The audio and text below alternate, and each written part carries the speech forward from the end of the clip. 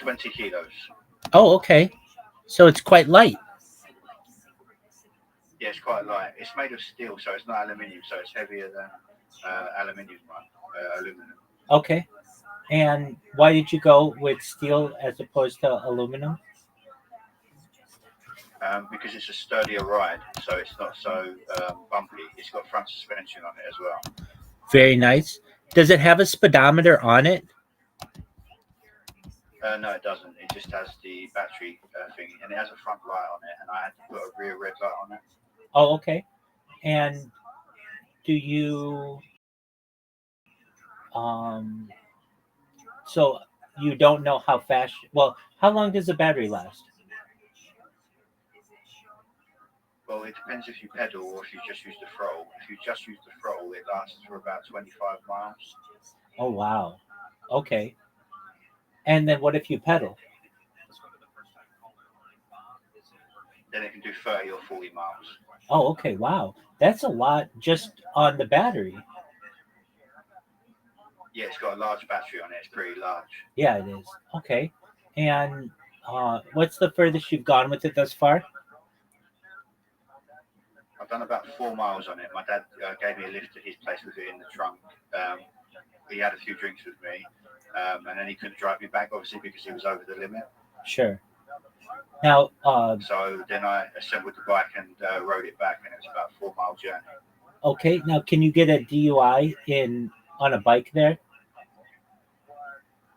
No, not only if you've had a couple, you're okay. Okay, But if you have too many, I've I gotcha. think you can. If you have too many, you're dangerous. It's more about how you're riding. Right, exactly. I know in the United States you can on a bike. You can even get them on like skateboards and scooters and stuff. Some weird stuff, golf carts. Um, but yeah, if you've only had a couple, then you'll be able to make it back. And can you use it in the rain? Yeah, it's waterproof, so it's all good for the rain. Amazing. We get a lot of that in the UK. Of course, yeah, definitely. All right. Now, if you are riding it, does it have like saddlebags or anything that you can use to carry? It's got like a little passenger pillion thing on the back where I could attach a saddlebag to it. Yeah. Oh, amazing. Oh, wow. So you're all set. Do you drive a vehicle as well, a car, or you just bike? I've bought a car, but at the moment I'm waiting for my license back because I went into hospital and I lost my license because I was admitted to a psychiatric hospital for a couple of months a year ago. And I haven't got around to getting my license back yet, but I've just applied for it back, and my doctor and psychiatrist are supporting me to get my license back. So I've got a car that's in storage at my brother's yard. Excellent. Okay, well, hopefully you'll be able to get that.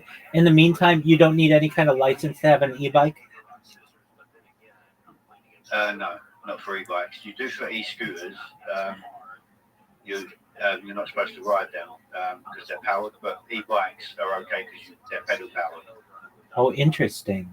Wow. Even though an e-bike is bigger or larger than a scooter, you do need to get a license for the scooter, but not the bike. Yeah, but a lot of people in the UK are riding them without licenses at the moment, so they're trying to introduce new legislation because there's no specific license for them at the moment. They're newer than the legislation's kept up with. Right. Now, I saw something recently where somebody they got a ticket or something in the UK for riding a scooter, and they thought it was preposterous. Uh, but yeah, they hadn't gotten around to introducing the legislation for the bike yet. And then you had to put your own lights on the back. They came with one in the front. Does it have a headlight? Yeah, it's got a front headlight. Okay. And do you like in the United States, at least with like a motorcycle, you need to have three lights on the front? Do you only need one light on a e-bike? You need two. You need a front one that's clear, and you need a red one at the back for your rear light. Okay. Now, when you brake, it's not like it blinks more, right? It's static, or does it blink? Yeah, it's static, or I can put it on blinking mode, but it doesn't respond to braking mode. But you don't need that in the UK. Okay. It's not required. Very cool. And you can go up to now. Let's say the battery's dead. Can you still pedal it like a normal bike? Yeah, Oh, that's amazing. So you could really ride this bike under ideal conditions 100 miles, right? I mean, you just 25 of them at the beginning would be powered and then 75 just a standard bike. yeah, and you can get a spare battery for it to put in a backpack, so you could swap out. Oh, very cool. And how long does it take to charge?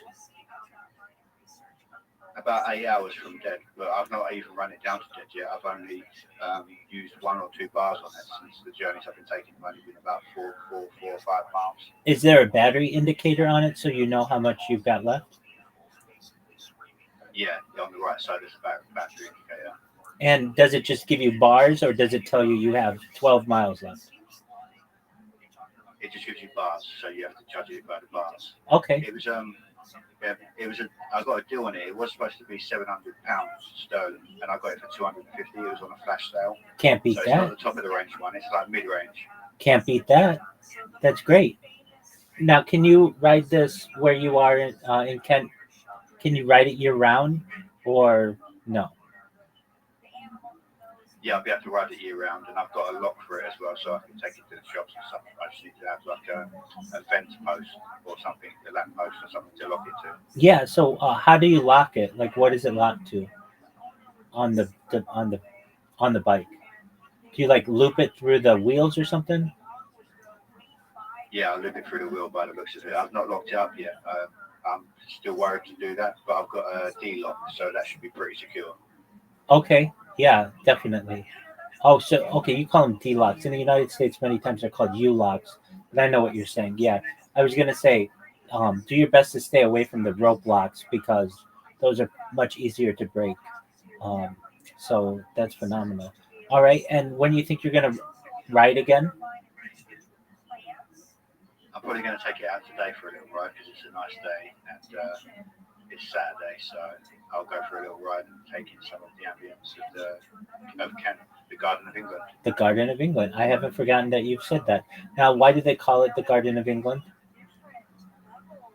It's where a lot of the produce and the crops are grown, like strawberries, apples, pears.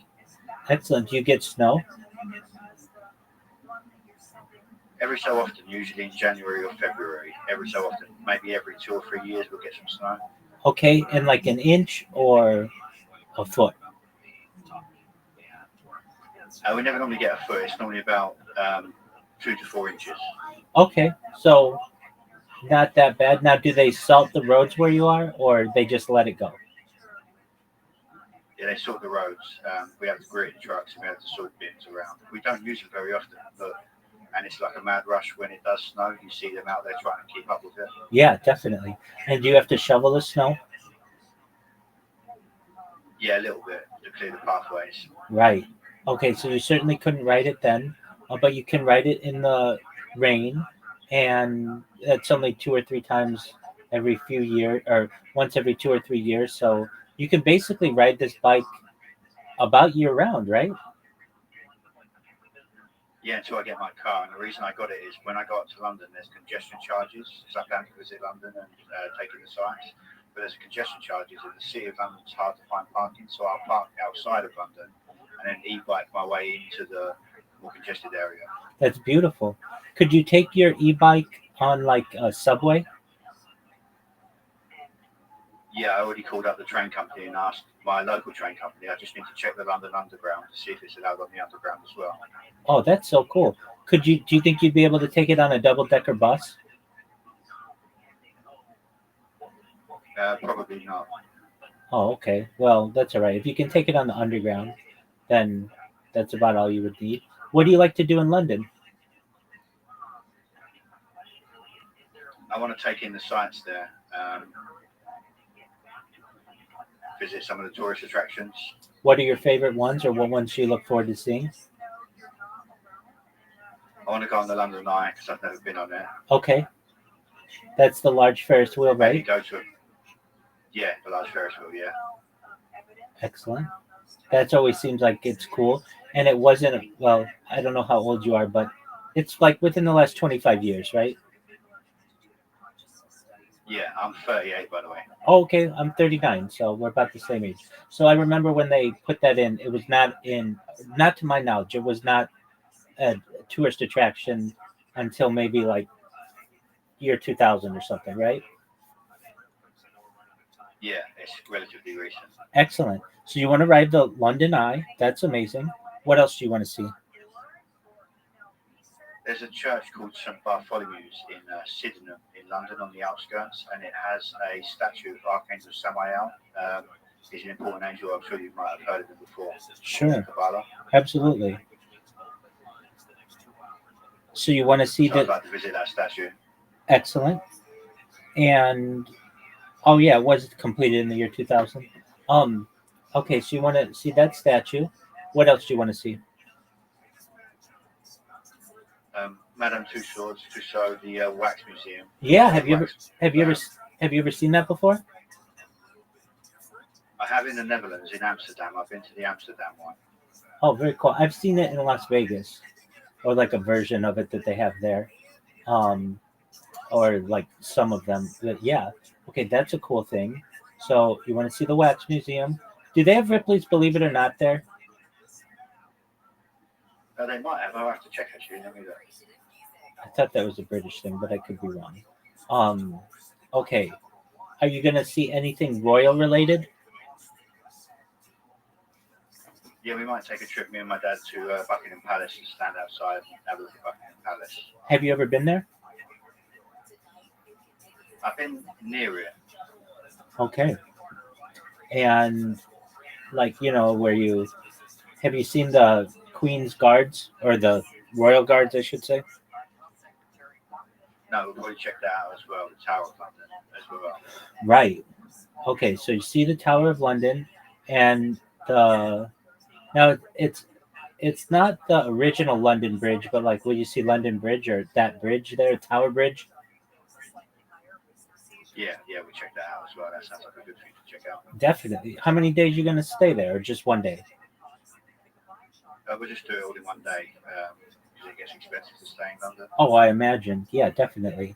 And do you ever? Let's see here. I don't know London that well. I've never been, but as I understand, there's um, what is the wharf there? Is it like Canterbury Wharf or something? Canary Wharf. Canary Wharf. Wharf. Okay, very yeah, that's what it is. Canary Wharf. And you are gonna check out Buckingham Palace, and anything else you want to see there? Not that I can think of, but I'll probably do a Google and do for tourist attractions. Oh, I just Googled Ripley's Believe It or Not. It is in London. That's You what. were right. Yeah, exactly. Okay. And Are you gonna see the city of London? I don't know if we'll make it that far into Central, but maybe. I've Okay. been to City of London before when I was younger. What'd you do there? Oh, I went with some friends to a strip club. Oh no, wait, they had a strip club in the city of London. Yeah, How was one that? of my friends used to work in there. Yeah, it was cool. It's my first and only time. I don't normally go to things like that, but my friend was bugging me to go because he worked there as a security guard. Was it fun? Yeah, it was fun. I had a few private dances and stuff. There you go. Were the girls pretty? Yeah, they was very pretty. Well, some of them, and some of them wasn't so much, but some of them really pretty. Yeah, Absolutely.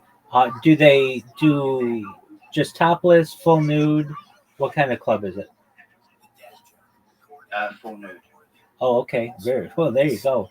Okay, excellent. And do they allow alcohol as well? Yeah, they had a bar there. Yeah. Oh, can't beat that. Usually, at least in the United States, if they do full nude, there's no bar, or if it's just topless, there is a bar. Um, okay, very cool. Let me think. Have you ever seen the? I think they call it the. Is it the egg? Oh, I know what you mean. I can't remember what it's called. It looks like a. It looks like one of those. Oh, let me look it up. I'll look it up. Egg building, London. The gherkin. That's what it is. The gherkin. Oh right, yeah, the gherkin. Yeah, I want to see that as well. And that's the other thing I'd like to do is go to the Shard and go up to the top of the Shard. I was just gonna. That was my next thing I was gonna ask. Are you gonna see the Shard? Yeah, the skyline has really diversified in the last 25 years or so. Have you ever seen Lloyd's of London building? No, let me look it up. Oh, it's one of the coolest buildings you'll ever see.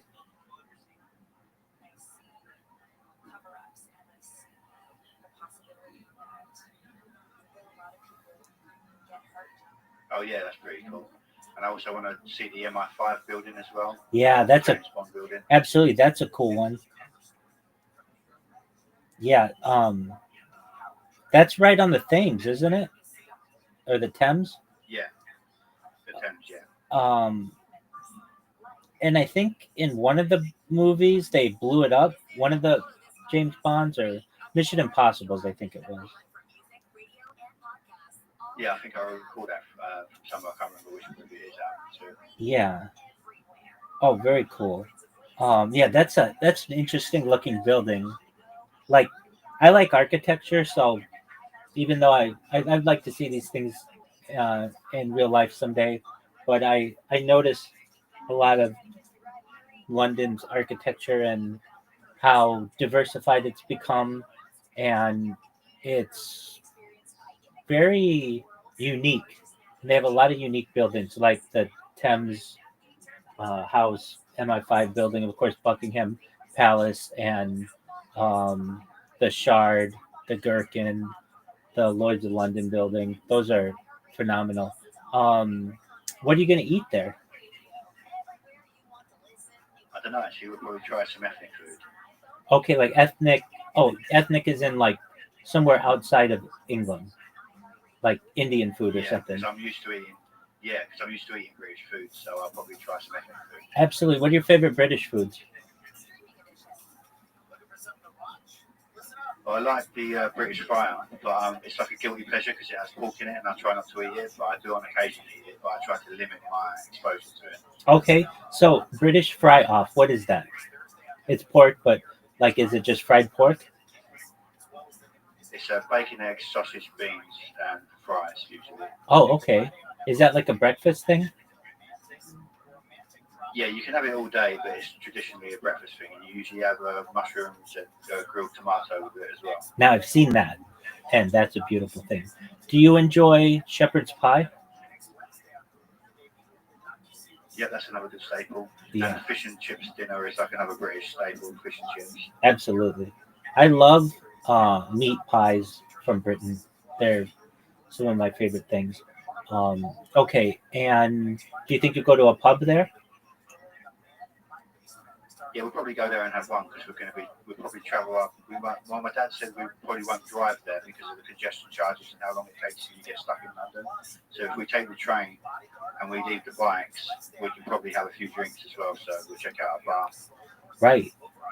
Okay, and do you think that if you were to go there, you do you have to get up early to be able to get there, or you can leave at a decent hour?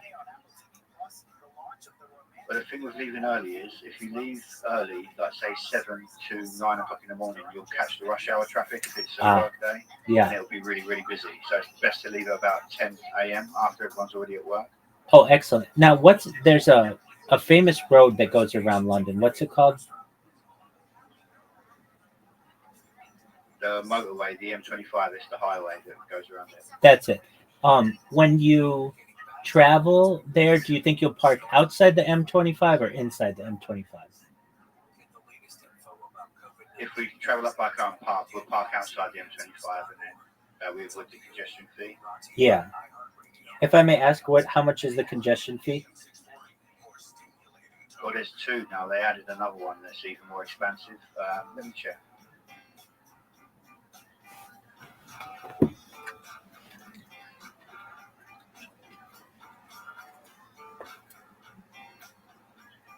£12.50 for the hour one, Wow, that's per person. and per vehicle. Oh, okay. So it's not too expensive. and then the inner London congestion charge for like City of London and is £15. So you hit two if you go into Central. Right. And then you'd have to pay for parking as well, right? Yeah, parking in London is quite expensive, but there's a station called Ebbsfleet International, St Pancras, just outside of London. That's probably where we park, and then get a train into London proper. Oh, very well. Wow. But that just sounds like a wonderful day. You'd be able to spend it with your dad, go visit the Gherkin, go visit the Shard, go visit the Windsor Castle, see the guards, get a pint, have some. Now, you were saying some cultural food. What do you want to have? Like Indian food or what do they have? Probably Indian food, and I want to try African food because I've never tried African food before. Excellent. What kind of pardon me? What kind of African food? I don't know because I don't even know any of the dishes. What they so have, I just yeah. have to ask for a recommendation. I get that. I hear that um, Indian food in London is better than you get in India. Now, not to put down India by any means, but like, and I don't mean it that way by any means. If anybody's watching this in the future, I love India, but just basically, um, well, there's something that I heard. London has something like 8 of the top 10 restaurants in the world. It's very competitive when it comes to its cuisine. Yet, or no, this is what it was. Of the top 10 restaurants in London, 8 of them are French restaurants, but it has like 8 of the top or 10 of the top 15 restaurants in the world. Is that correct? It has excellent food, correct? Yeah, London is reputed for having excellent food, great choice of different sources. Right. It's one of the most diverse countries in the pardon me, cities in the world. Now, have you ever ridden on a double-decker bus? When I was younger, I did, yeah. Did Not in London. They used to have them in my town, but Okay, they've got rid of them now. They've decommissioned them. okay. Did you ever ride on the top of one? Yeah. Oh, I bet that's cool. And it's open air, right? The one I rode on was closed, so Oh, I okay. rode on the open air one. But I might do that when I go to London and take a double decker tour. Yeah. Oh, now that would be cool. That's something to do. So you get to be a little bit of a tourist in your own country, which would be neat. Yeah, I plan to do some tourism around the UK because I've visited Wales, but I want to visit Scotland and Ireland as well. Oh, very well. Do you have you ever been to Liverpool? No, I've been to the furthest north that I've been to is Coventry. Okay. Is it something that you want to do? Go to Liverpool? Yeah, Liverpool and Manchester. Okay, very well. Who do you root for in football? I don't really support football, but I used to when I was a child, and I used to support Manchester United. Of course, yeah, definitely. Um, that's the big one, right? Yeah, they're one of the big teams in the Excellent. Premiership division. Now, why don't you follow it anymore? I'm more into extreme sports like BMX and motorcycle riding and stuff, so I lost interest in football. Well, I understand that. All right, so BMXing, motorcycle riding. Do you like skateboarding? Yeah, and skateboarding. I used to be a BMX. I used to ride at a skate park when I was younger Oh, on okay. BMX. So you're a really good bicyclist. Like, not only do you do the e-bike, but you've been a BMXer in the past. Yeah, I did that for 3 or 4 years when I was a teenager. Do you do any mountain biking? I haven't recently, but my dad's into mountain biking. He went to Wales and rode down the mountainside. Oh, wow. Did he have fun? Yeah, he liked it. He's not got a bike at the moment though. He's going to get another e-bike like mine that folds up. Okay, because you were saying that you guys were going to park and then drive into the city, and I was going to ask, does he have an e-bike himself? But no, but he's going to get one, and then you guys would be able to go e-biking in London, and there isn't any uh, congestion fee for a a bike like that. No, Very cool. And can you ride on the sidewalk, or do you have to ride on the street? On the street, but there is some sidewalks that have been turned into bicycle lanes that are next to the footpath. Okay. Why can't you ride on the street, if I may ask? Or why can't you ride on the You side? can. No, apologies, I misspoke. Why can't you ride on the sidewalk? It's just the law in the UK that you're not supposed to ride on the sidewalk. A lot of people do, and they don't usually stop you for it. They usually turn a blind eye to that. It's one of the laws that are rarely enforced. Very so often you'll get a police officer that pull up and say, "Get on the road." Okay, I've gotcha. Well, yeah, that's understandable. Well, so you have to get your dad D-lock as well, and um, you guys seem to have a really great relationship. Is that correct? Yes, correct. He's coming with me on a holiday I've got planned in March next year. He's coming with me as my chaperone. Excellent. Where do you plan on going? I'm going to Turkey to get dental treatment because it's a lot cheaper than in the UK. Absolutely. Everybody's going to Turkey for something. Yeah, Excellent. it'll be my first time, so he's going to come with me because he's quite well travelled. Oh, okay. Well, that's neat. Yeah, a lot of people from the United States go to Turkey for hair transplants. The big one. That's where a lot of people go. Because it's Yeah, more Turkey's the place to go for it, for hair transplants and dental work. well, very interesting. All right, so you've got plans to do that in the spring. And are you having dental pain, or it's just something you want to get done? It's just something I want to get done because I was attacked and I lost a couple of teeth in an attack that I sustained when I was out before. Okay. Are you going to get implants or veneers or what? I'm going to get implants and to replace the lost teeth and to get a smile restoration. So I have like a Hollywood smile. Yeah, I was just going to say that. That'll be amazing. Good on you. And that'll raise your confidence and all kinds of other things. So, Obi-Wan, do you have a, is there a, oh, just one moment, Obi-Wan.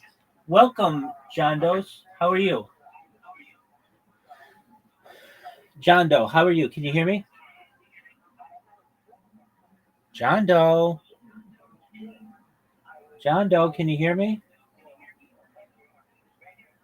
That's all right. If you don't want to talk, that's okay. All I ask is that you're 18 to be in here. John Doe. Going once. Going twice.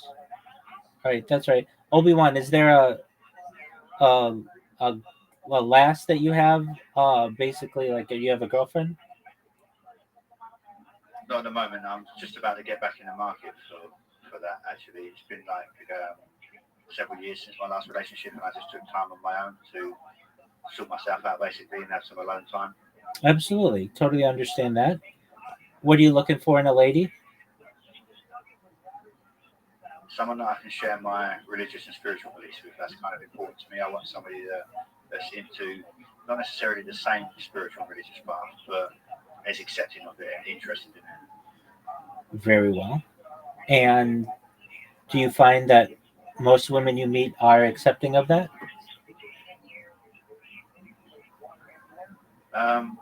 It's hit and miss. Some people are not accepting because my path's a bit strange. Oh, we all have a strange path, but I understand what you're saying. You've had a unique journey to where you are, and so you think you're going to wait until after the dental restoration, and then you'll be able to get any girl you want? That's the plan. That's what I like to hear, my friend. Well, that's wonderful.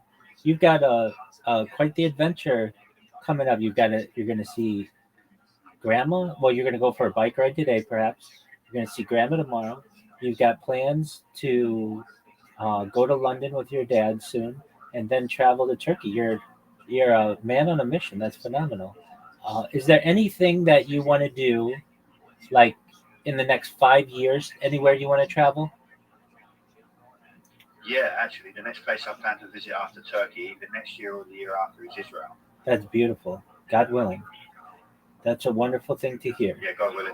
Absolutely. Do you want to go by yourself, or do you want to bring your family? I'll bring my dad because he'll enjoy it. He's been to Cyprus before, so he's familiar with the area. Absolutely. Kind of locale. Definitely. Okay, great.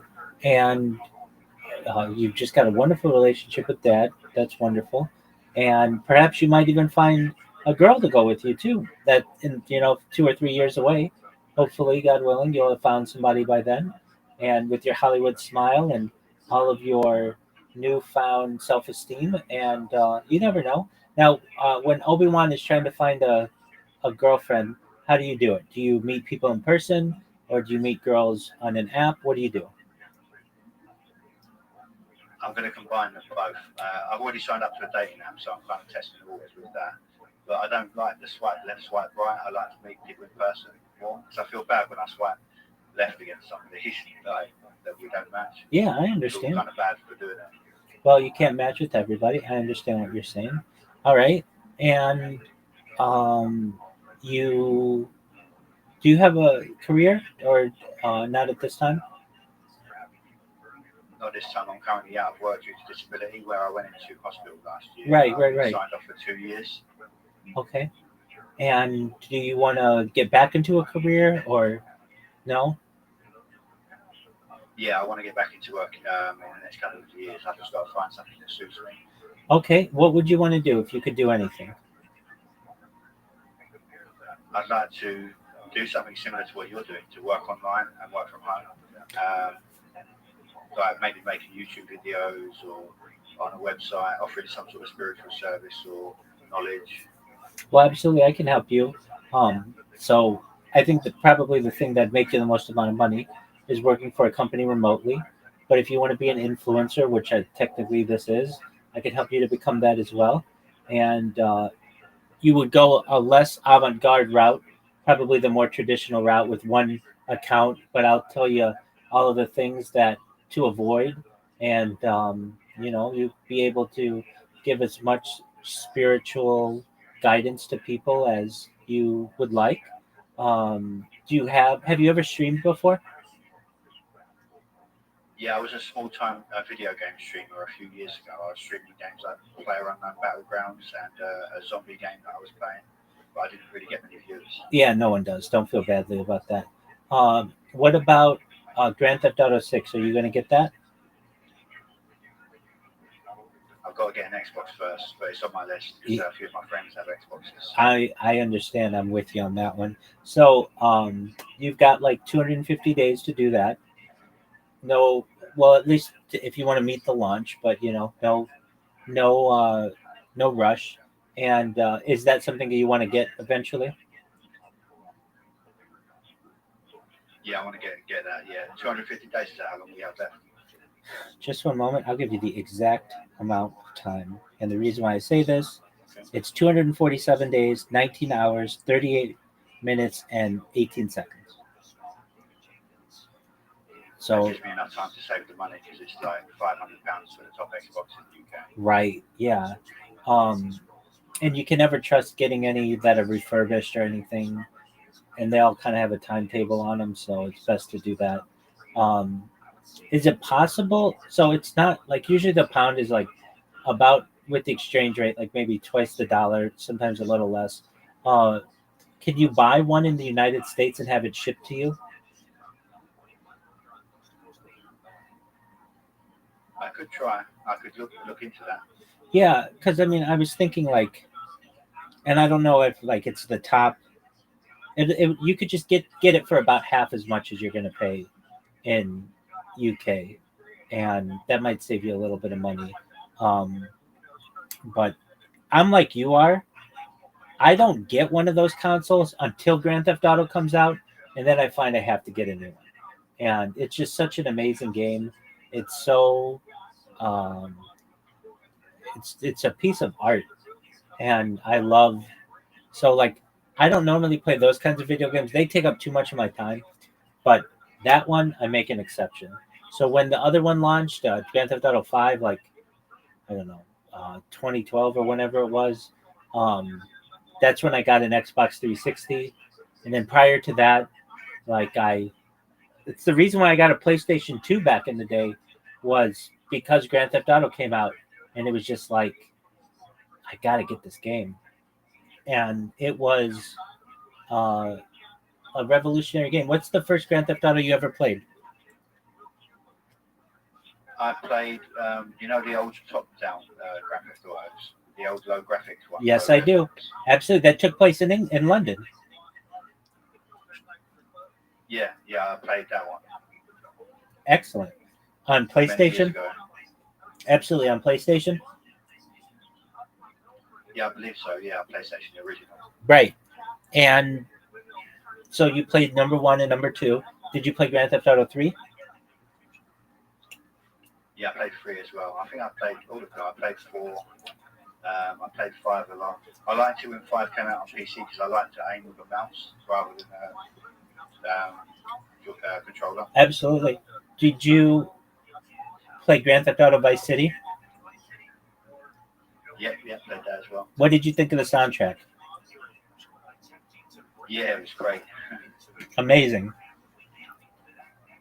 I am interested what they're going to do with the soundtrack for this one. As I understand, Rockstar's based in, is it Scotland? And it's very quiet, like very, very clandestine. They don't let out a lot of secrets. Is that correct? I didn't know there was in Scotland. That's news to me. But yeah, they hold back a lot. They don't give you much. Yeah. Well, they have a one in San Diego, but I believe well, it's based in New York City. Apologies, but I think Grand Theft Auto is being built. Uh, Rockstar Scott, like there's something about Scotland with this one. Um, okay, so that's Rockstar North. Rockstar North is a British video game developer based in Edinburgh, and Edinburgh is it? It's, I know it changes, or like it depends where you are. Edinburgh or Edinburgh? Edinburgh. Edinburgh, yes. Okay. Um, so the studio is best known for creating the Grand Theft Auto series. So they're the ones who do it. So it may be headquartered in New York City, but Edinburgh is where they develop that one, and it's very secret. It's very secretive. So that'll be exciting. Any other games that you would want to play if you got a an Xbox? What is it? Xbox? What do they call it? It's Xbox One. What is it called? What is it? I think it's the Xbox Series S is the top one. Let me check.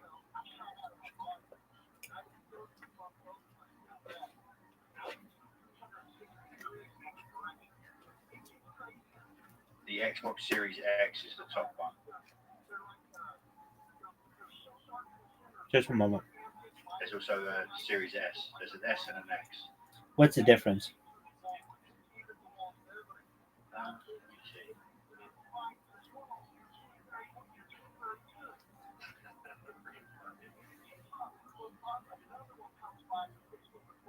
Twice the storage.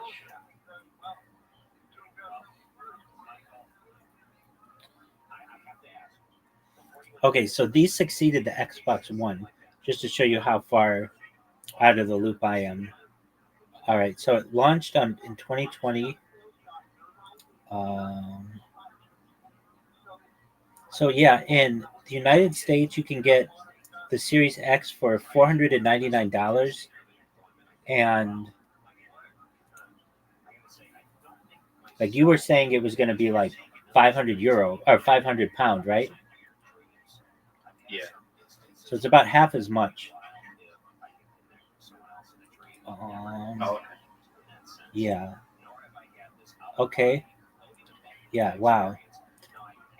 I'm surprised that they're putting the Grand Theft Auto on this and not on the next version, whatever the new Xbox and new PlayStation is going to be. Just one moment. Welcome, welcome. Guido, how you living, pimp? It's the reunion. Rabbi Rothschild. I know that name, or I know that. Wait, is that my man? Oh, hold on. Well, Guido, hold on. I know that voice. Um, yes. Rabbi, did you forget about me? No. I just didn't see your Wow, face. you forgot about me. No, I didn't. I didn't at all. It's been that long. No, I didn't at Hey, all. Rob, how you been, bro? Kicking ass, taking How have names. you been? Kicking ass, taking names, baby. How are Very, you? very long time. Yes, it has been. How's You know, I've been good, man. You know, yeah, just just living, just living. I took a big break from streaming, so I decided to come back, do a few here and there. So, but I just remembered today. What's Rabbi Rothschild? you know what, Guido?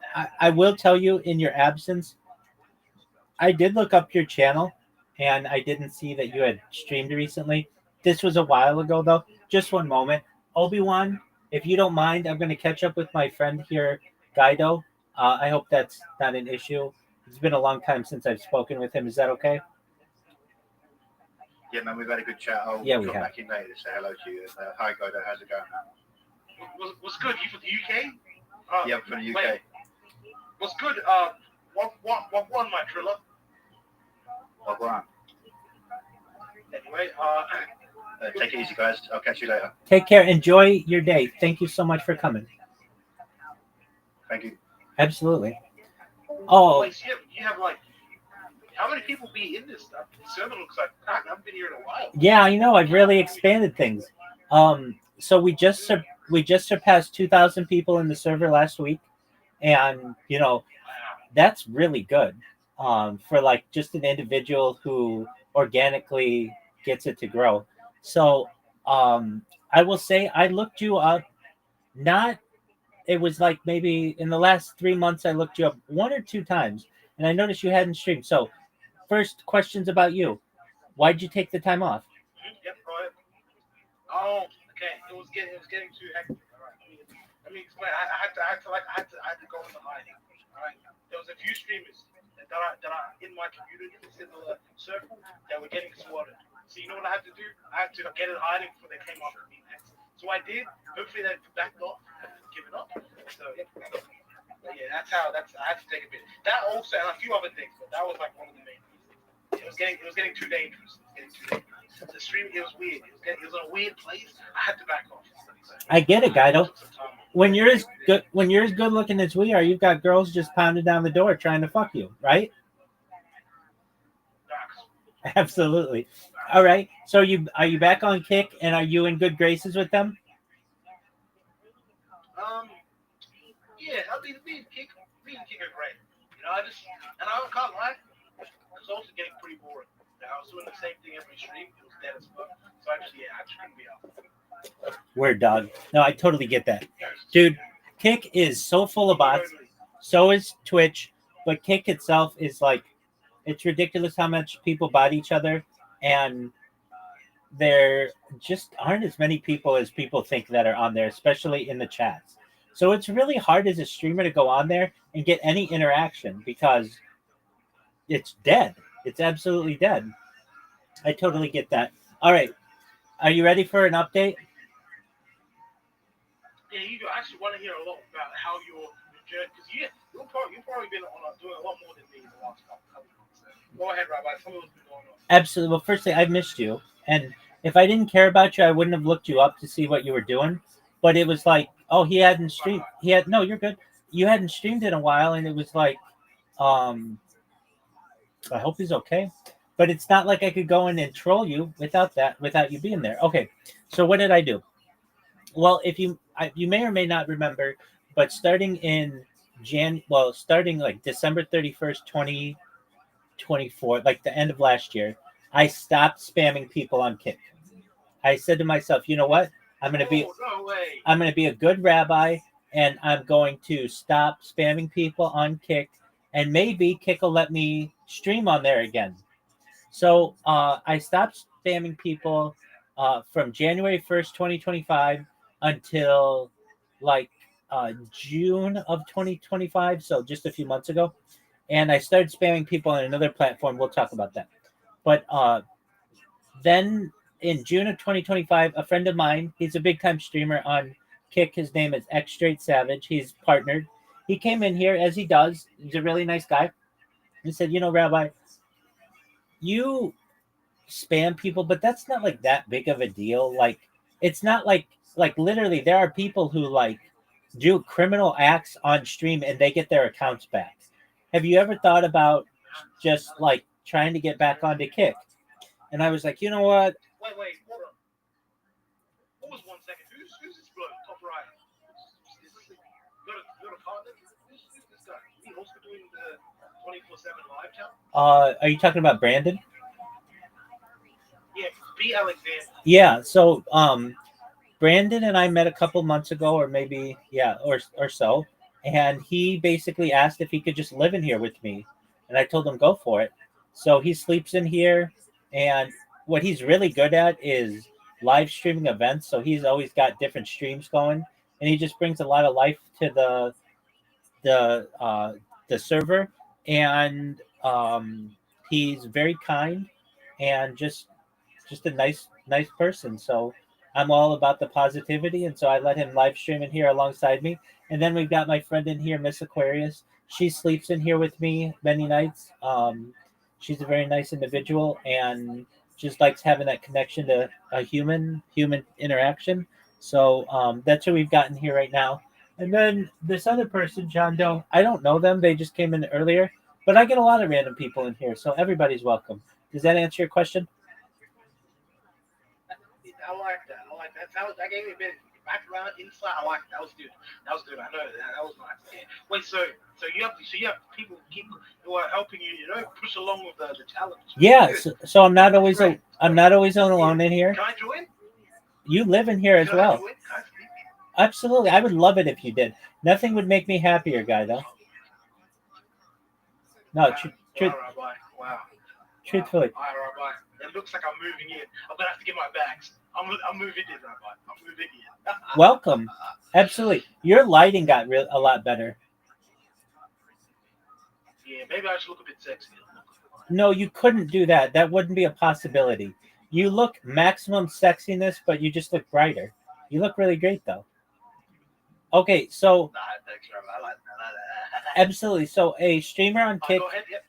came in and they're like, Rabbi, what you did wasn't that bad. And everybody knows about you now. Why don't you try streaming on Kick again? So I made an account, and I started streaming. And I streamed for like 24 hours. And then all of a sudden, I notice I get banned. So I go and I'm like, hey, why did I get banned? They're like, email us with your main account and we'll talk to you. So I emailed them with my main account and I explained to them, like, look, I haven't spammed you guys in 6 months.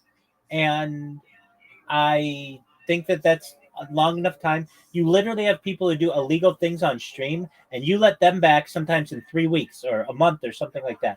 So like 6 months is 6 months is a long, like self-imposed ban. A long time. Exactly. So That's a long time. That's pretty much as long as I've been going for. exactly. So I asked them, can I live stream on there again? They said no, you've been banned indefinitely. I said to them, okay, well that's cool that you want to use this term indefinitely, but like what does that mean? Does that mean a lifetime ban or does that mean just like a limited time? They're like, it means indefinitely. I come back to them. Okay, well is that like 5 years or like 50 years or what is it? They say it's indefinitely. I say, look, please, can you just tell me, is it a lifetime ban?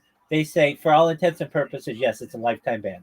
So I said, okay, that's great. So you're telling me that it's the year 2025, and in the year 2075, in 50 years, if God willing, I'm still alive and Kick is still a thing, you won't let me stream on there? And they're like, yeah. Now I know, like Eddie and I are friends on Discord. I know I could go to Eddie and plead my case and maybe get something changed, but I'm not like that. That's fine. I'm not going to use those connections. I'm going through the right channels and whatever. So I said, fine. But I want you guys to know that, like, that leaves me no choice than to spam Kick. You're giving me no option. Like, the smart thing that they should have said was, don't, come back in a year and we'll consider it. Basically, that way they could push me off again if they keep just saying come back in a year, and then I'm going to be on my best behavior. But here these people are saying no, you can't stream ever. So I have no choice than to disrespect your platform and to spam it. So all of a sudden, and I told them I'm going to come back even stronger with more bots and better bots. They didn't respond to that. So I pretty much there very soon thereafter started creating really good kick bots. Now here's the thing, uh, I'm pretty sure I've seen more kick streamers than anyone on earth, more than people who work at Kick, because they only work 8-hour shifts. I'm working 24 hours here, and You're on the clock every day. absolutely. And I see the amount of interaction that people have. And if I see their emojis one more time, I'm going to be sick. All they do is just have people who spam emojis that are just bots that spam emojis. It's nothing specific. And it's people who say, "Hey, free. If you want more followers or more viewers, click here." That's all the kind of interaction that 99% of any of their streamers get. So here I come in, and I absolutely, and I spam this huge wall of text, and people ban me or whatever, and that's cool. It's like whatever they want to do with that. But the thing that I get the most amount of traction on is creating clips of people, because those stay. Even if they ban my account, my clips stay. So like tonight, I got somebody who came in because of my clips, and they were really cool. We spoke for like 2 hours on traumatic brain injuries and Neuralink and brain computer interfaces. We just had a really great conversation, and world peace and some other things. And that I wouldn't have had that connection with that person without making a clip of them. But the thing is, I make so many clips that it starts to have the law of diminishing returns.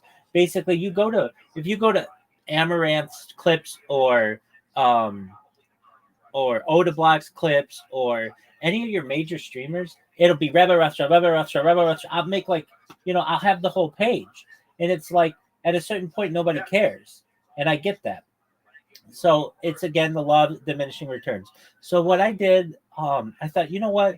I wonder if I could implement the same kind of strategy on Twitch and what would happen.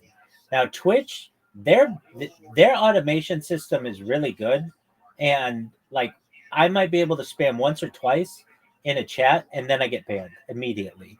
And it's like, wow, I'm surprised that Kick doesn't have this kind of system. But I understand Twitch is more advanced. But I nevertheless can create clips of people, and the clips, I can create a lot of clips of people. But the thing is, not a lot of people watch clips of just small random streamers. In fact, you'll get people who have been streaming on there for years and nobody's ever made a clip of them. I mean, like, I don't know about you, but like, people just don't probably.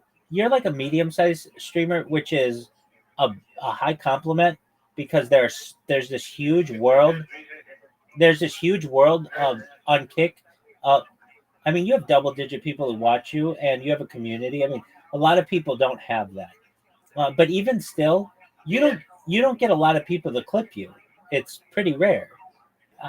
And, and so and even still, it's kind of hard to go and view the clips on Kick. You have to click through some stuff, and you may not know that they even exist. And so a lot of people aren't looking at this stuff. So, but Twitch is even worse when it comes to clips. They have something called featured clips, and then they have unfeatured clips. So if somebody has only the featured clips on, you're basically never going to see the unfeatured clips, which is where my clips are. So I got frustrated, and I was like, you know what, Guido, I'm gonna try another route and see what happens. So, like 2 years ago, about this time, I started spamming on Twitter, and I got really well known on Twitter. I got really well known on Twitter through this route. What I would do is I would create an account, and then I would just follow people, and just follow people with 45 accounts, 60 accounts, so that all of their notifications just said Rebel Restaurant, Rebel Restaurant, Rebel Restaurant. And then very soon thereafter, those accounts would get banned. I created 2,000 Twitter accounts, more than 2,000 Twitter accounts, and did this for like 6 months, and it worked. But then Twitter started implementing their CAPTCHA system, which is known as the ARCO system, and that basically kills all automation, or makes automation very, very difficult. It makes it hard to just use Twitter as a user, because you just run into having to do these CAPTCHAs all the time, and it's very annoying. So what I ended up doing was kind of abandoning Twitter for a while. Well, just recently, I somehow found out that the ARCO system has been, I don't want to say shut off completely, but they've lessened it a lot.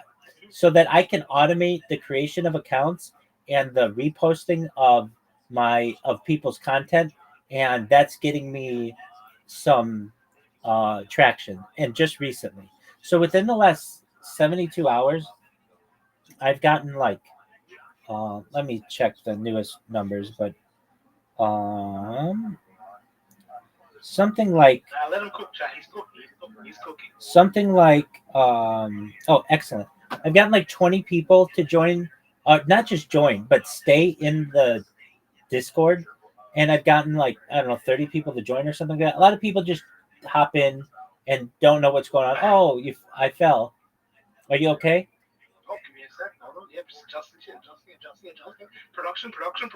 Absolutely. Wait, my production's fixing it. Absolutely. Production. Give me a sec. Production. You're good. Oh, just keep going. Continue.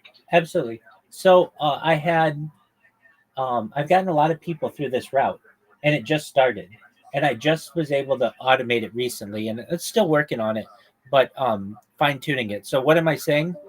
I should be viral by next week. I'm telling you, my friend, this is gonna work, and then we're gonna make all your dreams come true. Will it be less than a week to go viral? Who knows? I always say that, but basically, I think this is the strategy that I use to go viral. Finally, I mean, I spam people on Kick, and it will take like 2 or 3 weeks to get the same amount of people that I've gotten from Twitter in 3 days. So Wait, sorry. Okay. So you're gonna go viral. So when you go viral, what's the first thing you're gonna do? What's gonna hook people in? Because once they see you, you need something to get them in. Like you need to grab them. Like yeah, guys now brings in all these like guests and all that. What are you gonna do to make it go? Oh shit, yeah, Rabbi, yeah. yeah. So here's the interesting thing about that. I just live my life. So that's what's interesting about me. I don't host a talk show or a television show or anything like that. So firstly, people are going to have 4 years of content to go through. So that's going to take people literally 4 years to go through. I have this huge backlog. But what am I going to do? The first thing I want to do is go to New York City, and there's a very famous grave that I want to go to of a very famous rabbi, and that's the first thing that I want to do.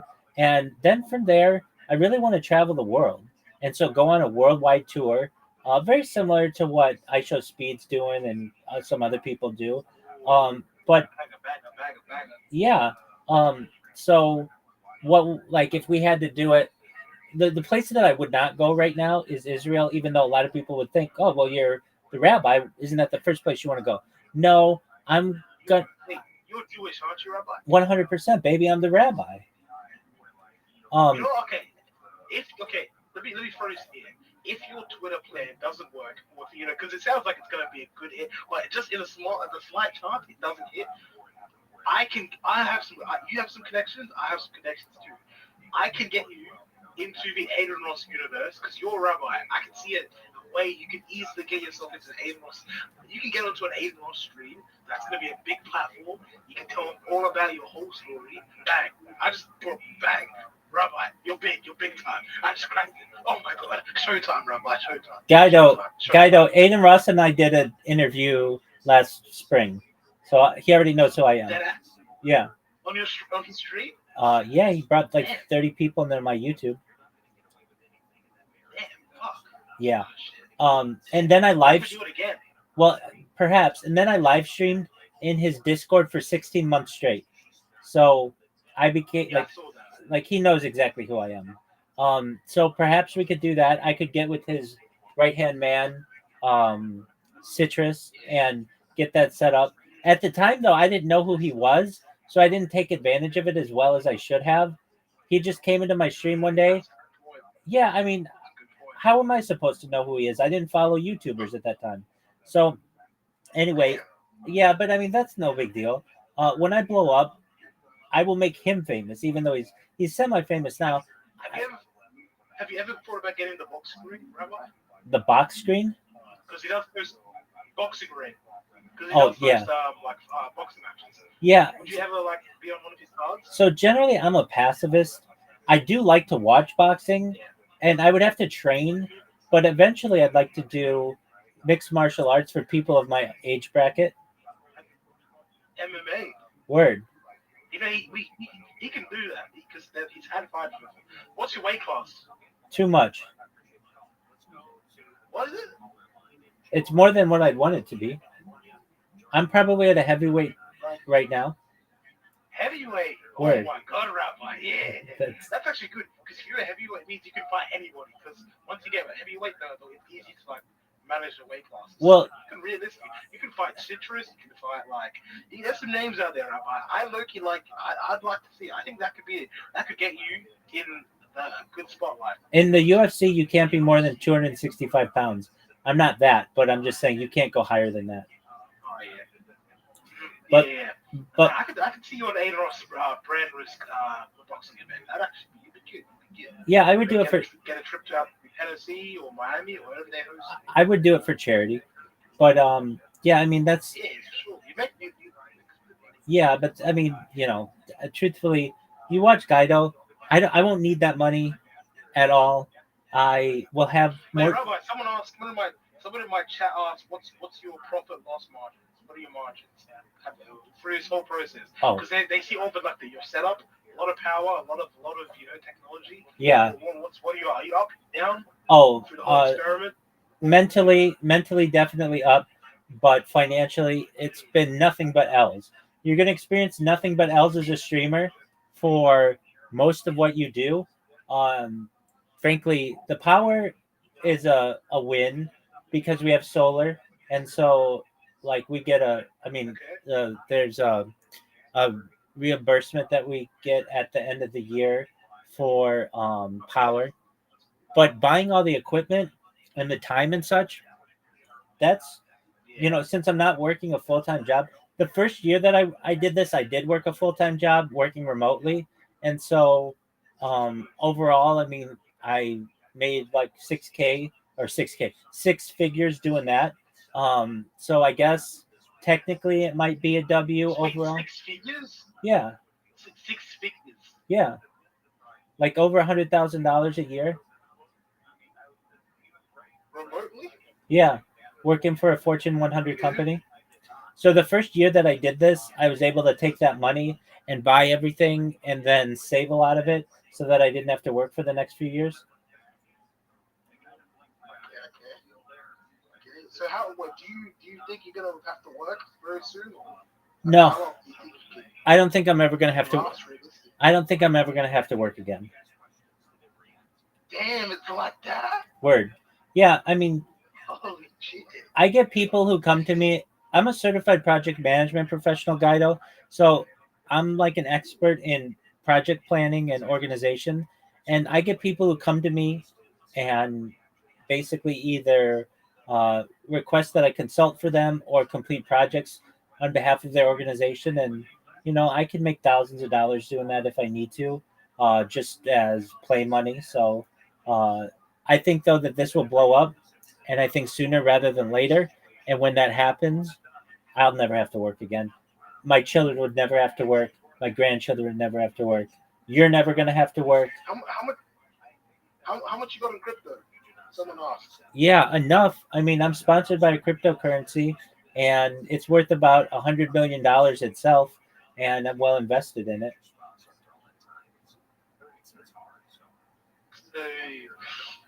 Okay, Rabbi. Okay, I am planning a 30-day subathon where I am planning to have the biggest creators in the world. Okay, I'm gonna give you some names. I'm planning on them coming to my subathon. All right. So we're gonna start off with Luka Doncic. Do you know who that is? Yeah, the Lakers player. Yep. Dak Prescott. Okay, the quarterback for the Cowboys. Yep. Shador Sanders. Yeah, the fourth string quarterback of the Cleveland Browns. Yep. Little Baby. Yeah, he's a rapper.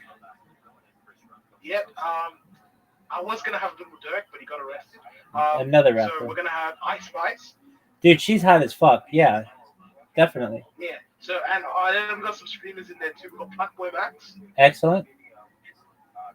And then we also got. I mean, there's a couple I want to just keep on the low, but we got some big names, man. So I'm gonna, in order to do all of that, I'm gonna need at least $40,000. Just as a down payment. So Rabbi, can you maybe sponsor me?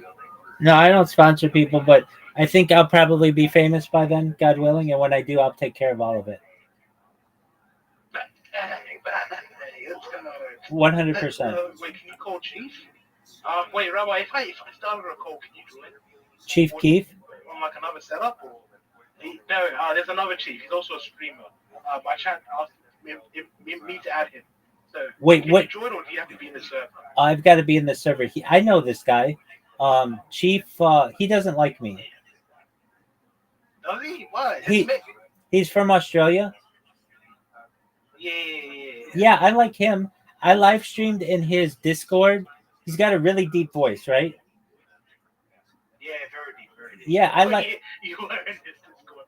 I remember that. Yeah, I live streamed in his Discord, and he. Let me say this: he wasn't too much of an asshole. He was okay, but his server team didn't like me, so they banned me. Yeah, Terminator, we're back. Rabbi Rothschild. My chat loves you. They're like big fans of you. We've been telling you you're like you're the future of streaming. Everybody's saying it's gonna be this guy. I think it's gonna be Rabbi Rothschild. I think Rabbi Rothschild is going to be the next big streamer. You're gonna be the guy for now. When celebrities want to go on stream, they're gonna go to Rabbi Rothschild. Most certainly. So that's what I'm telling you. You're absolutely. Me, I'm like, you know. Yeah. Chat. Not only that, we're gonna make everybody put W's in Guido's chat so that we can make sure to pay you when we go viral. Oh, wait.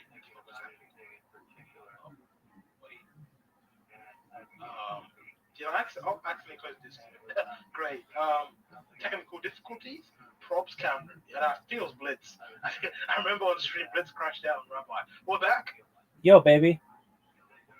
Can you hear me? Yes, sir. I accidentally closed Discord. I was trying to close something else, but our chat. You guys hear that? Rabbi Rothschild. And so when Rabbi Rothschild becomes rich and famous, I'm gonna move into his mansion and we're gonna have like a Diddy house. Yes, absolutely. Absolutely. I already know where we're gonna do it. It's gonna be in West Los Angeles, and we're gonna get TikTok to sponsor it. It's gonna be a TikTok house. And it's gonna be a TikTok house. We're gonna have baby oil. We're gonna have freshly 18-year-old girls walking around in high bikini. There you go. Is that how you like them? Actually, I like them 45 years old, but that's okay.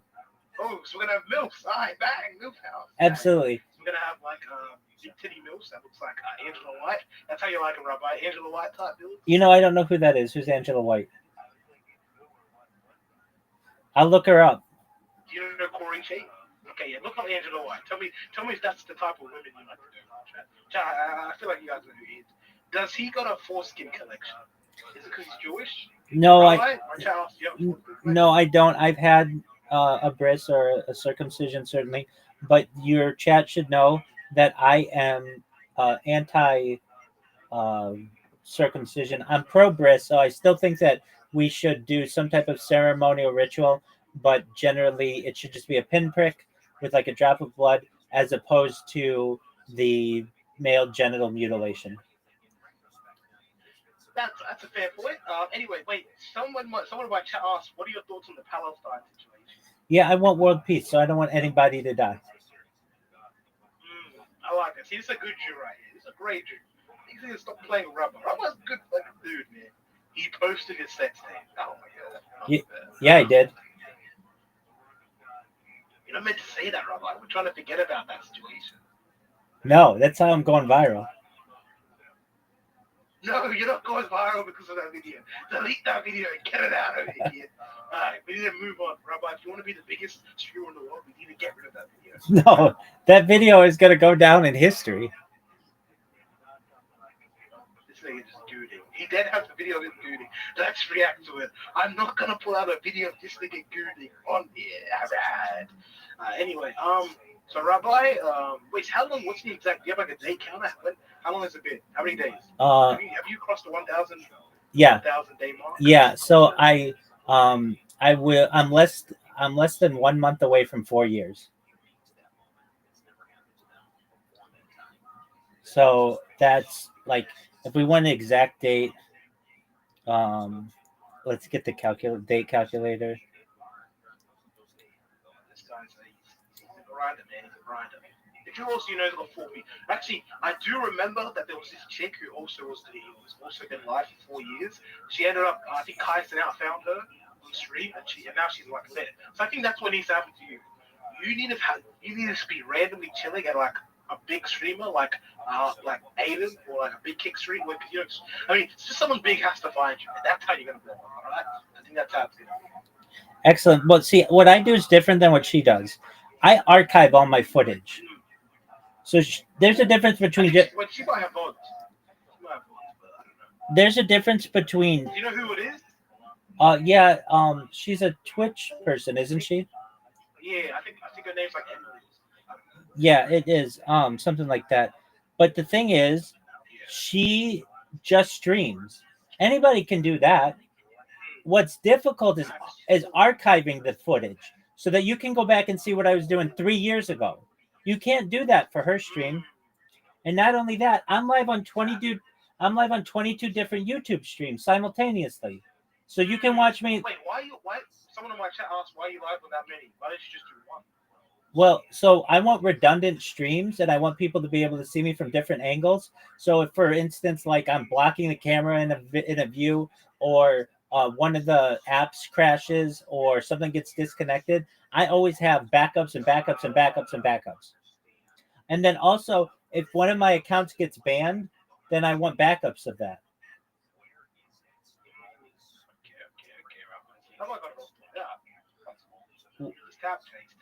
Word, dog. I mean, do you want to watch someone's life from just one angle, or do you want it to be from like 20 different angles? I want 20 HD glorious. That's the Rabbi way. Absolutely. All right. So if you want the amount of days we've been live streaming, it's like 1,435 days. Damn. Wait, 1,000 what? 435 days. That's over 5. That's 5 years. No, that's 4 years. Yeah, 4 years. Yeah, well, that's 4 years. Damn, that's still a shit. God damn. I want the. What are your thoughts on the Charlie Kirk situation? Yeah, it's really sad. I don't want anybody to die. Yeah, you're all peace. I like that. You're good. Yeah, that makes. I like that. Yeah, this is rough. You see the video? Sadly, yeah, from multiple angles. Multiple angles. Dang. Yeah, that's a rough one. Chat, any more questions? Rabbi is he's one of the good ones. Yeah. He's beloved by many. Well, I think they're talking about you. Tell Rabbi to get some bitches. Baby, I'm the most eligible bachelor on earth. I'm gonna be able to make every woman I want world famous. So I'm not worried about that. It's like I'm creating a new Bible. And any chick that I choose to bed would be like a character in the Bible. I like that. Gator, are you gout's fat brother? Okay. So I was meant to. Oh, I might have missed it. Actually, I hope they haven't started yet. But I watched the. Yeah, I don't think it's started. Anyway, chat. Any more questions? Rabbi gets bitches. Niggas know Rabbi gets bitches. Come on. Absolutely. Can we get an outfit of the day? Baby, it's the same thing every day. It's the tie-dye t-shirt from the cryptocurrency that sponsors me. It's known as Harry Potter Obama Sonic 10 Inu. It's amazing. Wait, so Kai Cenat showers on stream. Someone just asked it. I was thinking the exact same thing. Kai Cenat showers on stream, but he has to wear shorts on, so he doesn't so he doesn't show his cock. Yeah. What do? Do you shower on stream? I've done both, where I've worn bathing suits or just been naked and from the waist up. I've also done it from the waist down, but I get those accounts banned.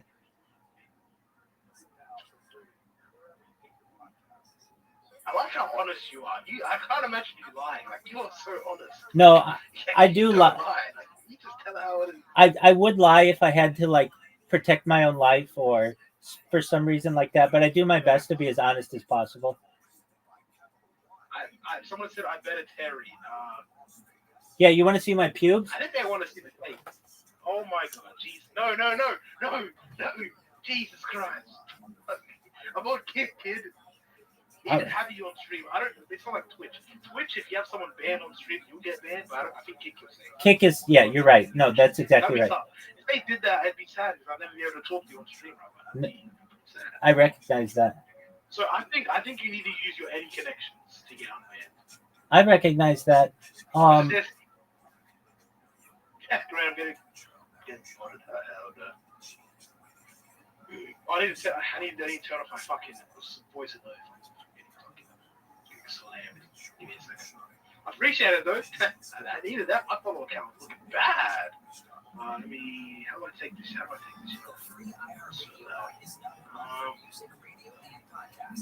Wait, it's not even on. Wait, check. Can you guys hear that? If you guys can hear this, hopefully, who knows? I think only I can hear it. Anyway, yeah, something was just going on my stream. Collingwood got belted. Yeah, Collingwood suck, man. I'm sorry. How do we tell you? Collingwood mid team. No, by W. Alright. Anyway, any other questions for Rabbi? Wait, I'm surprised he's asleep right now. What's the time? Yeah, dude, it's 5:04 in the morning. I've been up all night, but I've had some amazing conversations with people. I had a guy in here from Israel, and we spoke for like 2 or 3 hours on advanced physics. Prior to that, I had somebody in here who had suffered. They were a veteran, and we talked about like brain-computer interfaces and quite a few other things. I just had a friend in here from England, and he was the person who I was talking to before you came in. And then prior to that, I had an excellent conversation with a young lady regarding like freedom of speech, and like it was just wonderful. Where are all these guys? Because I don't remember how I found you. I found you from my channel. Where are all these guys finding you? No, Twitter or? So some people find me from Kick Clips, but most of these people have found me from Twitter. Like the guy from England, he found me from Twitter. The guy from Israel, he found me from Discord. I get people who find me from Twitch. I have people who find me from YouTube. So like that's the one weird thing. That's what. Wait, hold on. Getting questions. So okay, these are some questions from the chat. Someone asked, when did he last go outside? Today. Like What would you do? Take a walk? Yeah, well, I had groceries delivered, so I went outside and got those. So, I feel like they mean like maybe last week went outside, maybe did a walk or something. Last time I touched grass was also yesterday. Prior to that, one of my roommates has a garden, and I helped him in it for like 10 minutes. He wanted some assistance, so I was able to do that. And I also went to the mailbox. Nice. All right, next question. What is on his criminal record? He doesn't have one. No, if anything, maybe being a pimp. Ooh, cold, aura. Chat, what has aura? Anyway, any other questions? I got a few questions for you. All right, so, Rabbi,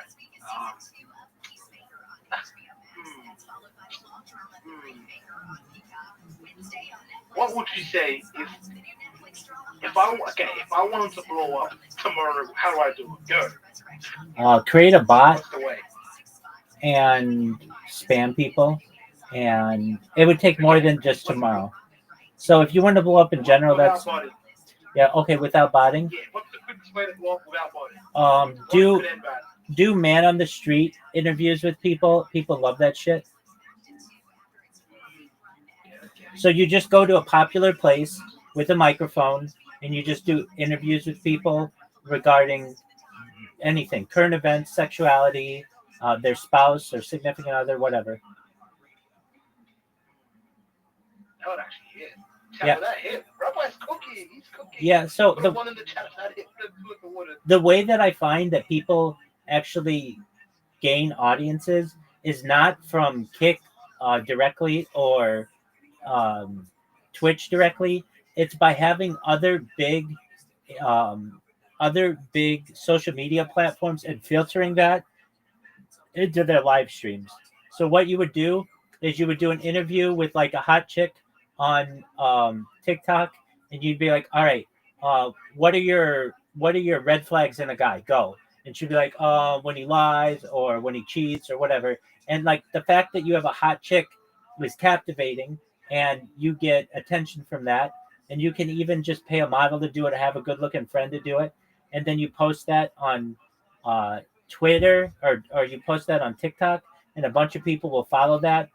Those kind of videos get many views. You get a lot of followers from that, and then you filter those people into your kick stream. Okay. Chad, is that a W? Is that a W? I think that's a W. Anybody? I think that might be it. Questions. All right, Rabbi. Well, this was a great chat. Absolutely, Guido. As long as I keep streaming, I want to keep having these little, segments. The Rabbi Yu segment. Absolutely. So here's what we remember, Guido. When you returned, we had about 2,000 people in the Discord, and we'll see how many are in here the next time you visit. How many do you think? 5,000? It depends how long it'll be, but I know this may sound overly confident, but with this strategy that I have on Twitter, I think I'll go viral before the new year. Damn, you guys hear that? Rabbi is about to take off. This is it. This is like our last moments before Rabbi becomes famous. All right, we got him early. All right. All right, Rabbi. This was good fun, man. We'll see you next time. Peace, Guido. Much love. Blessings. Someone asked any streamers, who do you watch? Guido, first and foremost. W Vagabond. He streams on a boat. I like X Straight Savage. He is a 420 streamer.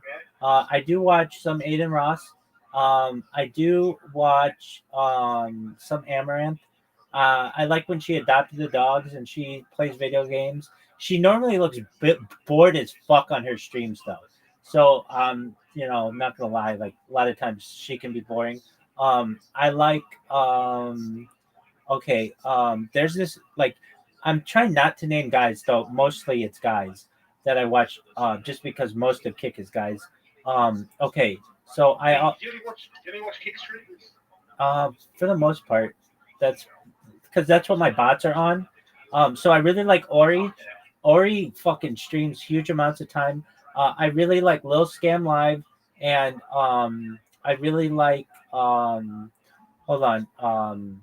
This is a great question. I don't want to forget. Okay, so there are some chicks that I like. Violet Brandini, she's cool. Malibu Bailey, she's cool. She and I have played chess online together or via Discord. I like anybody who doesn't kick me out of their Discord, basically. Okay, Oda Black, Mike Smalls Jr. I really like Mike Smalls Jr. He's hilarious. Slumdog, he's great. W Vagabond, Orlando Jet. Love Orlando Jet. You know Orlando. Yeah, and Shafed, he's great. Aiden Ross, cool. Ariland, cool. X Straight Savage, amazing. Shakti G. Do you know who Shakti G is? I've seen him. Yeah, I've seen him on the front page. Yeah, I love Shakti G. I love Sam Bond. He and I have done an interview. He's a really nice person. Wappy Flanker, he's from Las Vegas. He does a good job. I like Demi Sucks. I think she can be interesting. And also Moxie, she can be good. Who else do I like on Kick? Do you know HS? Do I know who? HS Sticky. I'm sure I've seen them. Just one moment. I'm gonna look them. I'm gonna look them up right now. HS Tiki. Yeah, I know Cuffham. Yeah, HS Tiki Cuffham. Yeah. Okay. Let me look at this person. Just one moment. Okay, I see them. Yeah, I know. Oh, yeah, I know this person. Yeah, they're a big time streamer. Who's that? UPAU. AUBAU? Yeah, it's Cupham's community. Oh, UPAU. I think I got banned from there, so I wouldn't even know that. Anyway, Okay, good. Yeah, I like that. All right, Rabbi. It's good catching up, man. I'm gonna see you next time, bro. Blessings, my friend. Take care, Gato. W Rabbi. W Jew in the chat, please. Thank you, baby.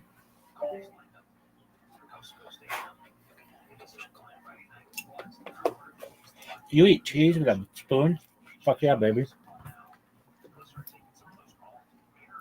Sexiest motherfucker on earth.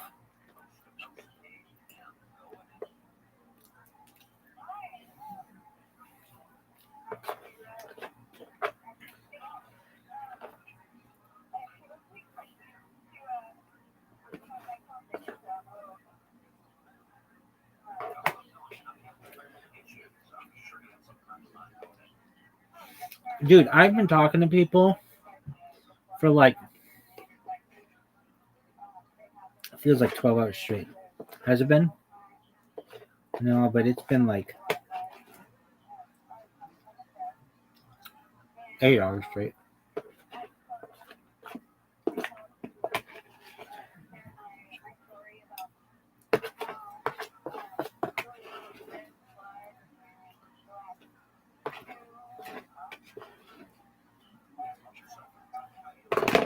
Did you miss Guido?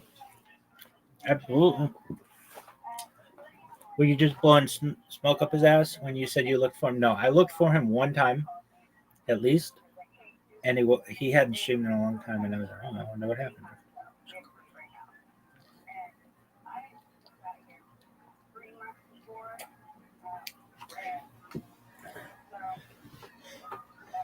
Oh, dog. The fuck?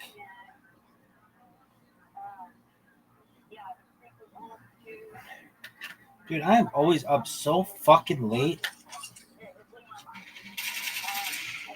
There's no way you have 21,000 people watching you play video games, dog. Nobody believes that.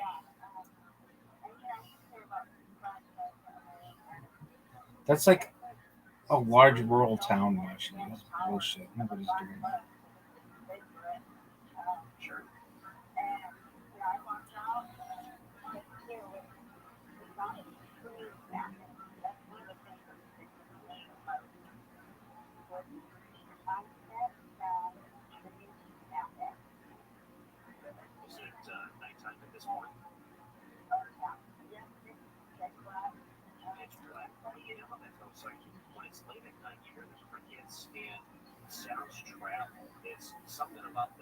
Dude, I've been wanting to watch this fucking Joey Diaz interview for like hours. I told Miss Aquarius that I would live stream something, and that was like 3 hours ago.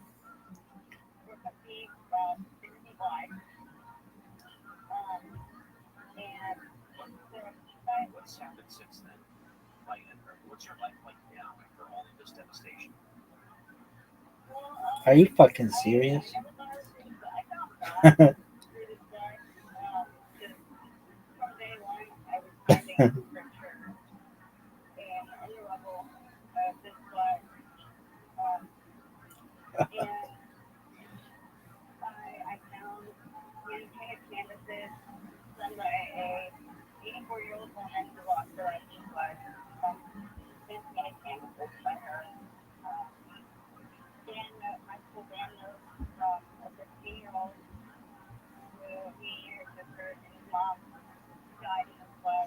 Dude, just watch it on the normal.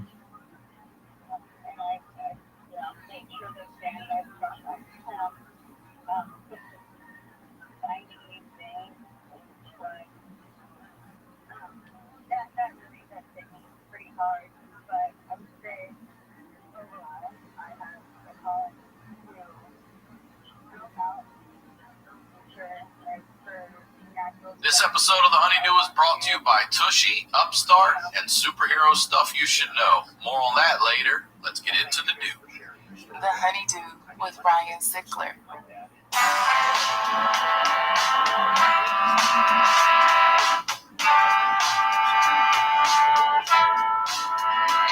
Welcome back to The Honeydew, y'all. We are over here doing it at the Night Pass Studios. I'm Ryan Sickler, as always, RyanSickler.com. Sign up for the email list. Ryan Sickler on all social media. Patreon, get over to the Patreon, sign up for the Honeydew. Yo, dog, no one gives a fuck. Submit at honeydewpodcast@gmail.com. I've had some crazy stories you guys are sharing. It's been a lot of fun. Also, make sure you're subscribed to the YouTube channel as well. And the honeydewpodcast.com is a website. It's where you find all the social media links. Follow along there. Dog, shut the fuck up. We know how to use the internet. Nation, I can't thank y'all enough. You guys are killing it out there. You look good too, goddammit. It's good merch. I know it's good merch. You guys tell me it's good merch. And if you live in LA, I always mention I got the love for the Santa Monica Music Center here where I record.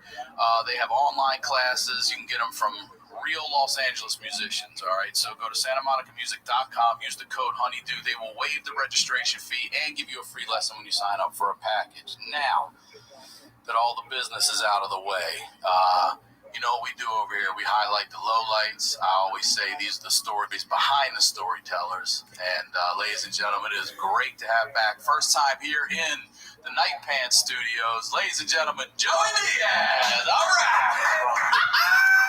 You look good, God. For the Podcast Association has no beef with us. None. We're fucking doing our thing. Number one, I want to thank Jimmy Seafood, Baltimore, fucking straight up gangsters. John Menadakis, Good shout out podcast to Jimmy association. They sent me the dip. I had to grab cakes yesterday. You know, you gotta help out. You know, every week I try to throw something somewhere, and I ordered a couple of crab cakes. Let's get 2 boxes. So I want to thank them. I want you to let you know to reach out to Jimmy Seafood. Food and fucking or something. Yeah, they do free. Shout out to Jimmy Seafood. Listen, it's a crab. Something like that, okay? It's Jimmy Seafood when it comes to crab cakes. And the fucking story. That's all you see ranch around the fucking table, bro, by afternoon. You filthy fucks. It's so good. And people say, how much does he pay him? Nothing. He's a friend. We've got to be friends all because of the Rogan podcast. That's it. He sent me a package. I'm like, this guy. And I do my shows there now. It's a great family business. If you're looking for the best seafood, crab cakes for sure in the country, Jimmy Seafood. Dog, shut the Baltimore, fuck up. Maryland. All right. Shut the fuck tell up. me- Shut the fuck up. Shut the fuck up. Dog, your shit is too old. Too long.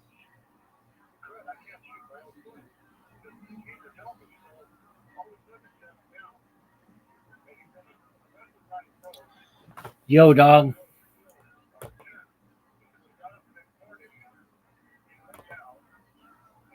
How many? 13 hours. Guaranteed. Joey Diaz, part 2.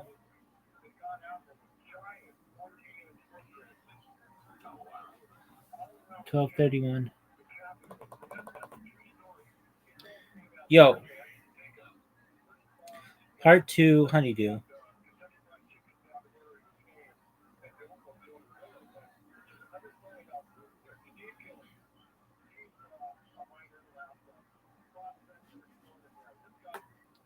Oh, I have to fucking sign in.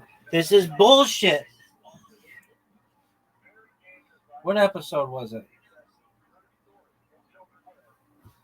Dog.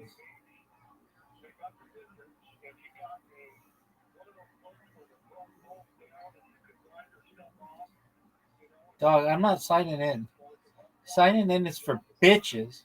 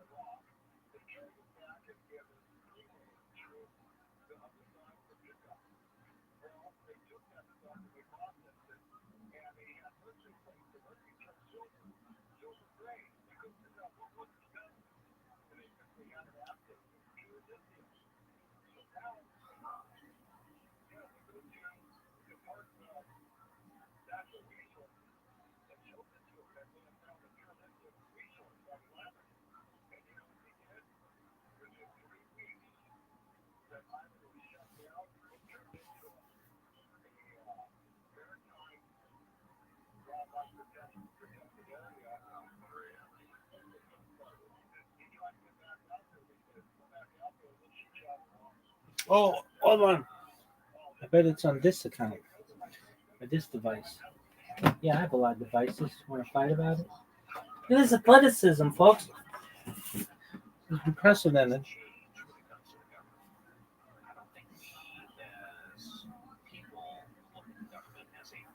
Who you be with?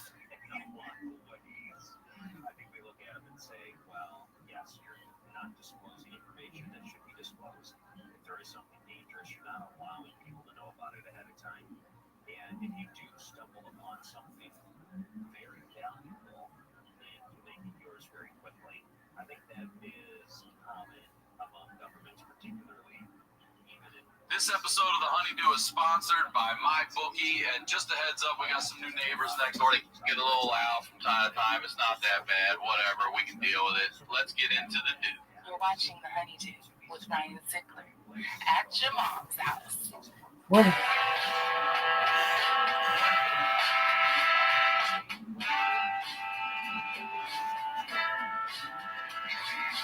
Welcome back to The Honeydew, y'all. Yo, dog. Oh, fuck. What is this bullshit? Hey, Rabbi, I heard you can get me in the new Bible. Calm down. Hey, Rabbi. Can I get my own book? Can I be like Ruth? Baby. I don't want to be like some stupid ass bitch like Sarah. I want to be like Ruth.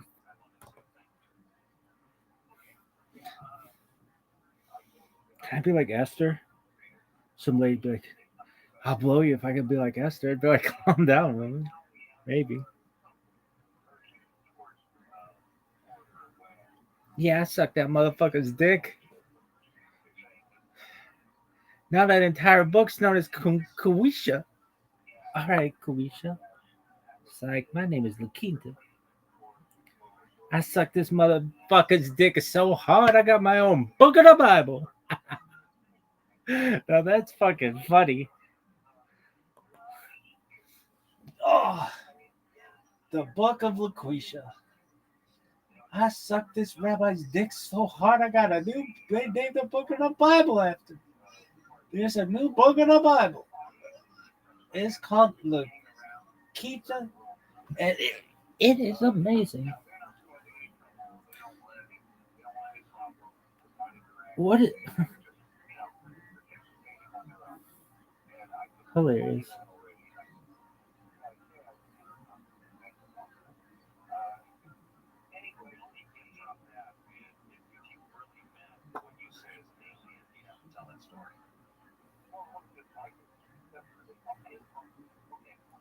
Who you be with?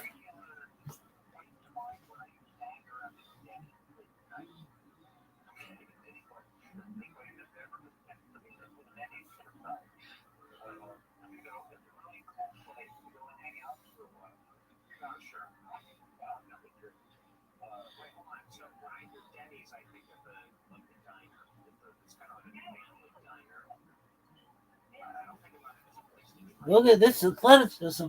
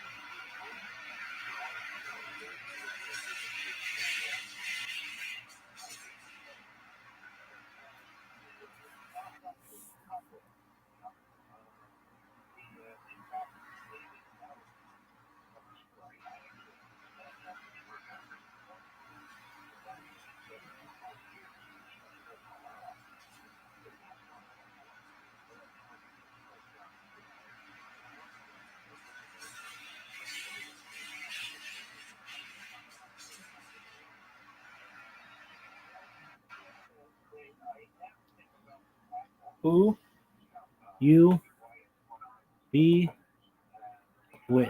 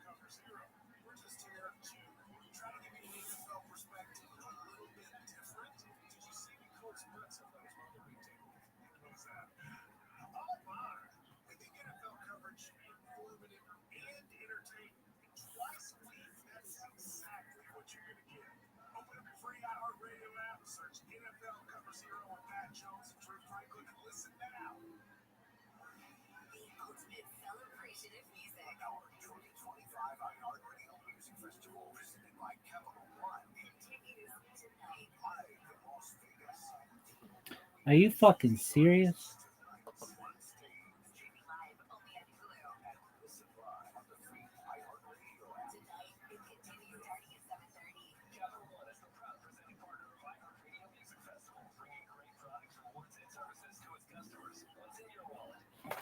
Who you be with?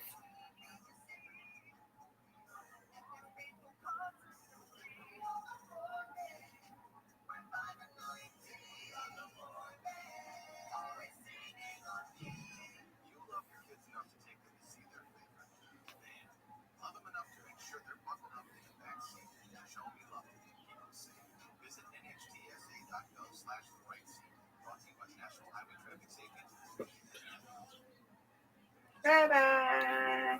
Good morning, Miss Aquarius. How are you? Good morning. I'm good. How are you? I'm lovely. I've been talking to people for like 8 hours straight. You know that girl who was in here? I have not stopped talking with people since that person. No, that's good. Most certainly. And people from all over the world. I had that girl, I don't know where she was from. Then I had a friend from England. Then I had a friend from Israel. Then I had a friend from England came back. Then I had a friend from I don't know where they were from, and then just had a friend from uh, Australia who's not Zoot. Okay. And now I've got you. Okay. You ready to take on the day? Yeah. Yeah, ready to take on the day. Hit it hard, girl. And God willing, we'll play tonight. Thank you again for your being so sweet and understanding that I was talking to that person. And It's okay. I was tired. I had to go take my. While you was talking to her, I was taking my shower. excellent. Alrighty. Have a wonderful day, and God willing. Right. I'll be back later. If I take a nap, I'll be back later, okay? Sounds like a plan, ma'am. Take care. All right. You too. Thank you.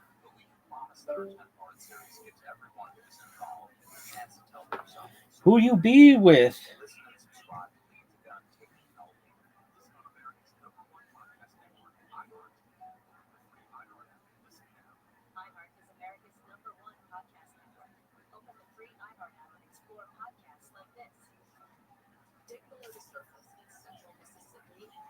extra good, you'll find a burnt orange color looking back up at you.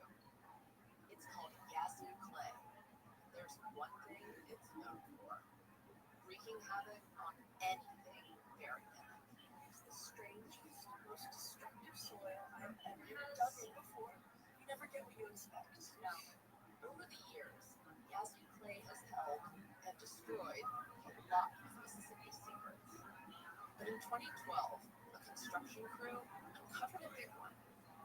Graves, thousands of them, on the site of the old state asylum. I may have thought they only found 1,000, and then once they realized, okay, well, you had 2,000, wait, that's 7,000. And all this begs the question: just how do you lose track of 7,000 graves? In Mississippi, keeping secrets is as old as the soil itself. In truth, never really be uncovered. The story is much more complicated and nuanced than that. I'm Larissa Campbell, and this is Under Yazoo Clay. Listen on America's #1 podcast network, iHeart. Open your free iHeart app and listen now.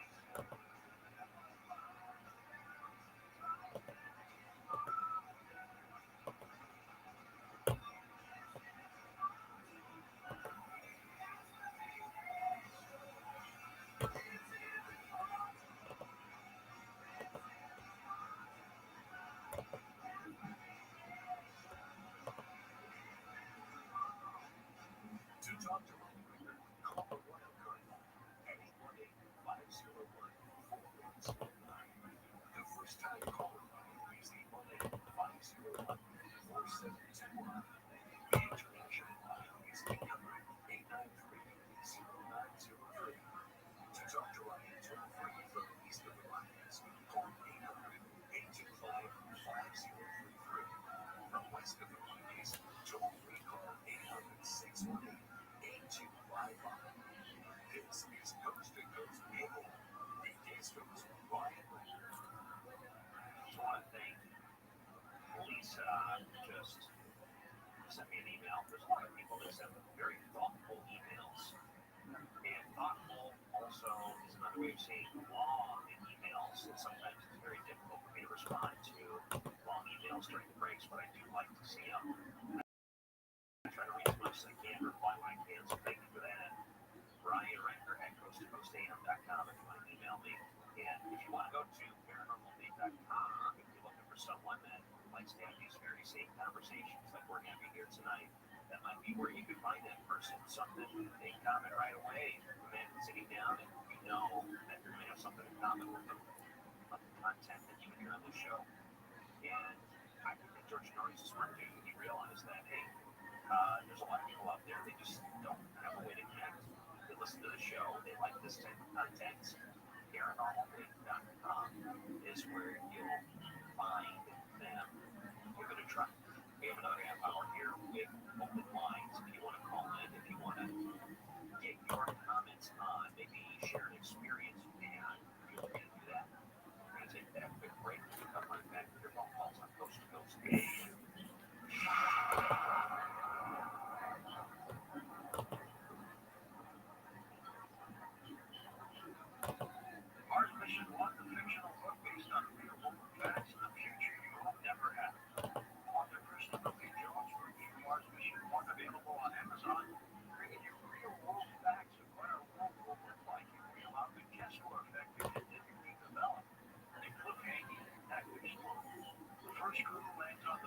partial and missile blows up a satellite, creating thousands of pieces of debris.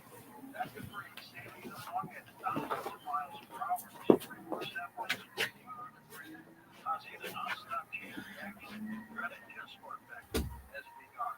All satellites are being destroyed by debris, all cell phones fail, all GPS fails, all power fails. Like on Earth as we understand it, may never be the same. Mars Mission 1 surviving the Kessler effect, you do not want to see it happen. Now available on Amazon, that's Mars Mission 1 Surviving the Kessler effect. It's a great book. Mars Mission 1 Surviving the Kessler effect. This isn't just a game, it's a once-in-a-generation event. The Harlem Globetrotters 100-year tour. Celebrate 100 years of high-flying dunks, 100 years of show-stopping moves, and 100 years of changing the game. Bring the whole family and be part of a legacy that never stops. The Harlem Globetrotters 100-year tour. Get your tickets today at harlemglobetrotters.com.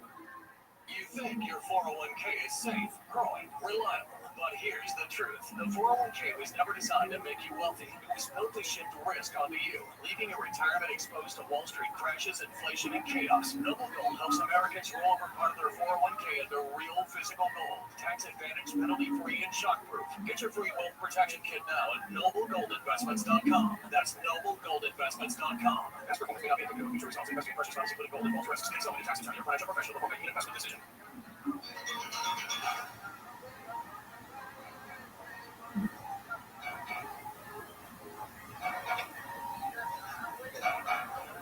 Welcome back to Coast to Coast AM. I'm Ryan Recker. If you want to email me, Ryan Recker at coasttocoastam.com. And we're taking your calls. It's open lines. I like hearing about your experiences, your stories, your whatever happened this past week. I'm sure there's something that comes to mind. Let's go to the wild card line. John is in Ocean City, New Jersey. Go ahead, John. Yes, I was thinking about experiences with those entities that are outside of what we can see here, touch, taste, smell, and feel. I was thinking benevolent, malevolent, and as soon as I thought that to myself, I thought, well, I was going to report two experiences that I had. But the most profound experience was in 1996, and it was a benevolent entity that I encountered. But he actually came to my rescue, too. And what happened was I was working as a service bartender over Pennsylvania at the time. I lived on the premises of the restaurant bar, and the apartment was a second-floor apartment, and it was not very wide. I had a very small bedroom in the back with a wall dividing it from a large living room, large as far as lengthwise. There were four large windows that was up to my chest, really. The windows were very high up, unusual. They were big windows, but they were very high up on top of my chest. Anyway, these yahoos who did not like me, and I recognized one voice, I could hear it, and they were saying something against beating the crap out of it. And these guys were threatening me. And they said, let's just blow them in, just get it over with and blow them the F off of the bed. I got very frightened about these guys. They were scared of me. So what I did was I was in way better shape than I was, a lot thinner. And the bed I had was a single bed with a very thin mattress. So I took the mattress very quietly, and on my hands and knees, I said, I know what I'll do. I'll trick these yahoos.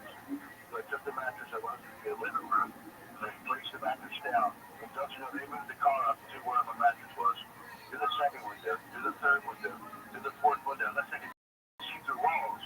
Because again, I'm on my hands and knees. I'm very wide, with a very thin mattress. There's no way they could have heard me and saw me. I got scared. I started praying to God. I really started praying to God. These people are scaring me, Lord. They're scaring me. They know where I'm at. Every time I put my mattress, they know where I'm at. I'm not making any sound. And with that, I thought these guys that climbed that come up the back steps because it was this apartment, the second floor apartment, had the quarters for employees, and I thought they came up the back steps. What I saw was an entity that was 5 foot, a human, like entity, an angel, really, about 5'10". He didn't have blonde hair and blue eyes. He didn't stand 7 foot down with pink with wings on him. He had no wings. He was about 5'10", about my height. Mediterranean looking, olive looks like he had no wings again. And I thought his robes were glowing, but actually, think about it, he clothed. When I first saw this apparition, I said, oh, shit. But then, with that, the entity of person is kind of vanished. But so so Cincinnati, so we're bugging me. So guy came to my rescue, but that's back in 1996. So I remember, oh wow, 2019. I'm sitting in my lounge chair and I'm looking in a complex with oak trees around it, so I kind of look in the wooded area. And this creature was looking down on me through the window. He was greener than the oak tree leaves. It was like a fluorescent green almost, about 2.5 feet tall. And he had large black eyes. And he had his head. And he was looking down on me. When I looked back at it, he kind of was hit behind one of the branches, but that was weird. And there's nothing unusual, but nothing scary about it. And another time, this is in, I guess, 1986, I was actually delivering newspapers for Courier Post in New Jersey, and I had an executive there where a strip mall, rather, it was not yet open yet, but I remember going back to relieve myself, too much information I had, but I went back to relieve myself, and I heard a snicker, and it was like he was a butthead. I never used a butthead too late, and this kid did like, like a snicker. And he was going up and down the executive here where strip mall, making the lights turn off and all these kids off. Doing that. So, yeah, there is a world now where you can see, hear, touch, taste, and smell. And yeah, I can believe that we're getting closer and closer to the end, and there's going to be the ultimate showdown between Jesus Christ and they believe that the people that believe in Lucifer believe that they believe that there's going to be a showdown, and they believe that their man is going to be Jesus Christ at Armageddon. They believe that. So, I don't know what this is, but yeah, go ahead. Yeah, I know what you mean, John. Thank you very much. It's an interesting time that we live in. It seems closer to the end than the beginning. Let's go to Brad on the first time caller line in Texas. Brad, you're on Coast to Coast AM. Go ahead. Hey, Mr. Rector, you did a great job. Thanks, Brad. Go ahead. I want to talk a little bit about Bigfoot. There's a lot of people that don't believe in Bigfoot. Can I ask you that question? Do you believe in Bigfoot? You know, I think about all the things that are out there. I think the possibility of a Bigfoot is more likely than not. We live in a large world. So much is yet to be discovered in it. And I think there are some pretty incredible people that take a scientific approach to it that have found some pretty incredible things. I think there very well could be a Bigfoot out there. Well, I want to bring up a show that paranormal gun on camera rated in the top 100.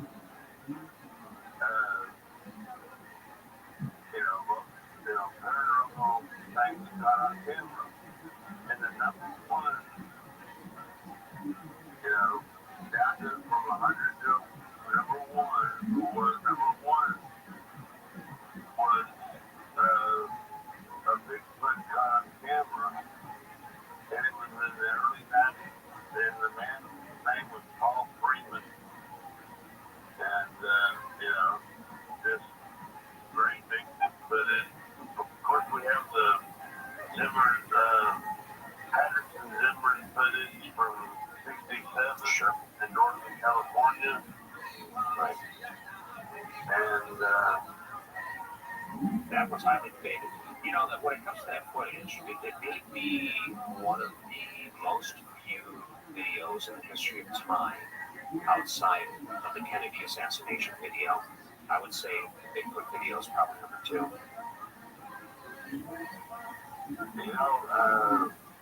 I've watched a lot of, and I'm not a Bigfooter myself, because there's just not a lot of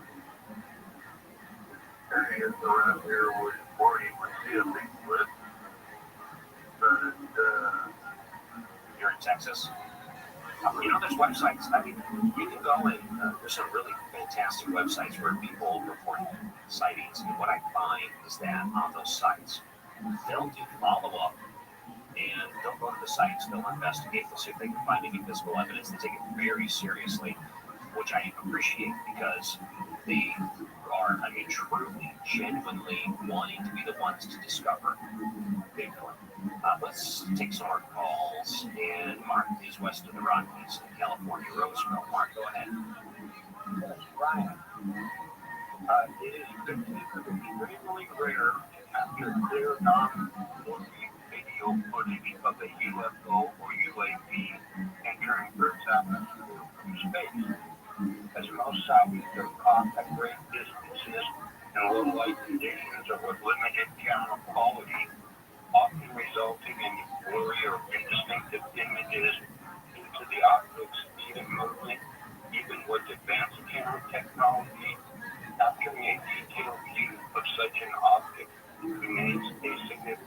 challenge. Well, I'm not moving. Okay, where did you take the photos? In San Mateo. Okay, what direction were you looking at the sky? Do you know? Northeast, southwest, or just curious? I was looking northeast. It wasn't a constellation at the time. It's the astrophysics. Where the Milky Way is and the summer triangle marking cross. Cygnus was okay. So, what type of camera did you take that you were able to record? It was a Samsung Galaxy 8. So, cell phone. So, you were able to snap a digital cell phone picture. What did you do with the picture? I took a 50-second video, and I had my son blow up the features this year, and I have UFOs. The one up in the picture, the first one my son blew up, said, that looks like a Tic Tac. I have them in two views, as far as they're coming down the long ways, and then when you turn the picture, you have a view of it sideways. Okay, so I have two views of them. I've already sent them to George Norris and George Knapp, and did an official with Peter Davenport report, and he called me back and he said it's too late. So I was viewing other UFOs, so somebody took in 2018 a video and sent it to the History Channel, and it came back as genuine UFOs. I have on my phone copies of the picture of this picture, and they look exactly the same. So you said you sent it to George Norrie and also George Knapp. Did George Knapp respond? No. I'll tell you, George Knapp is he's been doing this for many years, but in the last 2 weeks, I've seen so many people post on Facebook, post on Twitter, part of his testimony, his congressional testimony, and he just knocked it out of the park. And his research over the years, I know, have been well reported and well documented, but I don't know if he's received this much attention ever in his career than the congressional testimony. And he was able to summarize a lifetime of work in front of Congress, and I think that's why so many people were interested in hearing that story. Maybe resend that to George Knapp, and it might be worth revisiting. Thank you very much for the call, because with the increased attention into it, I think a lot of people are starting to show more pieces of evidence that weren't looked at as credible, and now they're getting a second look because maybe they shouldn't have been dismissed so quickly. Let's go to the wildcard line. Eduardo is in Tampa, Florida. Go ahead. Your question or comment for Coast to Coast AM. Yeah, right. I did a couple of things here. Here in Florida, this Bucky was working in on the end of the hurricane season, and so far so good. So that's interesting there. And you're not getting hit with hurricanes. It's a blessing, right? Well, this time of year, yeah. Yeah, I'm thinking about it soon, but we're close to the end, and it's surprising because last year we had two hurricanes and boogie that were all in August. So I'm on that. So we have the end of September here. And then, the insurance companies are happy about that, I'm assuming. Yeah, although they're trying to focus on if we're on citizens, and I believe that's like the state, and you got to get into the private one, so we're getting my agent about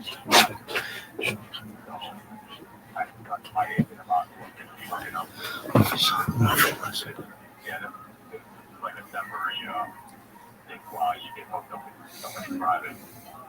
Another sold out show, man. You guys were fantastic. I love all of you. Came out, had a great weekend there with you guys. Our boy Josh Potter will be there in Baltimore in, I believe, November. Go check him out there as well. For everything Honeydew related to honeydewpodcast.com. That's where the merch is. Everything you want to know is there. And as I always say, thank you to everyone for all the support, the messages, the emails. I really appreciate it. I enjoy doing this every week. And if you're new to the show, I always say these are the stories behind the storytellers. Today's storyteller is, he's the legend. He's the legend. Ladies and gentlemen, welcome back to the Honeydew, Mr. Joey Diaz. Joey Diaz, everybody. I know right where we're going to pick up, because by age 9, you had already seen dead bodies. You'd already tried to get your mom's friend to blow you and then wanted to beat her ass for not giving you your money back. I mean, you've lived an eventful childhood. We're going to pick up from there. But before we do, please promote whatever you would like. Chicago Theater next Friday night, the 27th, with Dean Del Rey and Kate Quigley. We're taking over that fucking city. We fly in fucking Thursday, ready to rock. Steaks, hot beef sandwiches, fucking best beef sandwich in the country with a sausage in the middle. I'm going deep. I'm eating baby aspirin all week. I've been eating my garlic parsley pills to clean out the arteries. I was going to say, take care of I'm taking care of the arteries. No late night eating. I watched fucking Autopsy with James Gandolfini last night. And I learned something. That when you have a big meal, you're in the first 2 hours after a big meal, you have a big higher risk of getting a heart attack. Really? Yeah. 2 hours after a big meal, because just all this fat and cholesterol gets released and shit. And it's funny, like I don't eat meat at night. I like eating meat, but I won't eat meat at night, because it's just too much digestion. And I just saw that last night. No, not important. It's not that the people out there know. That is important. The honeydew is also educational. Well, thank you for coming back. It's always a pleasure to have you on here. So last time you were on, we went to age 9. So let's just pick up at age 10. Where are you in life? And we can move forward from there. Age, I was thinking about this on the way up here. I had 2 homes at age 9. I had 2 lives. I had 3 lives. I was the kid on 88th Street, and then I was the kid on 48th Street. So on 88th Street, I had to be more reserved. Who was on 88? Mom, dad, stepdad. I had already, because I had picked up cursing at the bar, I had already been pulled over by a couple of moms and dads to say, hey, don't curse in front of my kids. But when you're an immigrant, when you get here, kids don't teach you the fucking nice words. They teach you suck my dick, pull my hair. They don't teach you something useful, Abe Lincoln. They don't talk to you about George Washington. They tell you all the curse words first. So I went fucking nuts those first couple of years. Cocksucker, motherfucker. I was going nuts. So I had to get more reserved. I acted like myself. But then when I went to 148th Street, I had to play like a poor kid. Is that where you just hung up there, or there was my family up there? I had my godmother and stuff. So when I hung out with those kids, it was different. They had more fat to them.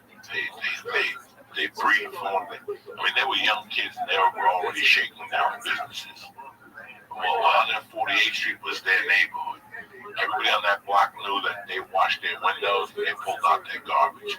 These kids were dirt poor. You know, like when your parents give you $1 to go out at lunch. These guys went out with nothing. There were 9 to a family. Whether you were Irish, Puerto Rican, black, they had a bunch of kids. It was the 70s boom. So these kids had nothing. They would have to make whatever, like to eat lunch. Like I was watching Sleepers a couple weeks ago, and I remember that there were 4 kids on the roof, and they're like, "What are we gonna eat?" And they're like, "We're gonna either do this or we can rob the hot dog man today." And like that was your option. You could either fucking rob this dude or rob the hot dog man. Nah, we robbed the hot dog man 2 weeks ago. Like shit like that. Those are those kids, and I learned a lot. It got me, like, I tell a joke. It's not really a joke, it's the truth. One of my scams, I used to be a nerd. Like, I was so insecure as a child. So I played with models. My whole life was spent with models. Model, like, planes, cars, Spider-Man. Original, gluing them, not snapping. Yeah, gluing them, fucking. Right before they realized kids were getting high on glue. Before people were getting high on glue. So I'm a young kid. And underneath on 148th Street was a hobby shop, for stamp collectors, coins and shit. And he had he sold glue and models. He had like a little area where, we would break his balls. I don't know what his name was. When are you getting the Silver Surfer? When are you getting the Fantastic Four? We put ships together. There was this other nerdy kid, and we became a model team and shit. But when I go to fucking get models or model glue, like when I first got up to 148th Street, there was always this guy in front of the place, like twitching, you know. And he would go, kid, come in. Go in there, buy me some glue. Really? Yeah. He would go buy me a tube of glue. The fucking owner's a scumbag. He won't let me in there. I'm a fucking nice kid. I'm trying to be right. I'm trying to be accepted. Right, yeah. So I'm like, okay, you know, it was like a quarter for a glue. So this is like every other fucking day, every time. Because we would just go in there and look at models, like as kids, and go, that's the next model. Right. You know, I gotta get 895. And was it in a tube, like, looked like A&D ointment? Yeah, it was like, it looked like that. You know, like, where you pop antibiotics, like, exactly. Rub on your fucking business. Exactly what I remember. But so what, you would get this guy a tube, and then he'd be back the next day? And like 2 days later, so he was taking that whole time fucked up. And his name was Charlie. We became friends after about 3 weeks. And when I started hanging out with the other Spanish, not Spanish kids, every nationality kid, they would go, fuck you, Charlie. They would pick on him. I would go, what are you picking on Charlie for? Charlie's a nice guy. You don't follow nobody. Those models, just like me. And they're like, I bet you don't have one model. So, I'm like sticking up for Charlie. Right? I'm sticking up for Charlie. Charlie's a good guy. And every day Charlie's twitching. And then, so finally, the owner of the place would go, don't get that guy glue no more. He came to me. He's like, don't buy that fucking guy glue no more. I'm like, why not? He goes, because that fucking guy snorts glue. And I'm like, what do you mean? I knew people smoked pot. I'd seen my mother do bunks of coke and her friends. People drank. I wasn't hip to pills. I didn't know anything about pills. Isn't it crazy when you find out there's a different way to get high? And you'd already seen so much. Like, I didn't see like I had seen it. Yeah. So I'm like, glue? Right. Well, I didn't believe it. So this went on for about 3 more weeks. And then one day I was like, wait a second. Why am all these kids were hustlers? This was a big move for me. Because I really knew how to work people for money. Like I could borrow, let me finish the Charlie story. Fuck it. So one day I look at Charlie and I'm like, wait a second. What if I bought glue and just sold it to him? Like for 10 cents. Like 10 cents was a big profit. The entrepreneur took over, yeah. You know, like 1969, 10 cents was 50 cents, you know? Right. You could buy fucking 2 packs of gum or whatever. So I don't even know. It was like, I just knew I marked it up. So through the fucking grapevine, you know, you hear more stories about him. I found out he was a Vietnam vet. He had been hurt over Vietnam. He got hit with a missile in the head or something like that. And they sent him back. He was a little fucked up. His head was a little fucked up. I was looking at him from time to time. I'm like, this guy don't look right, but he's a nice guy. You know what I'm saying? Oh, God. So I went to my mother one day and I go, Ma, you know, I got like this big. I don't even know if I went to my mother for that one. I just had the money. So I asked the fucking guy in the glue store, I go, how much for all the glue? They go, I'll sell you all the glue for whatever, $8 or something. I gave him $8. And I just had gold in my pocket. Every time I'd see Charlie, I'd sell him glue. Now, I knew he snorted glue, but I didn't know nothing about it. And 5 months later, one of my jobs when I stayed with my godmother was to help her take the garbage out of the buildings. She owned 3 buildings, so on a couple nights a week I would have to pull the garbage out from this basement area, and the rats would scatter. I mean, it was fucking mind-boggling. And it was a little, maybe 6 feet wide and maybe like 15 feet. It was like a little bomb shelter, but it had a door where the tenants went in, opened up the garbage can and put their garbage in, and I would have to pull out the garbage cans. One night, it's got to be, 8 o'clock, and his my godmother's husband's name was Raul. Me and Raul would stay up at night and watch fucking TV and the same, cool shit. And I went to the garbage cans, and as I'm pulling them, there's Sticky Charlie.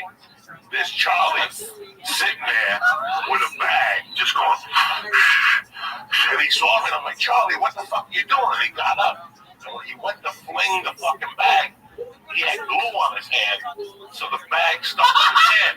So he's trying to get rid of the bag, and I'm like, Charlie, what the fuck are you doing in the hallway? I'm like a little kid. Right. And I'm like, you motherfucker, you don't build no fucking models. Like, I believed him. Yeah, right. Like, I fought for you for fucking months. I'm at home thinking you're building models, and this is what you do to me. You dirty motherfucker. So from that time on, he was Sticky Charlie, right? So he was I broke it down. The reason why I wouldn't see him, he'd have lapses, because Sticky Charlie got a check in the beginning of the month, like on the 5th from the governor for being a appetite. And then he would get glue, and he lived in his mother's basement. That place where he lived, magically, years later became like a fucking popular street for marijuana. 148th Street between Broadway and Amsterdam. In the fucking late 70s, they had 2 types of weed on that block.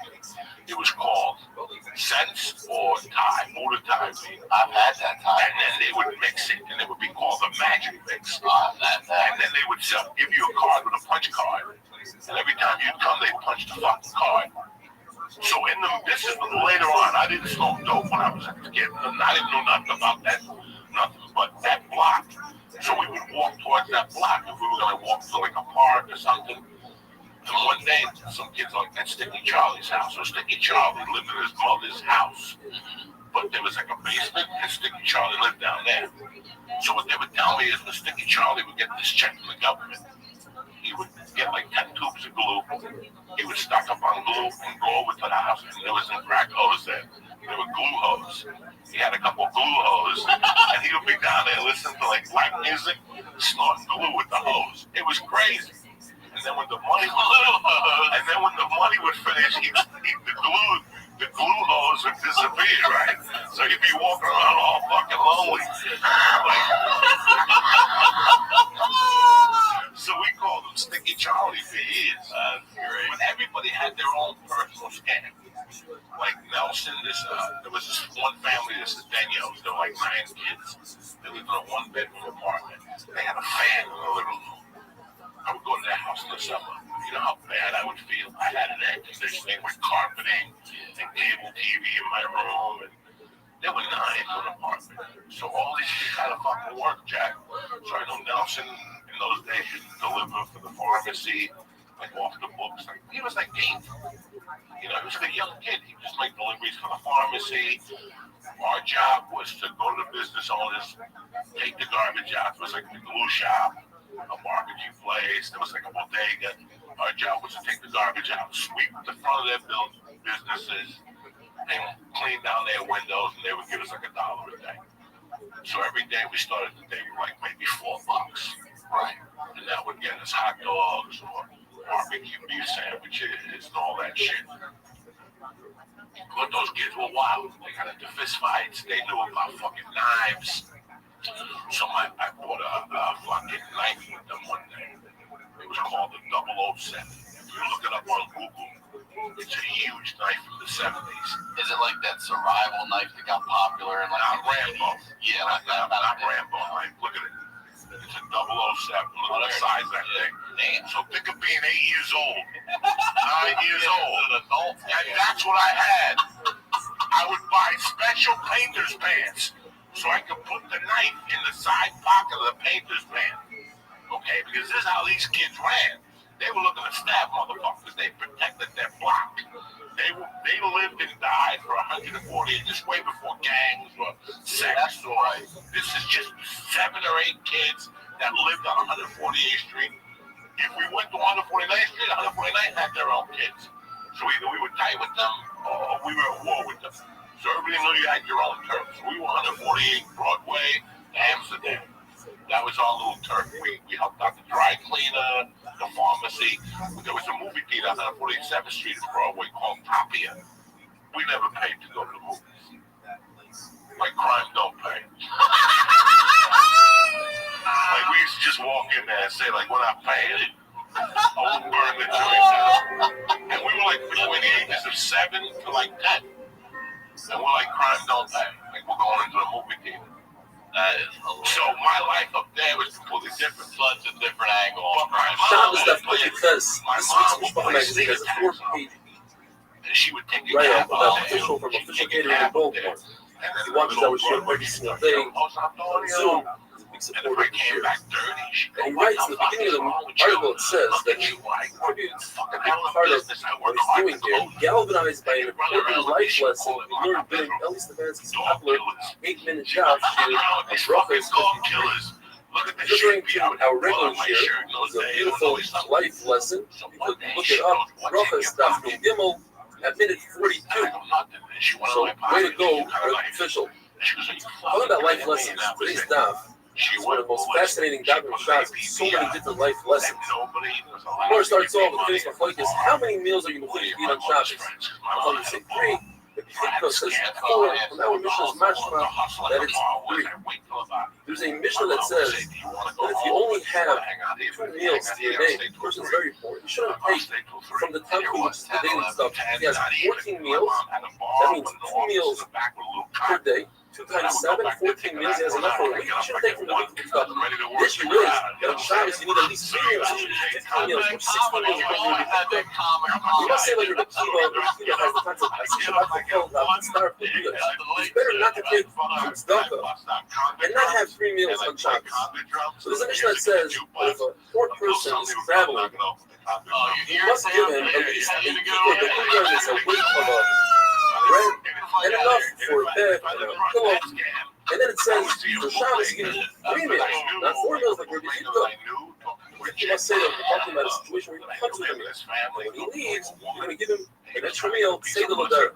You're permitted to wash dishes on Friday night. You need those dishes Shabbos morning. You can wash Shabbos morning. You're not allowed to wash dishes when it's for after Shabbos. And here starts that gap of the sugya. If you keep and you are very careful about the shalosh sudas, 3 meals on Shabbos, you'll be saved. You're going to for the shalosh Purim. So for the Shia, the Henem, and the Chol going to if you're Machani Shabbos, means the light in Shabbos and more than playing with our needs. They give you Nachla B'Lina Tzarim, heritage without boundaries. It says in the Pasuk, what's the sounding of Hashem? It says, Nachlas Yaakov. The Nachla Yaakov, not Avraham Yitzchak. Yaakov was promised. That's the Yom of the Shema.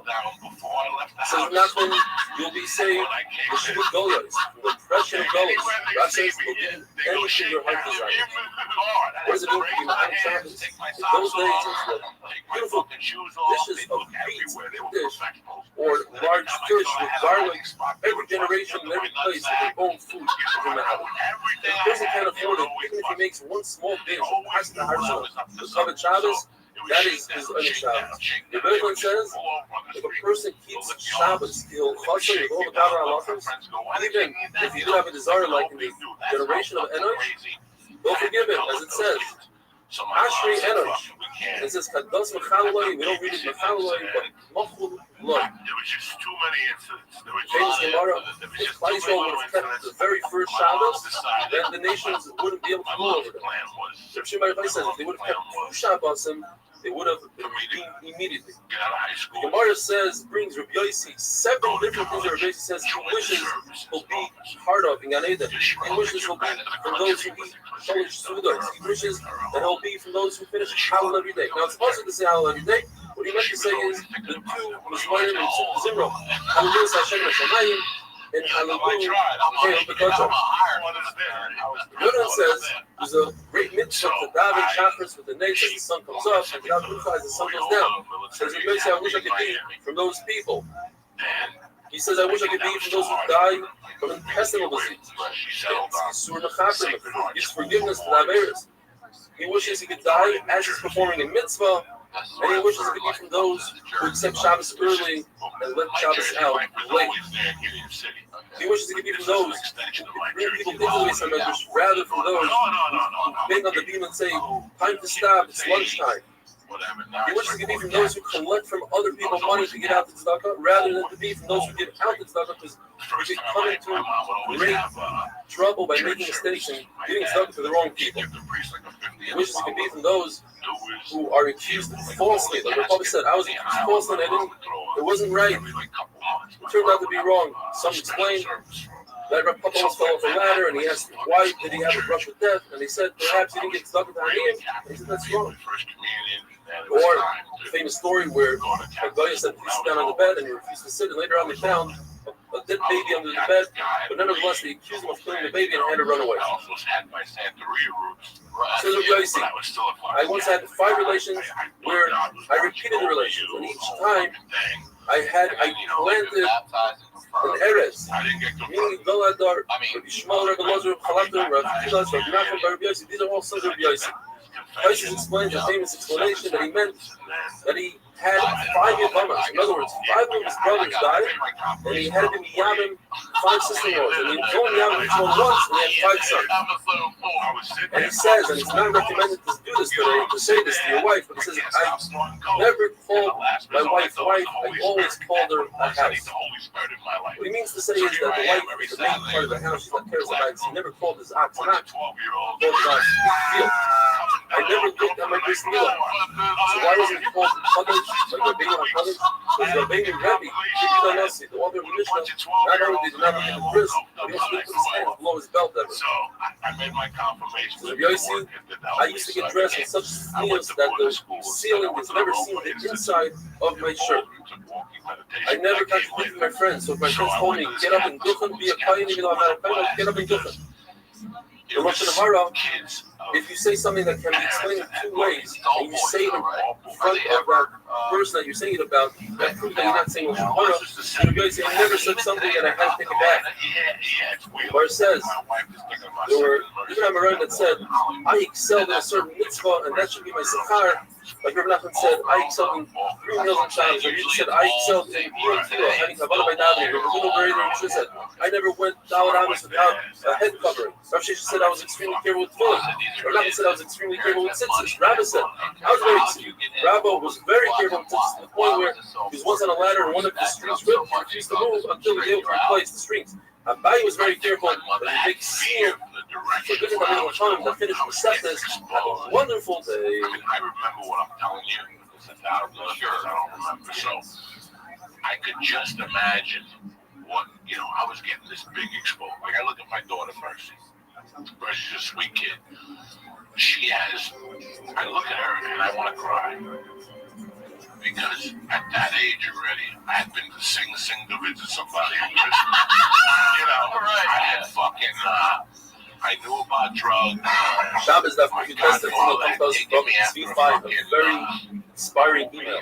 He says he just recently made Aliyah, and his son died from telling him about stuff. Finally, during Corona, he decided he was forced to stay home and decided to join the shir. Now, at the age of 75, I am finally hooked on a shir. I make sure to wake up early so I don't miss any of them. I did that. I cannot join them live. I listen to it on YouTube. It's amazing me how many people come from all over the world. You make it so interesting and even fun. I hope to be inspired by this. You don't have to come. Thank you to be fine.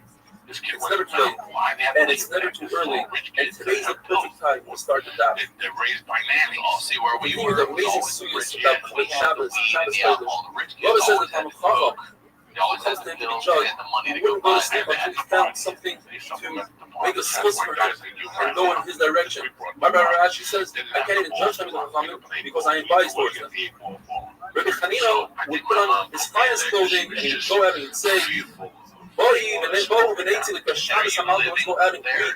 Shabbos queen and the famous thing that we say with the lady. Rabbi Yana would say, Bori Chala, Bori Chala. Rabbi Nachman will make a tremendous amount of these boiled wafers, re-soft. The Abba, he would buy from 13 different butchers meat, he'd bring it home, and he'd tell his chefs, be energetic, hurry, make this one, and then I'll bring more meat later. Rabbi, even though he's very wealthy, he sat on an ivory chair and he'd fan out the fire. Anna would wear black clothing on Erev Shabbos to show that even though he's getting dirty, he wants to get dirty with covered Shabbos. The famous saying, Rav Safra Machir Resha, Rabba Malach Shibuto, Rav Safra would singe the head of the animal, get rid of the ears. Rabba, which anybody can do the surgery, but he wanted to himself. Rabba would salt the fish. Rav Lino would light the candles. Rav Papa would make the wicks. Rav Hizdo would dice the beets. Rabbi and Rabbi Yosef would split the wood. Rav Zera would light the fire. Rav Nachman would slip around heavy boxes and things for Shabbos, and go back and forth. And he said, it's as if Ami and Ravasi would be my guests, wouldn't I be schlepping their things? And the Gemara says, some say that Ami and Ravasi would be schlepping boxes every Shabbos, and they would say, if Rabbi Yochanan was our guest, would we do this? The famous story of Yosef Michael Shabbos. He was a guy, a wealthy guy who went to the stargazers and he was told that he's going to lose all his belongings. The Yosef Michael Shabbos, he had a trip. He took all his belongings and he traded it for one jewel. He put that jewel in his hand, walked over a bridge, the wind came and blew it into the water, a fish came and swallowed it, and the fishermen took the fish out right before Shabbos. There was no one to buy the fish. They had a great idea. Let's go to Yosef on Shabbos. We probably traded this unbelievable fish for the fish that he has, and so it was. He became wealthy. He was able to sell that jewel. 13 attics worth of gold. Rashi says that's an exaggeration. Nobi bumped into him and said, the idea is that whoever borrows the covered Shabbos Kodesh from Shabbos pays him back. What asks, how do people gain wealth in Israel? They have the concept of Aser, Bishvil Shetasash, to give Meiser from food, become wealthy. As far as you don't have food to give Meiser from, over there, it's because they are Mechaber Shabbos. One of the story about Shukhi Abba was a guest in Kitzlar, and they brought out a golden table that needed to be carried by 16 people. That's how heavy it was. And it had 16 chains of silver with all the beautiful dishes and food and desserts and fragrances. And when they put it down, they said, Lashem ha'aretz u'malaya. When they took it away, they said, Shamayim, Lashem ha'aretz u'malaya. He asked them, why do you think you reserved for this? The person said, I used to be a butcher. Anytime the basic said, we didn't cut it, we came and put it inside the Shabbos. And so I would do the entire week. It said, Ashrecha shezachisu baruch ha'makom shezachisu Rabbi Rothschild and Hanani told the Caesar, you smell that unbelievable aroma? That's a very special spice called Shabbos. It only works for people who keep Shabbos.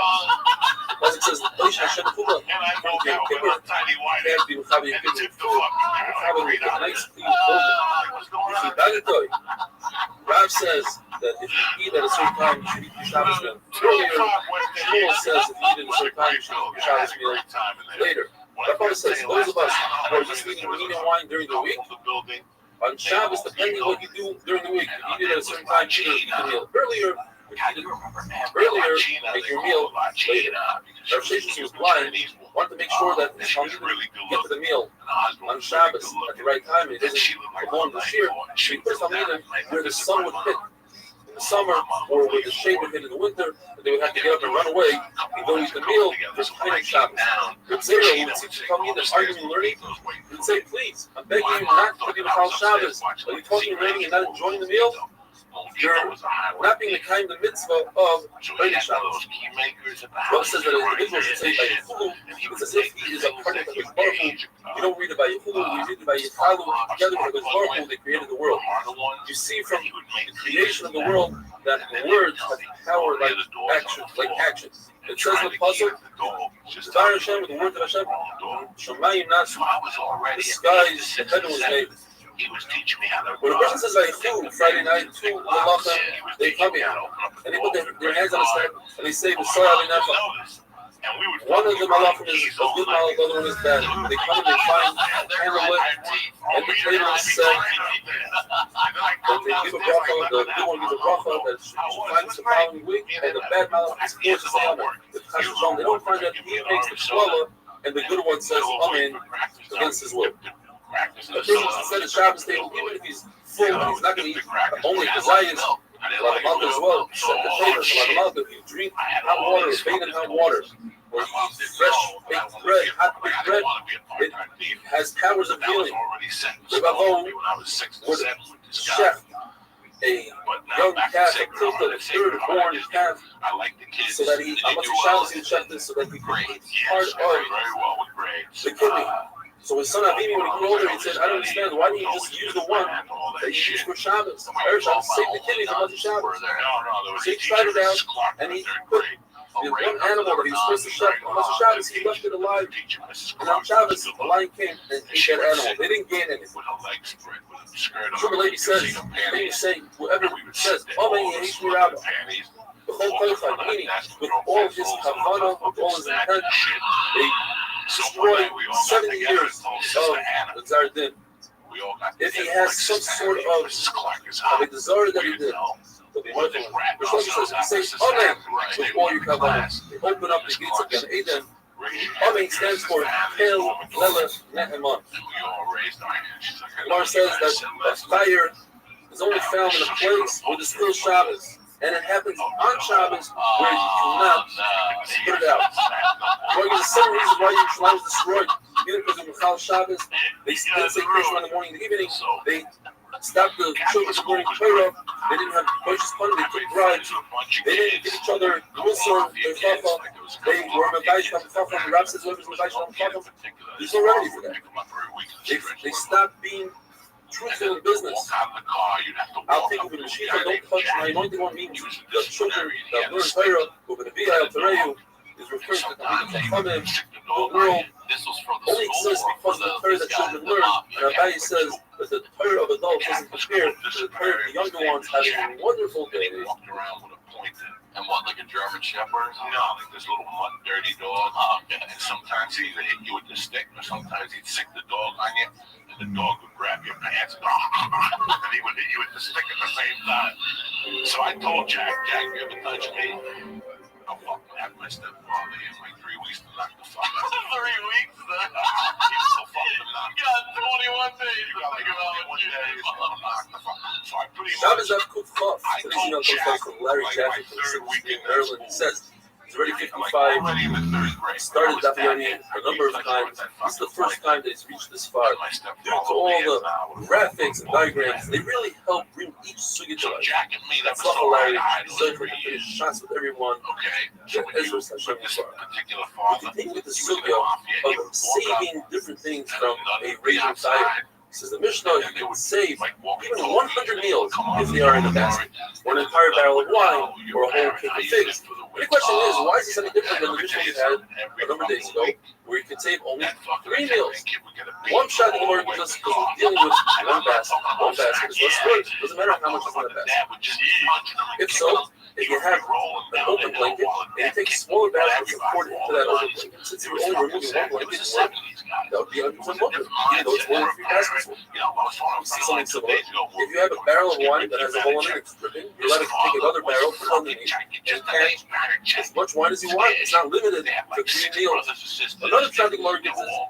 The difference is, if you're bringing it to this chutzner, you're allowed to save as much as you want. If you're bringing it to a different chutzner, you're limited to 3 meals. Says the Mishnah, you're allowed to call in for help and tell them, save the food for yourselves.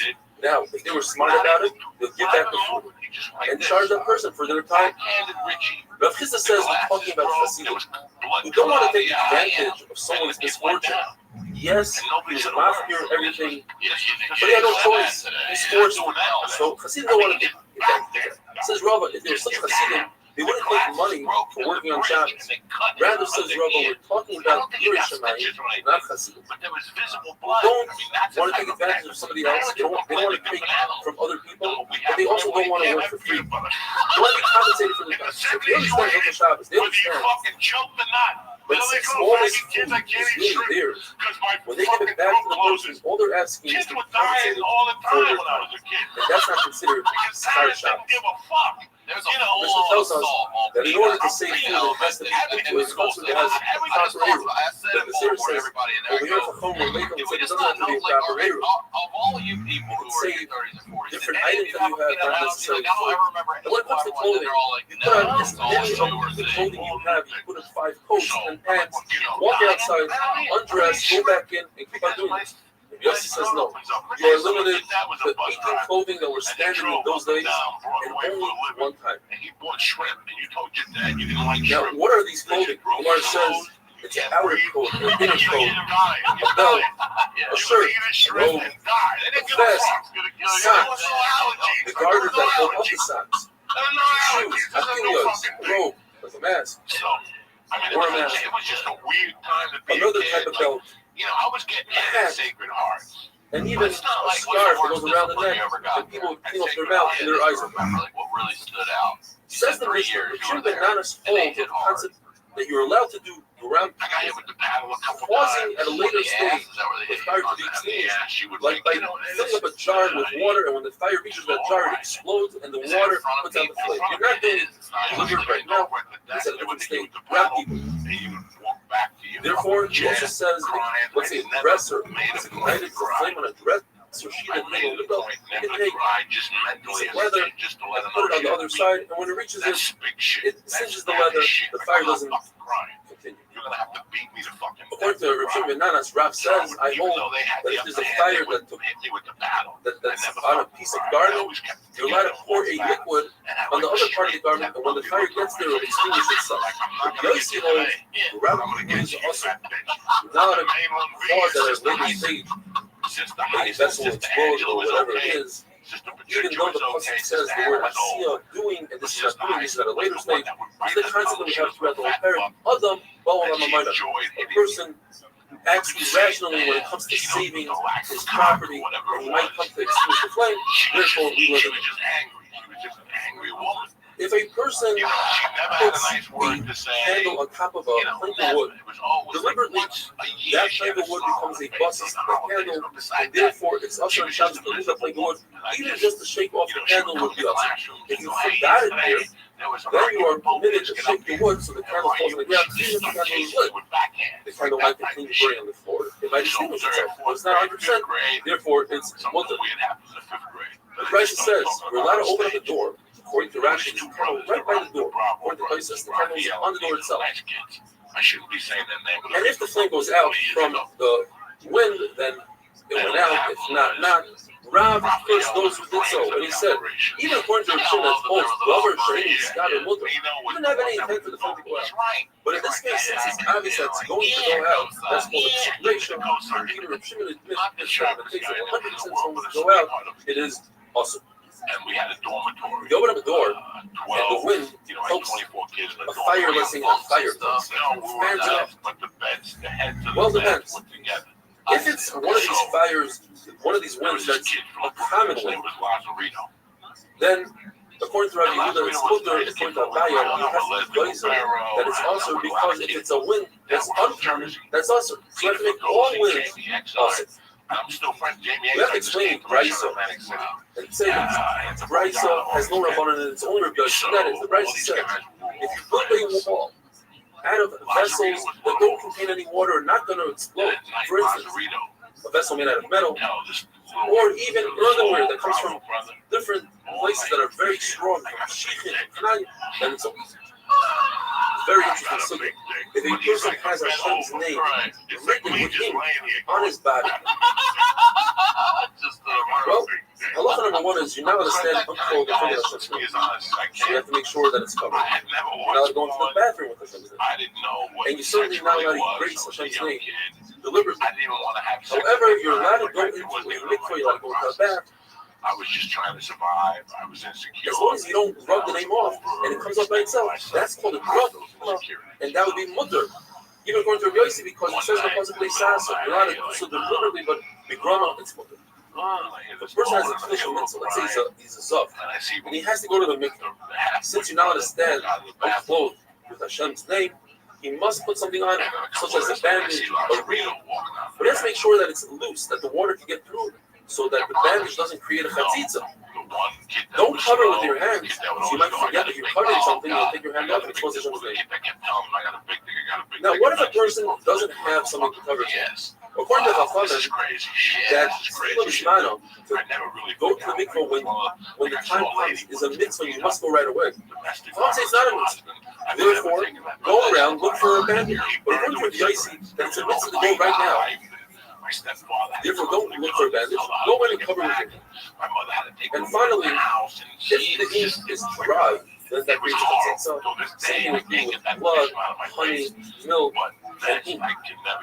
If it's moist, like in our case, then it doesn't cause chatzitza. And it's wonderful. You know, everybody knew that Lazarino had fucked him. And then the kid started acting weird. Like he was always like an insecure kid. But now the insecurity from him, everybody knew that Lazarino fucked him in the ass. So the kid was walking around a little like autistic at this point, like he went backwards. So I don't know, from my roots on 148th Street, I learned that what those kids had over 88th Street was that they lived and died for one another. You could not touch one of us without 6 months. Shabbos Daf Kuf Chav Aleph. Today's email comes to us from Yisrael. we only had money for one sandwich, we broke that sandwich 6 ways. If I got a soda, we drank it 6 ways. I have to let you know how therapeutic your story was. I was driving back from the Catskills and was sitting in traffic on the 17th for more than 2.5 hours. I started a few weeks ago with Chazar from the beginning. Now I'm up to Zion. Trust me, there's no better way to spend time alone in traffic other than your Gavaldi Shvir and Pennsylvania Yisrael G.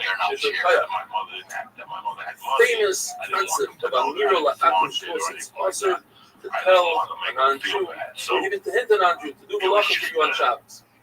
So what if you have a fire and the fire department comes down? Says the Mishnah, you don't have to prevent them from bringing out the flame. You now direct them and tell them to put out the flame. But if a minor, obviously we're talking about people, if a minor comes to put out the flame, you must stop him because he's doing it out last of it. So he's his father. Let's say there's a situation where he's doing malacha, not for that, for his own sake. Let's say he finds keys and he's around and he wants to play with them. You don't have to prevent it. Because we paskin, Chadam went from Velos, if a Chadam is in, or at least this will be paskin, if Chadam is in the Velos, hey, Chazim Tzuvim, you're not required to prevent it. The Gemara tells us that there was a fire in the yard of Yosef and Simon, and the guy came to put it out, his friends, the Roman friends that he had, the government, and he said, no, please don't put it out. On Shabbos today. The Gemara tells us he made them very nicely, and a nace happened that rain came and put out the fire. The Chacham said he didn't have to do so. As we look in the Mishnah, if the rain comes, you don't have to prevent it. Rabbi says that when it comes to fire or any loss for that matter, you can announce it, let it be known that whoever helps you is not going to lose. They will be compensated. If you don't say so, you say it, you won't lose. That's the halacha, but you cannot prove it from our Mishnah. Says the Mishnah, you can take a bowl, flip it over, and put it over a little canvas that doesn't cause damage, over waste. That's why I can explain, we're talking about chicken waste, so that the child shouldn't come and touch it, and over, you can take a bowl, flip it over, put it over a trap, a scorpion. The Gemara says that according to Rabbi Yochanan Zakkai, he saw somebody trap a scorpion. He said, I'm afraid that he might be chayav achatos. He knows Rothschild is Kufa. Rabbi Yochanan Zakkai holds life to be the chayav. The Gemara tells us a story that Rav Oven gave a couch to 2 out of 3 guests, to Rav Yehuda, to Rav Yirmiyah, but not to Rav Chanan, the son of God. And Rav Chanan took exception to that. And when he heard Rav Oven teaching his son our Mishnah, he said that you cannot cover the waist of a child so that another child shouldn't touch it. He said a very strong lashon. He said, Oven Shakya. Oven is a shaita. And he's teaching shtusim to his child. Because the feces, the waste of a child is not moved to a dog. It's ready for Achilles Keller. So therefore you just pick it up and put it in the garbage. There's no reason to cover it. And there's no issue of the noilad. Since you're anticipating it, you expect it to happen. Therefore, our Mishnah is talking about the waste of a chicken which is cooked up. Yes, there's a concept of graphical day. Anything disgusting, you're allowed to move. The Lord brings a story that there was a dead mouse by Rav Ashi, by Summon, and he said, pick it up by the tail and move it out. It's a grab shalom. So the waste of a chicken should be moved to the move. The reason why over here you can't move it and you have to put it down is because it was already in a pile in a heap of trash in his own house. No head to move the grab shalom. Some lady says that any animal that can cause damage will have pain on Shabbos and is chasing. Now there are 5 animals, and even if they don't chase you, going in a different direction, you're allowed to kill them. And they are the Egyptian fly, very dangerous, the Nineveh hornet, the scorpion that lives in Chagyav and Iraq, the snakes that are in Israel, and a rabid dog, a mad dog, anywhere in the world. There's a Tana that said from the Rabbi Rothschild that if somebody kills a snake, it's not in the spirit of the Hasidim. So he said, what you just said is not in the spirit of the Hasidim. Are not happy with these Hasidim. His own father, said that somebody once killed a thief, and he told him You So finish then with all the when bees. Bruce Lee came, The bee has he many was friends. with Chinese In other people words, no more. it's not a good idea to No, go I to can't go on Saturday Night Live. Bush is an amazing thing. If a person That's a bastard. has an opportunity to kill That sends a horrible a message vicious snake, firing somebody. Now, young it's a big comics stress. are It's going to be a big scared supposed to be to exact. be edgy or to tell What if what's he really had a in their brush mind with the because snake? they're not going to get on Saturday Night Live. His life was in Play danger and he wasn't able to whatever. kill him. Monday That's was the best reverse day side. for me 'cause I'm out of That's a sign television. that he was supposed to And be it's harmed not- by the snake. not And now. he both made an ace that he should be harmed. So he has to start thinking what he had done in order to deserve this. The Puerto Ricans, the blacks, And that the Gemara whites, says is only in a situation where days, the snake was called the hissing at him. Chinese yellow It was in niggas. a matzah It was of fucking crazy, and it bothered the Where there's a fuck story out of that me. I once didn't a like it. snake fell in the I like snake black people. of Rebbe. I love black people. And Nivasi, somebody from Nino, came up and killed the snake. And Rebbe said, he said, the snake met his man. The Gemara wasn't sure, was it a good thing that That's it. he killed the snake? Or perhaps it wasn't such a good thing. People that were insecure. The Gemara remains with the suffering. Right, you know, like people who were Regarding said, like I can do you're that, allowed I to can kill do that. a hornet and certainly a snake, but you can't bring a riot from that. Why? Because there's a concept called the fitula. If you're walking and a snake passes by, you don't have to go around the snake. You can continue walking. In fact, you're allowed to step on it and kill it on purpose. But if the fitula is just walking, stepping out of his way to kill it. And that's what the Shulchan Aruch passes. When it comes to spill, for instance, the Shulchan Aruch says, you do have the concept of the fitula, but you can't have kavanah, you can't do it on purpose. The Gemara does a story that Abba Bar Martha owed money to the rich dwellers, so the people of the rich dwellers brought him in, and they were tormenting him that he should pay back. And it was on Shabbos, and the rich dwellers noticed there was spit on the floor. She said, cover the spit. So Abba Bar Martha said, what if they cover it? You just walk with it too much, and it covers itself, there's no problem of biting of Mashtabulas. So there's this guy's not a fucker. Let him loose. Don't bother him. Have a wonderful day. The back of my head had fucking balls on it. And then that other thing came out. The two balls. There was two balls that you fucking pull like this. They were called something. And they were made out of like fucking fiberglass. And you go ding, ding, ding. And then when you got good, you go ding, ding, ding, ding. And they would go backwards and forwards. Kids would walk around with eye patches. Everybody was tired. It was Halloween every day. Kids were losing eyes and they were still playing with the fucking balls. Shabbos that Shulchan Beis, that email comes to us from Alton Morel. He said he's been in and out of the hospital for the past year and a half. They finished Shabbos once before learning the train on the way to Manhattan from Long Island. I was in such a difficult state that I did not continue the daf until the end of 2019. When the new site decided to try to get back to the daf, and I discovered that 8 minutes daf, it's an 8 minutes to learn the daf, even when I'm having a hard day. I cannot thank you enough for this incredible opportunity that I fall behind in learning about yogi. It's a lifesaver. I still have insulation. See, I'm a little younger than you are, but for me, that same movie was Enter the Dragon. Yes, And that's what Lord we tells us that found a throwing candelabra, stars and nunchucks that's one and, piece, or a wagon that is a sword you carry with one hand, you're allowed to carry it on Shabbos.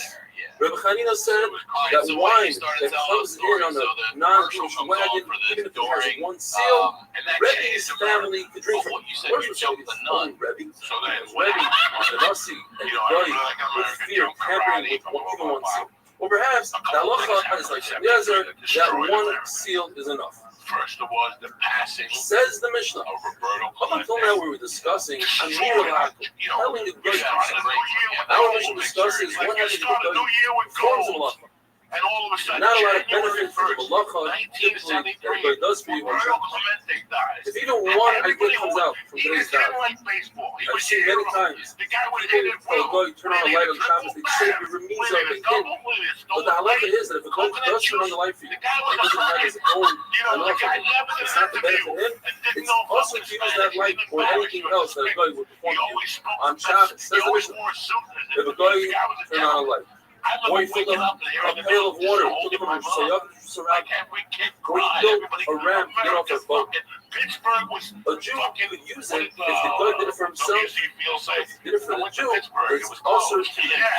Roberto died. That's The why. reason why we have three cases that are very similar is the concept when it comes to a candle. Never the effort, never the mess. The Goy turned it out for himself, did it for himself, And then what and happens on it July provides 23rd? light for everybody. Therefore, Bruce Lee goes under.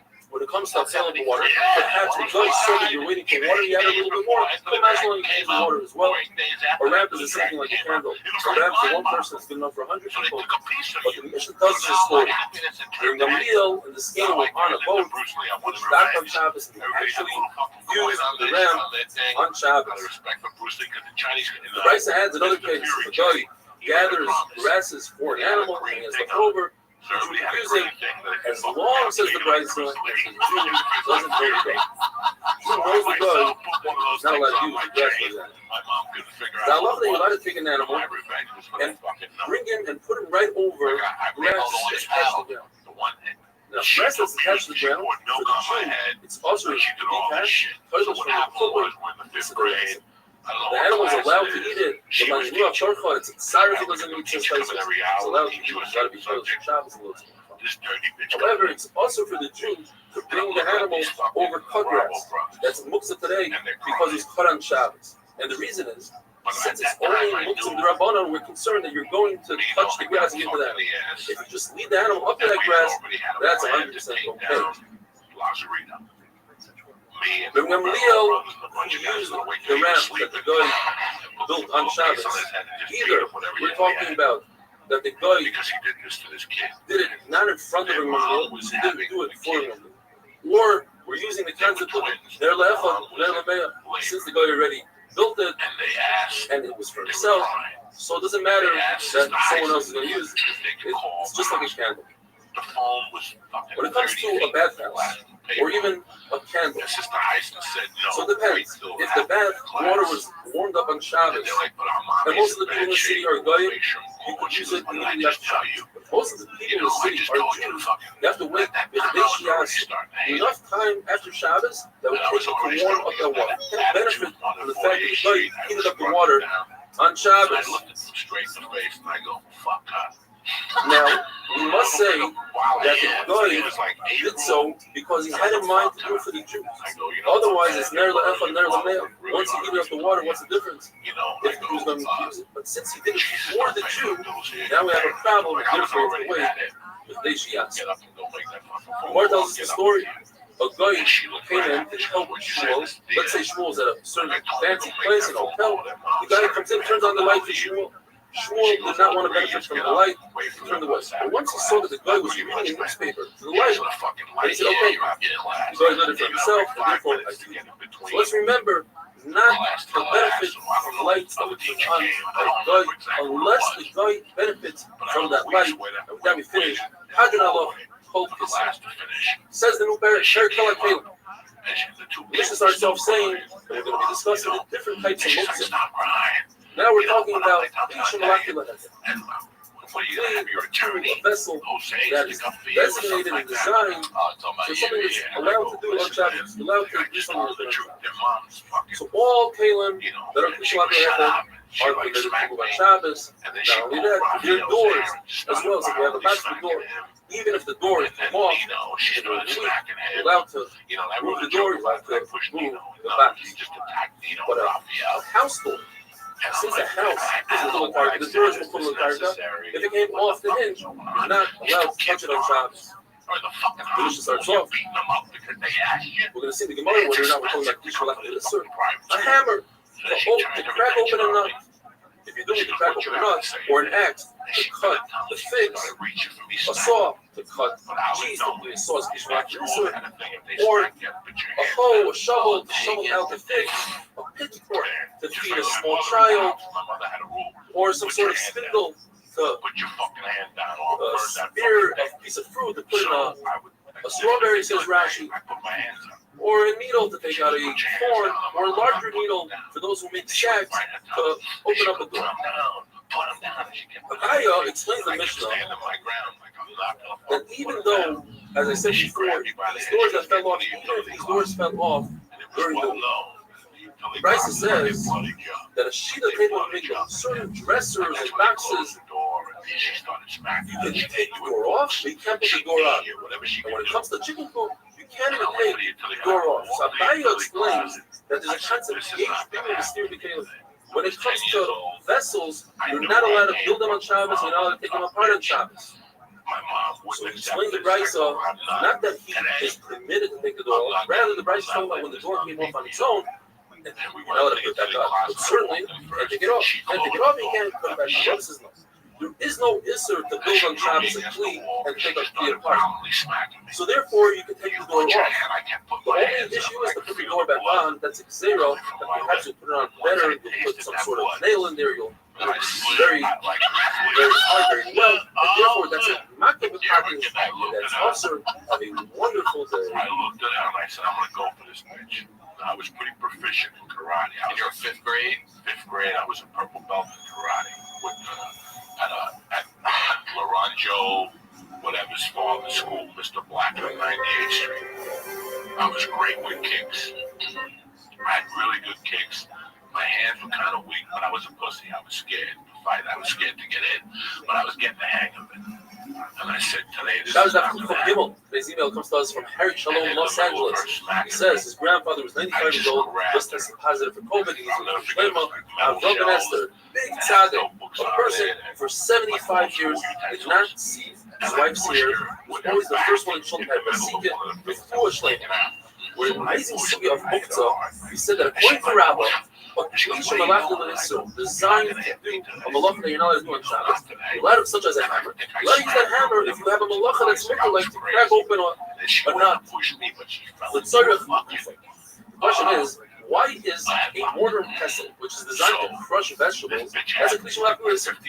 If so, it should be permitted to move with certain kufa if you want to use it for a permitted malacha. And the malacha is, according to the Brisa, it's only permitted if you have garlic in it. You carry the garlic. That was going through the Tanya was more strict when it comes to these things. This one says you're only allowed to carry a clean for its design purpose. And this is not the design purpose for a hammer, let's say. And so,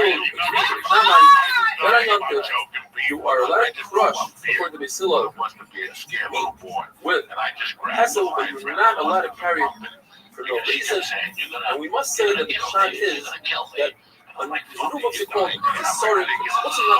This means that if you have a plate that has a designated placement and you don't allow people to use them, you're concerned they'll get nicked. That's what's not circus. That's even more common than such as a spindle for a weaver, a mallet, a cold press. The Rebbe says that our Mishnah is talking about a goldsmith's hammer, and Shemon says our Mishnah is talking about a hammer for a basin that's supposed to make perfume. He's more strict because a perfume hammer, you don't want to get dirty because that's not good for the perfume. Very interesting halacha. If you have food, such as a fig that's underneath a cake, or let's say you have a cake that's covered by extinguished coals, which are muktzah. One Madonna says the only way you can take that out is if it's sticking out a little bit, you grab it by the mutter, you pull it out, and the coals fall to the wayside. Another Madonna says no, you can actually cook it with a stick or something and pull it out. The fact that the coals that hit fall to the side, that's typical min outside. The Rahman says, in fact, that is the halacha. The problem is that Rahman once said, if you have a radish in the ground, you're allowed to pull it out if it's not attached to the ground, provided that it doesn't move the dirt. But if it's upside down, for instance, and you pull it out and all the dirt moves, you're not allowed to do it. You have to say that Rahman took that back. The Yosef says, the fact that you can pick out a splinter from your finger with a needle, you don't need the eye of the needle. The fact is that as you pull up, the needle doesn't have an eye, it's not coming out. It's that needle becomes non-clean, and the tumah dissipates.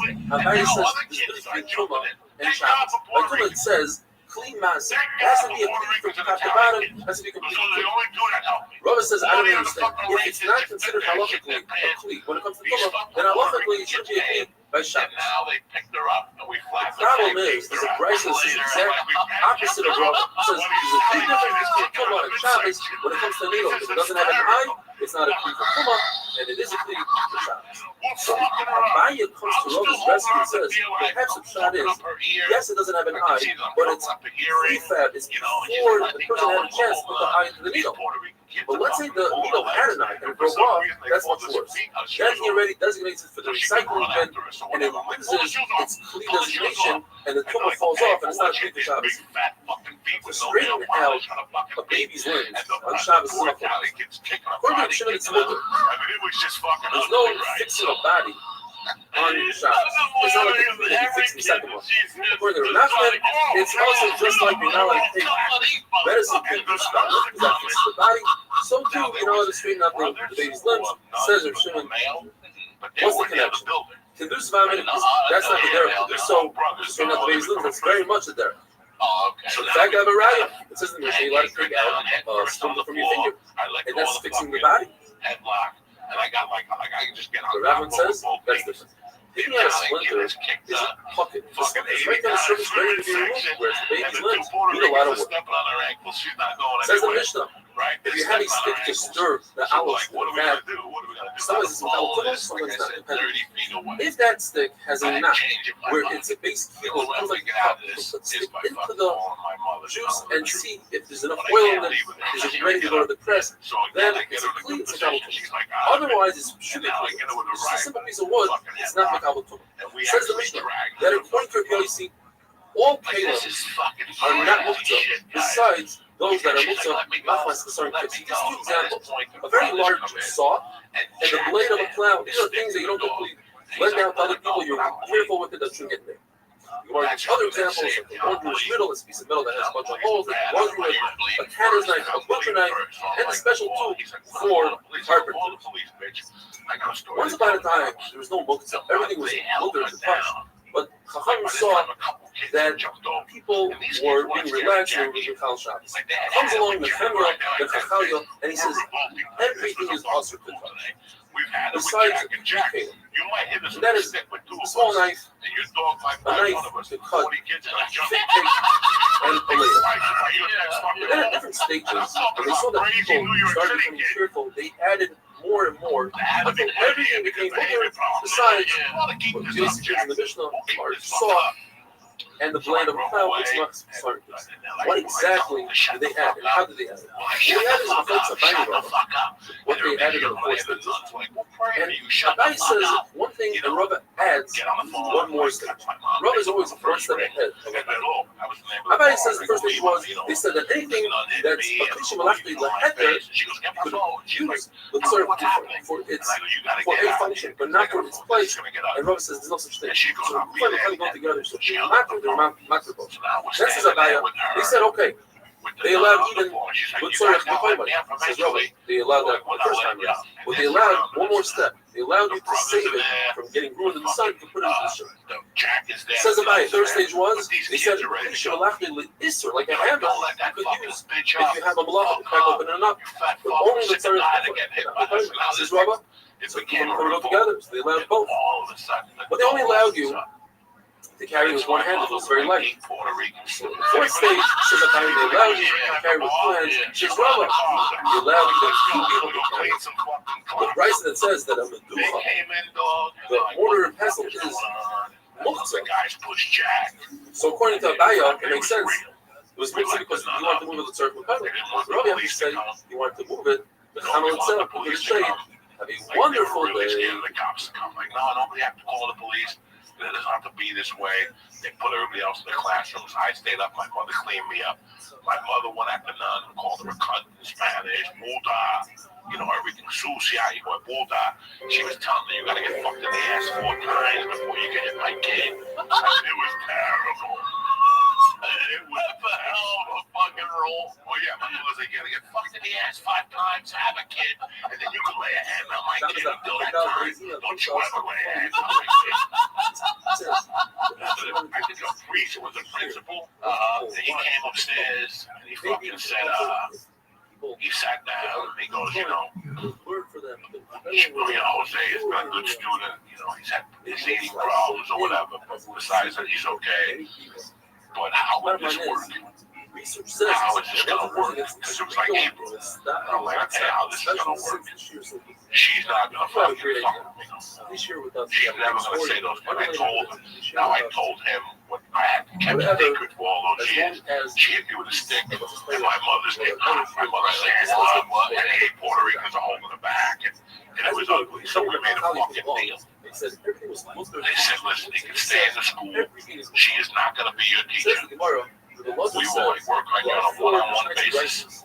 to the end of the year. And after that, we're resolving. You go to your way, you'll go, because my mother told me, you can't throw them out. You have nowhere to go anyway. And then my mother dropped the bomb on us. My mom's like, man, I want my money back for the year.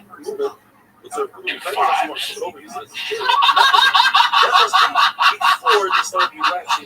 my deposit back. I wanted a $5 bill for something crazy. My mom was crazy like that.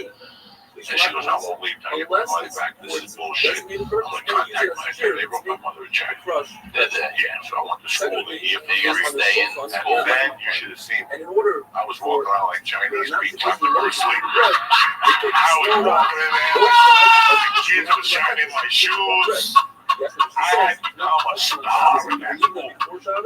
People fucking wiping down the table before I sat down.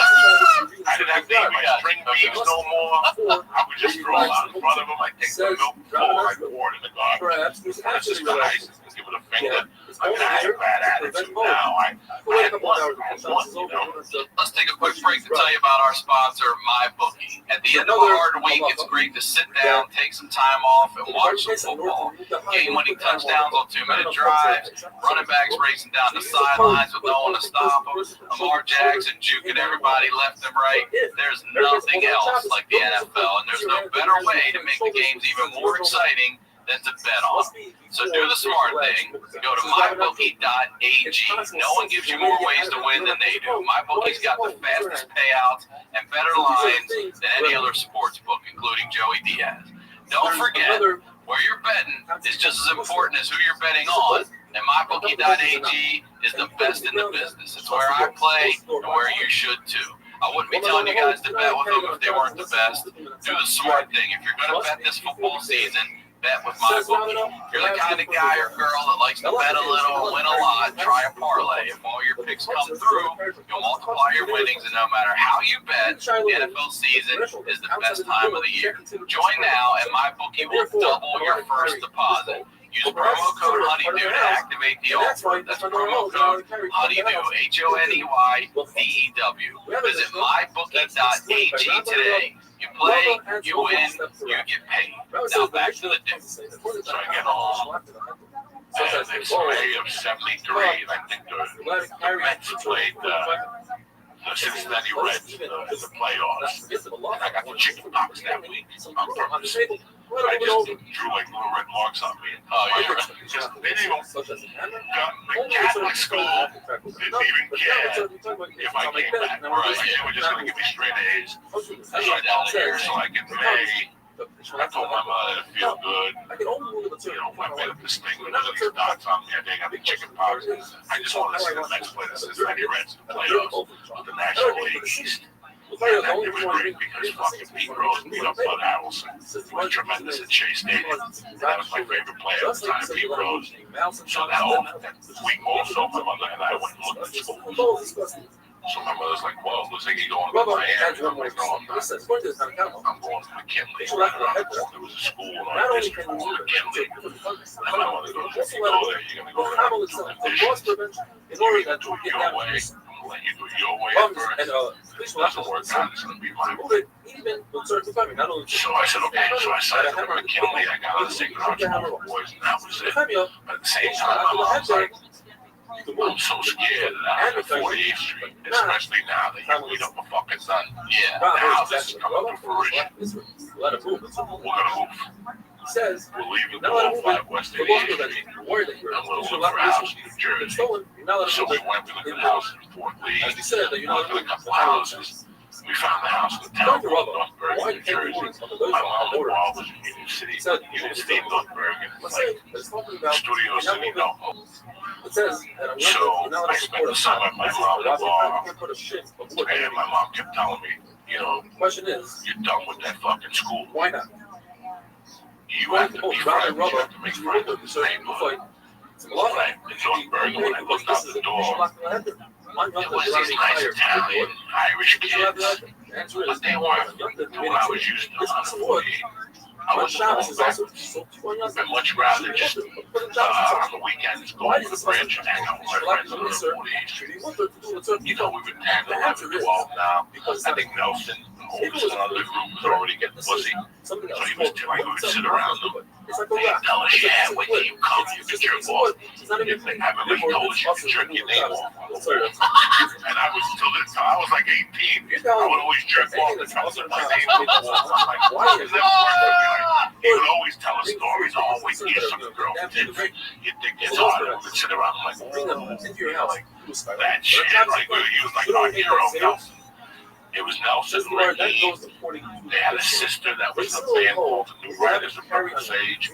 She sang backup, and she also did a stint on Saturday Night Live. New Riders of Purple Sage. She was Saturday Night Live. And Nancy Sedegno was singing the band. And we were like fucking blown away. So my mom kept saying, that's great. You can have all these friends you want on a 48th Street. All this bar. What are you going to do when you go to school? You don't want any kids in the neighborhood. No, I'm a fucking neighbor. You don't see what these kids are about. I fucking didn't want to do it. I refused. These kids were soft. I didn't think they knew what was going on.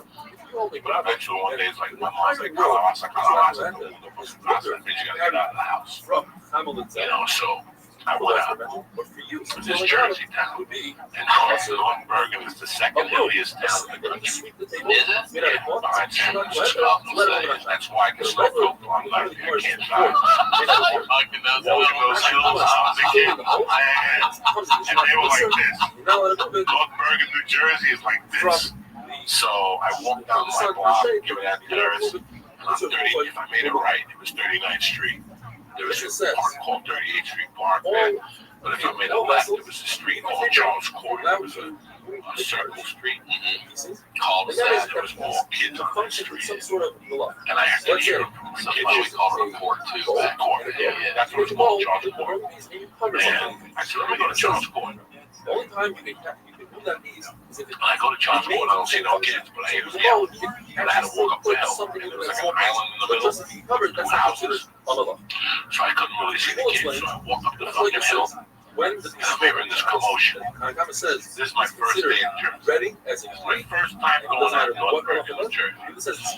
I hear this commotion, and as I walk around, but fuck, it's a fist fight. Everybody agrees that it's there's two circles of kids, and they're yelling, go, go. And this kid's beating the fuck out of this kid, an Italian kid, brown, curly hair, you know, short, come back, broken. And he's fucking fighting like a cage down. I'm like, this isn't it. And also they break it up, and the brother goes, it's my turn. So the kid that has this Italian kid just beat up. This brother came, and he's like, it's my turn. And before he could say turn, this Italian kid was on him, throwing him down, throwing a fucking beating on him. And then I just figured it out. The kid that he was fighting had a big family. Then a fat chick came. And that was their sister. If you know Irish families, there was like 4 boys, and they got the big Irish sister at the end, like in the fighter. Remember, they were all ugly. All of them could stop bird shit midair. Except for the one girl that's pretty. Shabbos, that's okay. But all those Plan on making one of a kind seal from Shabbos to all those Irish chicks. all the viewers from all over the world, from Australia, from South Africa, from Muncie, from Borough, from Chicago, Switzerland, England, Italy, many more are all going to join us on each location, each city. We're going to have programs where everybody's going to gather, and we're going to transmit, so we have Yossi Klein from Superior Typing in Muncie says that he's going to make all wants to be a representative of Muncie, and he's going to organize the Muncie Fair and wants to advertise in papers and such and such. So thank you, Yossi Klein. According to everybody here, it's not what's it's in the fuzzle. In the fuzzle, it's always something you use that broken piece for to cover a battle or something. If you're in a carmelist, there's nothing. According to school, there's nothing you cover in carmelist. You're not going to find open battles. But they're not going to take on the floor. Like, let's say you're sitting in shoes and you want to cover that spot. According to Rava, it goes it's clean, and it's not multi-factor. So you can never remove that name of the thing from it. So even if it was just Rabbin, it's not what's the fact was a story. Rava shoes got really dirty with mud, and his shamish came, he found a piece of earthenware on the side of his shoes. Rabbi started scraping off the mud. So Kamina started screaming, Shabbos, Shabbos, what are you doing? He says, Rabbi, they tell me that not only they're Amaratz, they never learned the halacha, but they go and they spread their mistakes to other people. It's not muktzah, since it's a clean in Rosh Hashanah. It's a clean in Rosh Hashanah. If you have a broken barrel, but the lid is intact, you're allowed to move both the lid and the broken pieces, provided that you don't sweep out broken pieces of the barrel in order to make it a nice cover. That would contribute knocking about. If you threw out the lid into the garbage, depends when you threw it out. If you threw it out before Shabbos, he's showing it's no longer necessary. It's not a clean, so therefore it is muktzah. If you threw it out on Shabbos, it's too late. You can't take something that's clean already and say now it's not a clean. What if you make a shirt?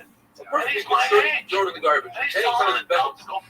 Even if you throw it out on Thursday into the garbage, it's not muktzah. It's still considered a shirt. You cannot take a perfectly good clean and make it a non-good. A broken piece of the is not muktzah because it serves the same purpose as a very large man. Large man can cover dirt and cover waste. So the small pieces can cover dirt. A piece of a callous government, a callous of a mitzvah, up until 3 fingers is considered regular. Less than 3 fingers, even a poor person doesn't do. But it's not a dalshal mitzvah, and even less than 3 fingers has purposes.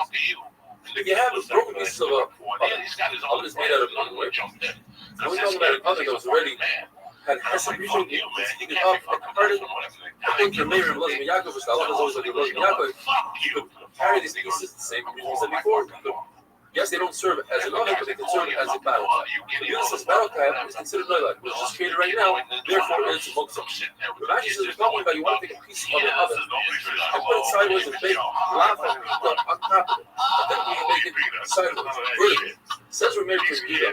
The only reason in this case that it's not muktzah remains the same usage. Since I'm using a broken piece of an oven as a real oven, it should remain at clean. Says we do it up. Because beforehand, the fire was on the bottom, and the lavas and the heaters were vertical. Now the fire is outside, and the lavas are horizontal. It's not serving the same way, and therefore it's muktzah.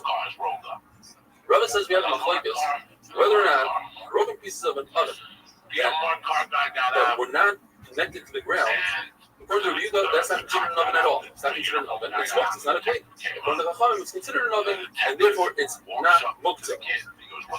And the Gemara tells us the Gemara is the Tzuk and Yutax and Shmeim Milochem. But Rabbi Yaakov says a cover of a clean does not need a handle. Says the Mishnah, if you take a stone in order to put weight on a pumpkin pail so that the pail goes in and can draw water, if you tie it properly to the pail, it's not muktzah, it becomes part of the pail.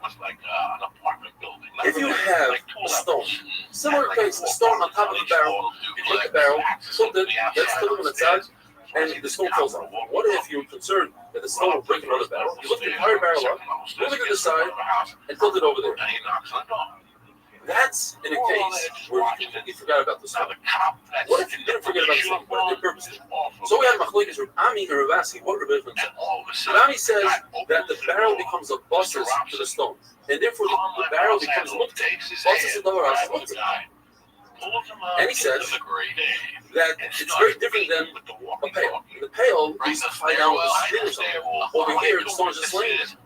Ami holds that you don't need to take action when it comes to, you need to take action when it comes to making a stone non-muktzah. You have to tie it to a pail or something like that. So Ravasi says the opposite. If you put a stone on top of a barrel, it's completely not muktzah. You created a covering for the barrel. And it's not similar to the case in our nation where you put a stone into a pumpkin when it's not tied down to finality. Because over there, it becomes buckle, it's going to fall out. And Ravasi holds, you don't have to take action on a stone. Similarly, we see, when Rebbe came to a certain city, he told us to go out and make those stones designated for sitting on them on Shabbos. So we have the same exact machlokes. According to Rabbi Ami, there's no action taken. And all they did was they designated their head so that they shouldn't have to move it on Shabbos. The stones. Ravasi says there was action taken. But then cleaning off the stones, that is the action necessary. Rabbi Yossi and Joel says what happened over there with Rebbe was a bunch of beans. And then we got to the beams, and the other Michelle says it wasn't beams. It was a special piece of wood, a feeler for a boat. Now, if you say it was beams, a feeler for a boat is different. A feeler for a boat, people are very careful with it. It's an expensive piece of equipment, and that's what we made. So I don't know who this guy is. If I have a pail, and I tie the pail to a vine, the only way that vine is not hooked to the line of the pail is if I tie it. Otherwise, I cannot use it.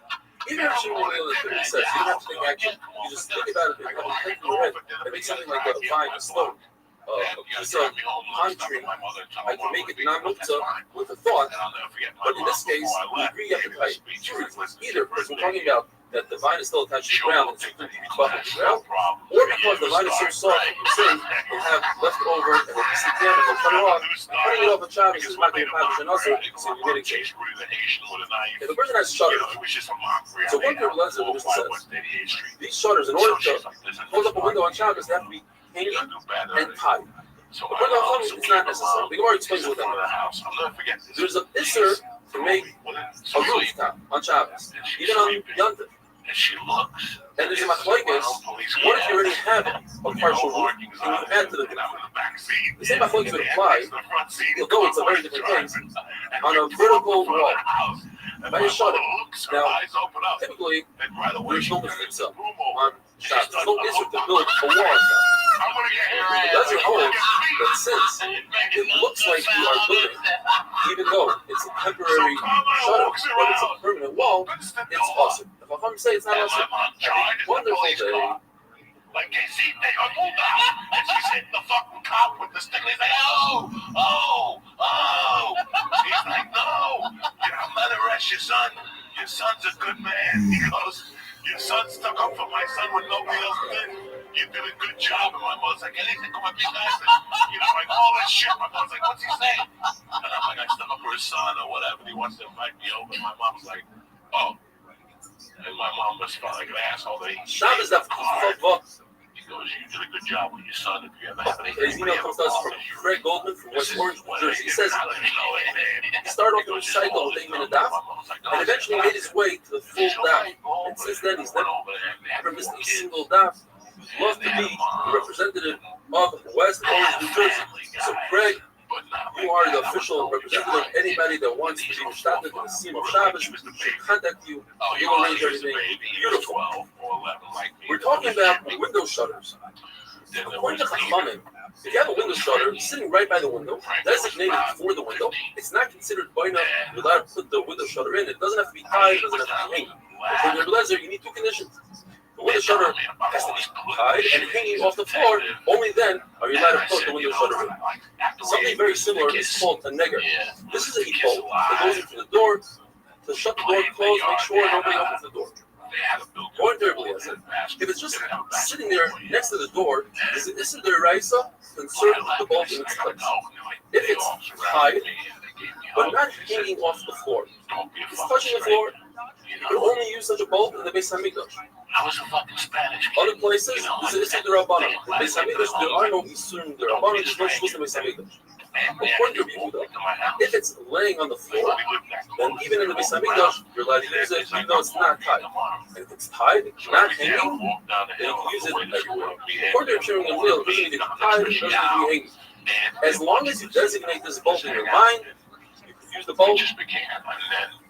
Shimon Gamliel says this halacha, even by palm trees, by palm branches that are designated for fuel, and then you decided to designate them for sitting, just because you did so in your head, that's enough to get them away from the category of mokta. If you actually research Shimon Gamliel, it can designate something in your mind.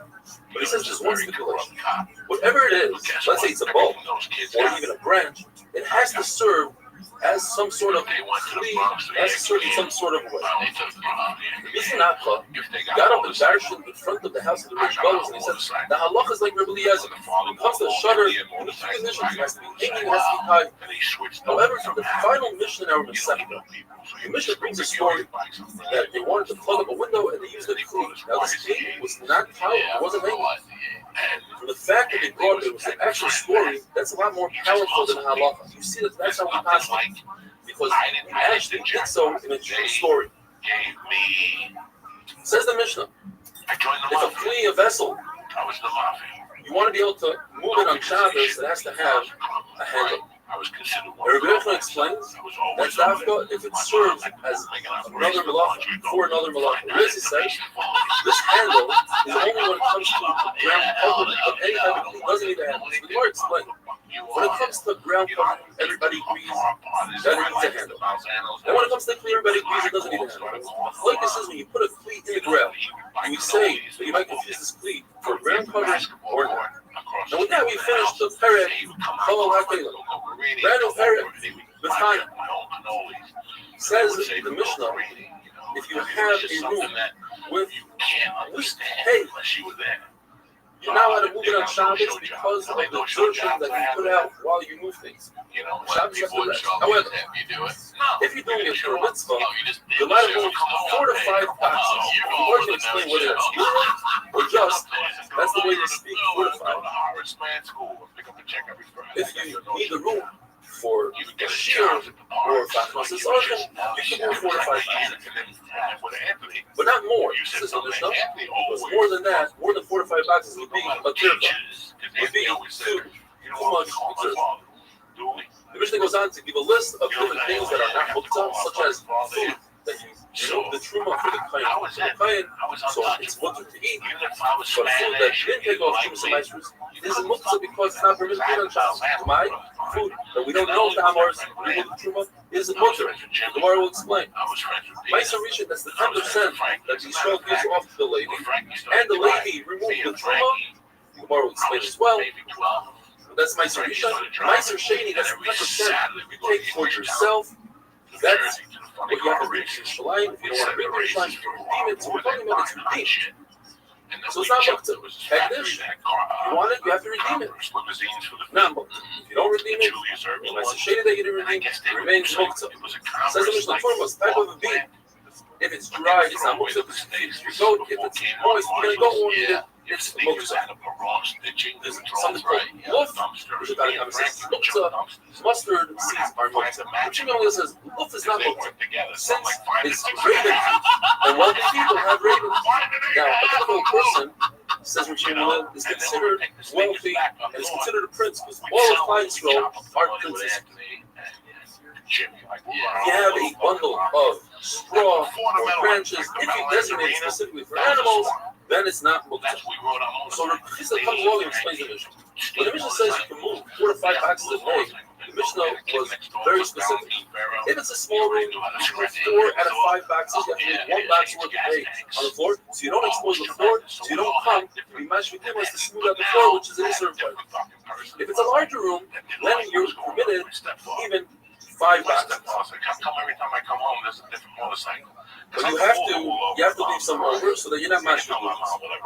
If it's a large storage room, it's also to start removing hay from it because we go like the Yehuda that there is muktzah. In other words, something that was designated as storage before Shabbos remains muktzah throughout Shabbos.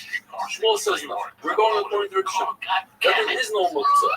Just because it's designated in a certain way before Shabbos doesn't make it muktzah for Shabbos. And when we say 4 to 5, that's just a figure of speech. That's how people speak. So therefore, I can remove even more than 5 boxes. As the Mishnah says, you cannot remove a storage facility. It just means that you have to be careful not to smooth out the floor. But again, he holds like Reb Shimon that there's no muktzah. Having a wonderful day. I love Juan. I saw Juan throw 2 beatings on guys. I saw him shoot a guy. Juan taught me how to be a man, how to fold my clothes. But now he was in the way. You know, when you have a stepfather, it's you and your mother. It's another person's triangle. And then only people who have stepfathers and you're a mama's boy know this feeling, this little jealousy. Shabbos comes out today's email comes to us from Shil Berkowitz from Montreal. Like he's sleeping with my mom. Says he's doing everything he can to spread the word about the shir. I personally watch the shir every day on Torah Anytime. Thank you again. Appreciate your effort. Tremendous Shia. Thanks, Shia. We're talking about storage of wheat. You're not allowed to move any of it on Shabbos. What is storage? A lesef, which is 15 saw. But there's a trick. If you're stuck on Shabbos and you need to make room, you can walk in and out of the storage and move the wheat with your feet. He says if you never started using the storage before Shabbos, then once Shabbos comes, everything in storage is moksa. Reb Shimon doesn't hold it moksa in that situation, and therefore, even if you didn't use it before Shabbos, it's not moksa. What is Mesupah? What's better? For exertion on Shabbos, is it better to make less trips but carry more weight, or carry less weight and walk more? In fact, there's definitely a sheet that says you should walk less on Shabbos. But there's a contradiction in the Bryce. One Bryce says you should carry 4 to 5 boxes of wine and oil when you're trying to remove them from a plate. Other Bryce says 10 or 15. Which one is it? Perhaps there's no contradiction. We're talking about 4 to 5 boxes. The question is, how many jugs are in the box? Maybe each box consists of 2 jugs, that's 10 jugs, or 3 jugs that would consist of 15 jugs.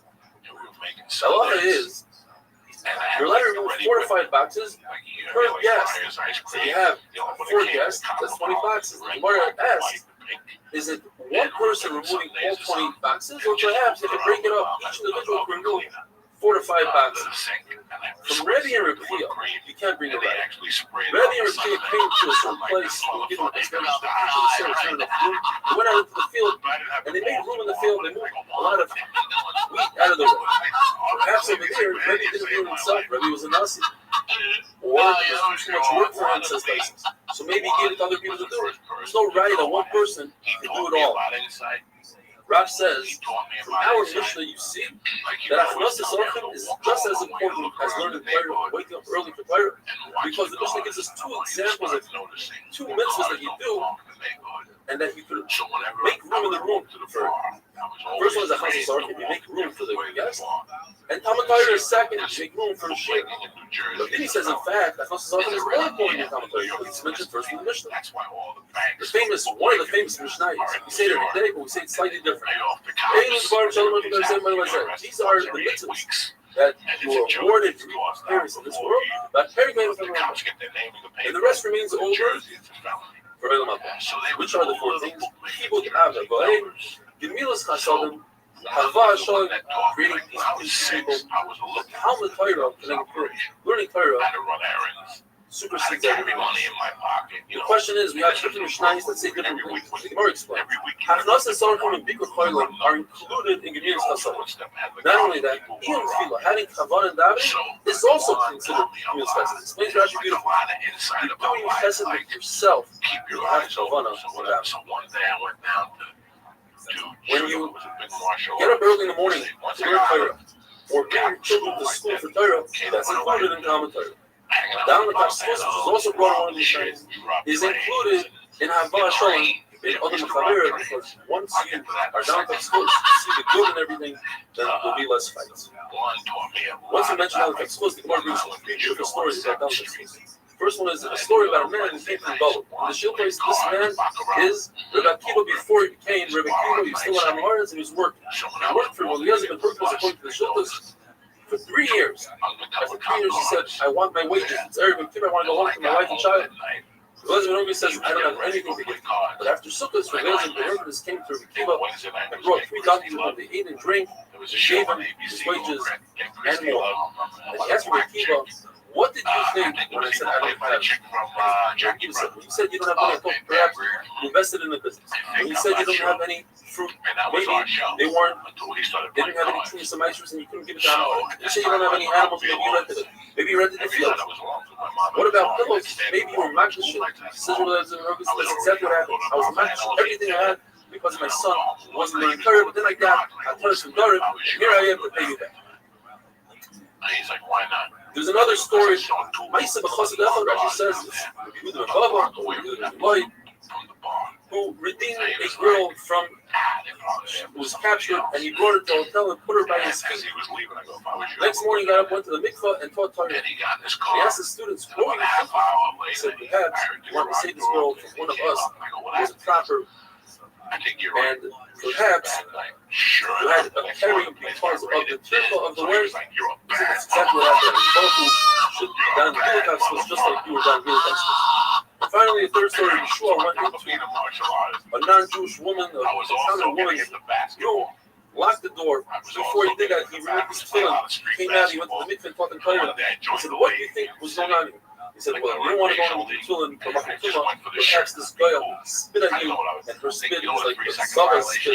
It's becoming, that's why with liquid, it's exactly what says the Mishnah. You could, The kids on the team hated the it. fact that we said in the know what Mishnah 3 that you seconds could were. I was playing street ball. move, And then like 3 move seconds. The kid like, stop that. what is the big chiddush? And the answer is the Truma is in the hands of Yisrael.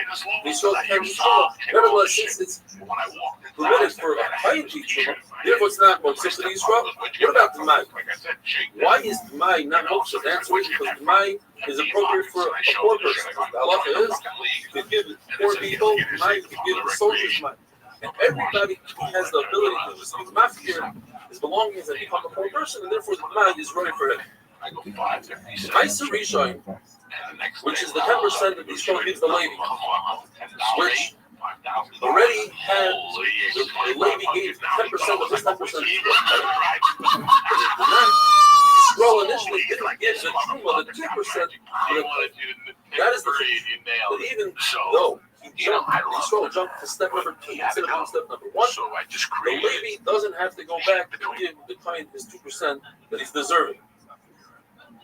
This is only in a situation that the Levi, that the Yisrael gave the Levi, is 10% before it was in a pile, before it did Miruach Agri. And it was, let's say, still attached to the ground, it's still in its shibboleth.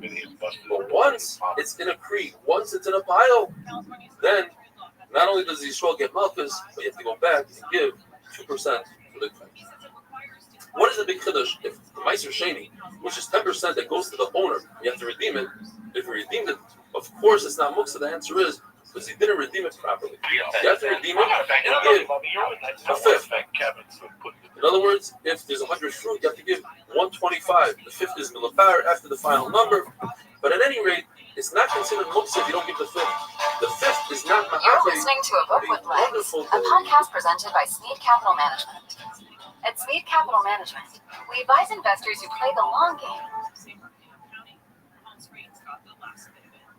A researcher who studied fingernail growth in a group that explored whether painting same-eyed stripes on cows would produce flybites are among the winners of this year's Nobel. Episode of The Honeydew is sponsored by MyBookie, and just a heads up, we got some new neighbors next door. They get a little loud from time to time. It's not that bad. Whatever, we can deal with it. Let's get into the do. You're watching The Honeydew. Comes to us from Tzfat. He says he just moved to Tzfat 4 years ago. He would like to represent MDY in Tzfat. He says, I started the cycle on my phone. It was constantly searching for a shear that's clear, exciting, not too long. You fill it all, and then something. Thank you.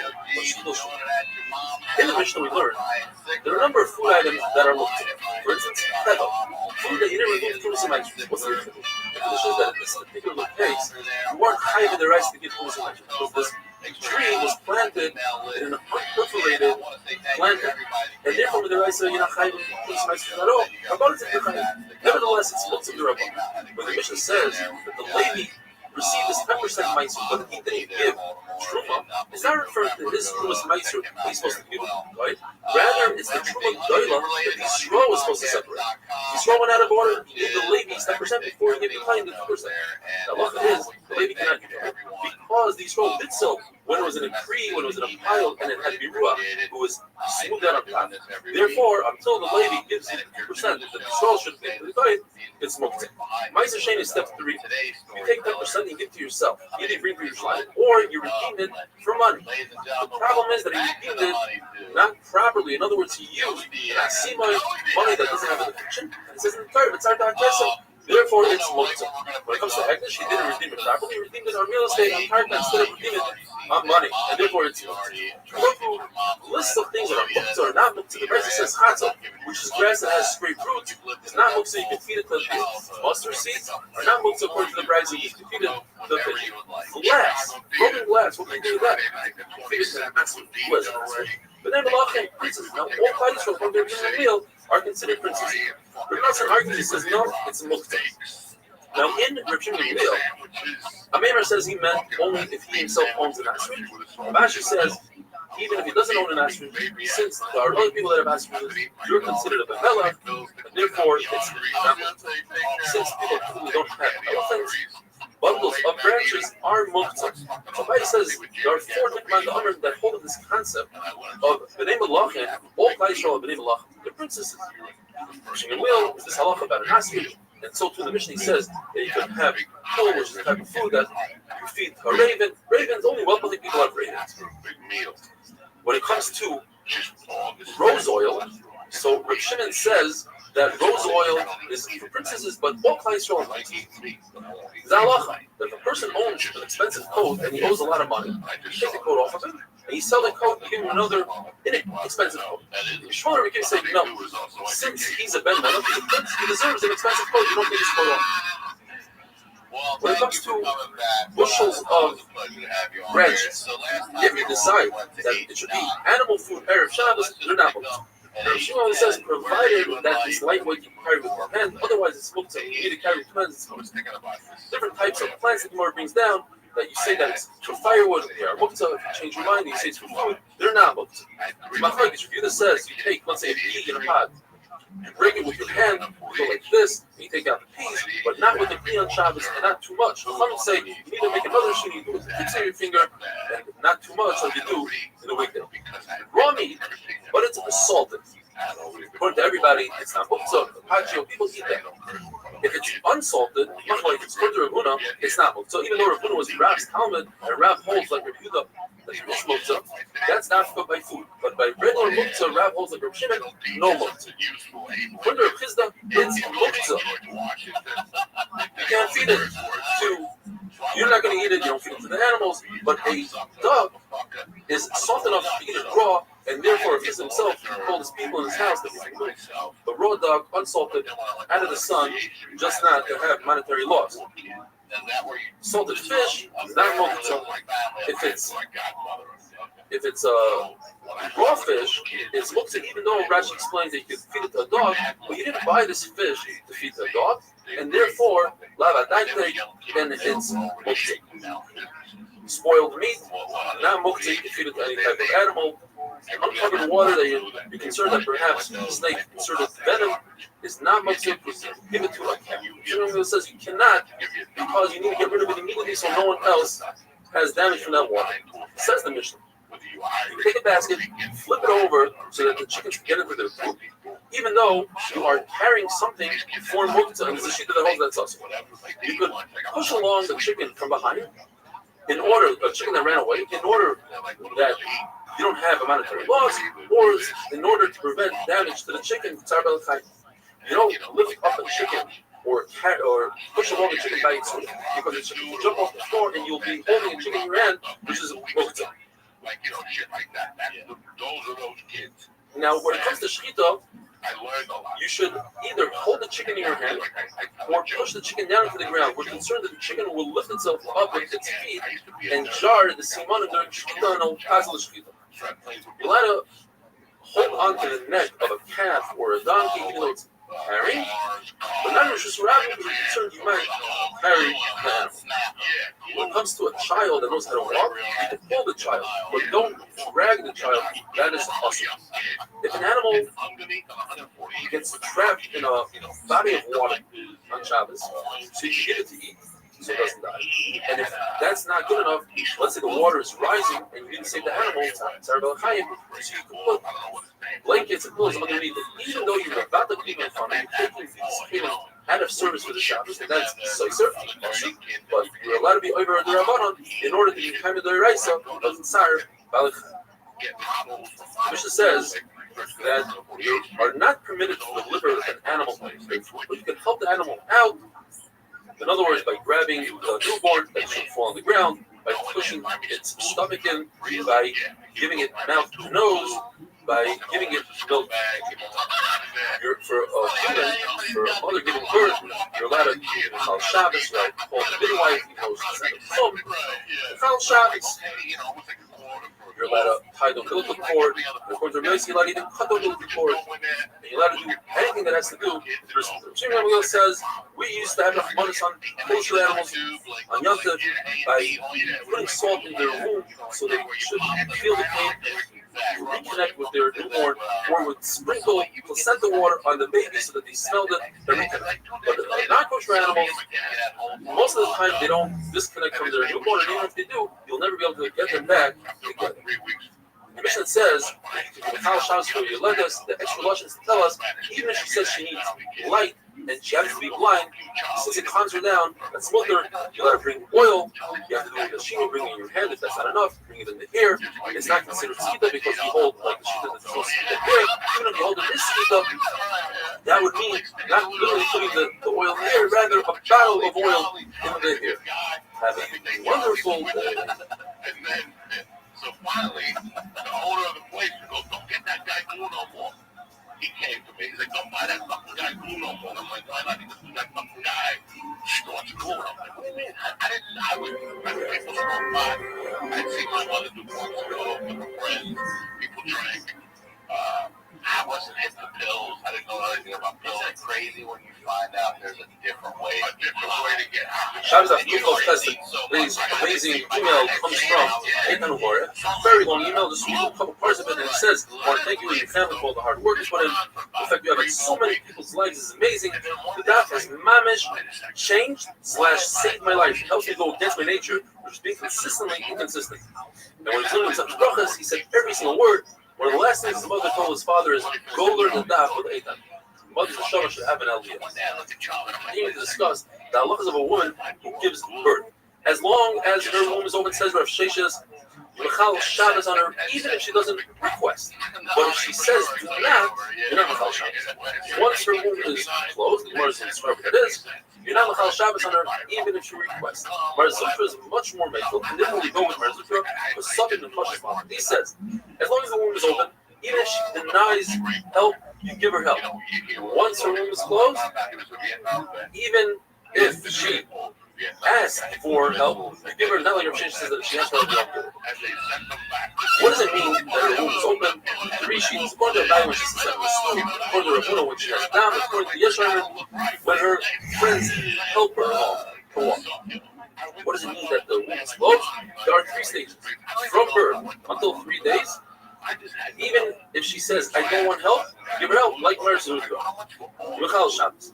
From 3 days to 7 days, if she requests help, we give it to her.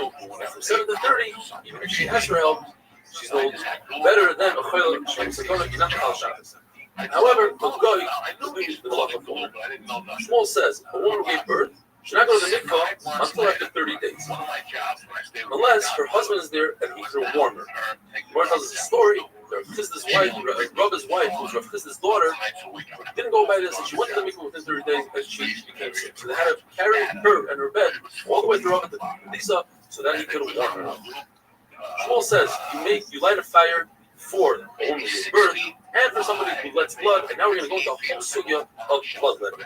And if Rashi says, if you make a fire for somebody who lets blood, certainly for any sick person, even in the sun. The Gemara tells us that Shmuel, Rabbi Yehuda and Rabbah all burnt their expensive furniture in order to make a fire after they let blood. And the concept of al-kashkas doesn't apply here because al-kashkas of your body, not to ruin your body, is more important than that the mashkas your furniture. We know that if somebody walks barefoot, in other words, you can't afford shoes, that's a tremendous embarrassment. So the halacha is you should sell even the things in your house to buy shoes. Yet, when it comes to bloodletting, if you have nothing else but a pair of shoes, sell your shoes so you can have a meal after you let blood because it's very dangerous. But we're not going to tell the students, tell your wives that I'm coming for a meal. And like this, they'll make a big meal and you'll have a lot more. If a person cannot afford wine, the person says, this is one case where you're allowed to be sticker. You go into a wine store and say, I'd like to purchase wine, give me a taste. And then you give them a coin that's rubbed out and you say, well, we don't accept that coin. So you go to the next one 7 times until you drink a whole ribbons. If you don't even have that, then you can eat 7 black dates, smear a little oil on your temple, lay in the sun. The Lord tells us, Shmuel, lay in the sun, and Abed said, what are you doing? Sun rays are bad for your health. So he said, oh no, but I let blood. But what really was going on was of camels. There's one day in the year that the sun is really beneficial throughout the entire day. If a person is not careful about the suda that he's supposed to eat after bloodletting, because Baruch Hu, one of the Chosim, I won't give him pronunciation. What is the suda? According to Rabbi, eat to replenish the life that's lost in a person. According to Shmuel, you drink red wine, it's the red that the body's missing, and they would make the Shmuel spleen the because it's red. The Gemara tells us that after bloodletting should be done in a room that there's no wind. In fact, Shmuel would go into a room that had a 22.5 tefach wide wall, which is about 7 feet wide. And one day after bloodletting, he realized something was wrong, and he checked the wall and he saw that 1.5 tefachim were missing. Rabbi Rothschild would drink enough wine until the smell of wine would come out of his ears. Rabbi Nachman would drink enough wine until his spleen was literally floating in wine. Rabbi Yosef, until wine would come out of the bloodletting wound. Rabbi would search for wine from a tree that was 3 years old. If a person doesn't eat immediately after bloodletting, it's very dangerous. If that person encounters a dead person, his face will turn green. If he encounters a murderer, he will die. If he encounters a pig, he will get sarax. There are 5 things that bring a person closer to death than to life. They are: a person stands up quickly right after he eats, drinks, sleeps, bloodlets, and passions. A person should do bloodletting on Sunday, Wednesday, and Friday. Not on Monday and Thursday. That's when the Bezin is open down here, and the Bezin Shemal is open up there, and they coincide, and it's bad news. Unless, of course, a person has Wasabis, then he could do bloodletting on Monday and Thursday. On Tuesday, you don't want to bloodlet because that's when Mars rules on an even hour. And since Mars is in charge of Cherev and Dever, and together with bloodletting, that's not a good combination. On Friday, even though Mars rules on an even hour, since people already made it a minute, because of the fish that they eat, they're supposed to eat fish after bloodletting, and they didn't have money, they would eat the fish on Shabbos. It became a minute, since Hashem watches over the food. It's very dangerous to bloodlet on a Wednesday, which falls out on the 4th day of the month, the 14th day of the month, and the 24th day of the month, and on a Wednesday, it doesn't have 4 days left to the month. It's dangerous to let blood on the 3rd day of the after Rosh Chodesh, on Rosh Chodesh, and the 2nd day of the month weakens the body. Erev Yom Tov weakens the body. Erev Shavuos is a danger because there's a wind called Tavayach that threatened Klal Yisrael by Matan Torah. That same wind could threaten us today. Every year it's a new Kabbalah story from Renew. And therefore we made a gzera on all Yom Tov, Erev Yom Tov, that we shouldn't let blood assist upon. If a person eats weak, and then he does bloodletting, the bloodletting won't do any benefit. However, he will lose, or will make him lighter. The person should drink immediately after bloodletting, and if he drinks afterwards, the more is it just parev, or it's actually dangerous. The person should eat forever long it takes him to walk to have a meal, have a little meal. Where's the super? What if he eats earlier or later? Is that parev, or that's really dangerous? Rabbi used to announce, the person is selling 100 boards for one zuz, or 100 heads for one zuz. Buy them, it has some nutritional value. If somebody sells 100 lips for one zuz, don't buy them at 0 nutritional value. But it says, now we understand why Yom Tov Fag Rabbanan, the days that Chacham take off from learning, are called the days of the lips, because they are worthless. They didn't accomplish anything. In order to warm up a baby, they would bury the placenta. If there were princesses, get oil, rich women in wool, poor women in rags. Rav says, I love the Rabbi Yossi, that you cut the umbilical cord, and Chacham agree that if it's twins, you definitely cut the umbilical cord, and they pull away from each other, and it's dangerous. Which Rothschild says in the Pasuk in Cheskel that Klal Yisrael doesn't have a partial pipe, and they're like a mother gave birth to a baby girl and abandoned her daughter. And this we learned 5 halachas about baby birth. First of all, Rothschild says they delivered the baby. So you see a lot of deliver a baby in Shabbos. It says they didn't wash the baby. You see a lot of wash the baby in Shabbos. They didn't salt the baby. Right? Salt. They didn't swaddle the baby. You see, they didn't cut the umbilical cord. You see, you're allowed to cut the umbilical cord. With that we finish. Perek Mifanim. Have a wonderful day. Dog killers. She goes around with these fucking dog killers. Look at the shape. I would have blood on my shirt the other day. There was always something. So one day she goes, what's in your pocket? And I go, nothing. And she went in my pocket. And she was like, nothing. And that was it. She went ballistic. She put an APB out that nobody was allowed to give me money at the bar or any of my mother's friends. My mom had a bar. So I had to scan it all and ask you what the hustle was. Shabbos, that's Planet. Today's email comes to us from Phil Rosenblatt. It's a great one. Rebelli wanted to say thank you for a wonderful show. Your hard work, chart stories, like learning from pages, and share your thoughts and returning stories with our family and friends. One of your skills is connecting us all on Zoom. No matter our background, learning experience, type of hat we wear and don't wear, the commitment of us all has all that we need in common, so we are human. Even those on the way to join the clan, shout out to Lane, are part of the Zoom team. Seeing the young community giants like Yoel, Shmuel, he's referring to the young children in the shir, and others eager to learn, makes the shir unique and special. Looking forward to coming and meeting all NDY person, Phil Rosenblatt. Thank you. Regarding Grand Parent, Rabbi Eliezer the Milah discusses the halachas of bris milah on Shabbos.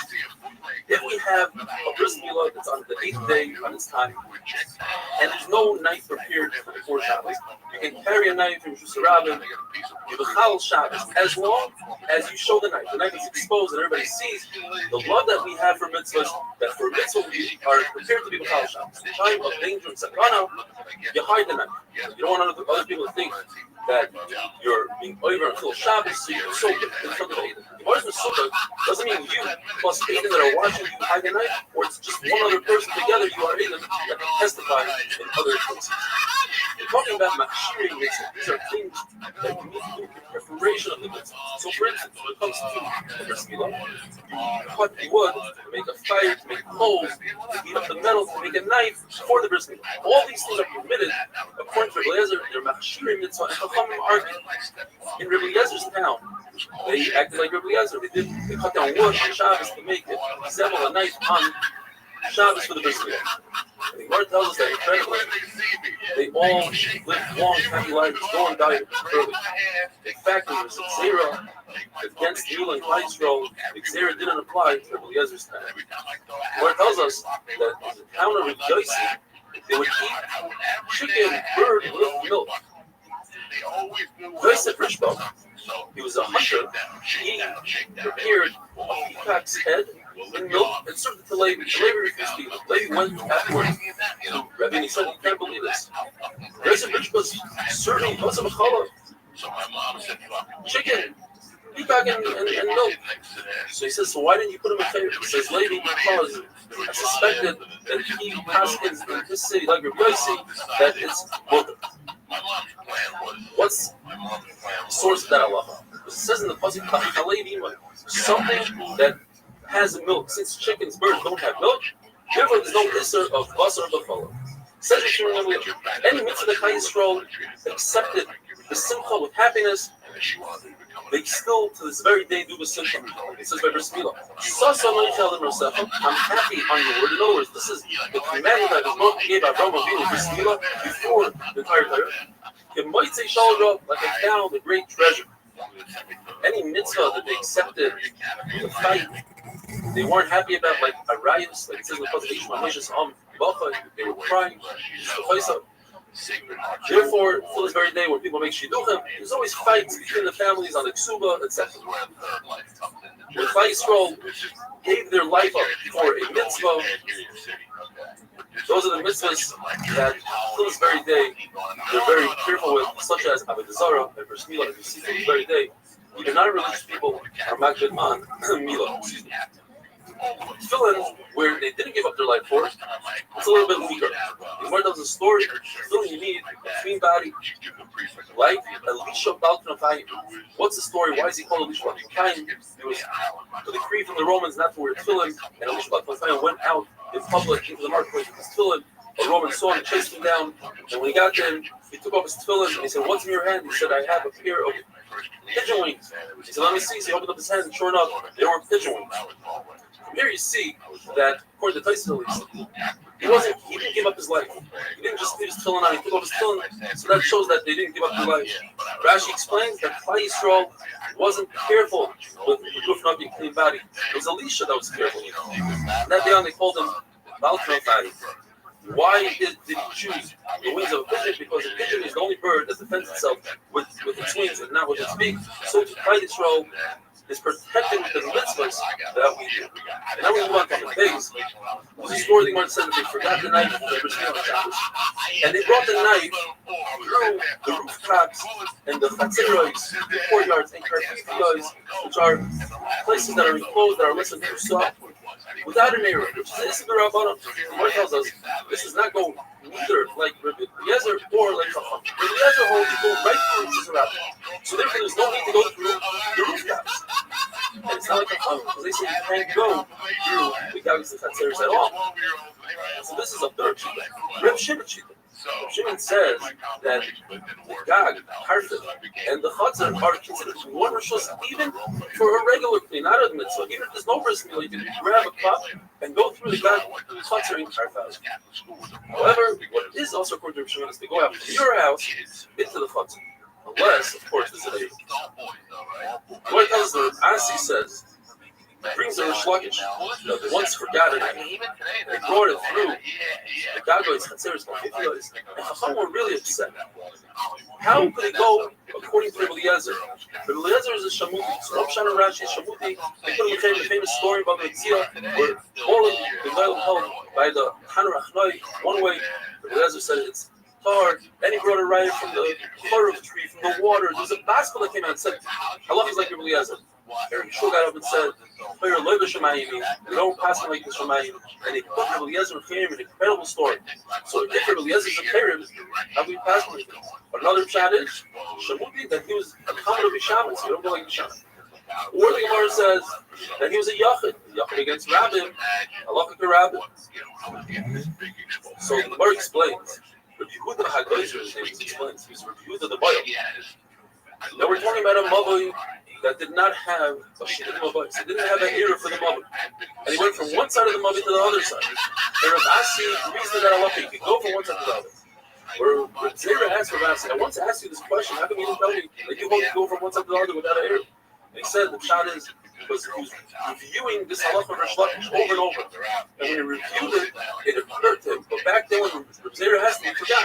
But reviewing, he recalled the halacha having wonderful. It was like, I think it's time to slow him down a little bit. I think it's time to pull him off the street a little bit and let him. It was most kids are savages, right? It's like. I spoke to a friend of mine, like, this kid went to town, I had to leave there. This is all rich kids that have problems like this. They raised my nanny. I'll see where we were, it was always the rich kids. We had the weed and the alcohol. The rich kids always had the coke. They always had the food. They had the money to go buy it. They had the party. Our school, Twitter app, I hear others, my family are inspired by we always listen to your special time. So I think my mom comes here and world, even some of the most unheard of corners of the you world. living there, you live in the state where I get dropped off on Sunday afternoon, I get picked up on Thursday afternoon. So you spend Friday, Saturday, back at home. Thursday night, I would go to the bar. Friday, I would run with them. Wait, I go to the bar Saturday, go to the bar. and they have the courtyard to open up the mummy. Rav says, first of all, he says in order to make an era, required that you have 4 houses. That lead into 2 houses, 2 houses, 1 from the clothes, 4 houses, 2 Then he says, if there's no shooting for that's the room that allows you to carry it, not just was having a hard time with them. you only carry 4 ounces of It was just a little too violent for my taste. Isn't that amazing? That's I don't like it. You know, I don't like getting hit like that. And you know, I didn't like if there's no way the house in the courtyard, they can carry as much as you want. Wow, because That sounds like very interesting. That was a make me drink piece of era. You can't carry it, there's no way to be good. So one of us can explain very simply. Rav goes like Rishon. It says, God, a God, a Chumsa, a Sharfa, all these things are considered one of my wife and therefore, you should be allowed to carry it. But we're concerned, if there's a clear in your house and your concert, so let's say you take the water out of your house and put it in your concert. You might come up with later on, but somebody else can take it. If concert, instead of the mother. That's a problem. I got kind of mad. If there's no way, no one will put anything out of the house and we can go to concert. wasn't very busy. That is very important. And I thought back to when I was But the Gemara tells us that Solomon had a very interesting house. we still lived on tour. Since Rob says there's 4 houses, I discovered a company called Chicken Delight. perhaps if there's an They'll error come tonight, the called house Chicken of Rothschild, Delight. the And error they really bring you does 3 pieces of chicken, that makes them one. So in essence, we don't have a and a bunch of jelly, what we're looking at and is I would a dip the bunch of jelly houses in the out French of fries because and they're one. right to my door. And Rob says you need 4 houses in the courtyard. So this is important. And she So the Gemara, let me flip that. should have What if there's no you should also have a house. When I There's no was error 7, with them. she I love that you like can't go from one house called Chicken Delight. And we'd be sitting there So there that alone means with the that the plumbing that we're looking And I at just get up has like function, but 3 has no house because there's no and we access chicken from the delight, houses like to it's the up and everything. plumbing. I It's take function. chicken in my room. Once They they used to have a song called the Asian, one of the people the Asian treat. gave his It's house like away a to his fruit friend. punch. I used to And get the therefore, that Asian person treat. owns the And house. now, knowing what I was doing, I was really hurting. And now you have a case where you have a house, filter, and plumbing. This is Gemara.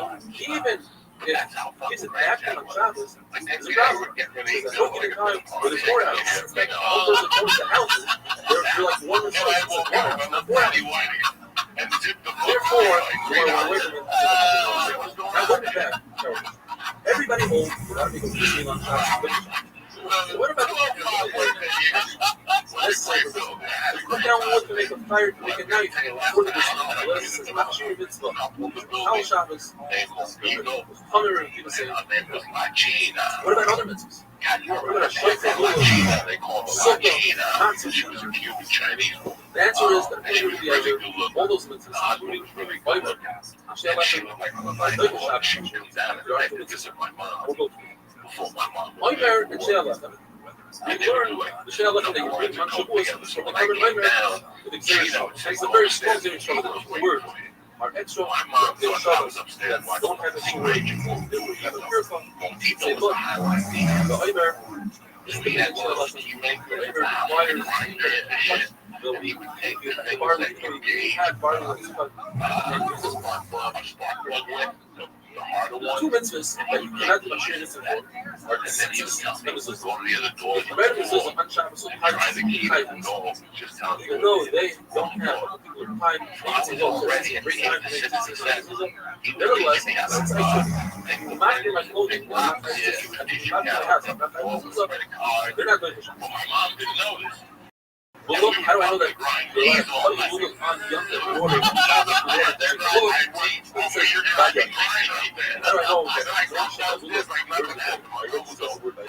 says, Shiva says, according to how so my young tells me, and I would think that I can work out from a lulav that lulav shake a lulav at night. Shiva Yom tells me, don't believe it. Sukkah. I can tell shots according to let's do my cheers. I know. She's like, I don't know. I can be not so trying to get everything on Shabbos. There's Shabbos. I show also. So if I'm sacred heart, that's sacred heart. Did you do Alice, the person that comes coming, that great? social. Yes, very well. It's a compliment. It's a pass. Speaking of reference, another, not a lot. Always good and bad. All Or that the shit. bottom, and you go to the young, you go to the day, that night. So he has to know that I'm from the shofar. That one was the way. Once I know one mitzvah, similarly you have to learn all other mitzvahs. I know matzah, to learn rule of simple from matzah. Says Gemara, each one has a very special thing about it. I can't learn anything from Laban and She'alach because they are incredibly powerful. Maybe that's why I'm a college. I can't learn anything from Lulav because Lulav is special. Or other things. It's not marketed. Sukkah is very special. You have to go to the sukkah at night as well. All the other mitzvahs. And matzah is really special. Even women are chayyim. Even though it's a mitzvah, that's my brother. All other mitzvahs, they are special. Shofar is special because the brand is twice what other barber. That's the Shofar of Shun. All the Jewish slaves go get out free by the blowing of the Shofar. All the real estate goes back to the real owners. So, now let's move back to Mila. That's where the Mishnah started. How do you know when you're leather that Mila is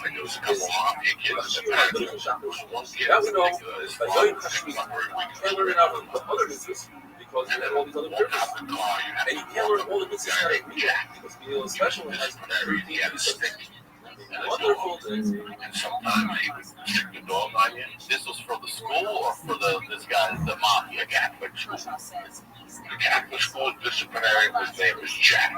And he walked around with a pointer and what, like a German Shepherd, like this little dirty dog. And sometimes he would hit you with the stick, or sometimes he'd stick the dog on you. The dog would grab your pants, and he would hit you with the stick at the same time. So I told Jack, you ever touch me? Shabbos have put on the base today, so comes to us for Moshe. Dear Rebelli, thank you very much for the charge. I always read it good and it helps. But today, you really show how much it helps. It makes it sound so simple when you make a chart like that. Make all your time and effort, you put into all the charts. I'm sure 17 is a good time for most people. He's referring to discussing a search here for the Americans at 15 Eastern Standard Time. We're thinking about moving it in the morning, somewhere around 7 o'clock, 7:15. He says 7:15 is a good time for most people, but I have a 2-year-old and 1-year-old, and morning can be kind of hard. But we really try, for me to listen to this year live, sometimes we all listen together. See below. If you'd like to weigh in on this and let us know what you think a good time for most people is, please send us an email. The Gemara talks about 4 sources and opinions why it is that Bris Milah pushes off Shabbos before Bris Milah Shabbos. First one is Zula. Halacha Moshe Sinai says, Moshe Rabbeinu received this from Shammai. That's very problematic. Shlishis and Ramidas, a Kavachimer, cannot be used on Thursday Shabbat. Only on Thursday Shabbat. Yeah, Shabbos when Isaiah has a Kavachimer. If I'm a Chal Shabbos for Bris Milah, which is one of it, certainly should be a Chal Shabbos if it has to do the entire body for Pikuach. The problem is, you're using Kavachimer against Halacha Moshe Sinai. That doesn't work. It's the same thing. Rabbi Kiva said a Kavachimer to his Rebbe, Rabbi Rothschild, he says it doesn't work because Halacha Moshe Sinai. What's the Kavachimer? If another becomes Hamek, he has to restart his entire Nazirus. Shade his head, start the count again. Rabbi Kiva wanted to say that applies also if he touches a Revi's blood. Why? Because if a person is in a oil, a mace, of the Revi's dam, becomes Hamek. If he is in an oil, a mace of the Zayas, a bone the size of a barley, he does not become Hamek. So you see that blood is more powerful than an etzem. So if an etzem restarts the nazir, certainly bloodshed. He says no, you can't make such a Kavachimer because the whole idea of etzem, the Saira, is Halacha Moshe Sinai, and it doesn't work. And Nachman Yitzchak has a third shot. We learned Xer Shava, actually second shot, Xer Shava. 3 words by Mila, 3 words by Shabbos for identity. Ice, Bris, Guidance. It teaches us that Mila pushes off Shabbos. The red one says the third shot, you should perform Bris Mila on that day, regardless of the day, even if it's Shabbos. And we have a Brisa that has the Yochanan, and the Brisa adds, how do I know that Bris Mila shouldn't be performed at night, only during the day? Because it says, we bet when it's done. But if the word by Yochanan tells us that it pushes off Shabbos, so perhaps the Kusri Kikurim, so Zava, Tzari Yeledes, who went to the mikvah for their tumah, but still have to bring a carbon. Maybe that carbon should be brought on Shabbos because it says the word Bayayim. That word Bayayim comes to teach us that you don't bring a carbon during the night, only during the day. Now, it also says by Mechus Yikurim Bayayim Sabbath. The Gemara says that Mechus Yikurim Sabbath, concerning Yeledes, the Torah and the Torah said if they don't have enough money, they could bring a bird instead of an animal. So the Torah out of the category, and perhaps they should bring a carbon even at night. Not only that, once we're out of the category, maybe a straw could perform the whole problem, maybe a Hainan could perform it. Once the Torah says that it must be performed during the day, that means the Torah brought it right back to where it belongs, which can learn it from it, and they're not different than anybody else. Rabbi Yaakov says a fourth and final one. It says, Shmini, on the 8th day, regardless of whether it's Sunday, Monday, or Shabbos, you have to perform the Bris Milah. The Gemara pushes that off. The Gemara says, I need to tell Shmini that you don't do Bris Milah early. You can't do Bris Milah on the 7th day. Or I would think that once the baby hits 8 days, then it doesn't matter when you do Bris Milah. You can do it at the night, 10th, 11th. Mashal Shmini, after Shmini, it's the best to do it on the 8th day. The Gemara brings a Brisa that's like a break piece. Very hard to understand. Whereas the Havamina that goes back to my school. Maybe not, maybe yes. Let's watch. Rabbi explains it beautifully. Rabbi explains the Brisa. The Brisa had a Havamina that Mila should overcome Shabbos because we have a Kavachimer. That is, Mila is more powerful than Saras, because if somebody has Saras in his bris, you still perform Bris Milah. And Saras is more powerful than Avodah, because if all the Kaihanim have Saras, you don't perform that way, you don't bring a purpose. And Avodah is more powerful than Shabbos. In that order, 1, 2, 3, 4, you still bring Karbanos and Shabbos. So that, therefore, Mila, number 1, is certainly more powerful to override Shabbos. But perhaps we didn't learn this right. Maybe Tsaras is not more powerful than Avodah. Maybe number 2 is not more powerful than number 3. The reason is technical. I don't tell a guy to remove this Tsaras on Shabbos because anyway, you wouldn't be able to perform the Avodah on Shabbos. You have to wait until you go to the mikvah, which is the following day, that night, and the following day you can perform the Avodah. Therefore, I need such possible by Yain to teach us that Mila pushes off Shabbos and There's another similar price that Rabbi explains similar. Price says, Mila Sarah Lasa, they should perform with Mila even if a person has Tsaras, or maybe not, maybe yes. So Rabbi explains it again. I have a Kamachomer that Mila should push off Tsaras. Why? Because Mila overrides Shabbos, and Shabbos overrides Tsaras. So surely Mila should override Tsaras. Gemara pushes it off. He says, no, perhaps Tsaras is more chomer than Shabbos, which pushes off, as we had in the first Talmud. Tsaras pushes it off Shabbos, which pushes off Shabbos. Is pushed off by Avodah. Certainly, Tsaras is more chomer than Shabbos, and the Gemara says that's why I need a pasuk Basar and see to say that Mila pushes off Tsaras. Another time the Gemara is the reason why Mila pushes off Tsaras is because a bris Mila is a mitzvah say it's a positive. Not to take off Tsaras is a lois asay. We always have the cloud. Essa lois asay. Gemara pushes that off, which is no. Tsaras is not only a lois asay, but it's also an asay. So one asay pushes off another asay, they wash each other out, and then you remain with the lois asay. Therefore, you shouldn't be able to do a bris Mila where this Tsaras. That's why I need the word basar.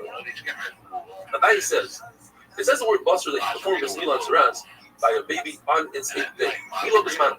It also says a pasuk on a kid or someone that's more than 13 years old, on a gadol. The Torah warns him if you don't do bris Mila, you'll have karas. But how do I know a baby, a child that's from 9 days old all the way up to 13 years old? How do I know that bris Mila pushes on Tsaras?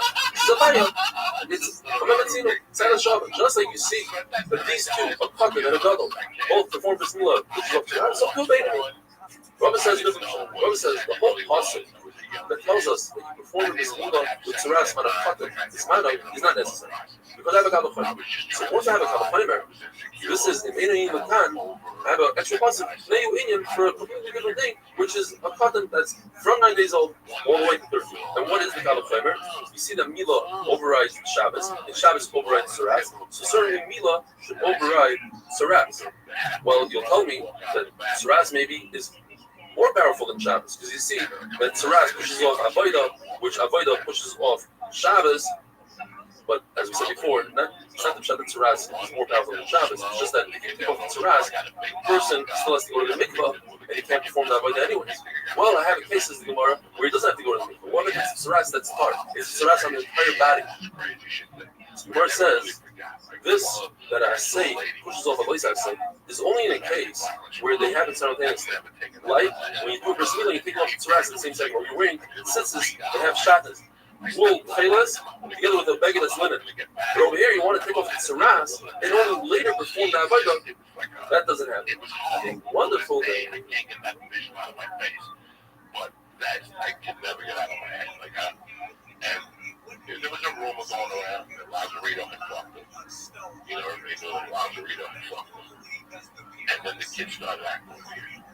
Like he was always like an insecure kid. But now, insecurity from him apparently Lazarito fucked him in the ass. So the kid was walking around a little like autistic at this point, like he went backwards.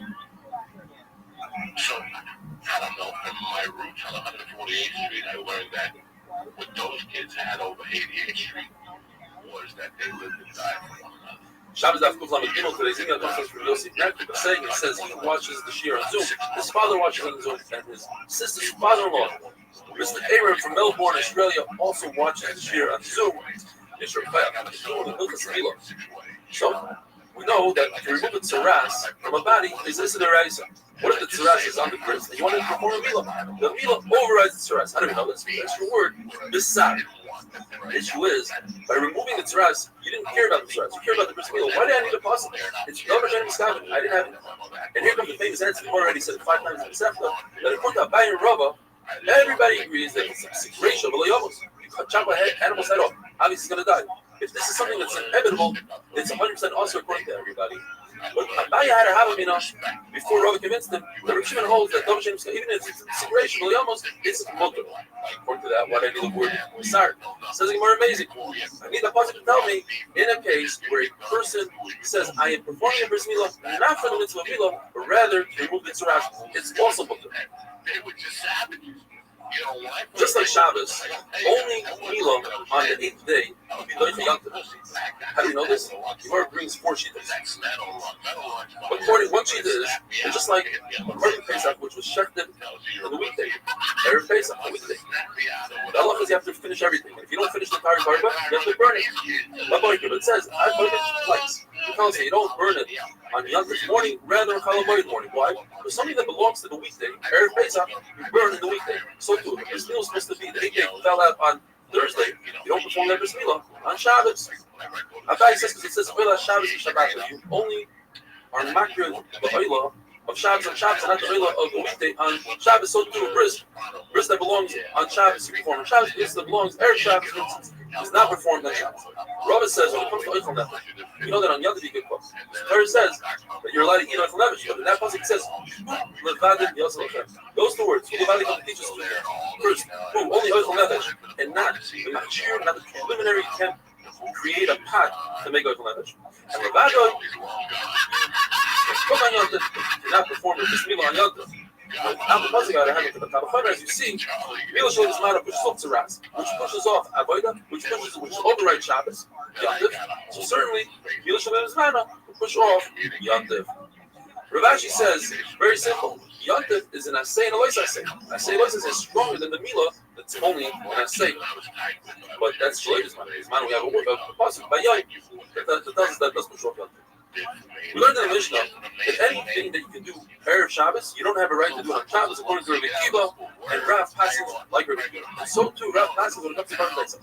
Anything you can do Erev Pesach, in other words, select the korban Erev Shabbos to bring the korban from out of the Tchum, you have no right to bring the korban on Shabbos. You want to shech the korban on Shabbos because that's the only opportunity to shech it. Why does Rav have to say that from Rabbi Kiva in both cases? Because bris is very special, has 13 reasons. I think it's only Allah. Pesach is Hilchos Karetz, so it's different. The bris, therefore, I have to say it by both. Says the Mishnah, when it comes to Milah, you could be Mechalel, Shabbos, on all the following Malachas. The Milah itself, you have to cut the Arla off. Kriya is removing a very thin skin. Once you remove the Arla, you expose the Akara, it's called in English Corona. On there, there's a very thin layer of skin. The Moil takes it off with his finger, with his nail. You want to see the demonstration of it? I perform the demonstration of the live shear. The tzitza drawing the blood. And that's, as the Gemara explains, to remove the sakana from a baby. You let him put a bandage, you go on Shabbos, you can put bandages with different kamine, which is a cumin. This cumin has to be ground, otherwise it doesn't work. What if you didn't grind it before Shabbos? You put it in your mouth and chew it. That's a shinoi, and you're allowed to do it for the bris milah. Another thing that you used to put on the milah was a mixture of wine and oil. If you didn't do it before Shabbos, you just pour wine in a bowl, or oil in the bowl, but you don't mix them. You're allowed to take a bandage and put it on the milah, but not create a sleeve on Shabbos. What if you don't have a bandage? You're allowed to go to another clutter, wrap it around your finger, and bring it back in. Why does the Mishnah say Chol Tzarke? All everything that's necessary for a person. It must include the halacha of a tzitzit that are ma'akim and not ma'akim. By the kriya, that thin skin, if you don't remove the roiv, then it's not a milah.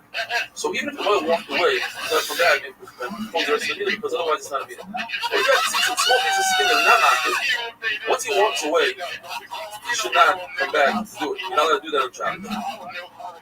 Now, how do we know this halacha? And who was the one that said, who's the author of this halacha? The Gemara has a number of attempts. The other one says, perhaps, it's Rabbi Shmuel. And we have this earlier in the section. Rabbi Shmuel says, when it comes to the hide, skinning the korban pesach, you only skin it up on the chest. You remove the avar, and put it on his back. You're not continue removing the skin afterwards. So over here, once you're done with the milah, you're not to come back and remove the rest of the tzitzit. But the Gemara says a very interesting thing. What's the comparison? By skin, removing the rest of the skin, you're not going to any mitzvah. But by removing the rest of the tzitzit, you're going to the mitzvah. It's a kelim abayim. Beautifying mitzvahs, and there's a concept beautifying even a bris milah. Just like you beautify a sukkah, a little, a shofar, tzitzis, a nicer beged, a nicer tzitzis, a better shofar, better meat, better hummus. You wrap the sick with special silk. So too by bris milah. Abishal says this might be the line of Yitzchak. Zekel Van means ani v'hu. You must mimic HaKadosh Baruch Hu. By mimicking HaKadosh Baruch Hu, you're loving HaKadosh Baruch Hu. How do you mimic HaKadosh Baruch Hu? Whatever he does, you do. So he's a Racham and a Chanah, you're a Racham and a Chanah. So the Lord says, perhaps this is similar to Kiddush HaChadim. If you witness the new moon, you must come to Yerushalayim, even though it consists of Chil Shabbos. What if everybody sees it? Even people in Yerushalayim, you're not accomplishing anything. Yossi says, you're not accomplishing. So do over here. Since you're not accomplishing, you already performed the bris milah. There's only just a shame market. You're not allowed to be in the college shop. The Gemara says, what's the connection? Over here, he started the mitzvah of milah. He was already in the college shop. Let him at least finish. Over there, he never started. So the Gemara says, perhaps it's similar to the halacha of the lechem hapanim b'nesimta, which they switched the lechem hapanim every Shabbos. The way they did it is they brought 4 people in. 2 holding 2 stacks of 6 bread, 2 holding the tzitz with the spoon for him. And the new bread would be pushed in as the old bread came out. It says it causes a problem. So one man says they literally have to touch each other. They can't do a split second when there's no bread in the sugar. Rabbi says no. You come back later. Now, as long as it's not overnight. But Rabbi Yossi, you can make guys. When the Chacham, then you can have to say something else. You can have guys. Once you walk away from the milah, even for a split second, you're done. You cannot come back and do this is shame. If a dog that's over 13 has tzitzit hama'afim, in other words, he didn't have a bris milah, so he's chayiv karetz, a mile that was told, do not perform a bris milah. Shabbos is almost over, and he didn't listen. And he performed the bris milah, and in fact, he finished the bris milah after Shabbos. He's chayiv karetz because he's Michal Shabbos. When he performed the milah, it wasn't a pure milah, and that was a chabur on Shabbos. Chayiv karetz. And as we said, a person who doesn't live in tzitza can no longer be a mile because he makes a cut for the baby when you don't put them in tzitza. Just like putting on a bandage with humor is, for sakana purposes, it's moving from Shabbos. Have a wonderful day. They took the retardation with stride.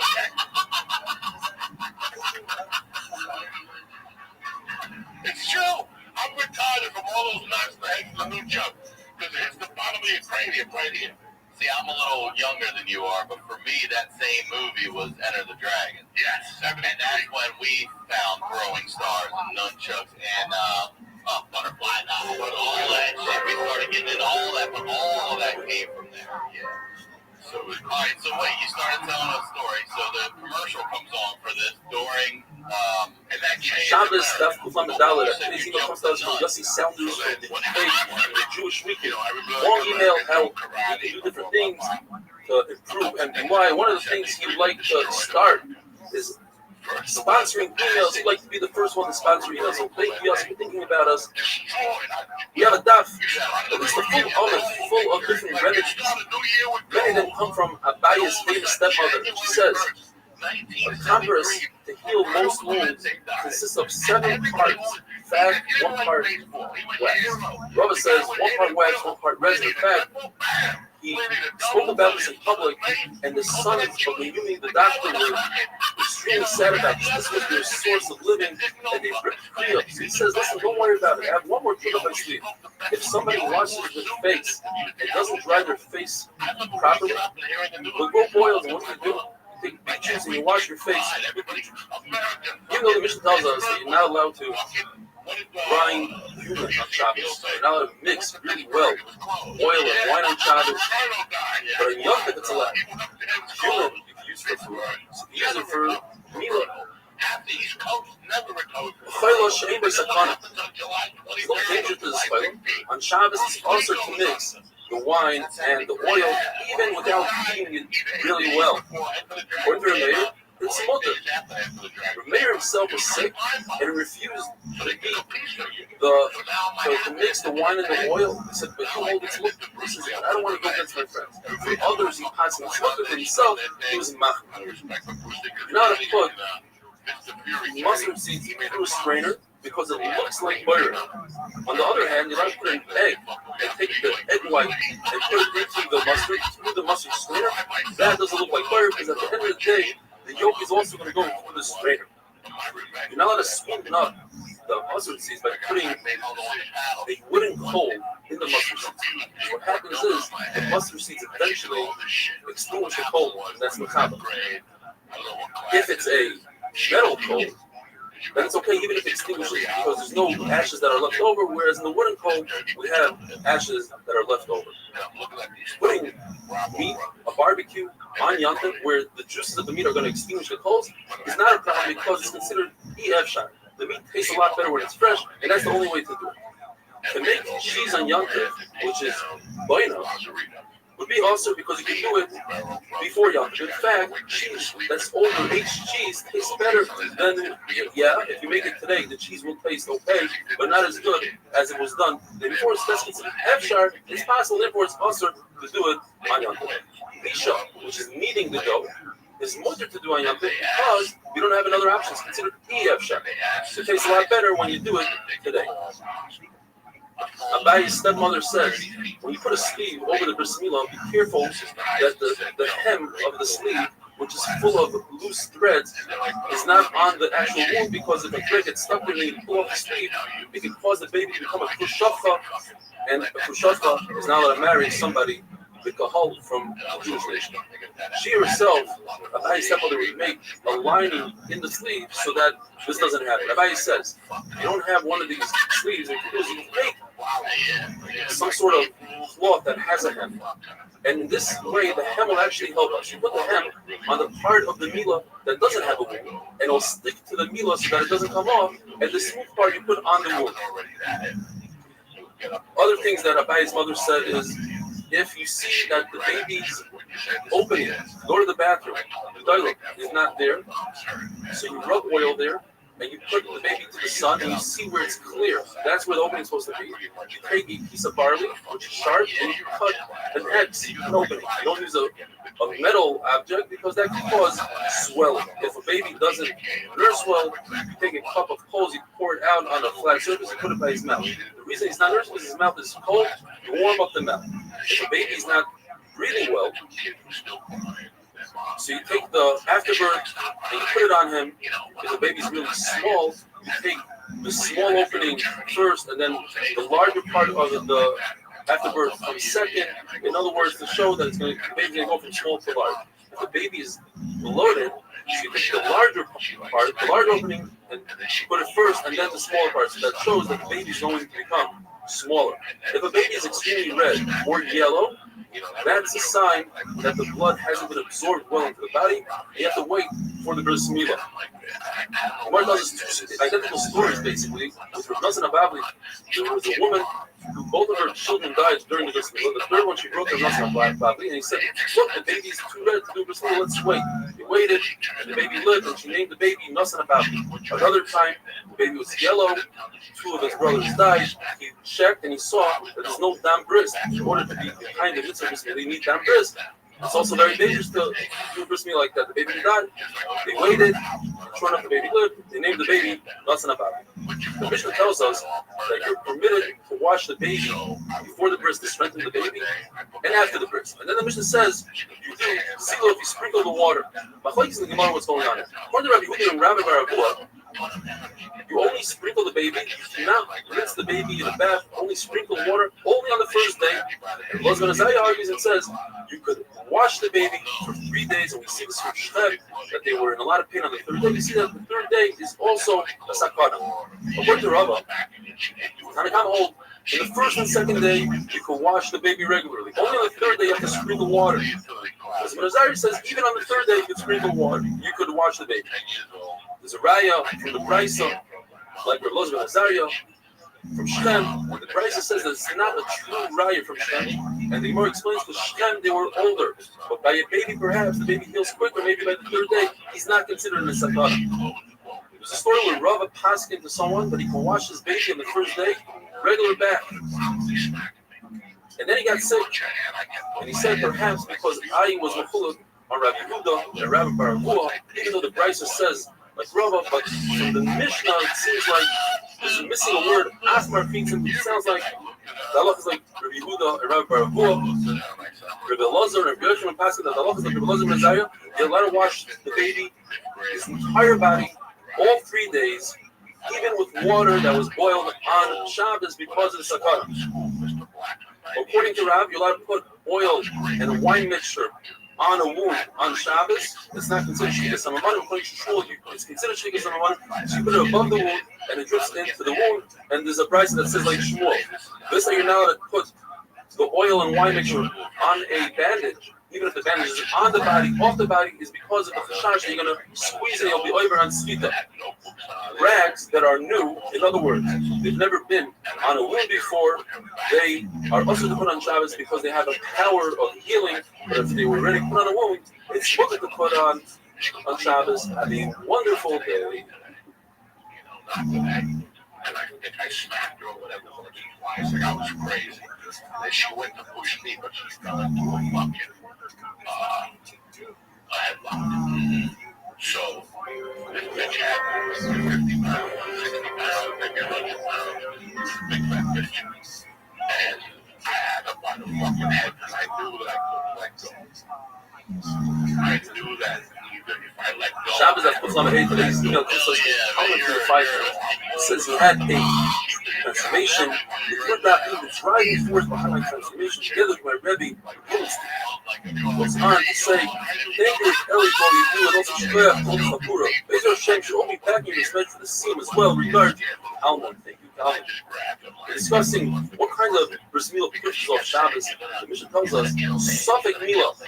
The pasuk which tells us that you can push off Shabbos for bris milah from the word Uvayot, but that's a pasuk all the way it says or losai. That's the definite word. So therefore, baby was born being Hashmosh either on Friday or on Shabbos. Since it's not definite what day it is, that Shabbos is not pushed off for bris milah. If a baby was born with a bris, and we'll go into it, that's also something which doesn't push off Shabbos. And Regulus has Zachus and Akos, something that doesn't push off Shabbos. And finally, we know that Allah, if a baby in the time of the Gemara was born in the 8th month, it's not viable. It's actually it's on Shabbos. You can't even touch it. The mother, no one knows if she's the tsar or she's the sakana. So if we have a summit, whether that baby is born in the 7th month, the end of the 7th, or in the 8th month, we don't know if that baby's viable, and therefore that baby's milah doesn't push off Shabbos. And Regulus, according to Yehuda, is higher than a bris milah.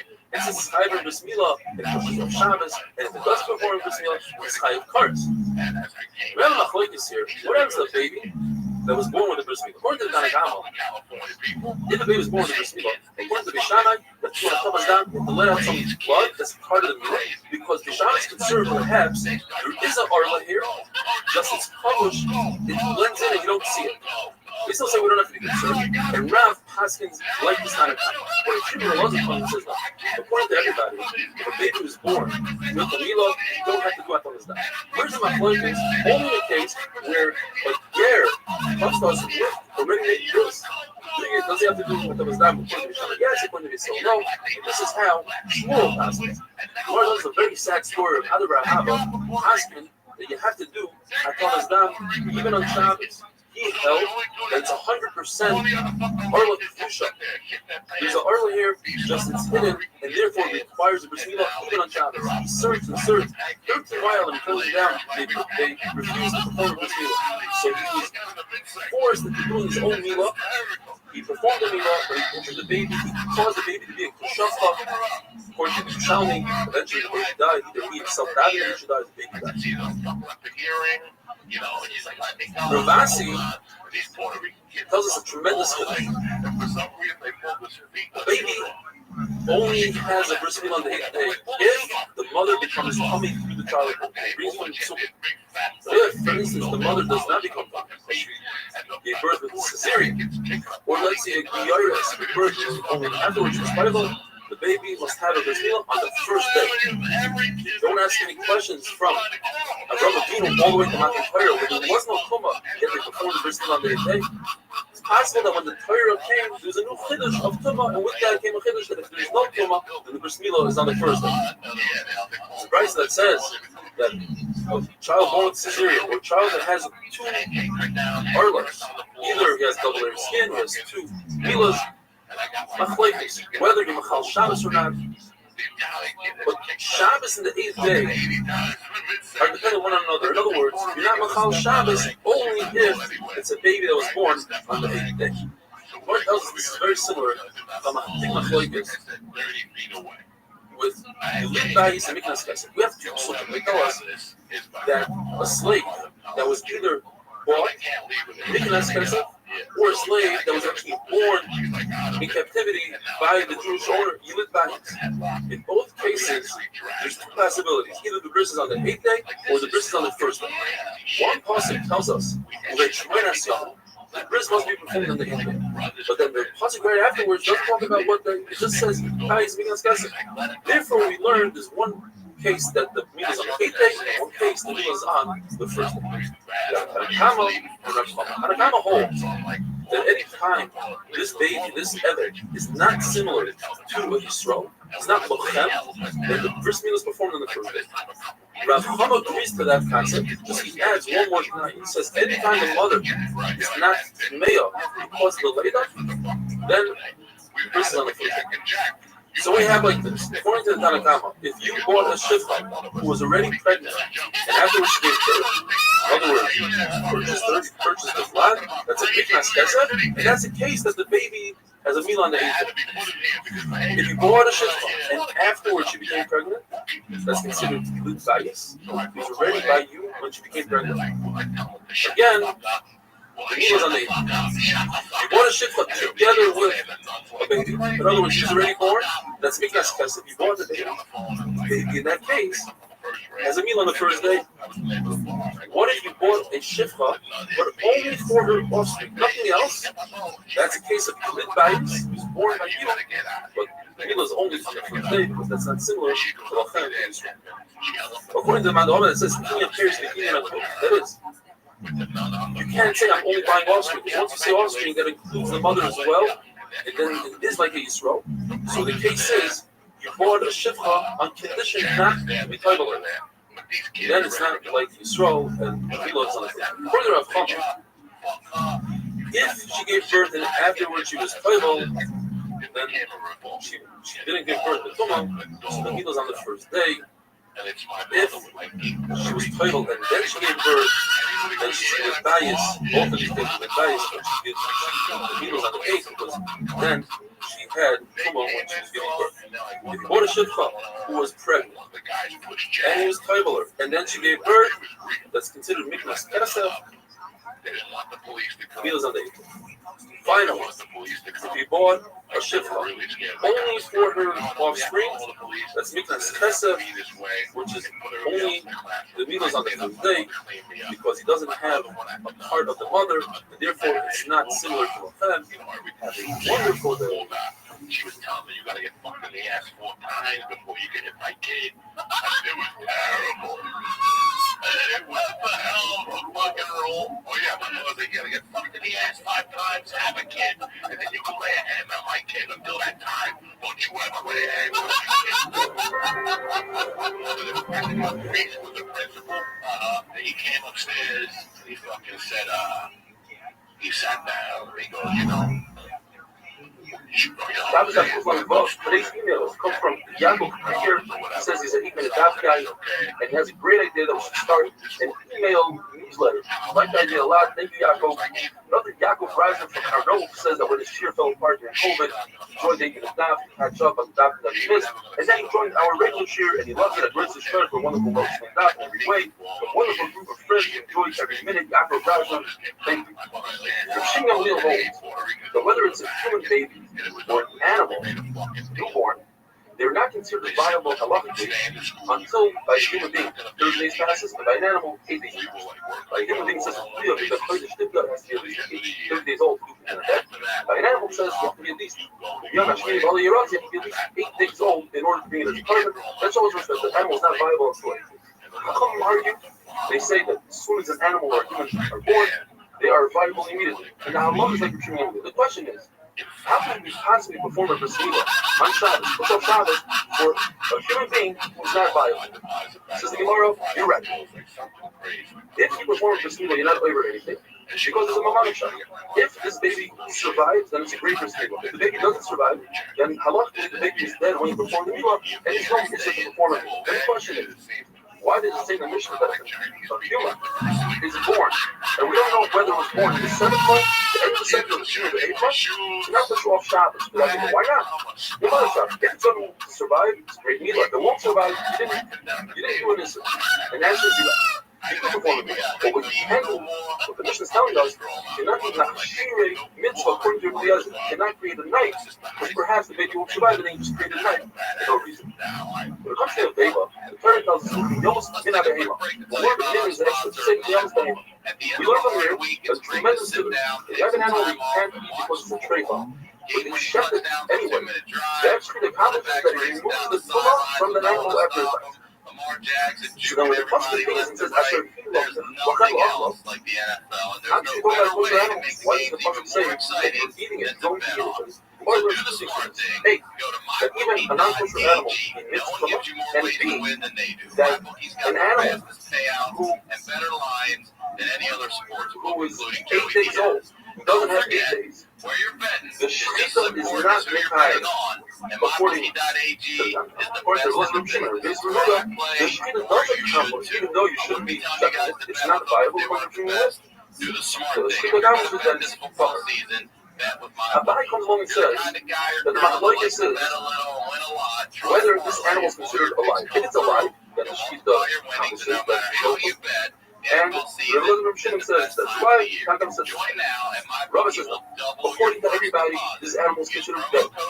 So what's my point? My point is we compare this animal who's not 8 days old yet to a treifa. Just like a treifa, you say the shechita accomplishes the Torah. Is this like a treifa? So let's say no, it's not like a treifa. A treifa had a shas of place. It had a moment where it was kosher. Even if it was born like that, but in its category, there are animals that are kosher and then later on develop alone. This animal never had a shas of kosher. It's less than 8 days old. One of my places between Rav Shimon and Gamliel, and Rav Shimon and Gamliel says that an animal is not viable until 8 years old, and a human is not viable until 30. The Chacham say immediately.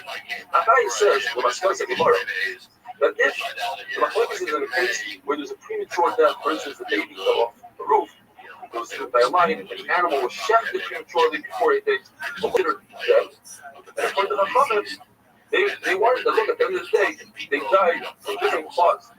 But let's say, if the baby or the animal yawned and died, in other words, they were extremely weak, so you see that they weren't viable, everybody would agree that they are considered dead. One of those stories, Rabbi Rothschild, were offered Igla Kulta, that's considered the best type of meat, the third born calf. However, this calf was shechted on the 7th day.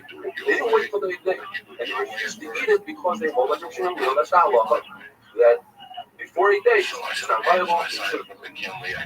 We have a concept called Cholu Chadasha. If you know for certain that this animal or this baby went full term, then we don't have to wait 13 days. We don't have to wait 8 days. Therefore, when it comes to an animal that Cholu Chadasha, and it was born on Yom Tov, so number one, this animal was not Moksa because it was already ready to eat through its mother. It was a full-term baby. It just came out today. Second of all, you're allowed to eat it right away because Cholu Chadasha, you don't have to wait for 8 days. Same thing also, if a Bechar was born with a mum and doesn't witness the mum at the birth, you're allowed to shut it right away. Cholu Chadasha. Rabbi, now we're going to talk about humans in Cholu Chadasha. Rabbi told the son who lost a child within the age, why are you sitting Shiva? Why are you being Sabbath? And he used a very strong language. He says, do you want the free food these people are bringing you? And he tells his father, no. I know for a fact, I know when the pregnancy was, it was a full-term baby. And since it was a full-term baby, the baby deserves proper availability. More tells us a case where a woman's husband dies without children. She would have to be a Yavama. But in this case, there's a child who died within 30 days. And she accepted the mission from someone. Says Gemara Tepesh. Ravina says in the name of Rav that if she's engaged to Yisrael, so the Chalitza doesn't really matter much. All it does is renders her a Yisrael divorcee. And he's going to marry the divorcee to let her have Chalitza from the Yavam. And therefore, she won't have an relationship. But if she's engaged to a Chayat, where the Chalitza would render her a Yisrael, she wouldn't be able to marry the Chayat. Let's say the halacha in this case would be like Chacham, that the baby was viable. We'll go with it. Now, straight down in the name of Rava, it says that the Taz, it's not like a Trinity. A newborn less than 30 days old is never viable. So it doesn't matter whether she's engaged to a stroke or to a kite. In both cases, she requires a pizza, and she won't be able to marry that kite. Says Rabbi, you're right. That's what Rabbi said at night. But in the daytime, you retract it. Says Rabbi Radio, what, you're going to allow her to marry the kite without chalitza? You're allowing a yavama to marry? If so, you might as well go ahead and allow all the trades in the world, all the chayla. Review though, we learned in the Mishnah whole that when it comes to an androgynous, someone who has zakus and nachos, both, you perform a milah on Shabbos and not Shabbos. It's only a halacha by milah that Review holds that he has, or this person has a halacha of a zachar, which requires milah, because the pasuk says, both time including this and this. Okay, if somebody points at a drink and he says, very clear, right? I want whatever value he is, I want to give it a solution. He doesn't have a value, not of a zachar, not of an age. This is Rabbi Yehuda in Safra. Sam Safra is on Rabbi Yehuda. And finally, the halacha is that a drugist cannot make the ingredients of the mechatas of a Torah Aduma because he has a halacha of an egeva, not of a zachar. Have a wonderful day. When I go to John's Court, I don't see no kids, but I hear them yelling. But I had to walk up the hill, and there was like an island in the middle with two houses. So I couldn't really see the kids, so I walk up the fucking hill, and I'm hearing this commotion. This is my first day in Jersey. This is my first time going out to North Bergen, New Jersey. I hear this commotion, and as I walk around, fuck, it's a fist fight.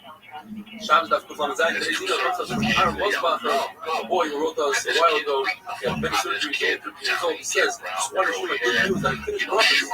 Based on Shem, I'm looking forward to starting peer review with people scared for great employment. Mazel Aaron Mosbacher. Talking about peer review, we are gearing up for one-of-a-kind symposium, which is going to include 40 different locations based in Shem, out the world, and many different continents. If you'd like to be part of it, join in hosting, please drop us an email. Brandon Mishnah, very, very interesting Suda. Mishnah tells us that person had a set of 4 twins. One was born on Friday, and one was born on Saturday. By mistake, he did the first meal for the one from Friday on Shabbos. Not that big of a problem because the baby has that first meal. The problem is that they perform the first meal on a baby on the wrong day, that's us what we do on Shabbos. It's a Shabbos, but it's a mitzvah. The second thing is, 2 boys, both born on Shabbos and one was born on Sunday. By mistake, the boy was born on Sunday and we were still on Shabbos. Now, we're going to kind of listen to this because it's a little early. So, according to Rabbi Rothschild, in this case, we took the boy from Sunday, he was on Shabbos. Everybody thinks he's like a house. Get a mistake. So, what's the other side? Get a mistake. You have a girl. Show you. Where the baby was born on Friday. Oh my God, you can bring her to smell the crucifix. Like that, the twin or whatever, and put him on the side.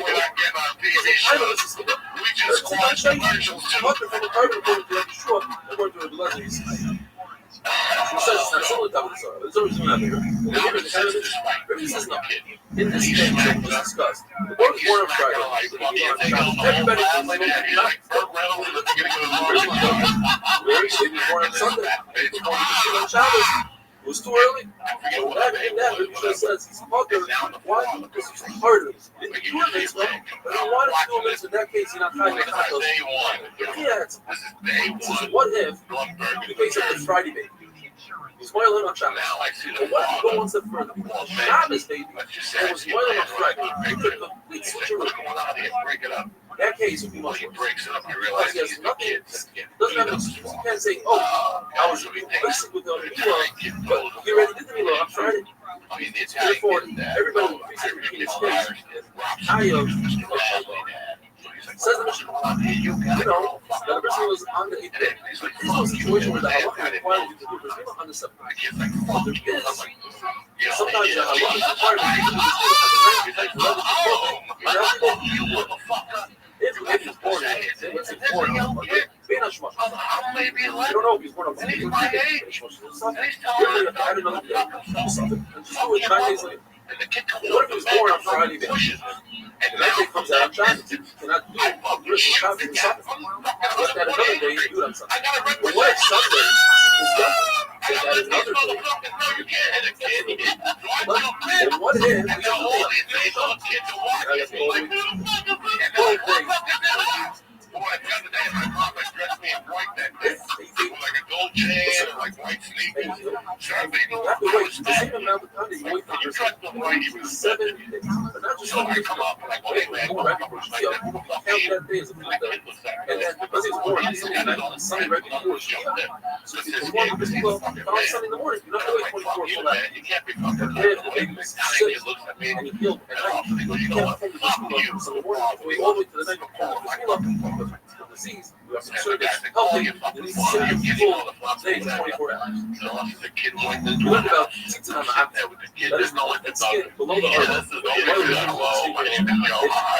Whether that skin on, it doesn't matter what you're right, well, obviously, white skin, that's right. It's a very thin, slippery skin, which, in terms of area surface, it's not right. Because it's a long strip that goes from top to bottom. The right of the house, that's enough. It has to, it's not good to the Mila. If after the Mila, this child looks as if he didn't have a bris, even though he does have a bris, because of Marasayani, you have to perform the rest of it. If this child is very heavy, has a lot of skin, says Shmuel, that if he looks as if he has a bris Mila, when he has a issue, then you don't have to give him another bris. If not, you have to give him another bris. But Shmuel seems like the same halacha, but there's one aspect. Shmuel says, if he doesn't look like he has a bris, he doesn't look like when he has a issue, then you have to give him a Mila. Therefore, what if he looks and doesn't look? 50. At that case, you don't have to give a bris, but according to Shmuel, you would have to give a bris. What other brothers? The Moyle says, the father of the kid says,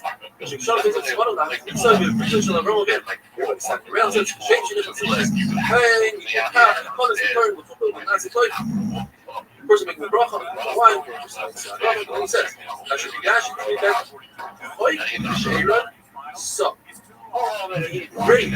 Into our flesh, the bris, you don't get rid of it. It's a song, plus I have a list of percentage future generations, just like our generations all have bris fighting. Okay, for that, Starzoids, Hill, Cocaine, Israel, Savay, or Super Regarders, the past were save us our flesh from Shachas from the enemy. These are the subjects already because of the bris that we have in our flesh. But there, and also remember, very, very simple bracha. First, the one says Allah, and then the person who gets the Jesus from the balls I gave you, or it's not like the action down the bris, and you keep going. So you only done bris, out the bris, it tells my brothers it wouldn't be Shabbat. But this is the Bible, which you might have learned yourself, is a slight difference between this bracha and the other bracha. Baruch atah Hashem, that's good. Yes, very good. Our verse is discussing oil, temporary oil, and now a fighter. We told everybody, I'm not paying for good thing, sister, I'm not paying for on Shabbos because that became a temporary. Of course, there was. On Yom Tov, it's allowed, even though it's creating oil. Why? Because there's a whole oil. The preliminary actions before you eat. Just a lot of conspiracy. Because Machir on Yom Tov doesn't really do that. Just goes one step further. He says, not only prepare, you can't do it on Yom Tov. When it comes to temporary oil, this is very massive. Before, you're not supposed to live in sort of everything discussing a skyline, which is a temporary oil. He says, even when it's just adding the oil, not bringing the brand oil, it's also true oil. These legally says you're allowed. So you let it make a temporary use of the oil. Now, if the rain is already under that, on Shabbos you got to pour the wine, you know it's going to catch the sand. Of course, that's not very that's what you're not allowed to put the string of there. But on Yontif, you're allowed to strain it. Not on Shabbos. You have a wonderful day. So my mom, so cute, my mom, she's in front of the house. I'll never forget this. She's grooving, sweeping, and she's sweeping, and she looks, and there's this brown police car. When you don't walk in the back seat, and the front seat, car right driving, and we pull up in front of the house, and my mother looks, her eyes open up, and right away she turns the broom over, and she starts, I'm gonna get your ass, I'm gonna get beat. Making nuts out of it. Shabbos up on the Thursdays, he will come to us from the So Rabbi walks around, opens the door, and my mom joined in the police car. Like they see they don't move around, and she said, the cop with this thing in the hell. Your son's a good man. He goes, your son's not, but my son was so good. You did a good job. I was like, anything about me, you know, like all this shit. I was like, what's his name? And I'm like, I'm for his son or whatever. He wanted to write it, but my mom's like, oh. And put a my sifter mom was like an asshole, but he gave her a card. the 6,700 He goes, you did a good job. Your son doesn't have anybody else involved in you. Well, you know, This is what they did and how they do it. and according to my it's only this is the Rabbanon. It's something that 3 days, right? Kids. The word tells us about all the different prices that talk about allowing put it together. We made 3 categories. Category of this is the rice, this is the Rabbanon, and look, he says the wood, which is a portable refrigerator, you tie it on 4 different poles, and it allows air to pass underneath it and strip off the liquid, or this something that we were just discussing, and a canopy bed that has a type all the way to the top, and a chair that comes up apart. Now the chair is different than an oil. The chair, the construction of putting it together on shelves, and it's not it's all these things put together is possible. If you make a curtain tent, that's the rest.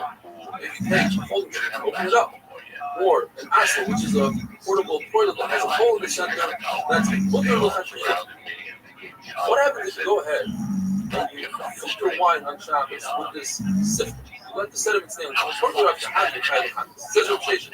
That means how can you be chayil chatos?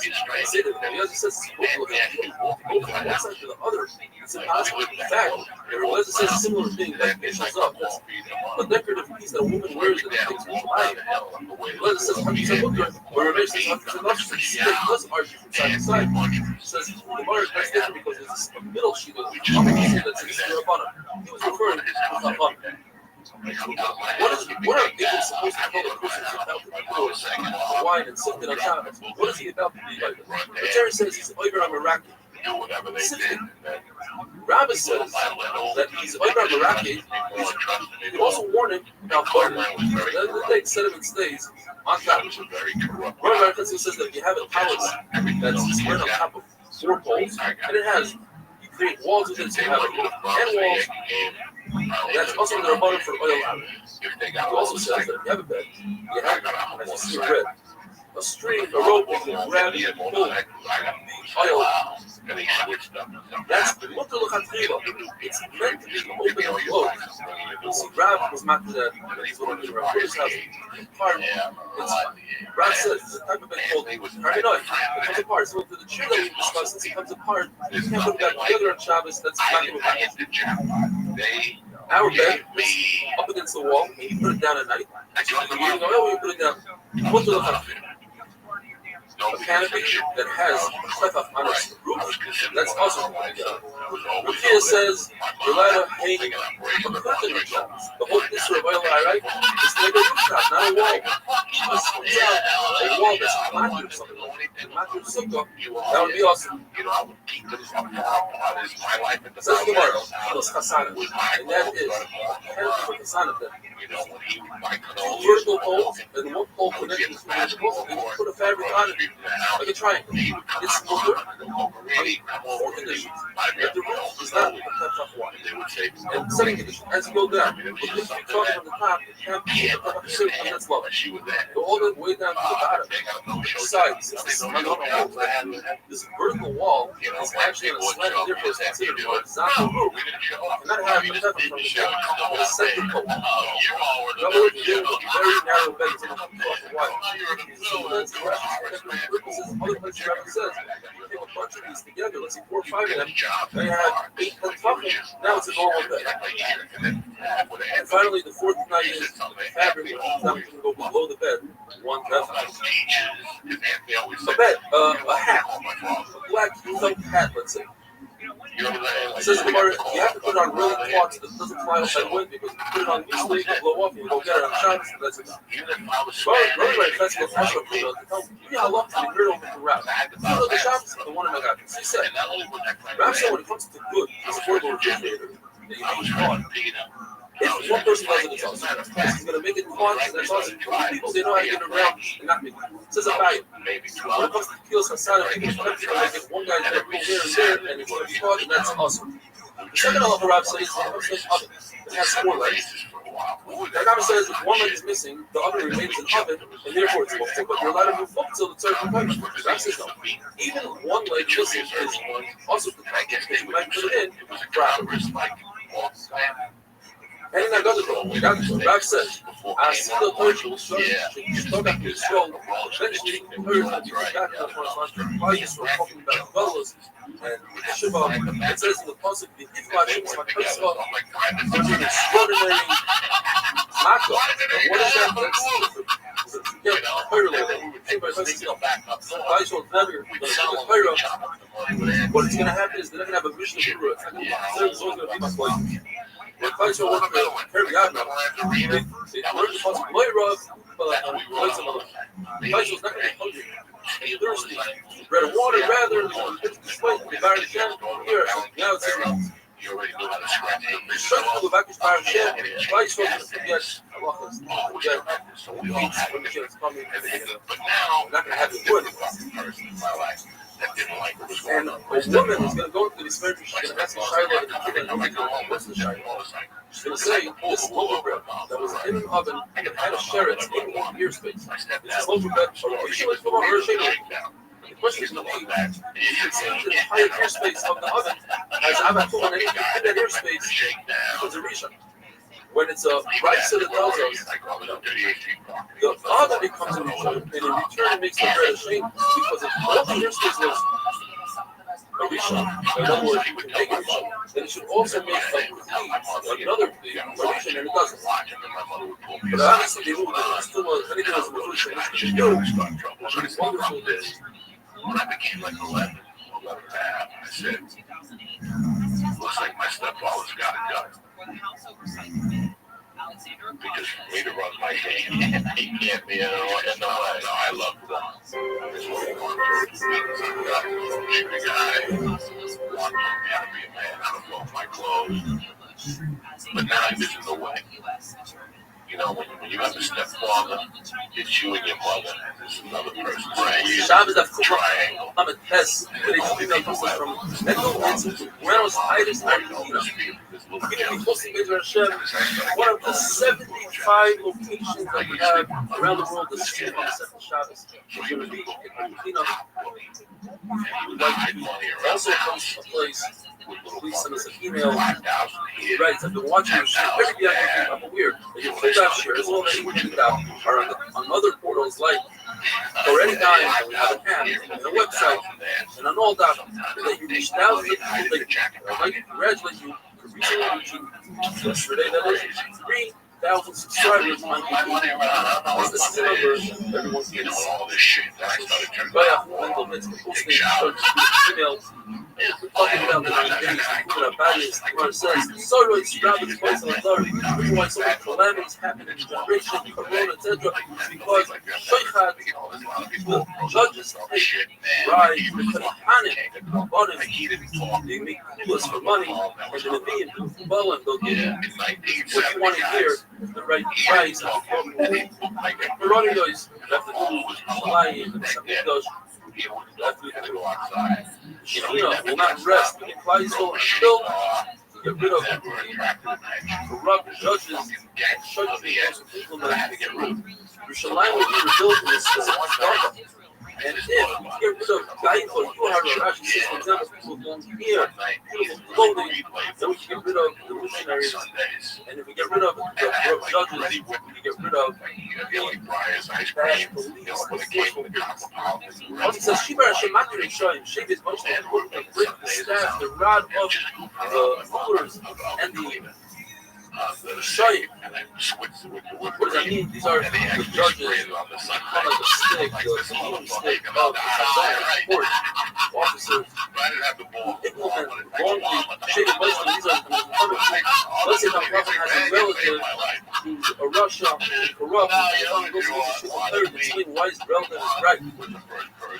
Or, the Chachamim will take Amaratzin and make the Dayanim, hoping that these Amaratzin will come to them and ask them tough questions in Allah. That never happened. Your hands are full of blood. These are judges who take bribes. By taking a bribe, you kill people by taking their money wrongly. These are the court reporters who are corrupt. Your lips are talking falsehood. These are lawyers who teach their clients to lie. These are Balitim who are lying. What the law says that when you're tzaddik will separate his brothers, he refrained from drinking wine all those many years. But his brothers continued drinking, but they didn't get drunk. Yosef Rechanina says no, his brothers also refrained from drinking. But the said, the Schar that Aaron HaKohen said himself, in his heart, he's happy that Moshe Rabbeinu cheated. He broke it back in his heart and gave him the Choshen Mishpah, the Ur V'Tumah. The people from Bashakar sent 3 questions to Levi, but until the questions reached Levi, unfortunately, the questions were: what about the canopy of Shabbos if you open it? What about hops planted together with vineyards? In a vineyard, is that considered a carrot? Typically, you can't plant vegetables, but you can plant what's a hop? Is a hop a pure vegetable? You have a bed on Yom Tov, you dig a grave. So Shmuel told Rav Nasha, if you're smart, why do you answer them? And he told them he's machmer and everything. He said, we can't find a head for a canopy. Because they weren't in Torah, and you can't be machmer something to go pick in the wrong direction. And he said, hops are awesome. Even though there's a great bagel on hops, because if Arabic was bagel on Eretz Yisrael, anybody who's bagel on Eretz Yisrael, Allah is like in the Chutzlar, and it should be okay. You're not being very, you can't be made with him. When it comes to Mason Yontif, it says don't deal with it. Even though we have a Yontif on the second day, we do it by a Jew. On the first day, which comes after Shabbos, you have here L'Akum, you can say, tell the God, you don't want to be mad with them. The Gemara tells us that Rav said that you could plant hops and Chutzlar. Rav Amram Hasidah would give Malchus, and he explained because he was in a place that weren't made Torah.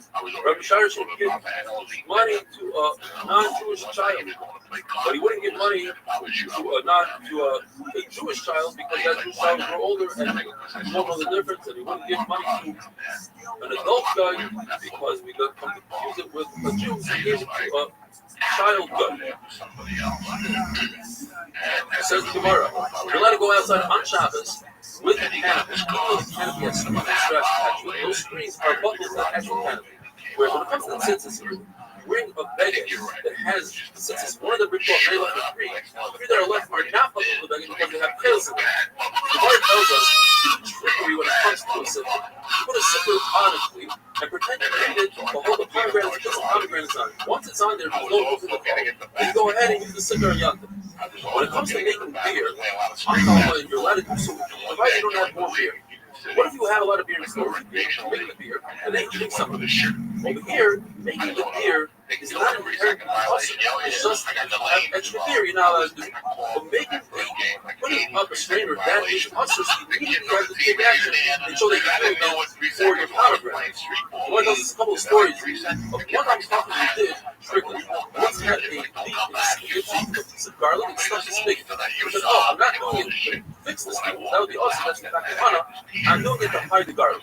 On another occasion, he fell asleep on a boat, and the boat took him across the river on Shabbos. He said, oh, I didn't want to cross the river, I wanted to take a nap.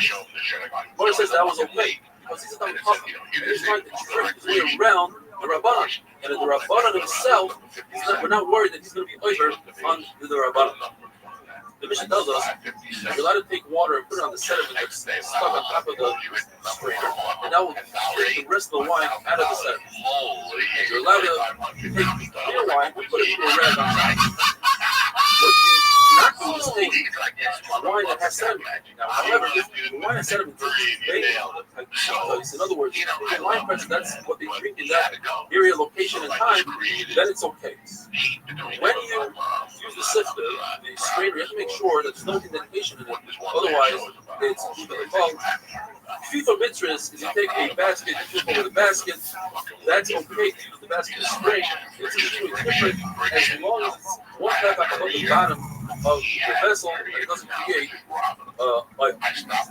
If you take a rag and put it on the barrel, that's okay. If you do not put straw tightly in the mouth of the vessel and use it as a strainer, that looks like a sifter.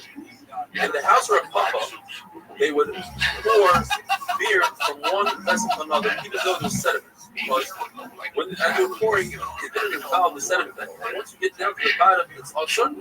In the house or a papa, they were very wealthy, used to sell a lot of beer, and therefore they didn't care about the last part, so they had no beer. Have a wonderful day. I do in the house, I pull $100 until this down. I must have robbed him for like $9,000. And he blamed a lady who worked with my mother. And I felt fucking terrible. This lady was whatever. My mother was dear for 30 years, you know. So she got to blame. My mom had a fire. And just do whatever. This email comes from Holzer from Cincinnati, Ohio. I listened to the email down on the way to work. It's with my drive and my whole day. Clarity and presentation. I agree with all the sentiments of the emails that you'll be doing that. I would like to join your Simon Shabbos Baruch Hashem with pushing different locations for the Simon Shabbos. I've never gotten this far in the job, and it actually helped me stay positive and kept my family and I both with simple friendships. We started around the Pesach Shabbos. Talking about mustard seeds. And before Shabbos, you start eating and you add water. On Shabbos, you want to add water. According to Rav, you're permitted to do so with your knee, because that's the Shema. According to Shmuel, with your hand, because that's the Shema. According to Rebbe, both of them are also, and that's how Rabbi Rothschild has it. The halacha.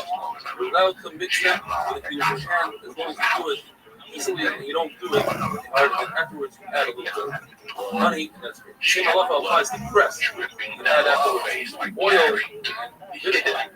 Or it tells us that vinegar is a little bit for same halacha applies to crushed garlic. You're allowed to add beans and split beans.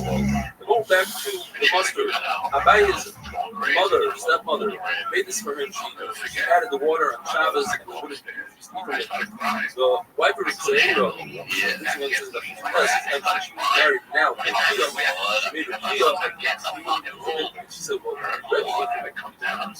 in himself, you take the stalk of these garlics and mix it into a good thing. The Mishnah says you can make a thing called which consists of wine, honey, and pepper. Why are allowed to make it? Because it's for drinking, not for reform. However, Atlantis was made more for also made out of aged wine, clear water, balsam. And people drink it after they come out of the bathhouse, feeling that. When Yosef drank from this, he loved it. He said, if I had one more cup of Rashi, he would be this world.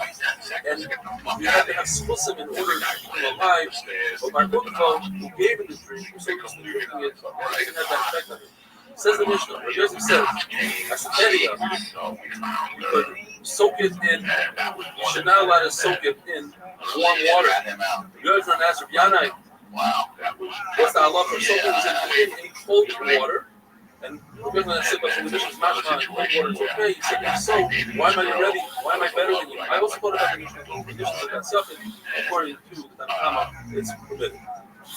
If you can soak this, I said, in cold in water.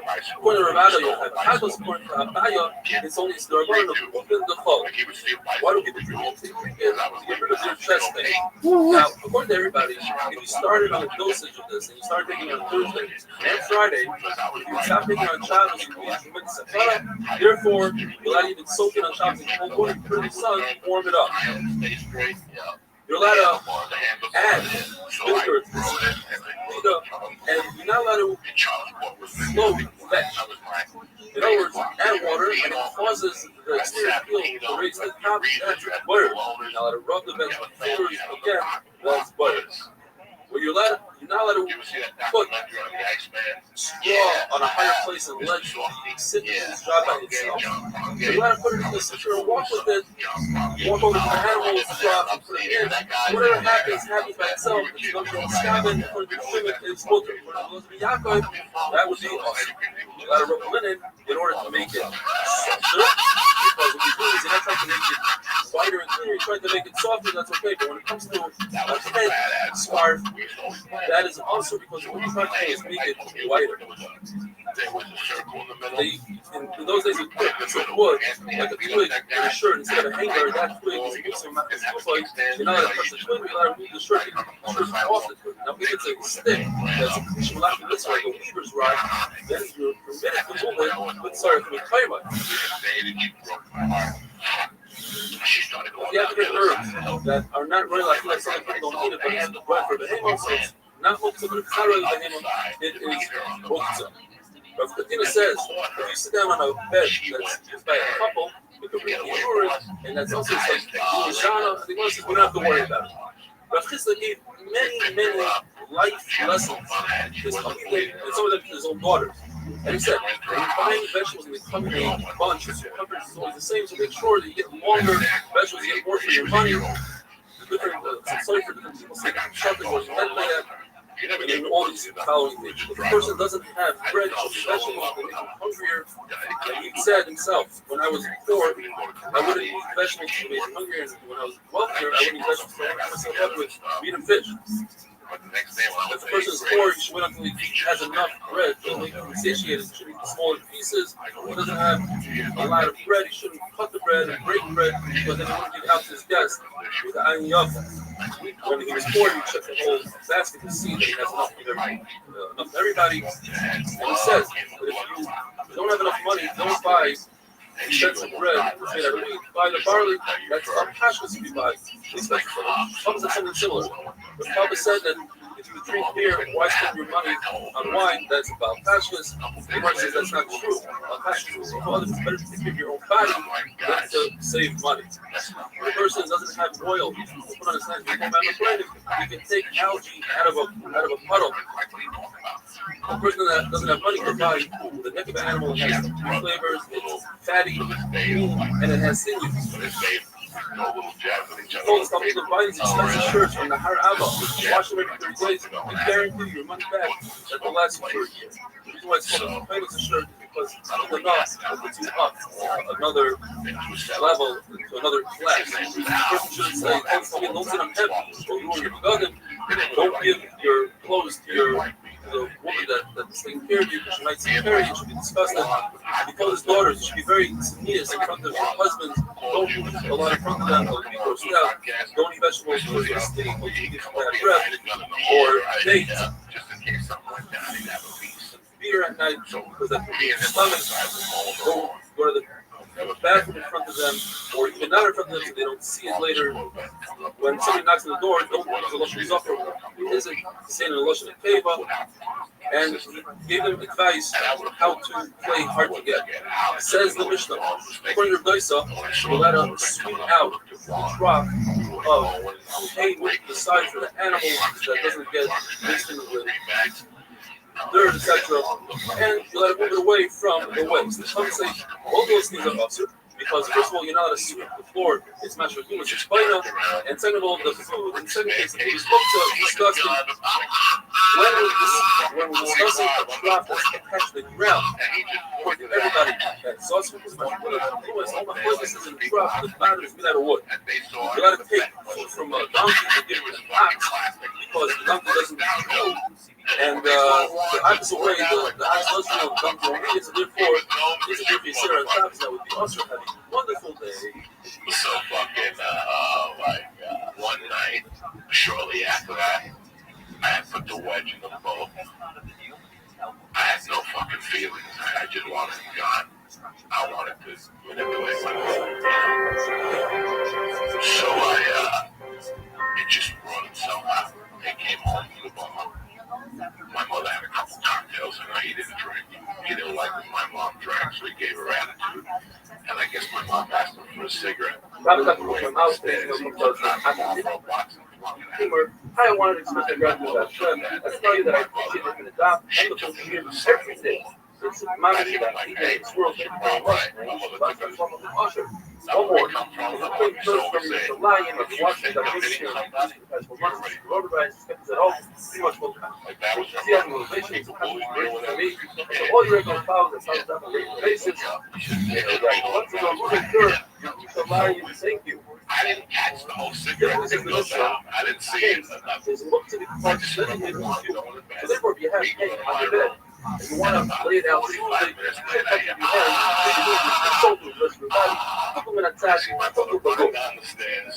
If you show that he doesn't have the bed by putting a pillow, a sheet, then you're allowed to move it with your head. There's something called a mock which is less than the clothing, and it's just like one individual or homeowner. So the way it works, you pinch down the upper board and put a tendon to hold it in place. You get it on child, you move the head, lift it up, take it close out. Most people who goes in a practice will only be ready tomorrow after Shabbos, and it's also good work after Shabbos. So quite meaning the professional one, the dry cleaners, also the country, but just like if you started opening before Shabbos, you like to continue the process of separating it and picking up your clothes. The Talmud says, if you have a deep patched radish, and it's put it in the ground to store it, depends on what side up. If you put it with the pointy side down, and by removing the radish, you're not disturbing the dirt, you look at it and take it out on Shabbos, but if it's upside down, when you take it out and disturb the dirt, that's awesome. If not, then obviously it doesn't look like a Mishnah of cooked on that side.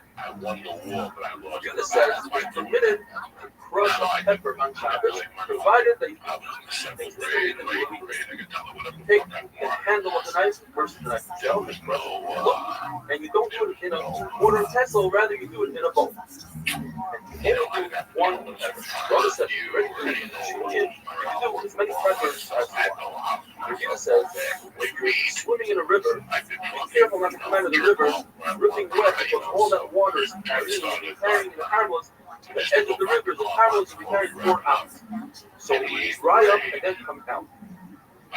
Going into the river and pushing the water 4 hours is not a consideration since it's like sports and no problem quite like in a caramel. If you have mud on your shoe, before you should scrape it off on the ground, but not on the wall, because on the wall you're adding mud to the wall. It looks like you're building the wall. Notice that nobody builds mud. Rather, you should be on the wall, not on the ground. On the ground, you might be filling in holes. That's awesome. My brand is going to say, both of them are awesome, and my father says, both of them are lovely. In fact, it's not awesome from the classic, like you're shooting, don't shoot, you stop it if you don't have a pen, it's Buddha. Brother says, the Buddha didn't sit with something in his hand, right next to the end of the lobby, mostly just rabbits right to the left. Bringing the hammer going out, and roll through. Rabbits like the that's a problem. You shouldn't take a barrel and tip it back and forth to make the ground underneath it. That's actually too much. Now to put a rag that's moist into the opening of a bottle, because you might come to squeeze the rag. If you have blood on your clothing, so rub it from the inside of the clothing, not on the outside of the nail, scrape it, provided you keep a little left there. Just want to point out that most around you, let's say you have dust on your clothing, wipe it off, nothing left in your clothing, the flavor of this certain your right side.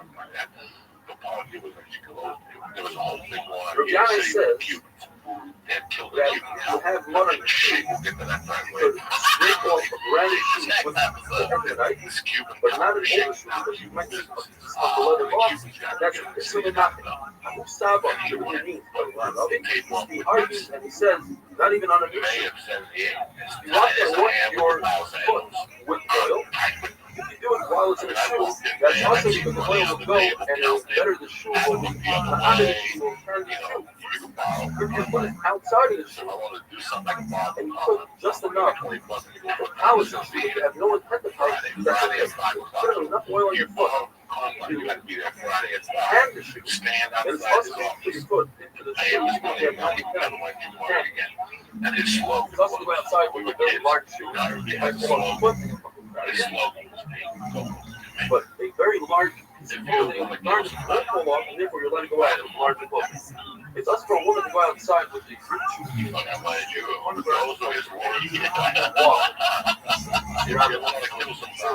Therefore, it's us to with a ritual because it's not really a shoe, but it's a woman can go outside with a brand shoe because it's not considered properly. But if you move it, if their job is even when we marry it, then it's one of the outside. If you have a shoe on a shoe board and it's really tight on the shoe board and it's considered a product, or the plug and seal the shoe we can remove it, it's considered a shoe and it's a couple and it's not booked. It's one of the lizards. So you make it to remove it, it is not a shoe, it's not a couple puma, and it is booked. When it's not on the shoe form very tight. So put the value or hold the shoe form, the shoe left with this. And the shoe left with this, put the value not remove, put certain the rule is trying to do one thing out. The value, therefore, only they're very lightly, and put them upon it, no consent. Put your rubber, since you're allowed to do official have to do some sort of playbook, if it was on very lightly, anywhere between the edge and with the mid, this is if it's off the shoe form, and therefore it's free, and it's come up, and it's not. So that we finished, Eric. Next paragraph is called Rachel. Is referring to a person, Rachel others, but only carrying son, even though his son is holding the object like a stone. Talking about his right away. He says the Gemara was talking about when the son is crying, and when the church will get sick over there, not a question. The relax the restriction of carrying and that situation. If the son is holding concerned, someone will grab the money and the father will go and pick it up. If the son is holding a wallet, carrying it outside, you have the concept of tying those things outside. Like person assists in carrying it, he's not tied on the son, but he's tied on the wallet. And the wallet does not become muscle, nobody goes back to the wallet to the son. Now, we have to say a lot more. A person can carry somebody else on his shoulder. I know it's not. And if that person is wearing clothing, it's not tied for the clothing. The person he's carrying is wearing the clothing. But if the person is carrying holding clothing in his hand, the person carrying it is tied on the clothing as well. You have this baby wrap on its lap with a wallet. It's probably the right so like the Shimon will hold that the lock of should speak with you don't want to take the dead baby out of the house. You still want it in the house. Therefore, you're fucking. And the wallet itself is not matching at all at that point because both the baby or it's not the way to carry it first. Like it's wonderful that it was I still get upset about it because they were so good to me. Like you can't understand. I just filled into that boy. You know, being in their family. I just, every day I have a picture of man there by the wall. I'm going to go, you know what, today I'm going to go live for you. I'm going to go live for you. Like I think about Anthony all the time. How was he like that? 17, 8th grade. May, you know, he graduated in June. There's always some fucking kid that gets died for DUI. Always around graduation time. Absolutely around. I didn't even graduate. I didn't even show up for graduation. No. I buried my kiss out with him. I made a promise that next time I would listen to the kiss, it would be with him. And I broke the promise about a year ago. I put kiss on the podcast just because I was having a weird day. But until this day, I just won't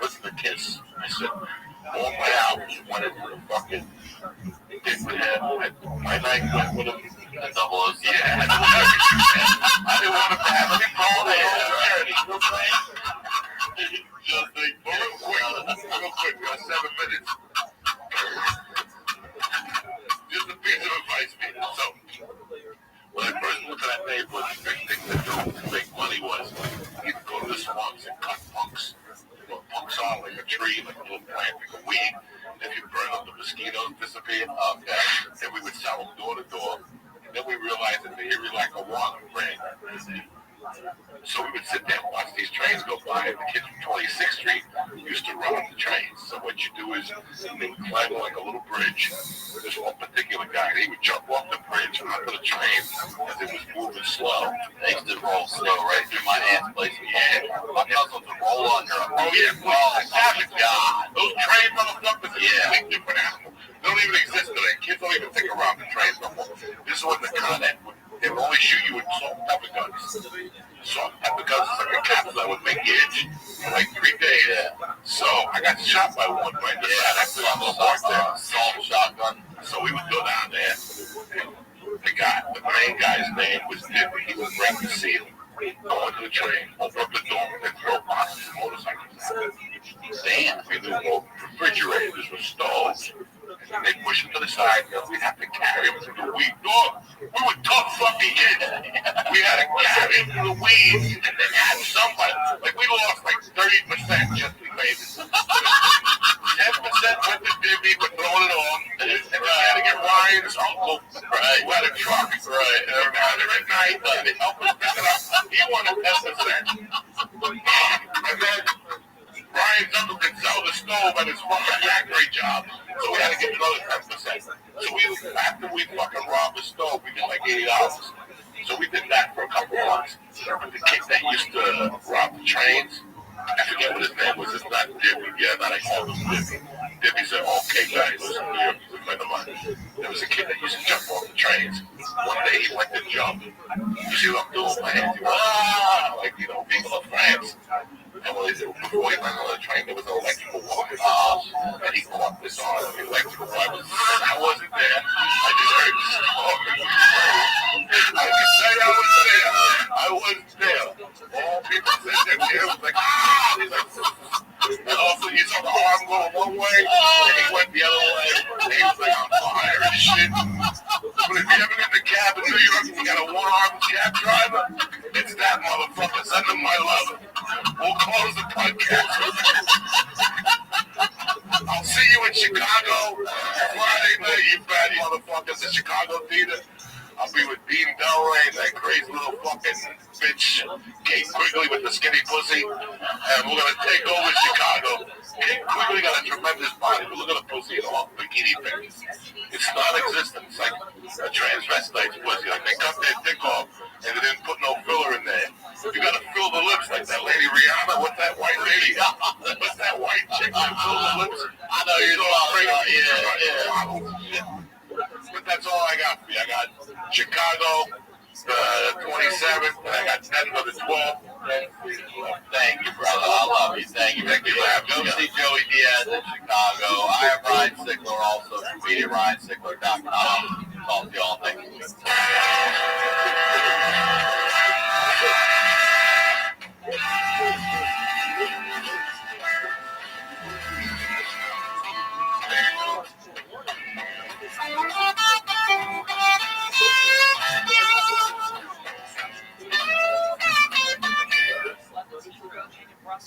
This passenger says she does not like her plane to take off. They don't like how much crowd, so now it's not the way they plan.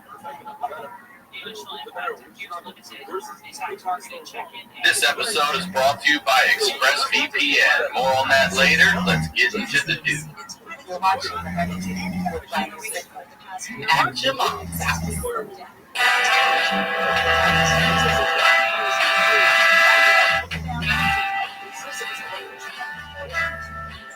Welcome back to the Honeydew, y'all.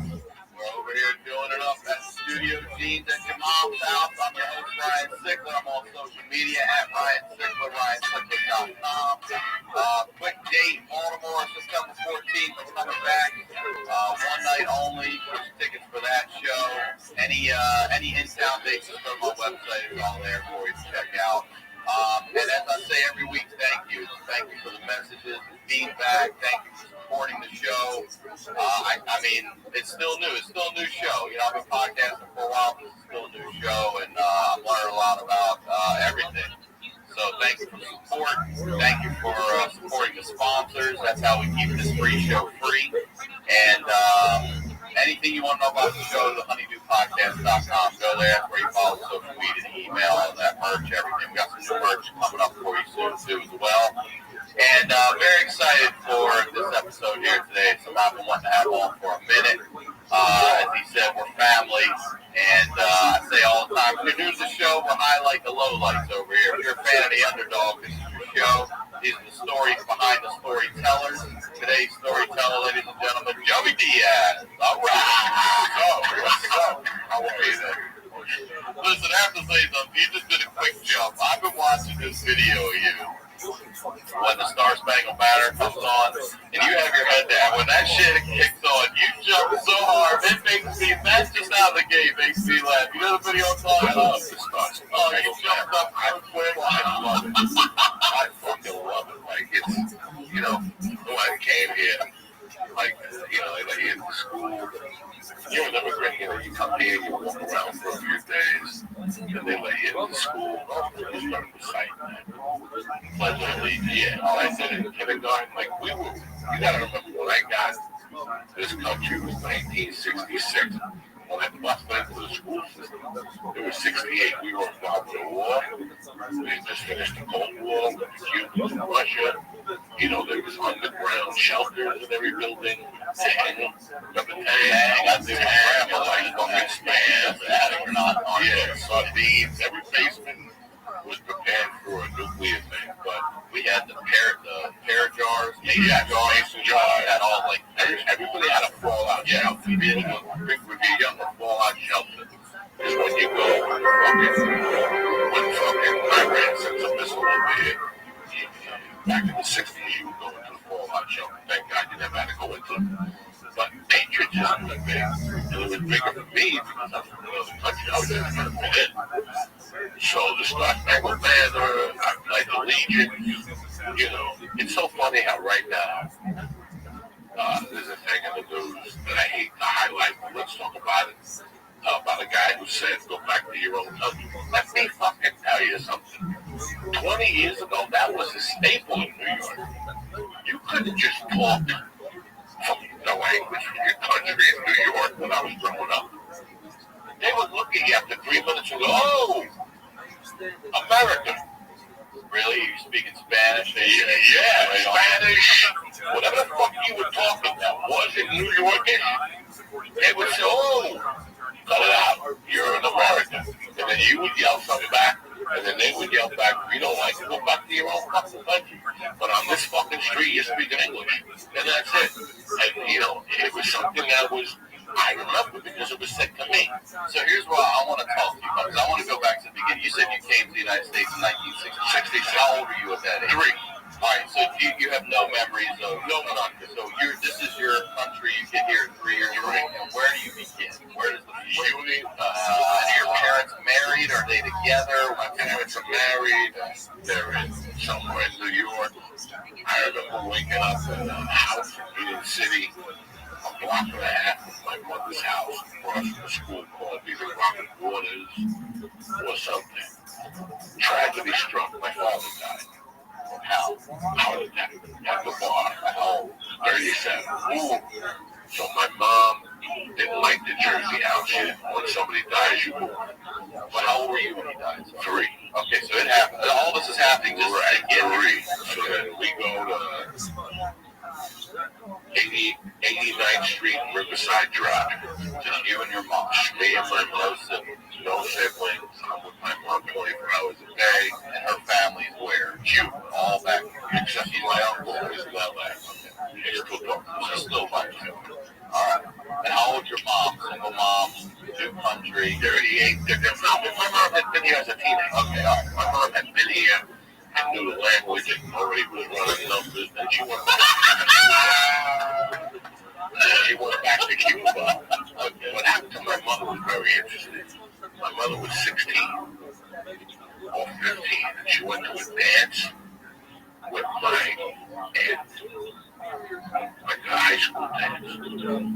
And somewhere along the dance, my mom noticed that her sister Rosita was missing. So she went outside, started yelling for Rosita, and she found the guy raping Rosita. Whoa! My mom took a glass, broke it, and stabbed the guy. Wow, guy dies. They take my mother and ship her out of Cuba that night. Just a young kid. And Rubio Corleone was half retarded. He got the Ellis Island, he's singing songs and shit. That was my mother, right? Wait, so they literally took her, my family, your whole family, whatever pennies they had, as poor as they were, and said, you're out, where? New York City. They were sent to New York, sent to Miami. It wasn't a She had distant cousins in New York City. Wow. She went to New York, stayed with them for a while, snuck into the country. You gotta remember, there was no PSA. You could just give them a fucking piece of paper then, and if you could fog the bottom of the glass, they'd let you fog it. Okay, you're in. Way before anything, there was no drug smuggling going on, so it was wide open border. So she came in, moved to like the city or something, like to work for a fucking numbers guy, and she met a girl, and her and that girl became partners. Like they were a team for a couple of years, and one running them, and her and my dad met in New York, but they went back to Cuba because my grandmother was sick.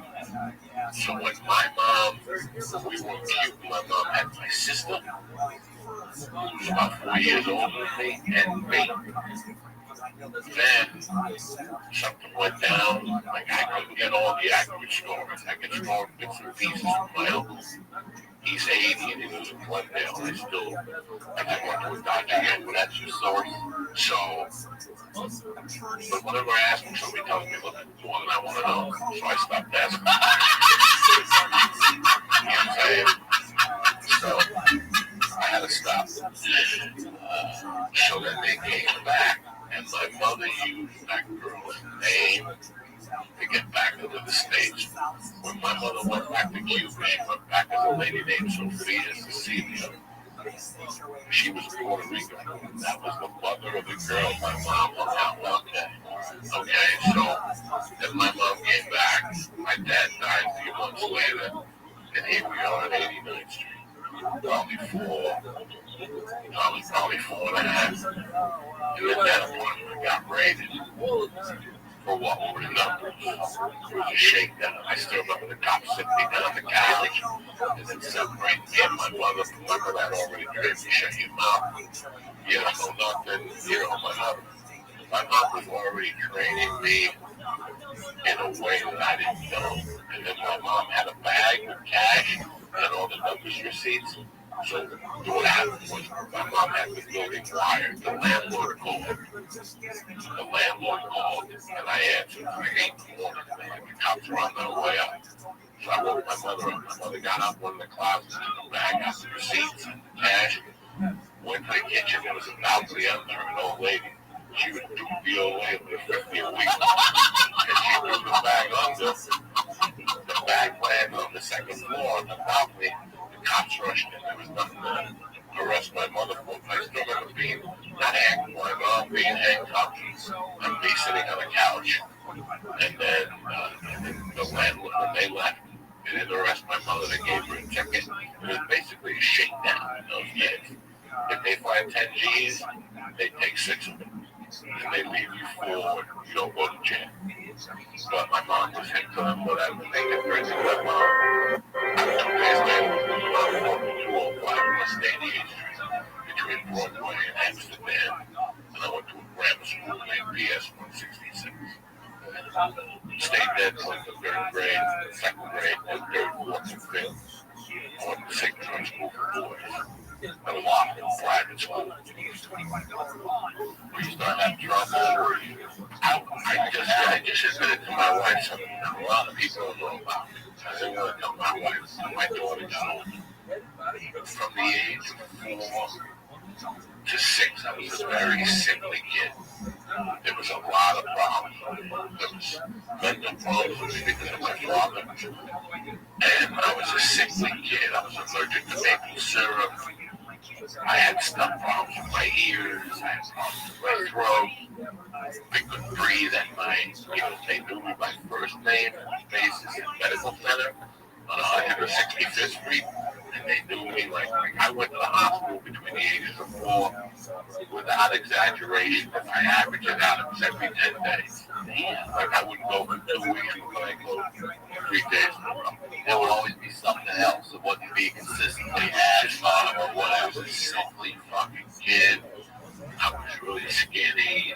You know, my mom didn't know what to do with me. I didn't really like a lot of the foods. They made me drink emulsion of God.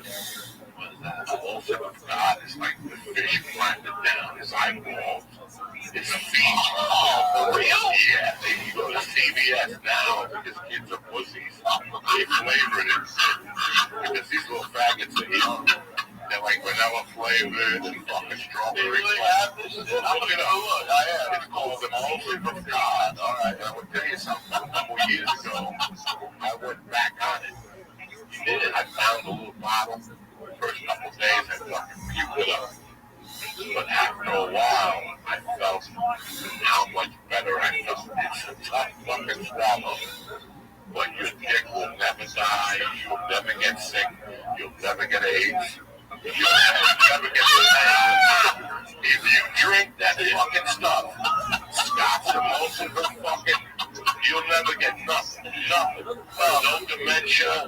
Nothing. It's a proven fact. One a day? I don't know how it is now. But when these fucking people had it before, they just put the fish in the blender. His tongue, his brain, and it was a milky paste. And you drank that? I was not allowed to go to school until I drank it in the morning. So she would give me a fresh glass of orange juice, and she'd be waiting with the spoon, and I'd have to drink it and fucking down the orange juice, and I'd puke it. Oh, she'd go, let's do it again. And it got that bad, like I was that sickly of a kid. Why would you want to talk about that? Why didn't you want to admit that? Because I didn't want, if my daughter would get sick, I didn't want it to be like a genetic, like I didn't know.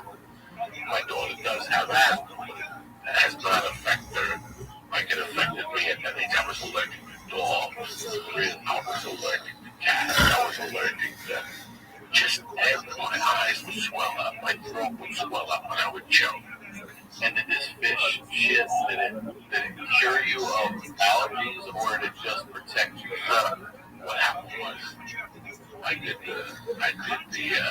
mom went to see, like in Cuba, what's the big thing in Santeria? So my mom went to see a Santeria lady that she knew for a long time and asked her, and it said that I needed to be inducted because for health reasons. And by the age of 6, by the age of 5, I would go up to 100. I lived on 88th Street with a bunch of little faggy white kids, and they were nice kids and stuff. We had a good time. You know, we played kick the can, stick ball, hot peas and butter, go get your mother. You ever play hot peas and butter, go get your mother? No. That's what you hide it. You hide a belt with a metal buckle. You have to hide it. So I hide it, and all of us are playing. And we're in this room, but you hop, but the base is 30 yards away. So if you find the belt, you get to whip us all the way till we find it. And it's up to you whether you want to whip us with the belt or the belt. So if you whip somebody, you can't play that game now. Remember when you come on? Like, I'll tell you what we're going to do. We're going to fuck you up all the way back. How big is ABCD? 1, 2, 3, 4, 5, 6, 7. So how big is it for to go get your butt? The only thing I hate Bill Cosby before the ring, like I always thought he was a sack of shit. But he really always was a sack of shit. Eric, I thought he was a sack of shit. It was confirmed to me in 93 at the Colorado Festival that Judy Brown put on in 93 and 94. He showed up and I saw him. He was talking shit about dirty comics. So I never liked him. I always knew he was a pukey fuck. But the only thing he ever said on his one good album was he spoke about a game named Buck Buck. Yeah, that's another New York City. They have that on that album. That's Buck Buck. Buck every day. You can't even run and jump on somebody's back, right? Yeah, you jump on somebody's back. That's why all these kids got that nucleosis shit with the fucked up back. Scoliosis, whatever the fuck up. These little fat kids today, they all got scoliosis. You know the way Buck Buck. When I played, you know what? If I beat the dog off, one of the in my neighborhood had scoliosis. He might have had a punctured lung. Scoliosis did not exist in my neighborhood because we played fuck and the girls played too. So if I remember correctly, so somebody grabs on a wall, whatever, they bend over. You're standing over.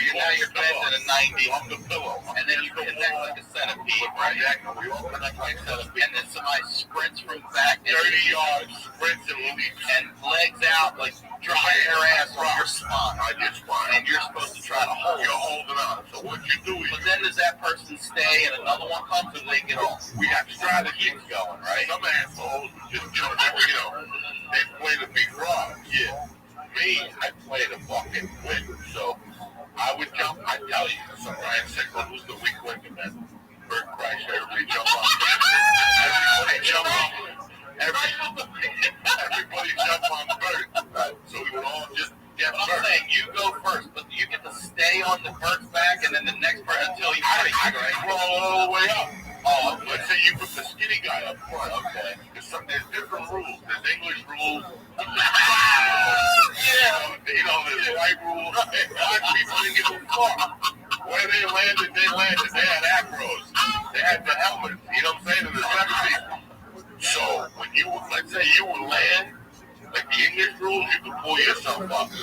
But in the black and white rules of the city kids, where you landed was where you landed when you stayed. So I went for the weakest link. So let's say it was something like, let's say Berg, me, Tom, Rogan, Ari, and some people playing an Esther Cooper. I'm just throwing Esther Cooper up. She's a tiny girl. Let's say Esther Cooper I want to play. Or I'm playing just to break Esther Cooper. Yeah, I'm Esther Cooper. And then, this was the 30 yards. I get to sprint 30 yards. 30 yards, 10 yards. And I just get to leap and try to break that. But here's the beauty of it. Once we all get on top of Esther Cooper, then there's a count-off. 10, 9, 8. That's when you have to try to break them. Oh, right. What happens if they don't break? So right now, you're on top of Esther Cooper. Everybody's just grabbing at what it is. And I'm pussy, right? Everybody likes him for us. They could be Esther Cooper. They could be Whitney Cummings. They all go down. Like the girls would be, stop grabbing my head. We'd be fucking choking them, pulling their fucking hair. So girls weren't allowed to play. I know wild girls like that. Yeah, no shit. So then it was just guys. Will the girls go dirty too? Oh yeah, girls scratch with Oh yeah. And it was legal for girls to fucking dirty bitches. They scratch. So let's say you landed on a guy. It was the same thing. Yeah, and it was punching up the ball, grabbing the ball, and he'd be yelling, "Stop grabbing my ball! What are you, as a faggot? Why are you doing this to me?" And all of us would just be punching his fucking nuts until the line breaks, and then we can do it over. Well, what if the line doesn't break? What does that mean? Understand that? Oh, they get the They're walking away from you with their hair back. Bleeding out. It's our turn, motherfucker. Fucking tremendous. Well, I remember that, yeah. So I graduated from playing all those street games on 88th Street to 148th. That was a different type of individual. Like, what were they doing up there? They were killing. They had fun Was like nothing for them. They didn't even play up there. They played fuck with the garbage cans and threw it at each other. The kids on 148th Street were Puerto Rican, Irish, Italian, a couple Jews, and all of them were done. But we're talking same age range and everything. Same age range. Before I got into Santeria, my mom would send me up to my godmother's house on 148th Street there in Broadway. 20 blocks from the epicenter of the world. Now, you're 20 blocks from home. Yeah, I was the heartbeat of New York City. I'm 20 blocks from the heartbeat of New York City. 6. Oh, wow. So I'm hanging out down there on 88th Street playing football, killing rats. 148th Street. I'm 6 years old, you're killing rats. Complete different game. First day on 148th, they came up to me, how you doing? Ricky, whatever. They're like, what do you want to do? I'm like, wait, stick to them. I'm like, nah, you want to see a body? Let's go see a dead body. I'm like, I like these kids. They took me down to West Side Avenue, and they had some guy who had been hit by a car. This is the 70s. This is like 65. There was no CSI. If you got hit by a car, you were there for like 2 or 3 days. Your first dead body. I saw, he was already had the flies on him, and they just threw plywood over him, and he was starting to stink, like from 10 feet away. Like he had just been there maybe like his kids were, he was right by the Hudson River. And we would walk down to the Hudson River. And then finally 2 days later, went down there, it was a crime scene, obviously, some fucking, those days people would jog. It's not like today that they're jogging. I feel like a jogger at 100, you drop down to 170, they never find you. Today, these fucking joggers are out there looking around. And they always find bodies, joggers. It's not like they find like a $20 bill. You know, joggers don't get that full of money. They always find some lady beat up and raped. Oh, what a morning is that?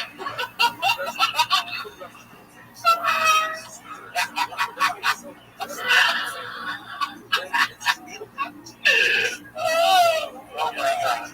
Oh, shit. We're only at 6. All is right. Holy, it was a shame. I was ashamed of going up there because why?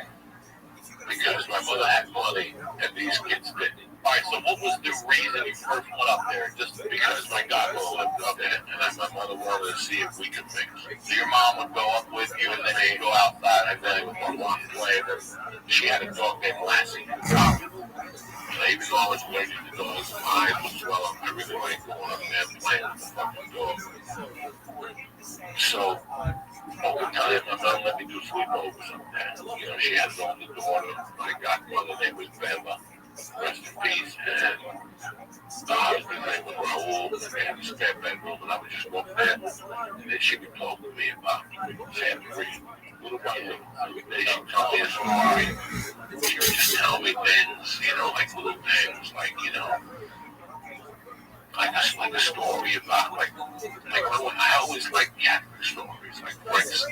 I don't know what saint it was. He got accused of murder when he went to court. A note came from that and said he was innocent or something.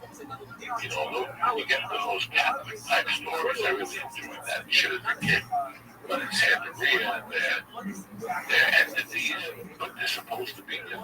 They had the slaves in Cuba, the slave owners in Cuba, hide them in with these same Catholic saints, so nobody would really know. So she would just tell me little things, little stories, and then she would let me sit in, and she did readings. She would let me sit in the living room. She had like her own little room with the saints and shit. At this time, I had never seen chicken heads get cut. At that time, I wasn't into that. That's not what I wanted to do, or nothing like that.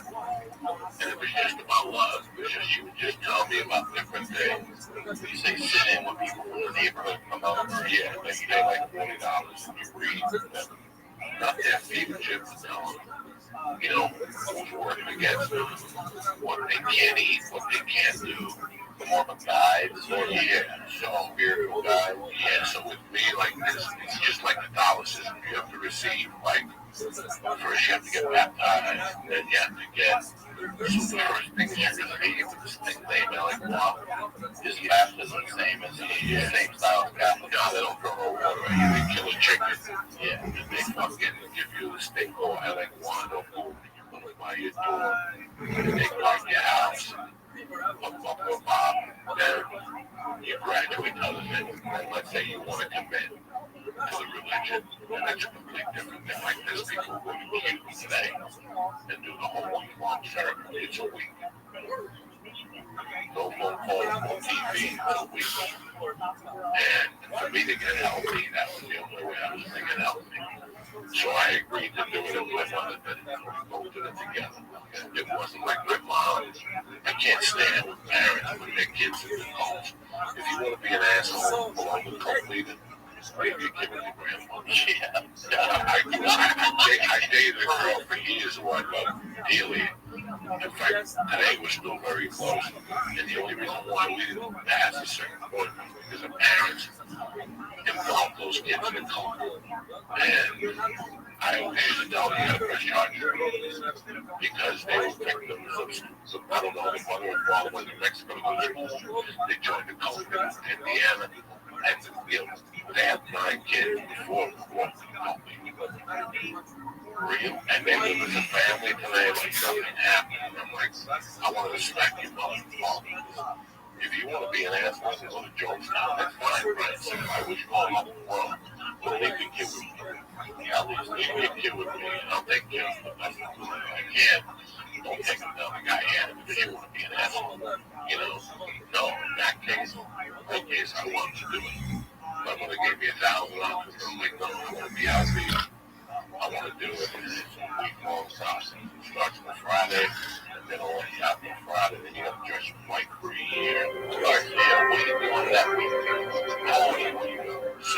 All right, do you remember what you had to go through, some of what you did that week, what rituals you did, what rituals? I can't tell you all. Shabbos Akufman Vav. Today's email comes to us from Mental Mitz, our friend from Argentina, who says, following up on the last email that we read from him, his relative Leon Welcher from South Africa discovered that they are, in fact, relatives going back 100 years to Dullah. And he writes, now that I've started to watch the night show on Zoom, I can see that not only have you got the schools, but in a lot of them are the story, also have brought many people close to Yiddishkeit and close to one another. And a beautiful actors of people from all walks of life, the Elizabeth Shabbat, Shasif, Shmaranot, ex-Bronics, and the list goes on, thinking mental. Grand Mishnah. According to Nathaniel holds that the only time you're permitted to lift any object on Shabbos, even if the object should clearly actually the header, it's only if you lift it for the purpose of that. If you take a sword, crack open a barrel, now only in mutter, if in the barrel you have dried figs, you need a sword to get the figs to come apart. But let's say you have wine in the barrel, it'll be awesome. Or the Chachamim, even if you have wine in the barrel, you're allowed to use this sword, provided that you don't create a kli. You're not trying to create a kli. What happens if you take the sword and you cut the barrel right below the kukla, the cap of the barrel? The reason why he's doing so is to have the wine come out of your ear. That's and that's okay. But to make a hole in the side of the barrel with a spear, that's the pedach from a chav. You're trying to make a brand new opening, that's a sakemana, and that's awesome. According to Tanakama, you could not make a hole in the kufa itself, and according to Rabbi Yehuda, you can. It says Rabbi Yehuda, the machlokes is if you make the hole directly above, where dirt is still coming. So therefore, Chacham say it's not the best hole in the world, and it's looking. But if you do the hole to the side of the kufa, everybody will be us. Rabbi Yehuda says no. The machlokes is when you make the hole from the side, when you make the hole directly above, everybody agrees. That's one thing. To make a brand new hole in a chavis, in a barrel, it's also a sakemana. To add to the hole, let's say you have a hole that's 1 inch wide and you want to make it 2 inches circumference. That's a machlokes. Because the insert to make a hole on Shabbos is if it goes both directions. It's a two-way street. One direction goes to the right. The reason why they said it's supposed to make a one-way hole, where let's say a hole in the barrel is one way for the wine to go out, is because of a chicken coop. Chicken coop people confused and they thought it's only a one-directional hole. But in fact, chicken coop is to let the bad odor out and to let new air come in. Now, typically, with chicken coop, you can say that people make one hole and they don't try to enlarge it. There's no reason to be geyser because animals will come through that hole. Or on the other hand, this is how we pass it. People sometimes make a mistake. They don't measure correctly. And they realize only later on they could enlarge the hole without allowing out on the side. Therefore, that's it. According to Shmuel, if you plug the barrel in order to trap the great aroma of the wine, so that's not a really strong plug, and therefore if you remove that plug, that's okay. But if you remove a plug that's holding the barrel together, not allowing the wine to escape, that's considered as if you're opening a barrel hole. Now, what exactly is considered trapping the aroma, and what's considered holding the wine? According to Rav, trapping the aroma is above the wine level, and Mechazek, the wine is at the wine level. According to Rav, trapping the aromas at the wine level and trapping the wine is below the wine. In other words, only the bottom where the center. And we have a very similar machlokes by a house. The halacha is if you're dividing the yard in front of the house, there's 4 houses. Depending on how many entryways to the house, that's how many 4 hours to get. Entryway gets 4 hours. Times the number of entryways you have. And then you divide the rest of the house. What if you have a doorway that's really closed off with brick? So depending. If it has a frame, seam up, that's considered a doorway. And if it doesn't have the frame, then it's closure, and we don't count it.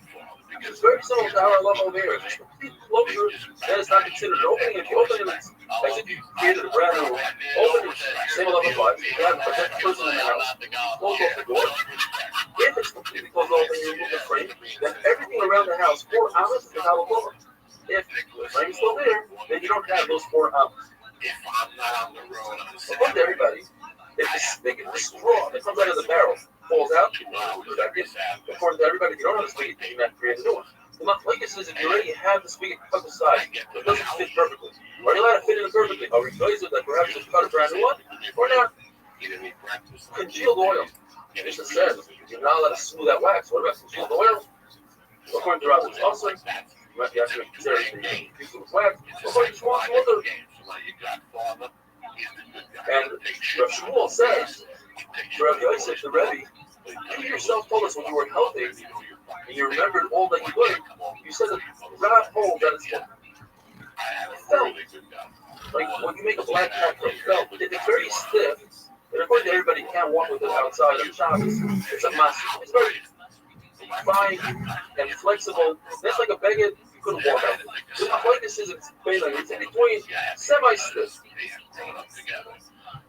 So the halacha is, according to Rabbi Rothschild and Shmuel says it's mutter. They wanted to learn from a place of Shachai with Rav. Rav was in a place. He was giving a drush and he realized there's not enough room to be married. So he took everybody outside to the parents and they brought him felt and he refused to sit on it. So he thought that perhaps he holds that the convenience that felt which that was is also according to him. The reason why they didn't want to sit on it was Rav Kahana and Rav Ashi were there. Although they were Talmidim, they were already his level, they were spread, and he insisted that they also have felt the sit-up. Says the Mishnah that you take a pot and put it into a pit that doesn't have any water, and we're not concerned that he's going to be messing with it, he's going to make the bottom of the pit flat. You have to take water, drinking water, put it in water that's not drinkable. In order to keep it cool, you have to take water, put it out in the sun. There's no cooking in the sun, so you let it warm it up in the sun. And we're not concerned that you might take that same water and put it into cold. One of your children falls off into a puddle of water, you like pick it up. There's no concern of carrying this enough. But you might bring it home, we're not concerned that you're going to bring it out and be like, sneak up, and when you get home, make sure nobody's looking, hang it up in the truck. This goes according to my law that says that Mara science, if nobody's watching, you do this the law. But other than that, let's say, even though nobody's watching, still it's not saying. You have to be concerned with other people, even when nobody's watching. The fact that the other have a wonderful yeah, Charles Florence, because Joe Bellacci when he ran it, and that was it. I was hooked. So every other Saturday, he took me to all those famous movies. The Killer Elite. I think, across 110th Street, he was taking me to see adult movies, even though I was telling my mother to see Disneyland. Yeah. And then, but the movie that he took me that was just traumatizing.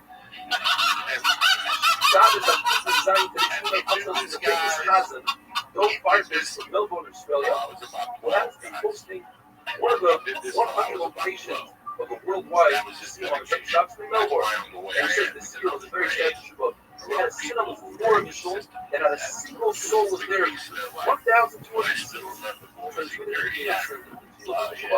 And then he remembered that one of the schools was singing rocking. He started on the spot of rocking. Think you do hosting. The look it is, if you have dust on your clothing, like a rocket, you wouldn't walk around with something like that. For instance, clothing, glass, whatever you do, shake off the dust. Tigers, tacos, this is very right. Or the story, walking in a doctor and other shaking on the dust. What's going on here? You're telling us what's going on here. You don't care. Very similar story about you wanted to do that. This is happening. I want to do it. I'll wear my hat.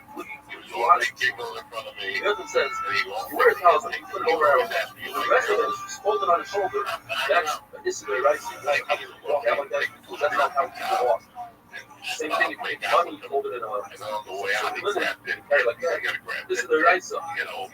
If you take a shirt, put it on your head, but put it on your shoulder, that's normal for a church. And that's what the workers summer, where the laws are, where it shows that we can't go to work for many years, 3 years, but the laws are, and the reason why those can pay is because he made an end against workers. So workers will walk around with the scrunches, like at a street type of thing. You don't have to worry about it. With the scrunches, you don't have to tie, you just do it as is. Tomorrow, it's up to me. The amazing daughter,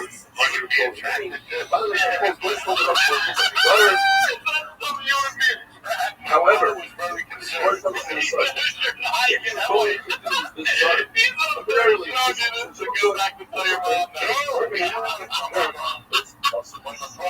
say that Rebbe puts a towel on his shoulders. They say it's awesome. It's not ask the question. His mother to bathe in the hot area, not so much so in a hot tub in a cave, but the question is, you'll see a person committed to use a towel to dry something. But should not take a towel because it doesn't have much liquid. 10 towels, if they don't, so concerned you might squeeze it, but they under. However, 10 people use one towel. In other words, a lot of liquid in there, you're not concerned. You remind each other not to squeeze it. I was 8 years old on day one. I was 8 years old. On my birthday, right? There you go. And Muhammad Ali. Another weapon of fight. And 2 years later, to the day I was born. 2 years later, on that day, even in cold water, still makes of charging hot water, when you bring your charging to make large towels, that's how the towels. So it's preferable if you hear the towel now if you're concerned that you might throw it off, you can make like a one knot, not like smoother in front of you like you do on the 30. My mother was about 40. Yes, she was about 40. If you must read all the WhatsApp, 33. And she was or babysitting me. the non-Jewish army, you have no choice. I waited for my mother to leave. You have a way to do it better. You have the clothing like that if you like the less of I went right after that. But you don't have to try. Let me ask you a question. It says the My Mishnah, godfather if told you me want that. to see some massage, They or can tell me what differently than you do during the it's weekday, going to be great. You know, I'm you ask Tina. I go, what do I do? Remember it says the way to do it is Pizza. massage, I go, what do I get like at the next same time. And he goes, Don't give yourself a secret massage. Don't stand on the bottom of the river coast. Because this has the ability to your body out and heal your body. But it only has that ability for 21 days. Here, it doesn't start with steroids or it ends up like showers every day. or it does very good. I took a That's shower, a very put good on water. gold chain on it. This natural water of person is what caused that certain fungus to disappear. They know imperialism, and that's what caused No skin or it doesn't, it doesn't been a rough. And the dirty bitch comes in my stomach. Indulgence She in goes, that's a water. blowjob. She walks up to me. That's not a Spread blowjob. your It's joint not hard. instead. I started arguing with her.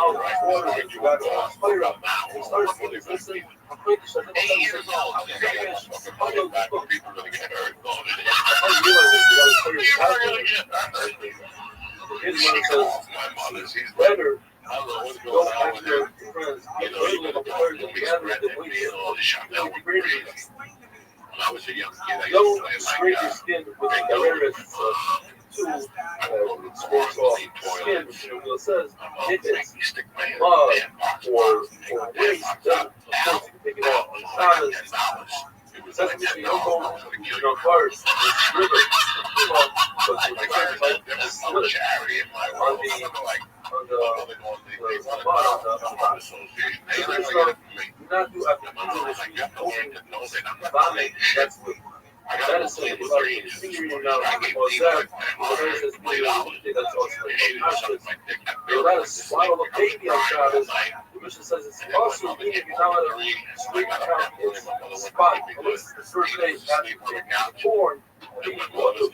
Making eggs, getting have most of them hot ready. And here I am sharpening a knife. I was that crazy at that age. Like I was sharpening a knife, and my mom was like, "What's going on with you?" Well, let me tell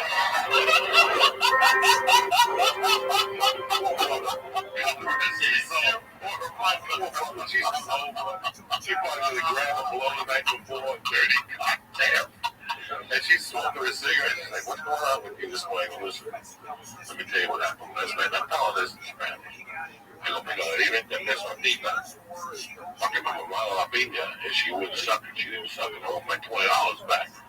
And we like took my mother for like a fucking look. And she was like, "Come again?" I can't even imagine, man. I gave Peter $20 to suck my dick last night, and she didn't do it. I want my $20 back. And I'll never forget my mother just smoking that cigarette, looking at me going, like she was just not that worried. And she goes, "Can I ask you a question?" I go, "What?" She goes, "This woman that hang out at my bar, and they get $100, maybe $50 for a blowjob. Why would Tina suck your little dick for $20? And I'm like, "Listen, I don't know what the fucking stock market or the stock value is. All I know is all my $20, I'm gonna stab this bitch." And at that woman, I was shocked. I'm dead serious. Like, I remember I was ready to kill her for my $20. This is March 9th, March 91. I was gonna wake her up like Henry Hill's wife was like, "No, dead." Yeah. I said, "You better get my $20. I'm gonna stab you right now." It got so bad in the living room, and my mother had to hold me back. And my mother gave me $20. Tina just wouldn't give it up. Tina would not give it up. I didn't talk to Tina for months after that. I hit her in the head with a shoehorn. I'll see you later. Because she wouldn't let me watch Hawaii 5-0. Hawaii 5-0 was on. She told me how to go to bed. And I had one of those shoehorns on a string. I just blasted her on the fucking head with it. And that was the end of the Tina fucking babysitting thing. It's crazy how my godfather took me to see Dirty Harry. We were sitting at Dad's steakhouse, and at the end, he goes, "Open your hands." I'm like, "What are you talking about?" He goes, "Open your hands under the table." And he put a 44 Magnum in my hand. A 44 and an 8-year-old? And he goes, "This is the same gun. This is the same gun that police put Harry Harry. They'll blow your fucking head off. I just want you to feel what a gun felt like." But after that, I got different. Look at my, like after that, I was like, he was my God. He was like my God, you know. Yeah, after that, my mom remarried. My mom remarried before all this shit happened. Like I got good after my mom remarried. My mom got married 50 years ago, 3 days ago. We left. People would drink off my little. That wasn't even the mood. You could tell it was fucking Santa Barbara dirt. That wasn't even the mood. And I'm not even a conspiracy theory. There's no way that was the mood. That looked like Yankee Stadium. Let's take a quick break to tell you about our sponsor, ExpressVPN. If you believe that you're not being snooped on or that nobody cares about your online data, well then I'm sorry to disappoint you, but you are wrong. Because you listen to my show, you're clearly smart enough to understand that your privacy is under attack, all right?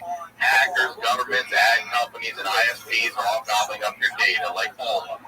That's why I recommend getting the software I trust to protect my online activity, ExpressVPN. Their apps use powerful encryption to secure your data. ExpressVPN runs in the background of your computer or your phone, and then you just use the internet like you normally would. You download the app, you click connect, and voila, you're protected. I never go online without ExpressVPN, and you shouldn't do it either. ExpressVPN is the fastest VPN I've tried. It costs less than $7 a month, and it comes with a 30-day money-back guarantee. ExpressVPN uses new cutting-edge technology called Trusted Server to make sure there's no logs on what you do online. It's time to stop hackers, Big Brother, and Internet calling your data.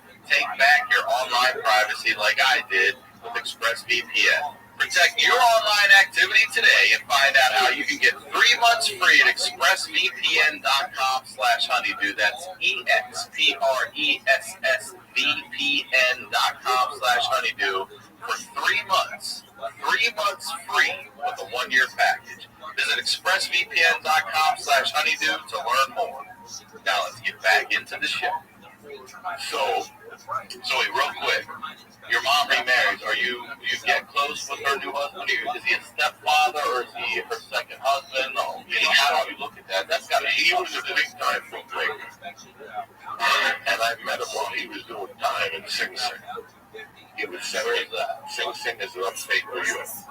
He would send he would send me pictures every week of Disney and Hercules and shit like that. He would draw. He was phenomenal. And one day my mom said, "Do you want to go visit him? You want to visit you?" And I go, "Yeah, I don't know." She was ready to get up early in the morning. It took a 3-hour drive. I would go up there and visit him, talk to him. And my mom was like, "What do you think?" I'm like, "I guess he's okay. I'm going to accept the fucking black and white suit. He seems like a nice guy." You know what I'm saying? So when he got out, he was dating my mother, but he was in the halfway house. So he would only come over for dinner. He had to go back there at night or whatever. Yeah, he had to go back at night. So it was pretty nice to have him around. He filled that void with a good deal. At that age, yes, he was. He taught me how to comb my hair, he taught me how to take showers, how to be a man, how to hire, how to color coordinate your suits. He was just a great all-around guy. So my mother was married, and they got married on July 11th, 1969. So I was 6. And he moved in with us. He was a great dad. He never laid a hand on me. He would make me kneel on beans. I think if I did something wrong, I would have to kneel on beans and stare at the wall. That was an old Cuban punishment. Or he would make me write in Spanish. I will not yell at my mother. I will not tell you he was a teacher. He was respectful to your mom. Yes, your mom. At that time, yes. At that time, everything was great. And he was just, he filled that void. I got to karate. I used to get beat up. I used to get into a fight like 3 times a week with a Haitian. There was a kid on my block who was a Haitian kid. He used to all that shit. He was brooding. We just called him Rudy the Haitian. When I was in the first grade of kindergarten, I played hooky. It was in the first grade. I was Palestine Simonis yesterday. In the first grade, my mom, the first grade didn't want to team in kindergarten. So I would leave the first grade to go buy hot dogs. Where you just outside all the year. You made it right on PS 166. You could play St. Nicholas or something else. Correct me if anybody's from New York City. And there was a hot dog behind the corner.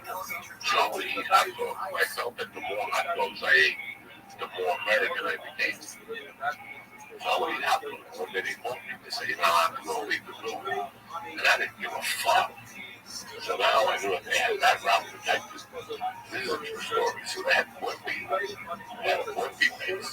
And I loved their roast beef with lettuce and tomato and vinegar and oil with mayo. And one day I'm walking and guess who picks me up in the church house? And he goes, "You're supposed to be in school." I said, "No." He goes, "Let's go back to your house." But I knew that my brother was sleeping. My mother was getting a little drink in the morning from the bar. So I didn't knock on the door. I knocked on the neighbor's door. Because I knew the neighbor was at work. So I said, "I told you my brother's not home." And he goes, "We're going to go either go back to school." This is a true story, guys. Can you believe it? And I go, "You hungry?" And he goes, "I can eat."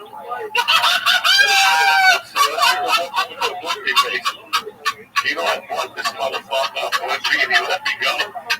In 1969, I bought this guy up and he goes, "All right, we can't walk out of here together.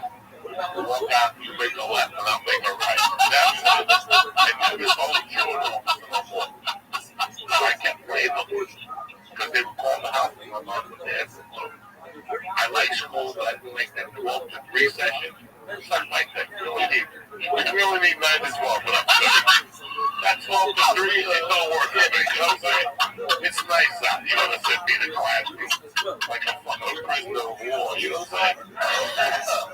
So one day I go to Central Park. I had a lunchbox. My mother gave me a lunchbox. I made me bring a lunchbox. Like a beetle or something. I fucking hate the lunchbox.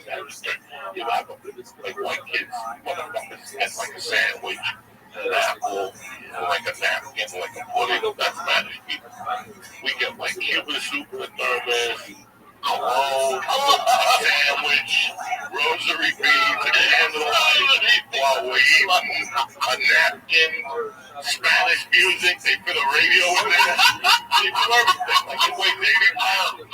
Like if I flew United with that thing, they start being yardstick. A little beetle lunchbox. So I figured if I told my mother I lost it, she wouldn't get me no lunchbox. I went to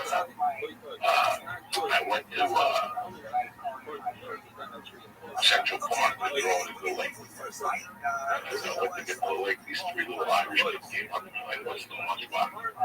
And I would have gave it. But I was like, I'm taking it. I didn't want the lunchbox. So I hit one of the kids with the lunchbox, opened up. I'm fighting in 3 years. I'm getting my ass kicked. I'm 6, 5. I don't know what I'm doing. And the kid hits me in the head with a thermos. Remember those metal thermos? Yeah, glass inside. Yeah, when they hit me in the head, they touched my head, blood all over. I fucking ran home. And they couldn't take me to the hospital. My mother was in the bar in Jersey. So what they did was they sent me to the hospital and they had to wait for my mom to get the consent form and then they stitched me up. You know, when my mom found out I played hooky, after they stitched me up, she beat me at the hospital. Like she was just beating me at the hospital. And then another time, you're in the right spot. I'll tell you how retarded I was as a kid. But that beating I got changed my life. That beating woke me up to society. And then she put me in karate with black people. It was on 90th Street, West End, Mr. Orange. In fact, this student, his son, is 180 problems black belt. Oh, wow. That's how it's all over the world. Yeah. Rashad is Mr. Orange's son. So that's where I learned to tough it up a little bit more. There's a funny one because I told my wife the other day. There used to be a game played, please don't spill the beans. Yeah, I played that with my daughter. It was a pot. You had to play, put beans in it, it goes back and forth. So on Christmas, I get up for Christmas, I'm sitting there watching the Wonderful World of Disney, whatever the fuck it is. So I take one of the beans, and I pop it in my ear, and I pop it out. And I pop it in my ear, and I pop it out. And I'm doing this for about a half hour. I pop it in my ear, but it won't come out. But you know me, I'm in the mafia at 6. I don't think nothing no problem. I don't say that. Christmas Eve, I put it in, fuck it, it's good. Something will happen. Something will happen. By fucking February, I'm walking around like a tumor. Like my ear got big, they couldn't figure out what it was. There's my mother coming home every night at 3, exhausted, because my mother fucking worked. Let's get one thing straight, my mother was a functioning alcoholic. What most people do sober, my mother could eat your ass alive and with logic. She was business savvy, happy hour before happy hour. That's just a fucking handful of a woman. What we talking about? Oh, here. So, my mom would come home at 3:30, and I'd be crying like a little pussy. Oh, my ear. Not once did I mention the fucking pain in my ear. So here's my mother doing witchcraft. She's putting hot oil in my ear, and then telling her to hang me upside down. And, you know, she's staying awake with me every night. She's suffering. And finally, they take me to New York. They take me to the 65th of Broadway. The medical center there. I don't know what it's called. See the sign out over there. We go in there, and at that time, like I said, they knew me on first name basis. Jose, hey, you're back. How you doing? That's how much I used to go to the hospital. And they're like, what is it? You haven't been here for a year. Hey, another year. They went in there, and I never forget, my mother was like 4 feet from me. They stuck in those tongues, and he fucking goes, whoa. You know, like the guy put like a 2-bed person, and they sucked half of it out. And then they stuck the thing in, and they pulled the bean out, and when that bean came out of my head, my mother goes, what's that? And I go, oh my God, how did that get us there?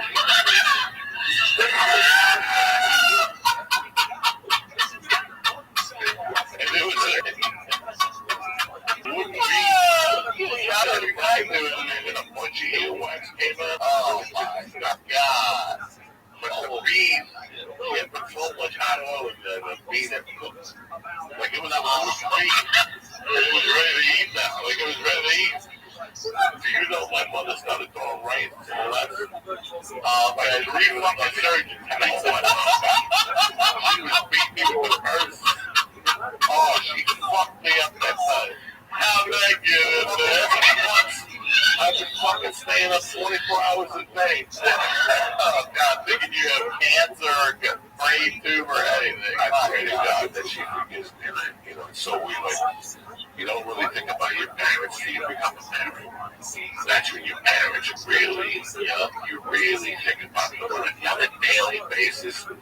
Situations that you haven't thought of 20 years back because you did the same thing. Don't you wish you could ask them, like, how do you handle that?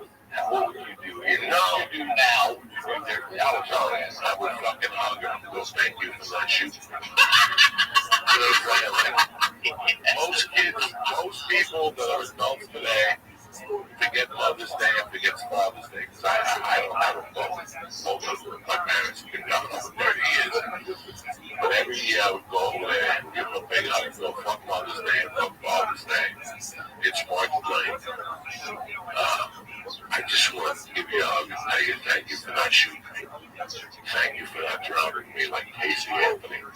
Yeah, thank you for not selling me in the black market. So, you know what I'm saying? Yeah, there's a lot of fucked up weed and a lot of things to our parents. I mean, we really test this. We really do test our parents' patience.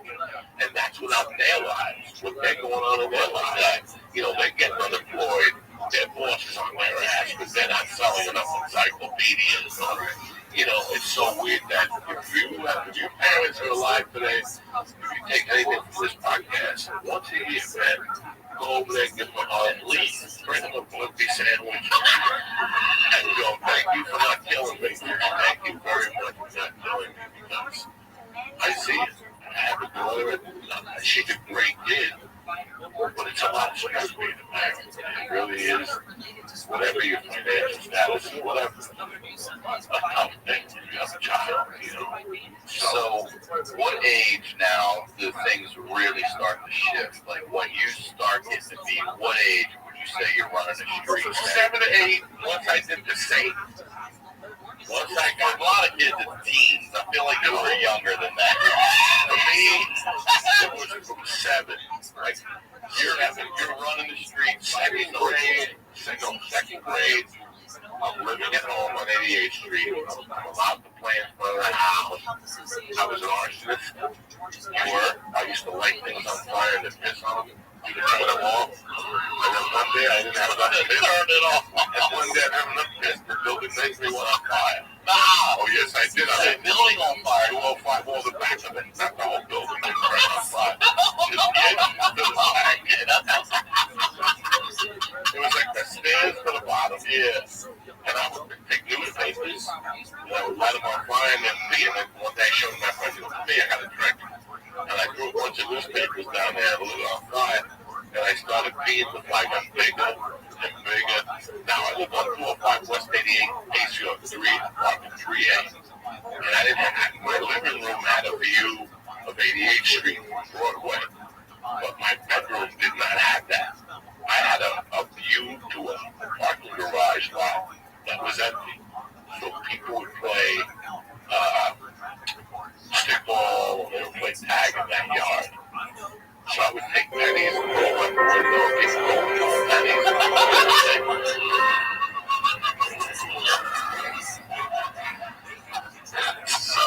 I was terror.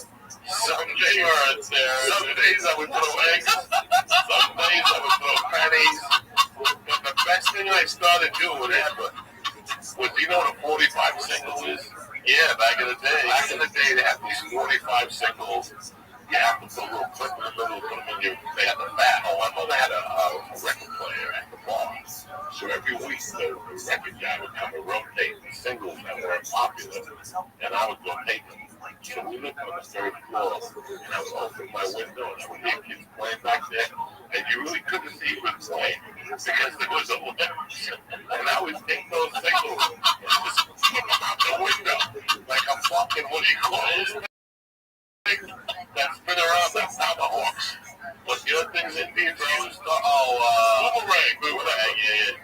They were like a boomerang. I did it about 19 times, just throwing them out there. Yeah, and people would say, "Man, somebody keeps throwing singles out the window." And one day I clocked one of those kids with one of those singles. I saw a kid. He was like one of those guys from Walking Dead. Yeah, like if I hit him with a machete across the head. He had like 3 stitches. Like, what happened? He goes, I don't know. I was playing stickball and all of a sudden, this hit me in the head. He has no idea how guilty I felt, but not really. I loved it. It was like, no, you got it. Well, I was totally kind of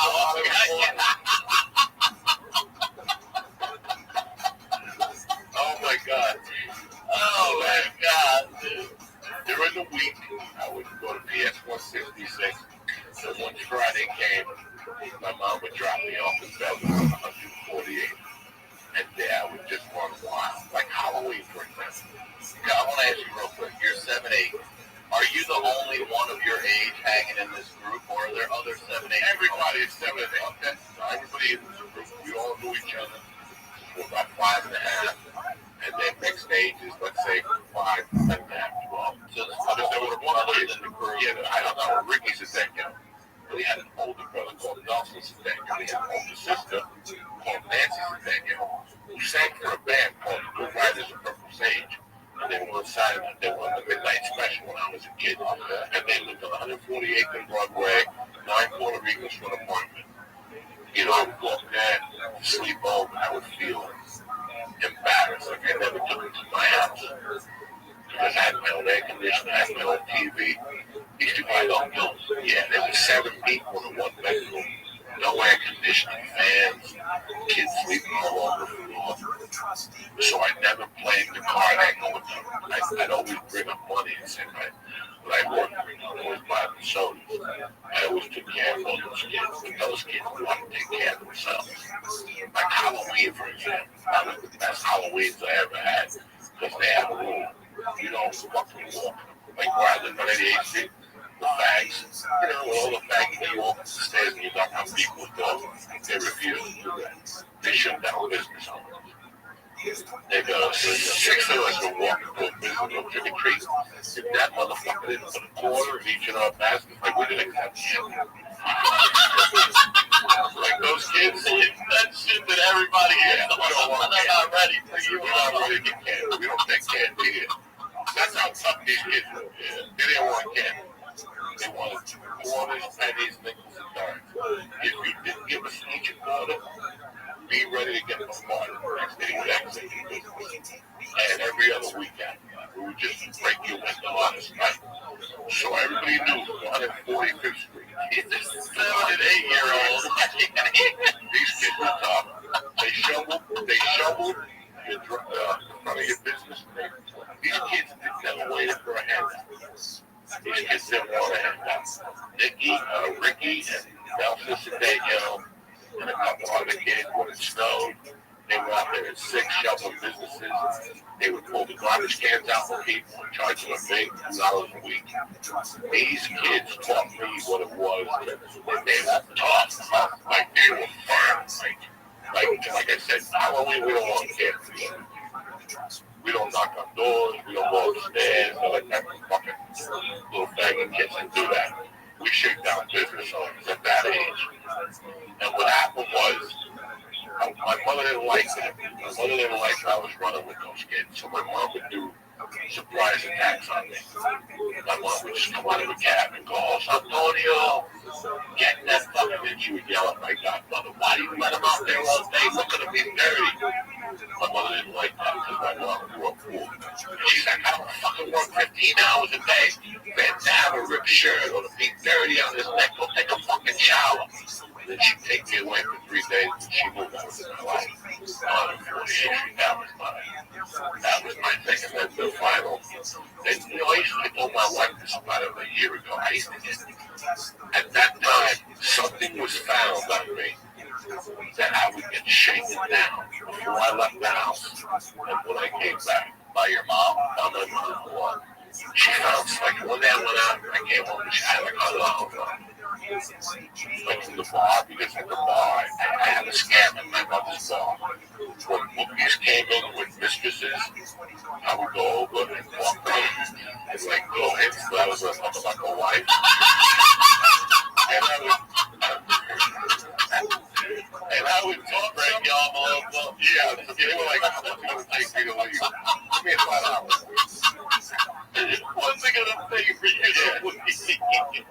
Like I would go up to them and talk to them about their kids. And then I go, man, I can't wait to go back to the house and eat that chicken again. And I would just, and they would just look at me. And they like pull me aside, like, why don't you take $10 off the call to get a hot dog? So I would rake in like 50 a night, just like shaking down guys. You know, can you imagine? You got 3 lines of smoking and a couple cocktails, and the woman of your dreams is sitting next to you, and I come up to you at the table and yeah, and I would give you like an EMP about Scooby-Doo. Like just between them, let me tell you what Scooby-Doo did today. They'd be sitting there like, why do I need this? What's it going to take to get rid of it? Maybe 4 hours. So my mother made a rule that nobody was allowed to give me money at the bar. She didn't know what I was doing to them. She didn't know that I was shaking them down mentally, like, go up to them and start, hey, how's your wife? Like, I'm not married no more. So they could throw me a point. Yeah, and this one, so my mother found me one day with like 80 bucks. Here I am, 7 years old, and I got like an equivalent of $200 in my pocket. And she goes, that's it. So she would make me put money in the bank every week. And I was only allowed to leave the house for $10. But I swear to God, I should be embarrassed about telling this story, but I'm not. Now, before I would leave, she'd go, all right, hands up. And she'd pat me down, and I'd empty my pockets. She'd go and take my sneakers off. And there were times I tried to put the 20 in my sleeve, or I was taken off, smacked to the face, and go to your room and punish. So I got to the point where I couldn't get away with nothing around her. So I would go, she'd shake me down, I'd leave. And then when I came back, she'd shake me down and leave. But then one Sunday, she pulled a surprise attack on me during the summer up on 140th Street and 8th Street. And I had bought a James Bond knife. Yeah, type up a James Bond knife from the 70s. There you go. Look at the size of this knife. When I was 7, I bought a James Bond knife. And she surprise attacked me and went in my pocket and found that knife. And that was it. That was the end of fucking Joe Diaz. She put me in captivity. She threatened me with Loyola Military Academy in Miami and Sacred Heart School for Boys. And she went with Sacred Heart School for Boys from the 3rd grade to the 5th grade. She didn't want to deal with boys. And there was other factors that happened. What was that? Did you go away to that? Or do you go? You were in New Jersey. Did you stay home and go? No. Okay. They dropped you off on Thursday. And they drop you off on Thursday. And you get picked up. They drop you off on Sunday. And you get picked up Thursday. One day, what else is going on in my life? When my stepfather moved in, my stepfather was a good man. My stepfather was always a good man. In fact, there's things that I do today, and I ended up hating him. I got my peace with him, and he died, and we made our peace in a way. But there's things I do today that I learned from him that have got me to where I am. He was that smart and street. He was that intelligent. He played you like a fiddle. If he had to meet you and talk to you and he wasn't sure about you, if he had to meet you at 9, he'd come here at 6 and plant 2 guns and a knife. I mean, this guy was a genius. He was a fucking genius.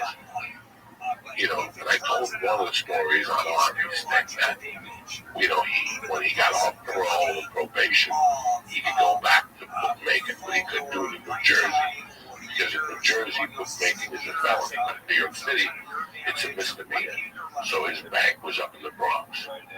The tracks closed at 2. Like, you know the number for the day by 2. After you add up and pay everybody, you're pretty much on the way home by 3:15. And one day I was coming home with him. And this is my first view ever hit. We were at a light, and he saw a guy hitting the door. And he beat the guy. He goes, don't hit that door. The guy goes, fuck you, mind your business. He didn't pull the car over. He just put the car and got out in the street. Dead in the street in the Bronx. And just proceeded to go beat on this guy. Like, I mean, broke his fucking face, kicked him again, because when you're Cuban, that part, you dedicate your life to St. Lazarus. So you can't mess with dogs. People who dedicate their lives to St. Lazarus, Cuba, like when Michael Vick got sentenced, there was a lot of prisons he couldn't go to because there was avant-garde Cubans there. They'll kill you, they'll kill you. Really? You don't know what is it about the dog? It's St. Lazarus. It's the patron saint of Cuba. St. Lazarus, patron saint of Cuba. His birthday is December 17th. Any Cuban on December 17th is losing his mind. December 16th, you stay up till midnight, you light candles, and you pray to him for the following year that everything works out. So he's big in Cuba. So you have to, like, my mother hated dogs. If my mother saw dogs, you have to give them food. Like, you know, I got puppies when I was a kid once, and my mother would go, get these fucking dogs away from me. And I'd wake up in the middle of the night, the dogs would be licking them. And then she would go get bones, butchering, boil to get the gravy out of the bone, and she would boil all their food. No matter how much my mom hated dogs, her DNA told her genes. It's deep in your Cuban genes. But to make a long story short, they threw a beat on that guy. And I was, you're just in the car wash. Yeah. And I never said that to my mom. I was like, this is too much for the truth. Then about 6 months later, me and my mom were going to a Met game. And my mom gave the cab driver a tip and said, take me to the Met game, but take this route. The guy goes, no, this route. My mom goes, take the fucking route. I'm telling you. The guy goes, this route, something happened. There was traffic. My mother said, I told you it was going to be traffic.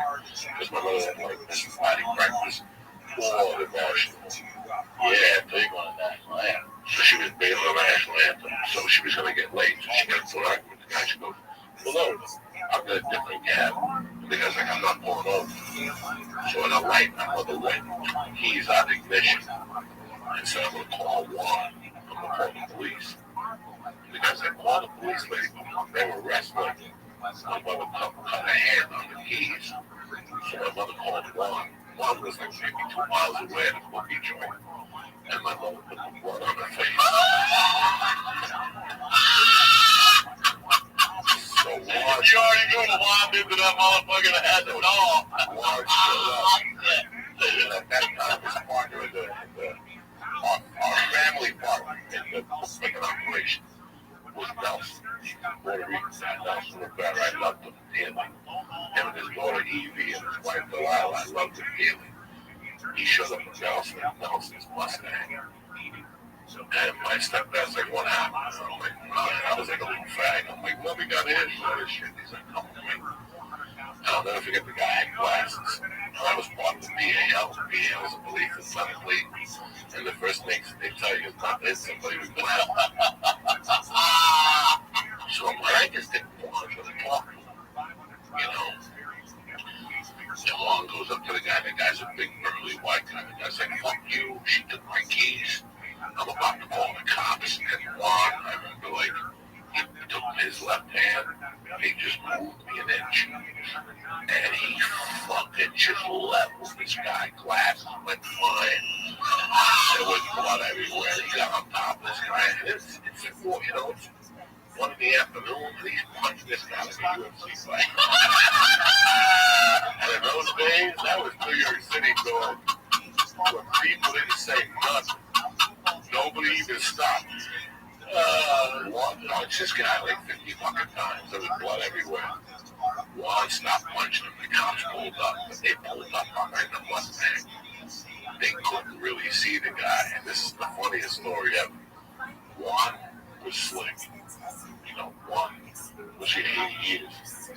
And if you spoke English to him, he'd look at you and go, you know what I'm saying? You know, Big Eagle. 2 cops pulled out. I'll never forget this. 2 cops pulled out as they came towards me. One turned, one in his pocket, and shook the guy's hand. He said, isn't it a beautiful day? The guy had like 200 in his pocket. Juan and Nelson were talking. I'll never forget that. And I'm like, shit, the frick, Juan's got blood on his hands. The cops were like, money. I lost something. You're like, oh. And the cop looked over. He's like, what's going on with him? And he was like, what? And Juan's like, no, he fell. He's going to be eaten. Yeah, guys, have a good day. They just left the guy there. Well, they did.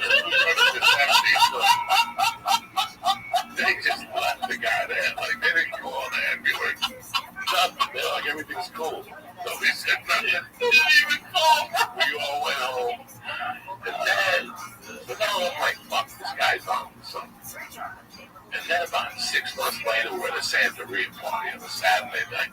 And he's in it as well. He's not a Santeria guy. He's an Abacoa guy at the time. What is that? Abacoa, the longshore of Cuba, and then the male parenthesis. What's that? They don't eat pussy. They don't go into a room if there's a gay man in the room. They don't have communication with gay men. Yeah, it's a society. It's a religion or a society? It's a society. But now, you can be gay. Like Romeo Romero was on road with me, and we were talking about Abacoa. He goes, this was a religion of men. You had to talk to them in a certain way, you had to approach them a certain way. Like, let's say your name is Rick, Ryan Sigma, but I grew up with you and I call you Beansy. I'm allowed to call you Beansy. But if some white kid comes up and goes, Beansy, you pull him aside and go, excuse me? My name is Ryan Sigma. You call me Beansy out of line again, I'll stab you. And what they did was, these are fishermen. You know what they did? You know what they were? Let me tell you what the masculinity level was. Just so you know, when you had beef with them, they would beat you or whatever. After they got finished with you, they flip you over, they pull your pants down, and they slice your ass cheek. That's a warning. If the next time you look mark on it, they put a mark on your ass cheek. That's like, I could have fucked you in the ass, but I gave you a breathing, and I sliced your ass. The next time, I will fuck you in the ass. Don't ever disrespect me again. That was the level of masculinity, machismo, that this guy had. Like, he was up there. You know, did he drink alcohol? He detested marijuana and any type of drug. So weird. He was by the book. And that's where the comfort, my mother came in. He didn't like drinking. He didn't like the bars. He didn't like drunk people. So we're at a Santeria party. About 6 months later, I got one sex. Let me tell you how fucking crazy he was. He would read ladies' novellas, the Spanish novellas about love and shit. And he would wear glasses. He would make believe he was acting that. So he didn't have to. If you went up there right there, and you go with my head, I go over and he would say that to me. Like he was dead. He wasn't dead. Towards the end, this guy was worth millions. You know that he still had the same car he had. He was married to my mother in 1971. Eldorado, like the size of a ship, 2 miles per gallon. He didn't believe in flash. He knew that the feds did math. Let me tell you how. He never did drugs. This is not paranoia. This is intelligence. He was such a good bookmaker that he would not speak in a room where there was a phone. He said on the receipt. He said they stole it. He would talk to you outside. Very cautious, very smart. Took that pinch in 1966. Never took a pinch again. Took a pinch for shooting a guy and he got away with it. After my mother died, somebody tried to jump him. He took the guy's gun and shot him at like 55. He shot both kids. And then he got to another people that always stayed out of prison. How long was he in when he did his bid? When I was a kid, whatever, I don't know, a few years. That was for bookmaking. That was for bookmaking. And then, so it's a summer night. Like it's like a July. There's a party at my godmother's on 48th Street. And there's a guy there named Eagle. He got Eagle. His name is Eagle. I don't know what his last name was. But his street name was Picadillo. Picadillo was a Cuban dish. It's chopped meat with raisins, olives, and little fried potatoes. Just not a lot of raisins, just enough raisins to turn off the beef. It's delicious. He ate it so much, he just called him Picadillo. But the guy was a real jerk.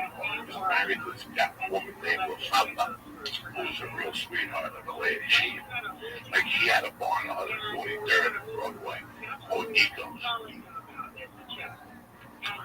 So for some reason, my stepdad had a reputation in Cuba. He had 4 brothers. They were called 4 Winds. Again, You couldn't call him forwards to his face. Right? Yeah, right. They called his name was Rachel Margarita. That's 4 guys. That was your street name. You did not call him that. You either called him Bonito, if you called him Margarito, and you weren't friends with him. Were you going to get an earbeat or a smack or a good book in your head? You never knew what situation it was. So this time I had seen guns from my godfather. I had seen guns at my mother's bar, you know, whatever. But I had never seen him armed with a weapon. I knew he carried a knife, a straight razor. He didn't carry a knife. Those Cubans carry straight razors. It's that little flip over. The ones that you shave with, that shit goes a lot of damage. So we're at the Santeria party, and Nico Picadillo has a couple cocktails, and the party was in the living room where they were playing the conga drums and killing the chickens. And there's a hallway. There's a long hallway. There's a kitchen, and then in the back there's 2 bedrooms. In the middle there, my godmother was a superintendent of 3 buildings, so she had a path behind the kitchen to go to all 3 buildings. It's about 3, it's about, let's say, 1 in the morning. It's me, my mother, and my godmother are talking in the kitchen. One is standing by the doorway with little faggy glasses on, reading a novel. Pretending he's them. And Nico walks back there with like half a bag. He goes, look what this. Marco Rico. Right away, I'm like, oh no. My mother ignores it. My godmother ignores it. The poor guy's wife ignores it. And the guy's drunk, right? He comes into the kitchen. And he's telling me he's one thing. I knew this fucking fucking Cuban. His 4 brothers were shit.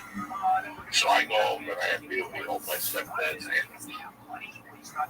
And he's not saying a word, but I know he's hearing everything. I'm like, oh, this is and this guy's in the kitchen fucking saying shit, Cuban style.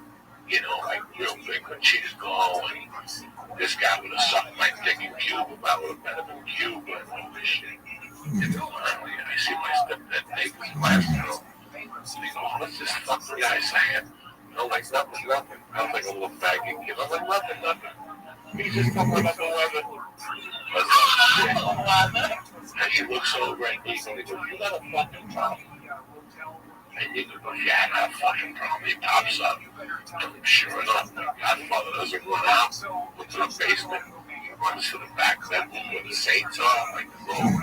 It was her Santeria room. And I guess he had a 45 with him. And we're all like, what the fuck are we going there?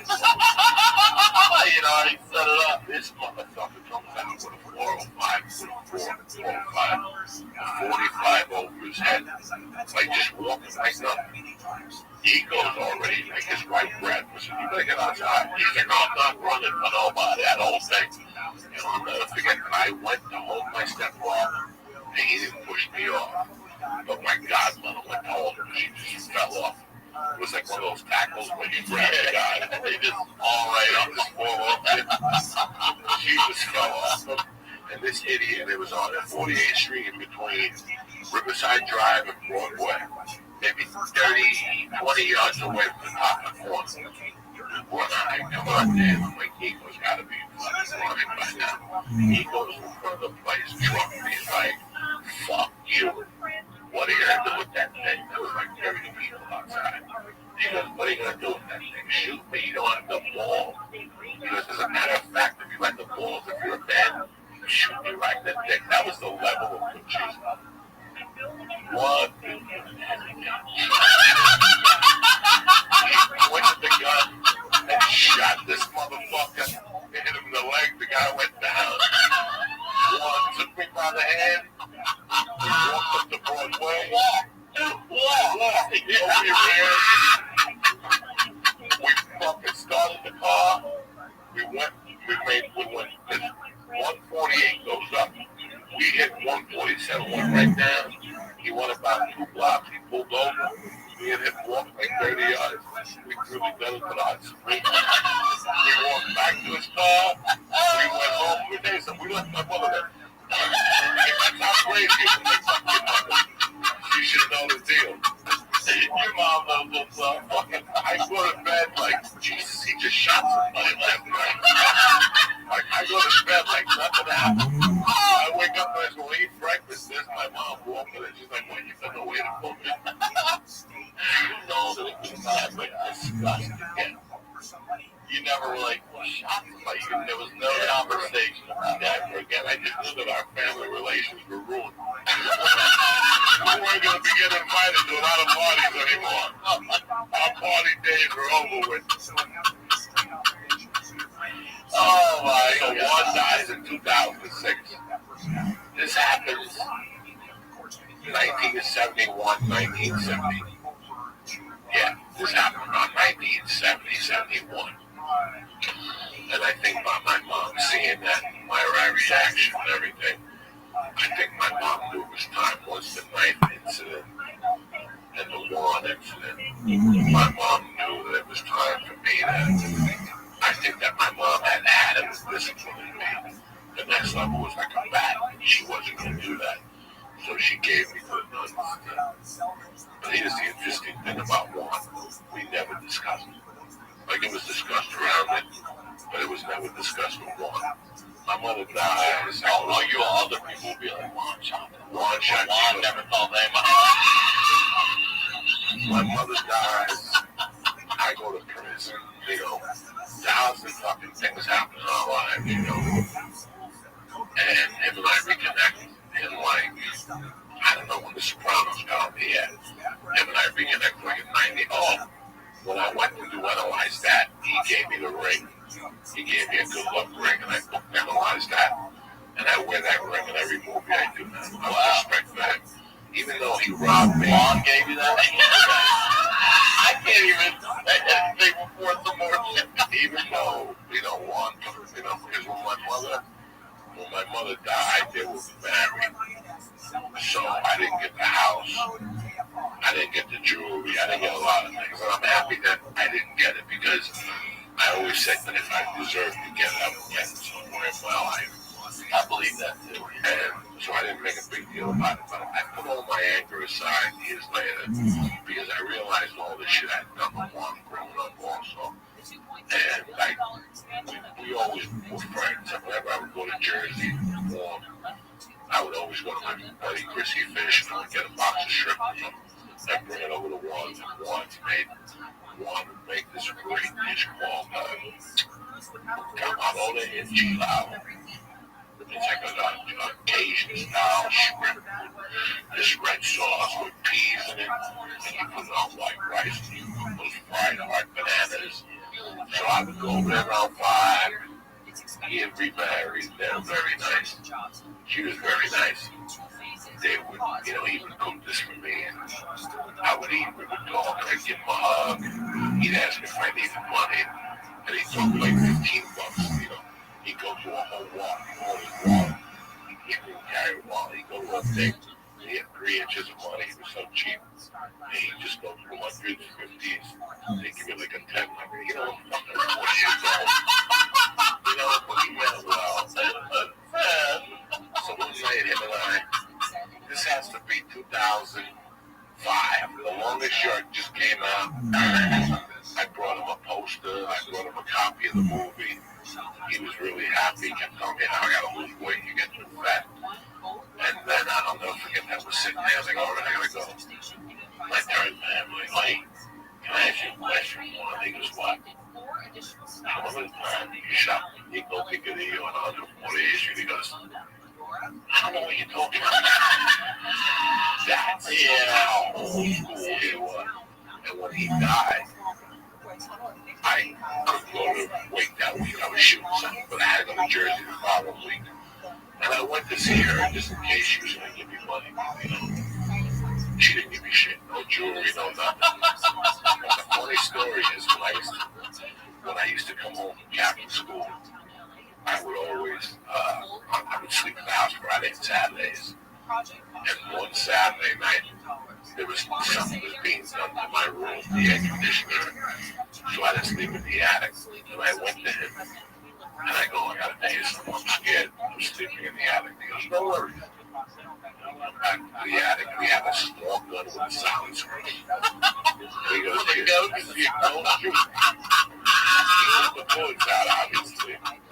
Because I'm up all night shooting at the air.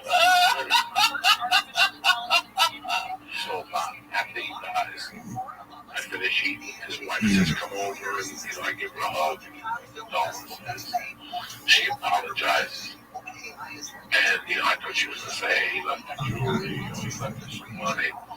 She goes, before you go, order 3 to go in the room and see what happened. He was on water. He had everything. He was every time he was driving down the street, he saw on TV. He really was a millionaire. Oh, really? Yeah, he really was. He became a millionaire with loan sharking. He was very, very good at loan sharking. And he got into it with a bookie bank, so he fell behind. He was a loan shark.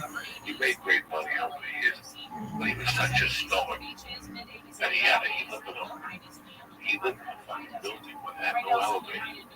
And he walked 4 flights every day at 70, whatever he was. He was in great shape. Now, towards the end, I saw him on the shirt. You could see half his shoulder was missing. The shotgun blast. I mean, the guy he had his ball. They tied up a big cube on wire, and they squeezed it. He had a scar all the way under, and it was cheap stitches. You could still see the holes. Like, as I was a kid, I would look at the guy and go, Jesus Christ, what type of life did he have? But I went in that room, and I was just going through boxes. It was dark. At the bottom of the box was the gun with the sounds that he had offered me years ago. So I screwed the sounds, I took the gun. And I still got it. It's buried in Hollywood just in case anybody gives me a hard time. Well, listen, brother, I know we got to get you out of here. This is what I plan to do. We did childhood today. Next time you come back, we're going to do preteen. We're going to get you all the way through your years, brother. Thank you for being here. Will you please, whatever you want to promote, your date? I got all that stuff. August 9th at Lincoln Theater in D.C. I got September 13th and 14th. The 13th of Dallas and the 14th of San Antonio. Yes, I have nothing else to promote. Just Ryan Sickler, my brother. Thank you. Thank you for being here. I got to give credit to Ryan. He's been calling me. He started the podcast, and I've just been busy. But I haven't done a podcast. This was the first one I get my word. You did get your word. So thank you very much. I love it. I love you too. I am Ryan Sickler on all social media, RyanSickler.com. We'll talk to y'all next week.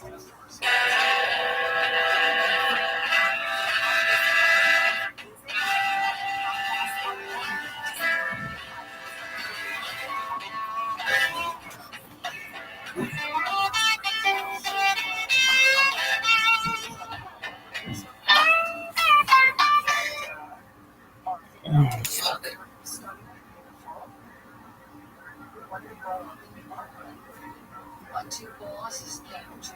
ExpressVPN. More on that later. Let's get into the do. With Ryan Sickler at your mom's house.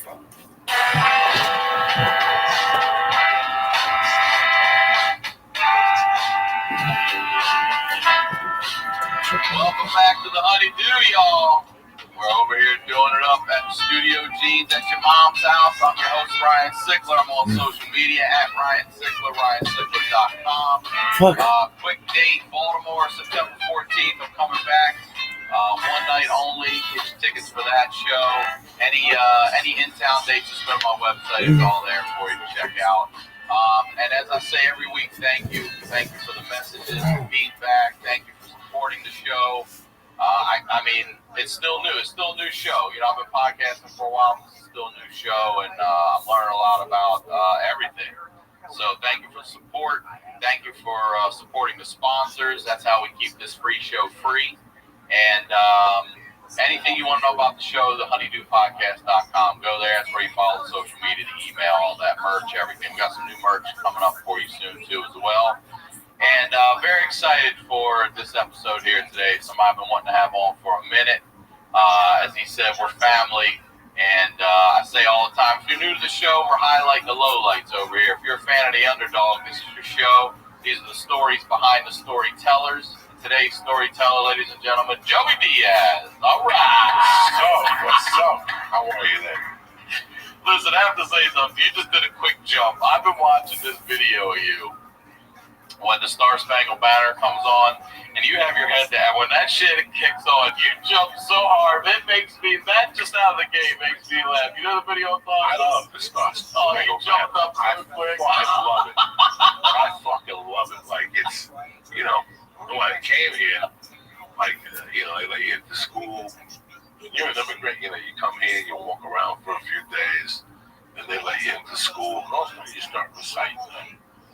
Pledge of Allegiance. Yeah, when I did it in kindergarten, like we were. You got to remember when I got this country was 1966. When I busted into the school system, it was 68. We were involved in a war.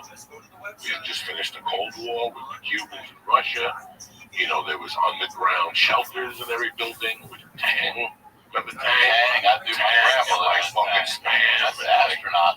Yeah, sardines. Every basement was prepared for a nuclear thing. But we had the pear jars, mason jars. Had all like everybody had a fallout shelter. People, if you have a fallout shelter, is when you go when fucking Iran sends a missile over here. Back in the 60s, you would go into the fallout shelter. Thank God you never had to go into it. But patriotism was big, and it was bigger for me because I was in another country. I was just trying to fit in. So the Star Spangled Banner, I pledge allegiance. You know, it's so funny how right now there's a thing in the news that I hate to highlight. But let's talk about it. About a guy who said, "Go back to your own country." Let me fucking tell you something. 20 years ago, that was a staple in New York. You couldn't just talk from the language from your country in New York when I was growing up.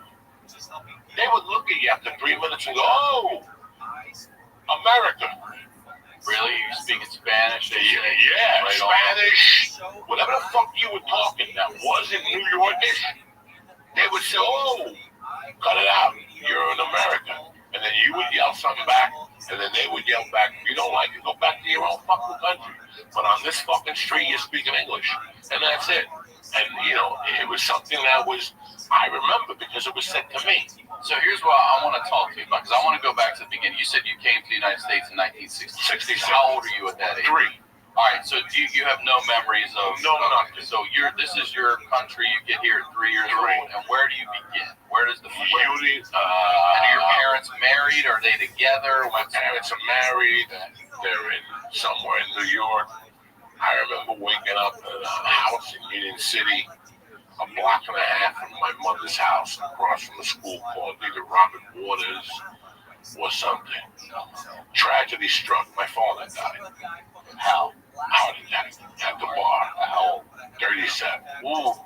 So my mom didn't like the Jersey house. She didn't. When somebody dies, you move. Well, how old were you when he died? 3. Okay, so it happened. All this is happening just right, to get 3. here. So then we go to 89th Street, Riverside Drive. Just you and your mom. Just me and my mom. No siblings. No siblings. I'm with my mom 24 hours a day. And her family's where? Cuba. All back in here. Except for my uncle who was in LA. Okay. I still talk to She's myself. still by herself. All right. And how old's your mom? Single mom, new country. 38. My mom had been here as a teenager. Okay, all right. My mom had been here and knew the language and already was running numbers. Then she went back to Cuba. What happened to my mother was very interesting. My mother was 16 or 15, and she went to a dance with my aunt, like a high school dance. And somewhere along the dance, my mom noticed that her sister Rosita was missing. So she went outside, started yelling for Rosita, and she found a guy raping Rosita. Whoa. My mom took a glass, broke it, and stabbed the guy. Wow. The guy dies. What? They take my mother and ship her out of Cuba that night. Just a young kid. Like, remember Vito Corleone was half retarded? He got the Ellis Island, he's singing songs and shit. That was my mother, right? Wait, so they literally took her, My family, your whole put family, whatever pennies they had, as poor as they were, and said, "You're out." You're out. Where? New York City. They were sent to New York City. Sent to Miami. This wasn't a... She had distant cousins in New York City. Wow. She went to New York, stayed with them for a while, snuck into the country. You gotta remember, there was no PSA. Right. You know, you could just give them a fucking piece of paper then, and if you could fog the bottom of the glass, they'd let you in. Fog this. Okay, you're in. You know, this was way before anything. You know, there was no drug smuggling going on, so it was wide open border. So she came in, moved to like the city or something, went to work for a fucking numbers guy, and she met a girl. And her and that partners. Like they were a team for a couple of years. And doing what? Running No. And her and my dad met in New York. But they went back to Cuba because my grandmother was sick. So when we were in Cuba, my mom had my sister, who was about 4 years older than me, and me. Then something went down. Like, I couldn't get all the accurate stories. I could store bits and pieces from my uncle. He's 80 and he lives in Glendale. I just went to a Dodger game. Well, that's your source. So, but whenever I ask him, somebody tells me a little bit more than I want to know. So I stopped asking. You know what I'm saying? So I had to stop. So then they came back, and my mother used that girl's name to get back into the States. When my mother went back to Cuba, she went back as a lady named Sophia Cecilia. She was a Puerto Rican woman. That was the mother of the girl my mom hung out with. Okay, so then my mom came back. My dad died a few months later, and here we are on 89th Street. I was probably 4.5. And then that apartment got raided. For what? What were the numbers? It was a shakedown. I still remember the cops sitting me down on the couch and then separating me and my mother. My mother had already trained me to shut your mouth. You don't know nothing. You know, my mom was already training me in a way that I didn't know. And then my mom had a bag with cash and all the numbers receipts. So what happened was my mom had the building wired. The landlord called. And I answered. It was like 8 in the morning, and they're like, the cops are on their way up. So I woke my mother up. My mother got out, went in the closet, took a bag out, the receipts and the cash. Went to the kitchen. There was a balcony under her, an old lady. She would duke the old lady like 50 a week. And she threw the bag under. The bag landed on the second floor on the balcony. The cops rushed in. There was nothing to arrest my mother for. But I still remember my mom being handcuffed and me sitting on the couch. And then the landlord, and they left. They didn't arrest my mother. They gave her a ticket. It was basically a shakedown. You know, if they find 10 G's, they take 6 of it. And they leave you 4 and you don't go to jail. But my mom was hip to them, whatever. They kept threatening my mom. 2 days later, we moved around the corner to 205 West 88th Street between Broadway and Amsterdam. And I went to a grammar school named PS 166. Stayed there till like the 3rd grade, 2nd grade, then 3rd, 4th, and 5th. I went to Sacred Heart School for Boys. That was a private school. Were you starting to have trouble? Were you? I just admitted to my wife something that a lot of people don't know about me. I didn't want to tell my wife until my daughter got older. From the age of 4 to 6, I was a very sickly kid. There was a lot of problems with me. There was mental problems with me because of my father. And I was a sickly kid. I was allergic to maple syrup. I had stuff problems with my ears. I had problems with my throat. I couldn't breathe at night. You know, they knew me by first name basis at Medical Center on 165th Street. And they knew me like I went to the hospital between the ages of 4. Without exaggeration, if I average it out, it was every 10 days. Damn. Like I wouldn't go for 2 weeks, but then I'd go 3 days in a row. And it would always be something else. It wouldn't be consistently It was just asthma or I whatever. was a sickly fucking kid. I was really skinny. You know, my mom didn't know what to do with me. I didn't really like a lot of the food, so they made me drink emulsive of God. What is that? Emulsive of God is like the fish grinded down his eyeballs, his feet. Oh, for real? Yeah, you go to CVS now because kids are pussies. They flavored it because these little faggots are young. They're like vanilla flavored and fucking strawberry. They really flavored. have this shit? I'm Look gonna it go up. look. I am. It's called emulsive of God. All right. And I'm gonna tell you something. A couple years ago, I went back on it. You did? I found a little bottle. First couple days, I fucking puked it up. But after a while, I felt how much better I felt. It's a tough fucking swallow. But your dick will never die. You'll never get sick. You'll never get AIDS. You'll never get dementia. If you drink that fucking stuff, Scotch emulsive and fucking, you'll never get nothing. Nothing. No dementia. Nothing. It's a proven fact. One a day? I don't know how it is now, but when these fucking people had it before, they just threw the fish in the blender. His tongue, his brain, and it was a milky paste. Did you drink that? I was not allowed to go to school until I drank in the morning.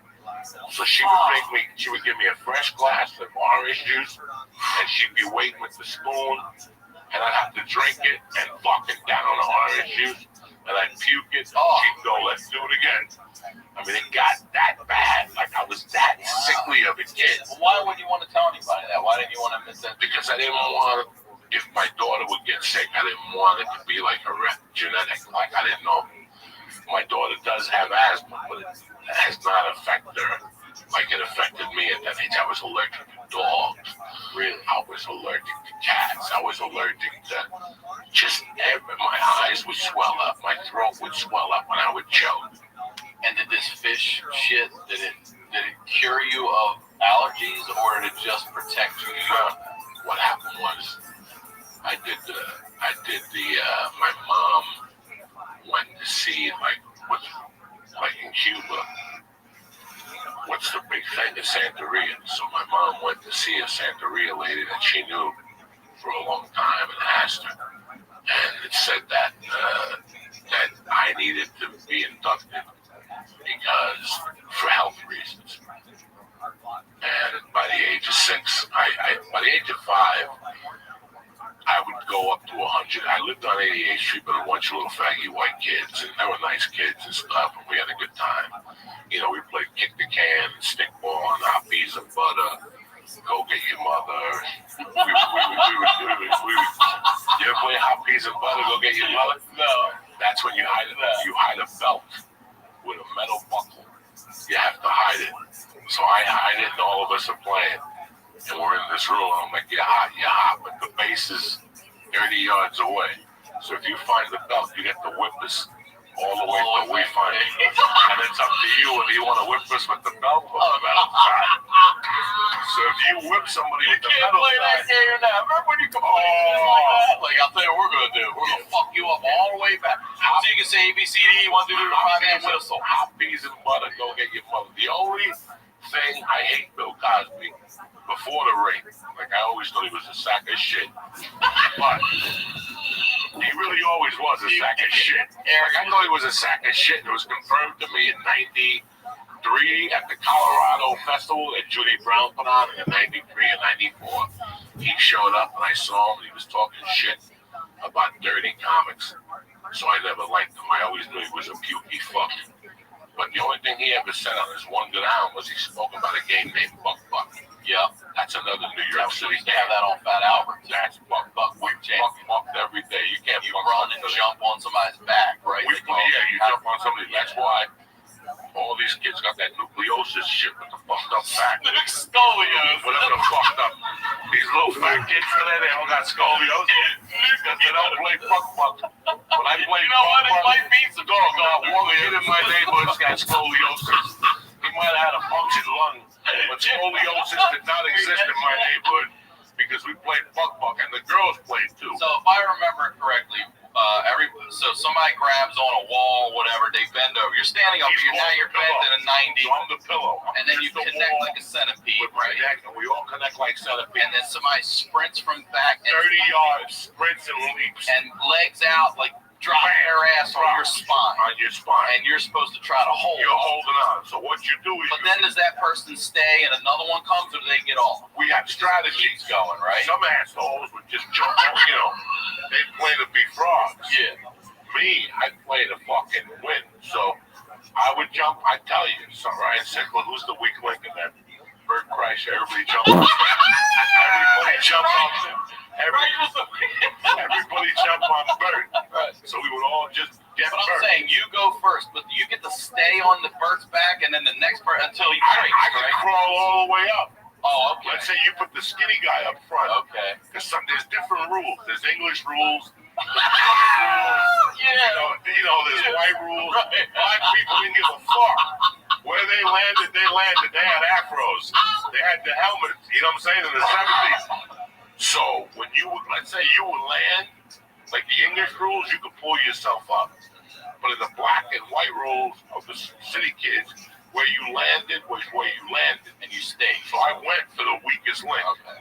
So let's say there was somebody like, let's say Bert, me, Tom, Rogan, Ari, and Duncan were playing Esther Coop. I'm just throwing Esther Coop up. She's a tiny girl. Let's say Esther Coop was, I want to play. Our plan is to break Esther Coop. Yeah, I'm running up Esther Coop. And then, this was the 30 yards. I get to sprint 30 yards. 20 yards, 10 yards. And then I just get to leap and try to break Esther. But here's the beauty. Once we all get on top of Esther Coop, then there's a count off. 10, 9, 8. That's when you have to try to break them. Oh, right. So what happens if they don't break? So right now you're on top of Esther Coop, and everybody starts grabbing Esther Coop's tits and a pussy, right? It's just everybody. Like so, for us, it could be Esther Coop, it could be Whitney Cummings. They all go down. Like the girls would be stop grabbing my tit. We'd be fucking choking them, pulling their fucking hair. So girls weren't allowed to play. After a while, girls were like, that's too rough. Yeah, no shit. So then it was just guys. Would the girls go dirty too? Would you? Oh yeah, girls would scratch you with yeah. And it was legal. Some girls were fucking dirty bitches. They'd scratch you. But let's say you landed on a guy, it was the same thing. And it was punching the ball, grabbing his balls, and he'd be yelling, stop grabbing my balls. One of you is a faggot. Why are you doing this to me? And all of us would just be punching his fucking nuts until the line breaks, and then we kept doing it over. Well, what if the line doesn't break? What is then now it's their turn. Oh, they get the and they're walking away from you with their hair messed up. Leaning, now it's our turn, motherfucker.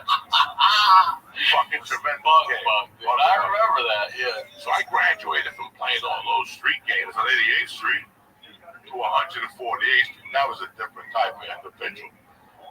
Like, what were they doing up there? They were killers.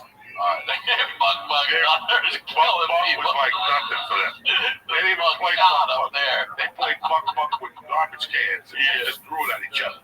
The kids on 148th Street were Puerto Rican, Irish, Italian, a couple Jews, and all of them were tough. But we're talking same age range and everything. Same age range. World. Before I got into Santeria, my mom would send me up to my godmother's house on 148th Street in Broadway, 20 blocks from the epicenter of the world. Oh, you're 20 blocks from home. Yeah, I was the heartbeat of New York City. I'm 20 blocks from the heartbeat of New York City. 6'5". Wow. So I'm hanging out down there on 88th Street playing buck, killing rats. 148th Street. 6 years old, you're killing rats. Complete different game. First day on 148th, they came up to me, how you doing?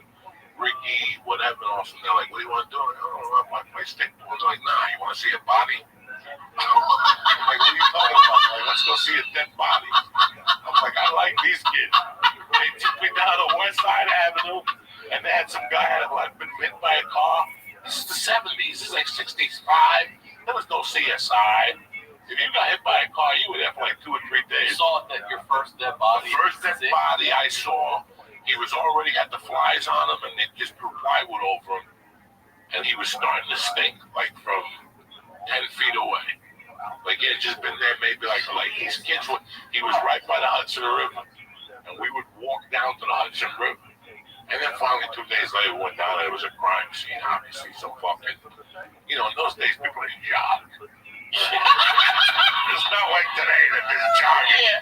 I can kill you and drop you on a 170. They'd never find you. Today these fucking joggers drop there looking around. And they always find bodies, joggers. It's not like they find like a $20 bill. You never see a jogger go, I found an envelope full of money. They always find some lady beat up and raped. What the fuck kind of morning is that?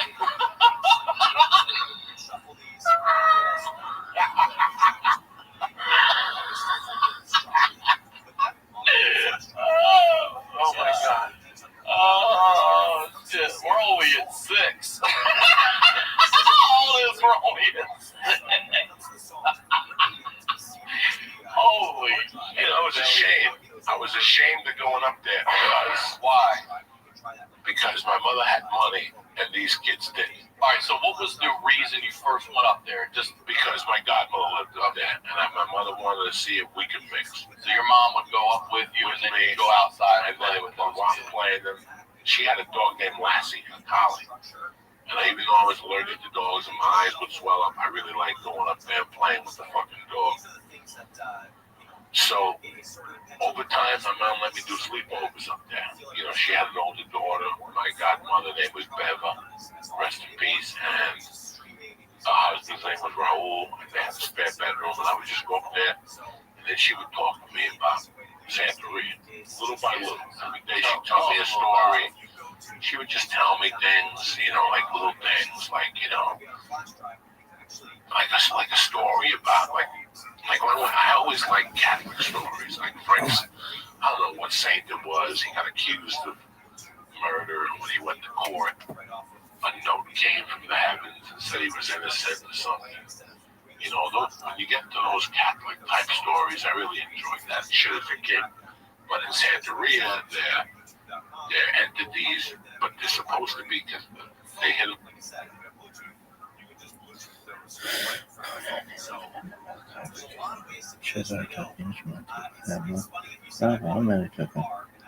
I don't practice Santeria.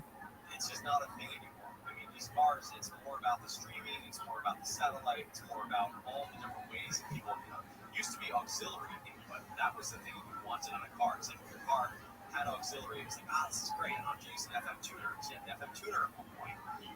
You had to broadcast to your car. I mean, it's evolved a lot, and I think that this is something that could still be done. It's just probably not a huge priority for the car makers anymore with these flash drives. So anyway, try the methods I mentioned, see if they work for you. 888-RICH-101. Thanks for the call. Yeah, that shadow thing.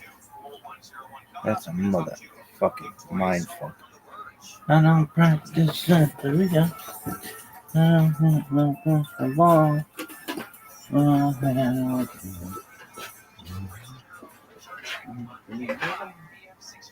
Time now for a news update.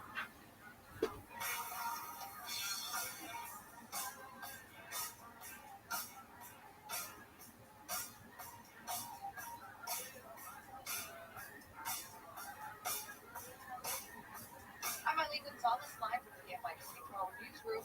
The Save America movement has kicked off Operation Liberty initiative to ensure people have an understanding of the impact of the ICE operation. Organizers held a rally at MacArthur Park this morning where LA Councilwoman Eunice Hernandez made it clear they're against authoritarianism. Yes to the American dream. Yes to the Constitution. Yes to freedom.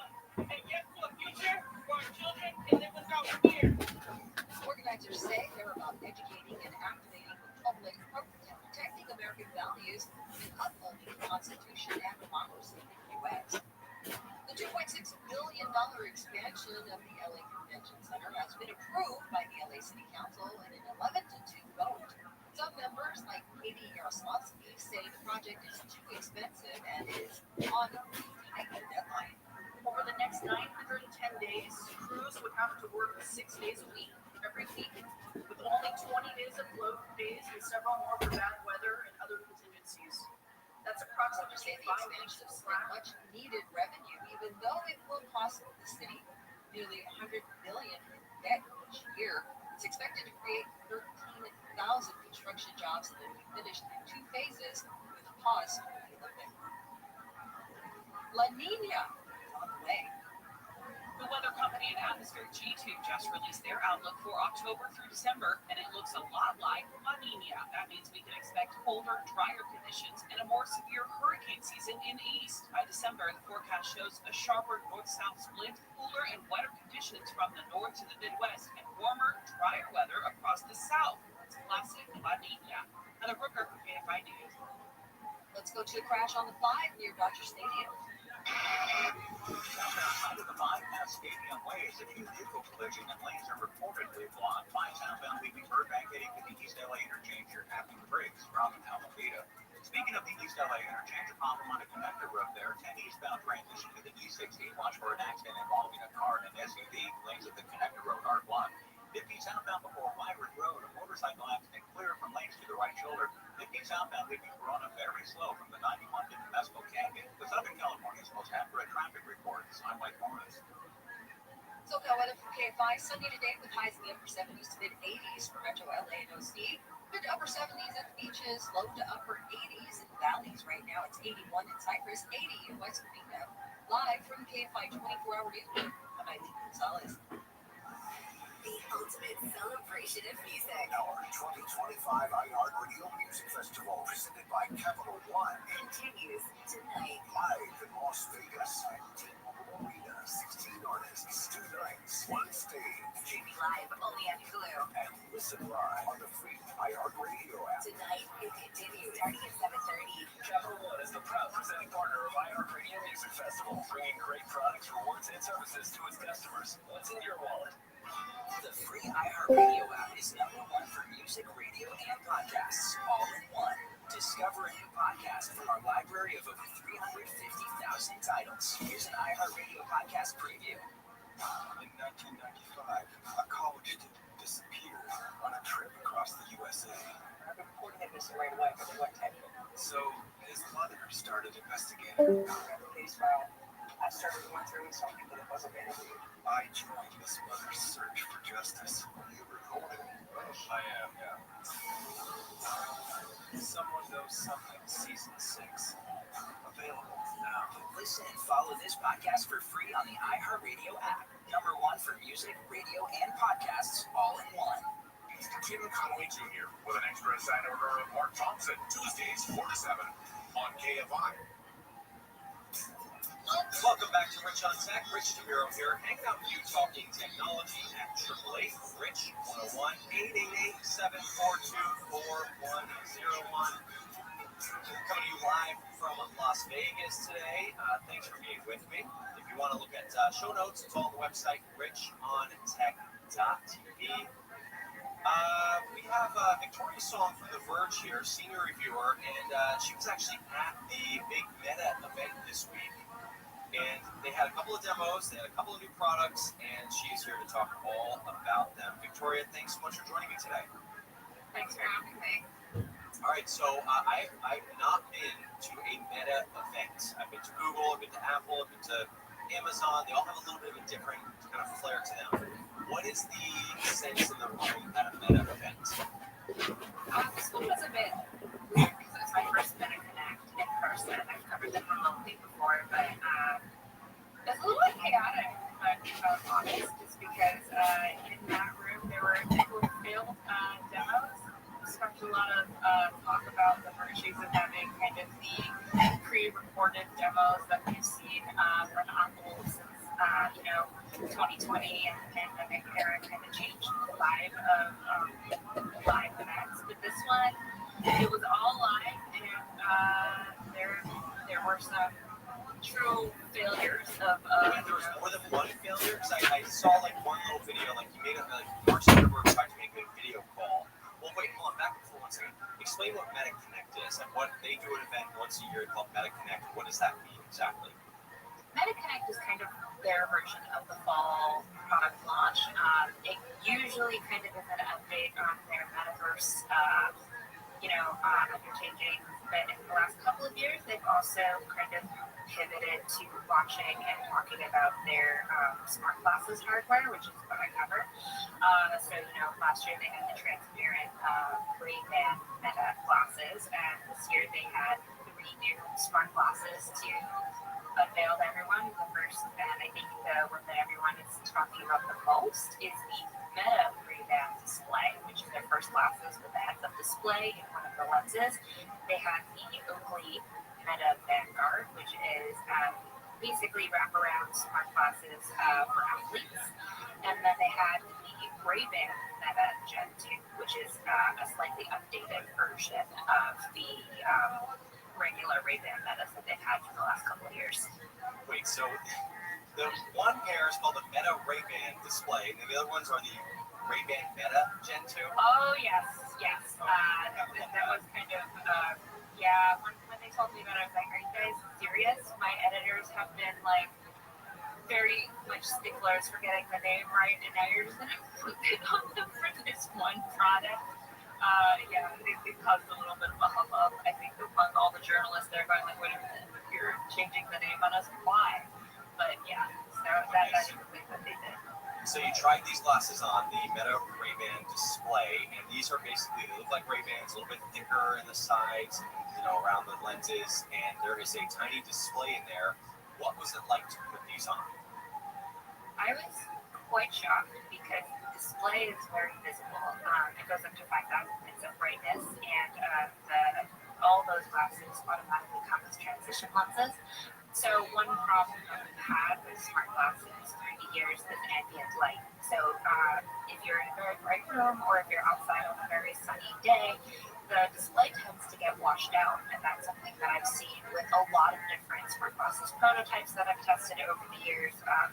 Different methods of making the display visible to people. Ambient light is a huge problem, and I wore these. I was able to go outside with them. Okay, did I look at the sun and did it get washed out? Yes. Do I recommend that everyone look directly at the sun? Absolutely not. Don't do it. I did it for you.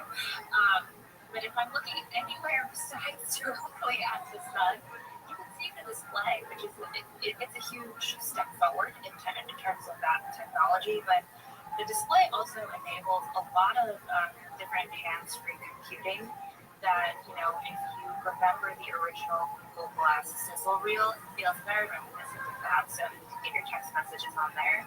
You can, a friend sends you a link to an Instagram Reels. You can watch it directly from your glasses. You can watch Instagram Reels on your glasses now? Yes. Okay, that's wild. The picture is quite clear. You can take video calls. I have a demo. I was able to video call like a Zuckerberg on stage, and it worked. And I felt a little bit like a spy in that moment because I could see my colleague in this video call, and because of the camera glasses, they could see everything that I was seeing as well.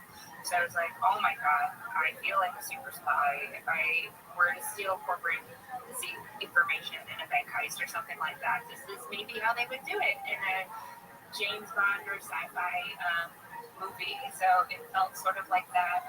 I could see live captions. So if I'm talking to a bunch of people in a crowded room, the person I'm looking at, if I turn the live captions on, I can see subtitles for what they're saying. And the amazing thing to me was because the microphones are multi-directional, crosstalk didn't matter.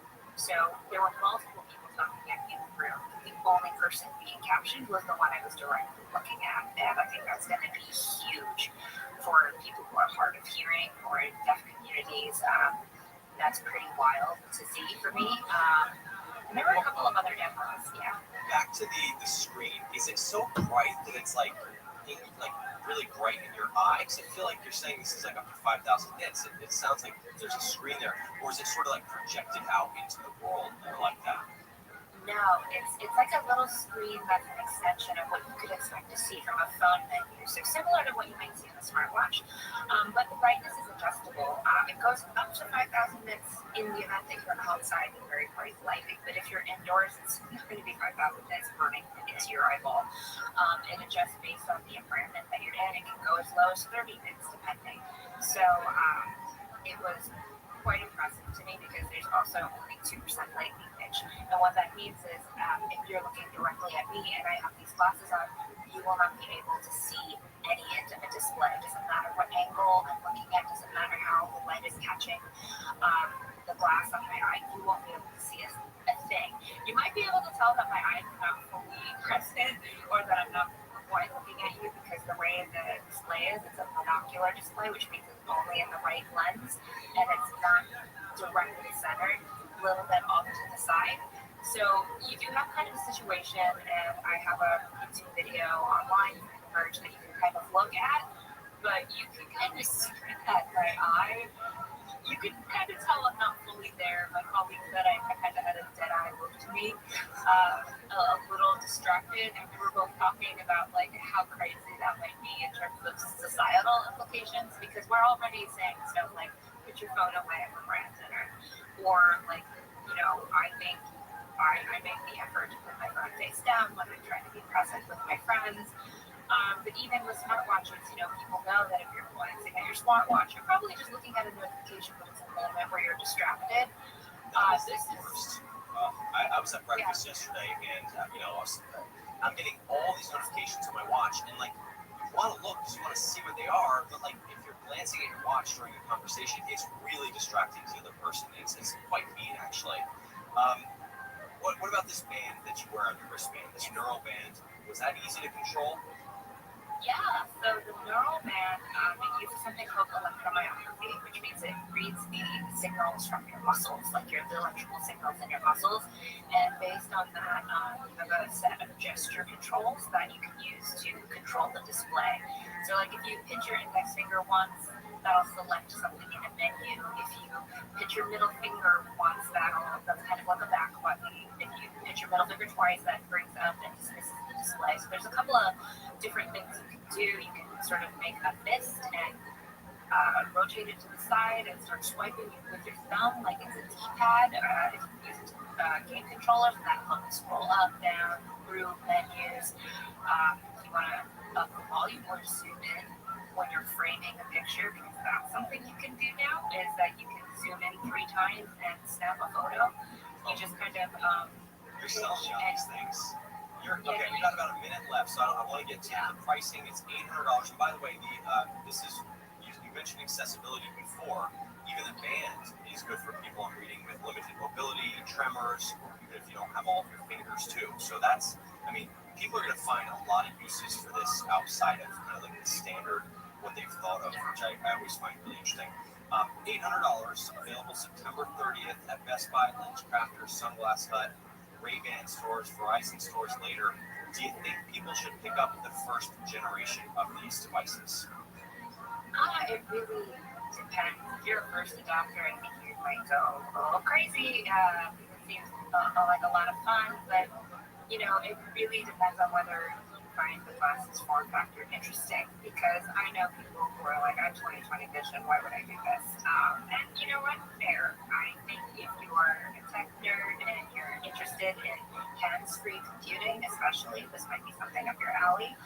If you're just trying to log off, don't spend $800 on something like this. But it is a very exciting in this particular form factor. I'm eager to get my hands on a pair to see how it actually works in real life, because as I mentioned, there were some real failed demos on stage, so we got to see how it performs in real life settings before I feel confident saying go out and spend $800 on this. Yeah. All right, there you have it. Victoria Song from The Verge. What's the best place to follow you? Vic M Song on Instagram?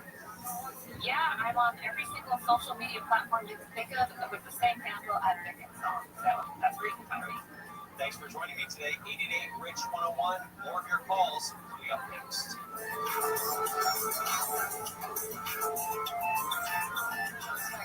KFI, AM 640. Time now for a news update.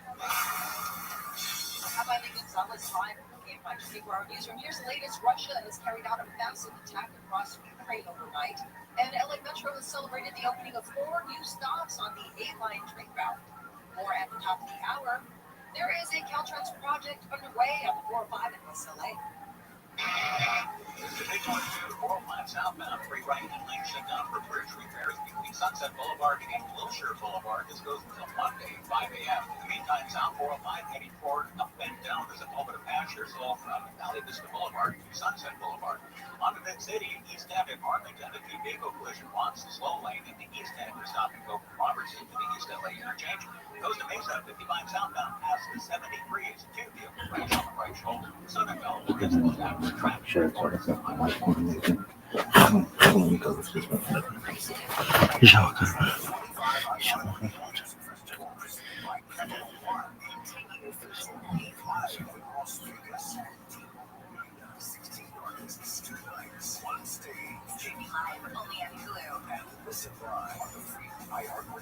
Tonight, it continues starting at 7:30. Capital One is the proud presenting partner of iHeartRadio Music Festival, bringing great products from ones and services to its customers. What's in your wallet? iHeartRadio earns here. Little tips for a healthier planet. Plus less than 1% of water on Earth is drinkable, and humans are using it faster than nature can replenish it. Reduce the amount of water you use in the bathroom by taking shorter showers and turning the water off while you brush your teeth. Brought to you by iHeartRadio Learning and the National Environmental Education Foundation. To find more tips for smarter, sustainable living, or to take action in your own community, go to iHeartRadio.com/learning. iHeart is America's #1 podcast network. Free iHeart app to explore podcasts like this. Welcome to Chloe. Get them from the slaves in Cuba by the slave owners in Cuba by tying them in with these same Catholic saints, so nobody would really know. So she would just tell me little things and little stories, and then she would let me sit in when she did readings. You know, like she would let me sit down like in the living room. Like, she had like her own little room with the saints and shit. You know, at this time I had never seen chicken's heads get cut. And so that's what I want to talk about. Yeah, like at that time I wasn't hip to that. That's not what I wanted to do or nothing like that. And it was just about love. It was just, she would just tell me about different things. You say sit in when people from the neighborhood come over? Yeah, like you pay like $40 and you read them. Not their future, but tell them, you know, who's working against them, what they can't eat, what they can't do. More of a guide, sort of. Yeah, so spiritual guide. Yeah, so with me, like this, it's just like Catholicism. You have to receive, like, first you have to get baptized, and then you have to get. So the first thing is you receive is this thing named Eligua. Is baptism the same as the same style as Catholic? No, they don't throw no water at you. They kill a chicken. Yeah, and they fucking give you this thing called Eligua, no food, and you put them by your door, and they guard your house, and then you graduate to other things, and then let's say you want to commit to the religion, then that's a complete different thing. Like there's people who go to Cuba today and do the whole week-long ceremony. It's a week. No phone calls, no TV, it's a week. And for me to get healthy, that was the only way I was going to get healthy. So I agreed to do it if my mother did it, so we both did it together. It wasn't like my mom. I can't stand when parents put their kids into cults. If you want to be an asshole and blow the cult leader, leave your kid with the grandmother. I dated a girl for years who I loved dearly. In fact, today we're still very close. And the only reason why we didn't pass a certain point was because the parents involved those kids in a cult. And I always used to tell her, you gotta press charges on them. Because they were victims of, I don't know, the mother and father went to Mexico to go to school. They joined the cult and they moved to Indiana. And, you know, they have 9 kids, but 4 belong to the cult leader. Real. And they live as a family today like nothing happened. And I'm like, I wanted to smack your mother and father. Because if you want to be an asshole and go to Jonestown, that's fine, Brian. So I wish you all luck in the world. But leave the kid with me. I'll leave your kid with me, and I'll take care of him the best ability I can. Don't take him down the guy hand because you want to be an asshole. You know? No, in that case, my case, I wanted to do it. My mother gave me $1,000. I'm like, no, I want to be healthy. I want to do it, and it's a week-long process. It starts on a Friday, and they don't let you out till Friday, and you got to dress white for a year. All right, so yeah, what are you doing that week? How old are you when you go? 6. All right, do you remember what you had to go through, some of what you did that week, what rituals, what did you do? Rituals. I can't tell you all the fucking rituals, but it's like being born again. You start from scratch, and they shave your head. Oh, okay, they do. You go to the next level. Is there any water dunking or any of that? Oh, no, they take you. You got to go to an ocean. You do? Yeah, jump in, and I'll never forget that they were all dark-skinned Cubans. And I did my Sage in November. It was so cold that they had to break. It was a river. They had to break the river to get the water poured over my head. So while they're doing it to my mom, I'm like, fuck you fucking Negroes. And I started running. And they're chasing me in the Bronx. Come back. So they brought me back. They hit me with the, whatever your saint is, that's how many scoops you get. I got 8 free waters. And then you go somewhere and you have to close your eyes and they initiate you and the whole thing. And then Sunday is your big day. Sunday is when they tell you about your future and what things you have to avoid in life. And I sit here before you at the age of 56. I'm going to have my 50th year anniversary of being. I have my stuff. I practice to myself, but I don't practice it with other people. Like I don't go out. I don't go to Santeria parties, even though I've been invited to thousands of them. Because the guy who played Edie on me was that big black guy that was the black guy in the movie with Sean Penn. Oh, Forrest Whitaker. Yes, Forrest Whitaker's a big Santeria guy. Oh yeah. The model that got 5 feet, pussy, and Playboy. She won that award. Vanessa Williams.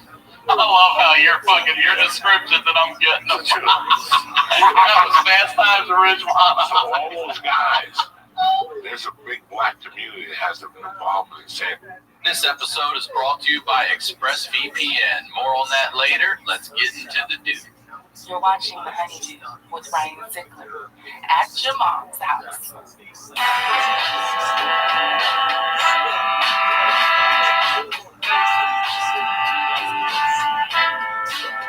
Welcome back to The Honeydew, y'all.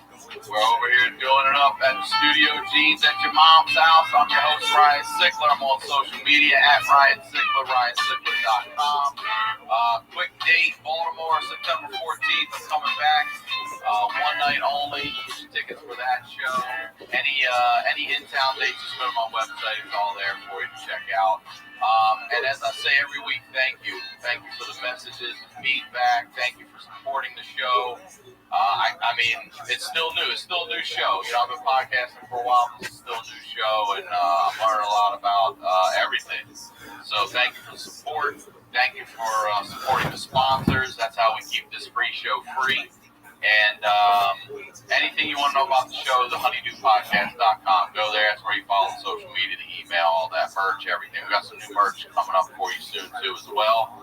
And very excited for this episode here today. Somebody I've been wanting to have on for a minute. As he said, we're family. And I say all the time, if you're new to the show, we're highlighting the lowlights over here. If you're a fan of the underdog, this is your show. These are the stories behind the storytellers. Today's storyteller, ladies and gentlemen, Joey Diaz. All right. What's up? How are you there? Listen, I have to say something. You just did a quick jump. I've been watching this video of you when the Star Spangled Banner comes on, and you have your head down. When that shit kicks on, you jump so hard. It makes me, that just out of the game makes me laugh. You know the video I'm talking about? I love the Star Spangled Oh, you jumped up so quick. I fucking love it. Like, it's, you know, when I came here, like, you know, they let you into school. You're an immigrant, you know, you come here, you walk around for a few days, and they let you into school, and also you start reciting that. Pledge of Allegiance. Yeah, I did it in kindergarten. Like, we were, you gotta remember, when I got this country was 1966. When I busted into the school system, it was 68. We were involved in the war. We had just finished the Cold War with the Cubans and Russia. You know, there was underground shelters in every building. Tang, remember Tang? I do. Tang and like fucking Spam. Astronaut. Yeah, sardines. Every basement was prepared for a nuclear thing, but we had the pear jars, mason jars. We had all like everybody had a fallout shelter. If a fallout shelter is when you go when fucking Iran sends a missile over here. Back in the 60s, you would go into the fallout shelter. Thank God you never had to go into them. But patriotism was big, and it was bigger for me because I was from another country. I was just trying to fit in. So the Star Spangled Banner, I pledge allegiance. You know, it's so funny how right now there's a thing in the news that I hate to highlight, but let's talk about it. About a guy who said, go back to your own country. Let me fucking tell you something. 20 years ago, that was a staple in New York. You couldn't just talk from the language from your country in New York when I was growing up. They would look at you after 3 minutes and go, oh, American. Really? You speaking Spanish? Yeah, Spanish. Whatever the fuck you were talking that wasn't New Yorkish, they would say, oh, cut it out. You're an American. And then you would yell something back, and then they would yell back, you don't like to go back to your own fucking country. But on this fucking street, you're speaking English. And that's it. And, you know, it was something that was, I remember because it was said to me. So here's what I want to talk to you about, because I want to go back to the beginning. You said you came to the United States in 1966. How old are you at that age? 3. All right, so you have no memories of nothing. So this is your country. You get here at 3 years old. And where do you begin? Where does the Shooting. And are your parents married? Are they together? My parents are married. They're in somewhere in New York. I remember waking up in a house in Union City, a block and a half from my mother's house, across from a school called either Robert Waters or something. Tragedy struck. My father died. How? Out at the bar. How? 37. Ooh. So my mom didn't like the Jersey house. She didn't want somebody dies, you go. How old were you when he died? 3. Okay, so it happened. All this is happening just Right, to get 3. So then we go to 89th Street, Riverside Drive. Just you and your mom. Just me and my mom. No siblings. I'm with my mom 24 hours a day. And her family's where? Cuba. All back. Except for my uncle who's in LA. He's still talking to She's us. still by herself. All right. And how old is your mom? Single mom? New country? 38. My mom had been here as a teenager. Okay, all right. My mom had been here and knew the language and already was running numbers. Then she went back to Cuba. What happened to my mother was very interesting. My mother was 16 or 15, and she went to a dance with my aunt, like a high school dance. And somewhere along the dance, my mom noticed that her sister Rosita was missing. So she went outside, started yelling for Rosita, and she found a guy raping Rosita. Wow. My mom took the glass, broke it, and stabbed the guy. Wow. The guy dies. They take my mother and ship her out of Cuba that night. Just a young kid. Like Vito Corleone was half retarded. He got the Ellis Island singing songs and shit. That was my mother, right? Wait, so they literally took her, My family. your whole Took family, whatever pennies they had, as poor as they were. and said, you're out. You're out. New York City. They were sent to New York City. Sent to Miami. It wasn't a She had distant cousins in New York City. Wow. She went to New York, stayed with them for a while, snuck into the country. You know, like, I remember there was no PSA. You know, you could just give them a fucking piece of paper then, and if you could fog the bottom of the glass, they let you fog this. Okay, you're in. You know, it was way before anything. You know, there was no drug smuggling going on, so it was wide open border. So she came in, over to like the city or something, went to work for a fucking numbers guy, and she met a girl, and her and that girl became partners. Like they were a team for a couple of years and doing what running numbers. And her and my dad met in New York, but they went back to Cuba because my grandmother was sick. So when we were in Cuba, my mom had my sister, who was about 4 years older than me, and me. Then something went down. Like I couldn't get all the accurate stories. I could store bits and pieces from my uncle. He's 80. He lives in Glendale. I just went to a Dodger game, but that's your story. So, but whenever I ask them, somebody tells me a little bit more than they want to know. So I stopped asking. You know what I'm saying? So I had to stop.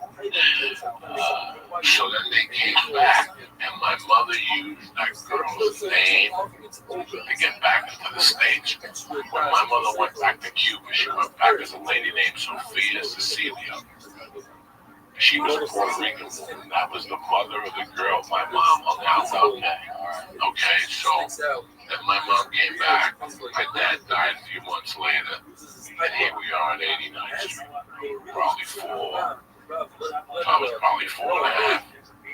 And then that apartment got raided for what were the numbers. It was a shakedown. I still remember the cops sitting me down on the couch and then separating me and my mother. My mother had already trained me, shut your mouth. You don't know nothing. You know, my mom was already training me in a way that I didn't know. And then my mom had a bag with cash and all the numbers receipts. So what happened was my mom had the building wired. The landlord called. The landlord called, and I answered. It's like 8 in the morning, and they're like, the cops are on their way up. So I woke my mother up. My mother got out one of the closets, took the bag out, the receipts and the cash. Went to the kitchen. There was a balcony under an old lady. She would do the old lady like 50 a week. And she threw the bag under. The bag landed on the second floor on the balcony. The cops rushed in. There was nothing to arrest my mother for. But I still remember being, my mom being handcuffed and me sitting on the couch. And then the landlord, and they left. They didn't arrest my mother, they gave her a ticket. It was basically a shakedown in those years. If they find 10 G's, they take 6 of it. And they leave you 4, you don't go to jail. But my mom was hip to them, whatever, and they kept threatening my mom. 2 days later, we moved around the corner to 205 West 88th Street, between Broadway and Amsterdam. And I went to a grammar school named BS 166. Stayed there until I was 3rd grade, 2nd grade, and 3rd, 4th, and 5th. I went to Sacred Heart School for Boys. There was a lot of private school.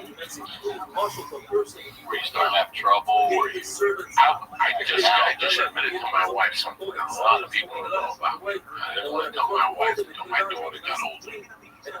From the age of 4 to 6, I was a very sickly kid.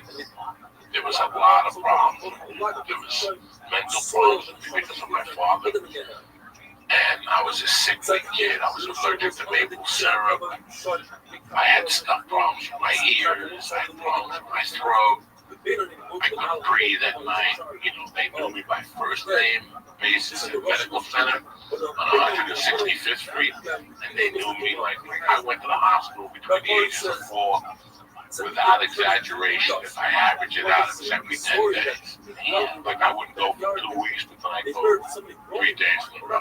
There would always be something else. It wouldn't be consistently asthma or when I was a sickly fucking kid. I was really skinny. You know, my mom didn't know what to do with me. I didn't really like a lot of food. It made me drink a ulcer of God. An ulcer of God is like the fish grinded down his eyeball. His feet. Oh, for real? Yeah, they go to CVS now because kids are pussies. They flavored it. Because these little faggots are young. They're like vanilla flavored and fucking strawberry. They really flavored. have this shit? I'm Look gonna it go up. look. I am. It's called emulsive of God. All right, and I'm gonna tell you something. A couple years ago, I went back on it. You did? I found a little bottle. First couple of days, I fucking puked it up. But after a while, I felt how much better I felt. It's a tough fucking swallow. Your dick will never die. You'll never get sick. You'll never get AIDS. You'll never get dementia. If you drink that fucking stuff, Scott's emulsive fucking, you'll never get nothing. No dementia. Nothing. It's a proven fact. 1 a day? I don't know how it is now, but when these fucking people had it before, they just threw the fish to blend his tongue, his brain, and it was a milky paste. If you drank that, I was not allowed to go to school until I drank in the morning. So she would give me a fresh glass of orange juice, and she'd be waiting with the spoon, and I'd have to drink it, and I'd fucking down the orange juice, and I'd puke it, she'd go, let's do it again.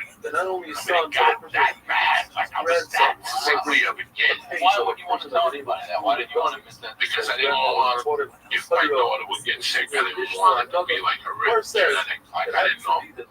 My daughter does have asthma, but it has not affected her like it affected me. And I was allergic to dogs. I was allergic to cats. I was allergic to just my eyes would swell up, my throat would swell up, and I would choke.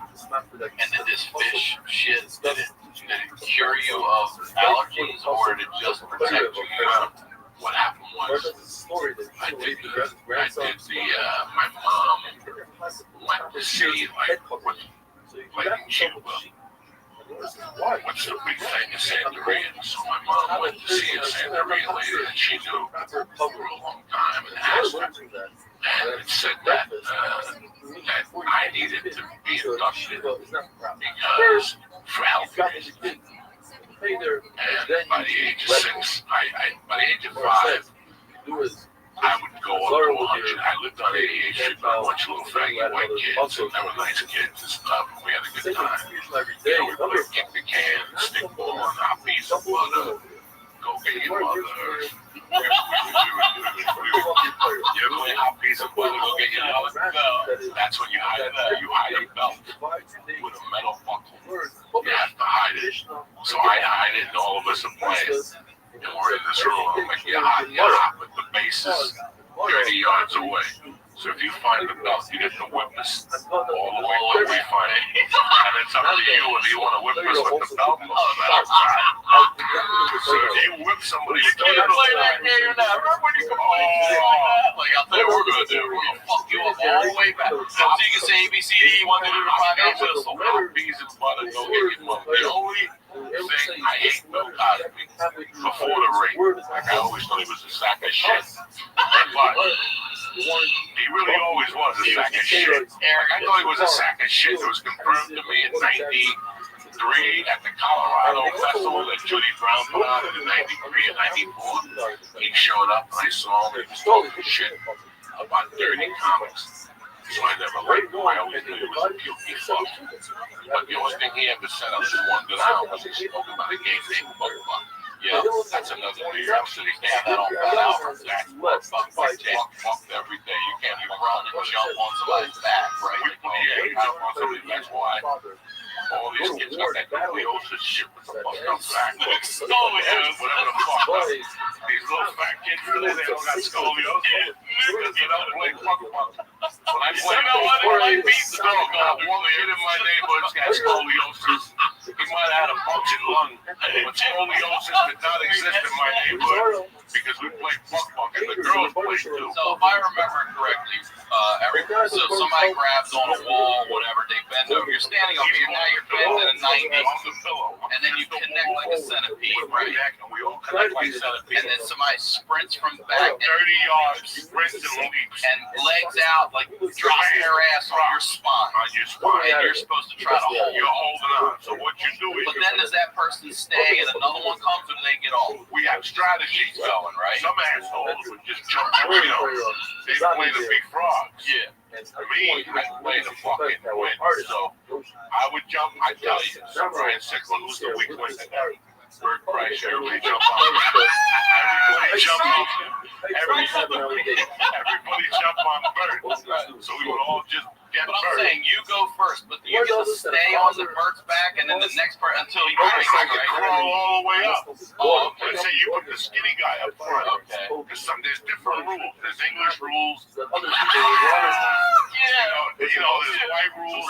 Black people didn't give a fuck. Where they landed, they landed. They had afros. They had the helmets. You know what I'm saying? In the 70s. So when you, let's say you would land, like the English rules, you could pull yourself up. But in the black and white rules of the city kids, where you landed, and you stayed. So I went to the weakest link. So let's say it was something like, let's say Bird, me, Tom, Rogan, Ari, and Duncan were playing an Esther Koo. I'm just throwing Esther Koo out. She's a tiny girl. Let's say Esther Koo was, I want to play. Our plan is to break Esther Koo. Yeah, I'm running up there and drop on us. Which is the key. And then, this was the 30 yards, I get to sprint 30 yards? 30 yards, 10 yards. And then I just get to leap and try to break us. But here's the beauty of it. Once we all get on top of Esther Koo, then there's a countdown. 10, 9, 8.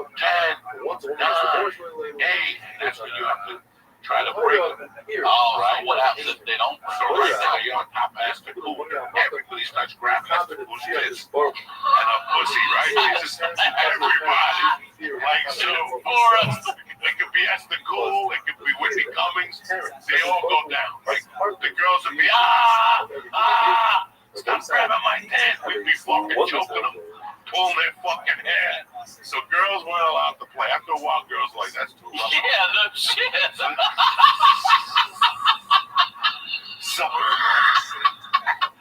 So then it was just guys. Would the girls go dirty too? Would you Oh yeah, balls girls and would everything? scratch you with their Oh fucking- yeah.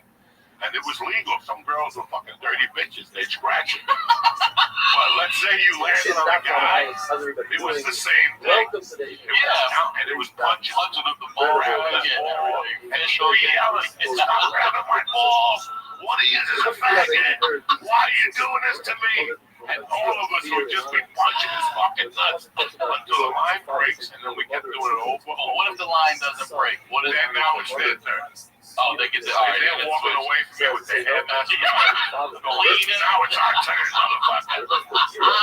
Fucking tremendous game. But I remember that, yeah. So I graduated from playing all those street games on 88th Street to 148th Street. That was a different type of individual. Like, what were they doing up there? They were killers. Bus Bug was like nothing for them. They didn't even play up there. They played bug with garbage cans. They just threw it at each other. The kids on 148th Street were Puerto Rican, Irish, Italian, a couple Jews, and all of them were tough. But we're talking same age range, everything. Same age range. Before I got into Santeria, my mom would send me up to my godmother's house on 148th Street in Broadway. 20 blocks from the epicenter of the world. Oh, you're 20 blocks. Oh, I was the heartbeat of New York City. I'm 20 blocks from the heartbeat of New York City. 6'5". Wow. So I'm hanging out down there on 88th Street playing buck, killing rats. 148th Street, a complete you're killing rats. Complete different game. First day on 148th Street, they trust me. How you doing? Ricky, whatever else. You know, like, we want to do it. My place sticks. I'm like, nah, you want to see a body? Let's go see a dead body. I'm like, I like these kids. They took me down to West Side Avenue, and they had some guy who had been hit by a car. This is the 70s. This is like 65. There was no CSI. If you got hit by a car, you would have like 2 or 3 days. You saw that your first dead body? First dead body I saw. He was already got the flies on him, and Nick just threw plywood over him. And he was starting to stink like from 10 feet away. Like he had just been there maybe like these kids.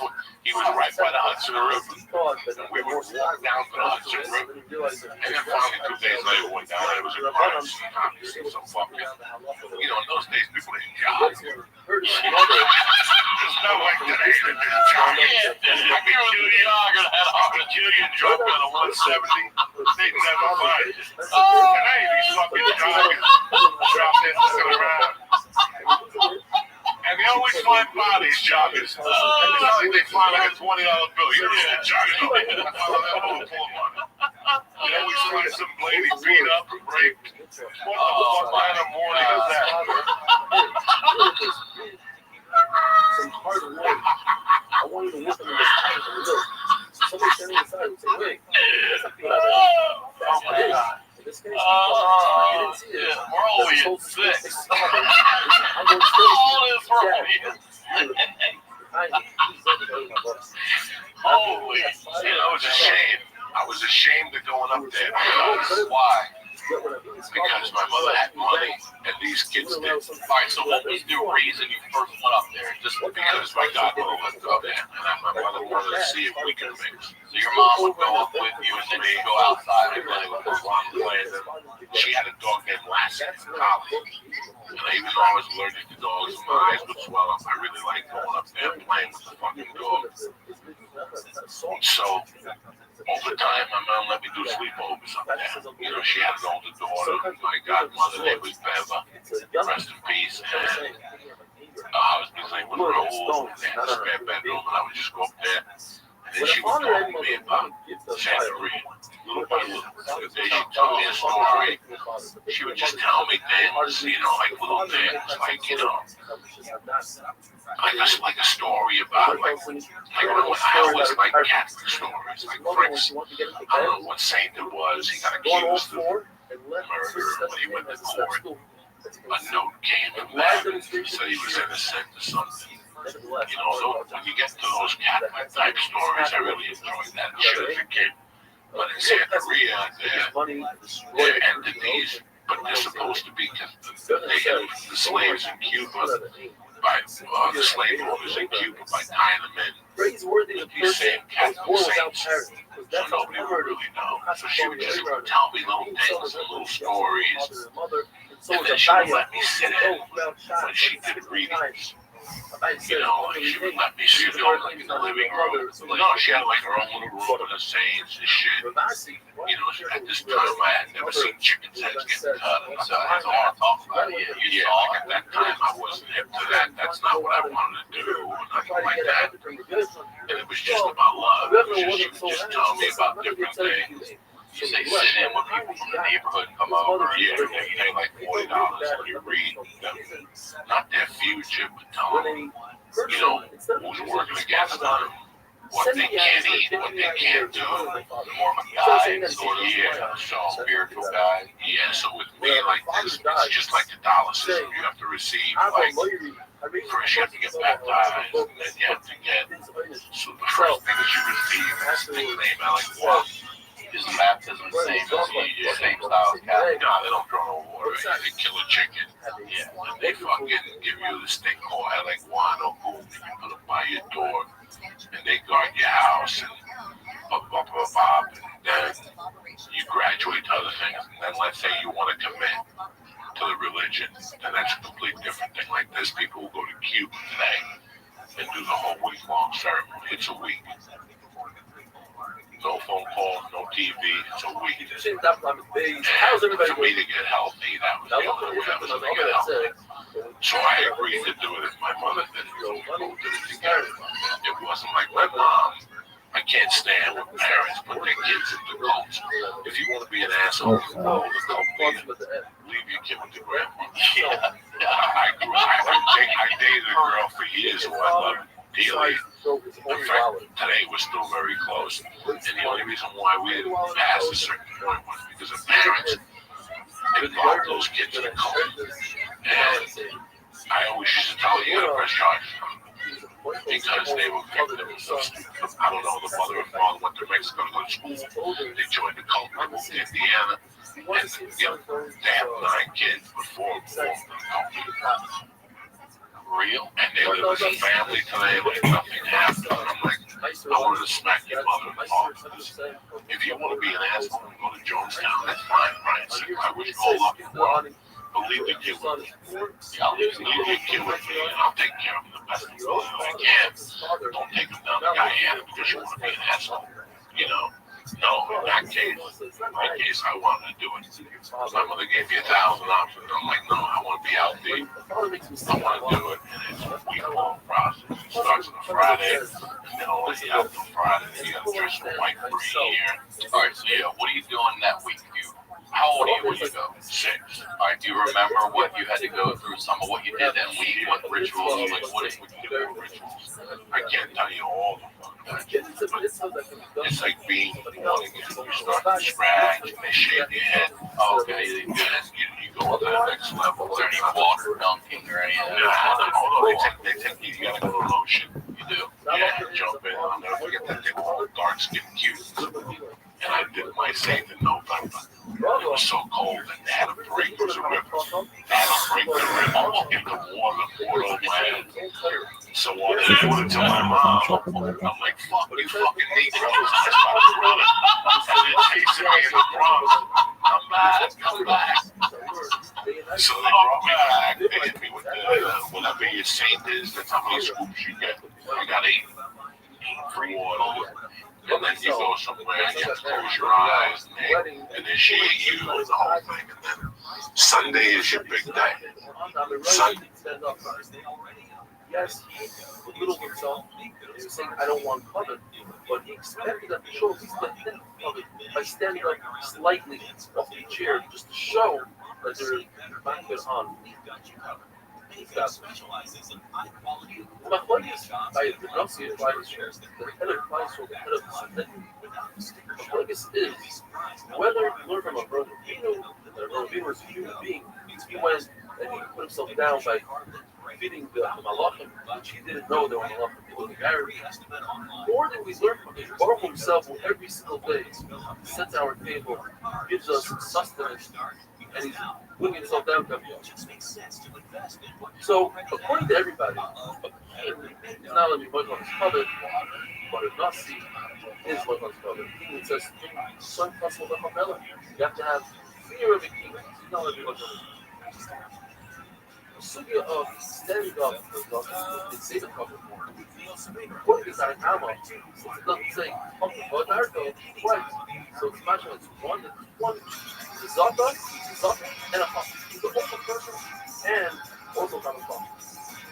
For the reason, it's the same. If they say the Zata, It's Hash Monday. Everybody loves Hash Monday. Right now, new Bet365 customers bet $5 and get $200 in bonus bets, win or lose, so you can turn that $200 into something bigger. Sign up and see why it's never ordinary at Bet365. The parents planted Gary with the sons, and when they were in college, I would go in there in high school. I was like, I don't practice Santeria. the parents planted Gary with the sons, and when they were in college, I would go in there in high school. I was like a junior. Sandra said, "Go stock up the U's because we're also Use. would sell by 10 o'clock. Cold. I don't think. But it was all day. It was all day. The teachers Busy all day. got so pissed. They told people that I love how Ralphie made for lunch now. visit his place 30 years later and is recounting it like he was there. All the food distribution in North Jersey is handled by a lot of people you don't want no fucking problems with. You know what I mean? All right, so people say they eat the goddamn food. All right, this guy something added with this special. It was just Mr. Hackman. Well, fuck that. I'm not gonna let him go in the back. But if I say, hey guys, that gets run out the back door, so for a year until they move that law, we would sit in the back of Ashways and delete the fucking thing while the school teachers were in front of us. And they're showing off the whole thing. There was no goddamn good place in my shit town. I got no good stories. Fried bologna sandwiches. Bologna sandwiches, like, oh my god, look at that. Let your grandma roll up. I went back in I just say you just flip it right in the ground. I went back in 91st there with my buddy. She was like running. And down the block from his house was a fucking deli that I would love against any deli ever. But their fucking claim to fame was they had peppers stuffed with mozzarella sauce. Oh my god, with mozzarella cheese sauce like the one in the morning. Just the green peppers. Just the fucking like a pepper. And it was a spicy pepper. It was like that pepperoni, So you could get 3 of them. And a sandwich. So you eat the pepper while you're eating the fucking sandwich. That's that old school deli. Different types of delis, but that was right. What the fuck is three fat guys not talking about food for? Because we're all stoned and it sounds great. But it's crazy.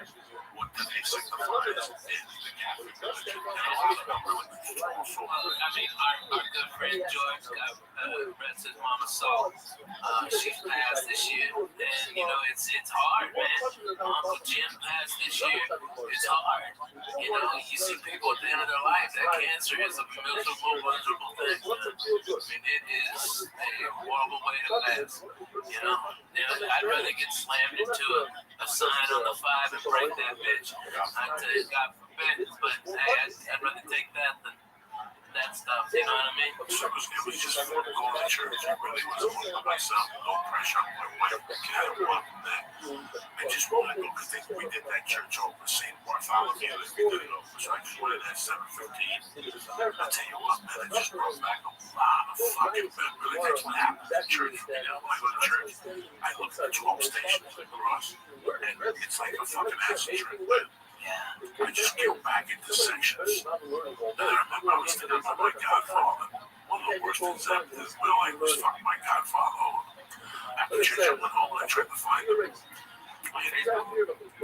He's those couple Cubans from off Facebook. He lives in the Keys. When I was a kid, my godfather. It's amazing. What has happened? She went back.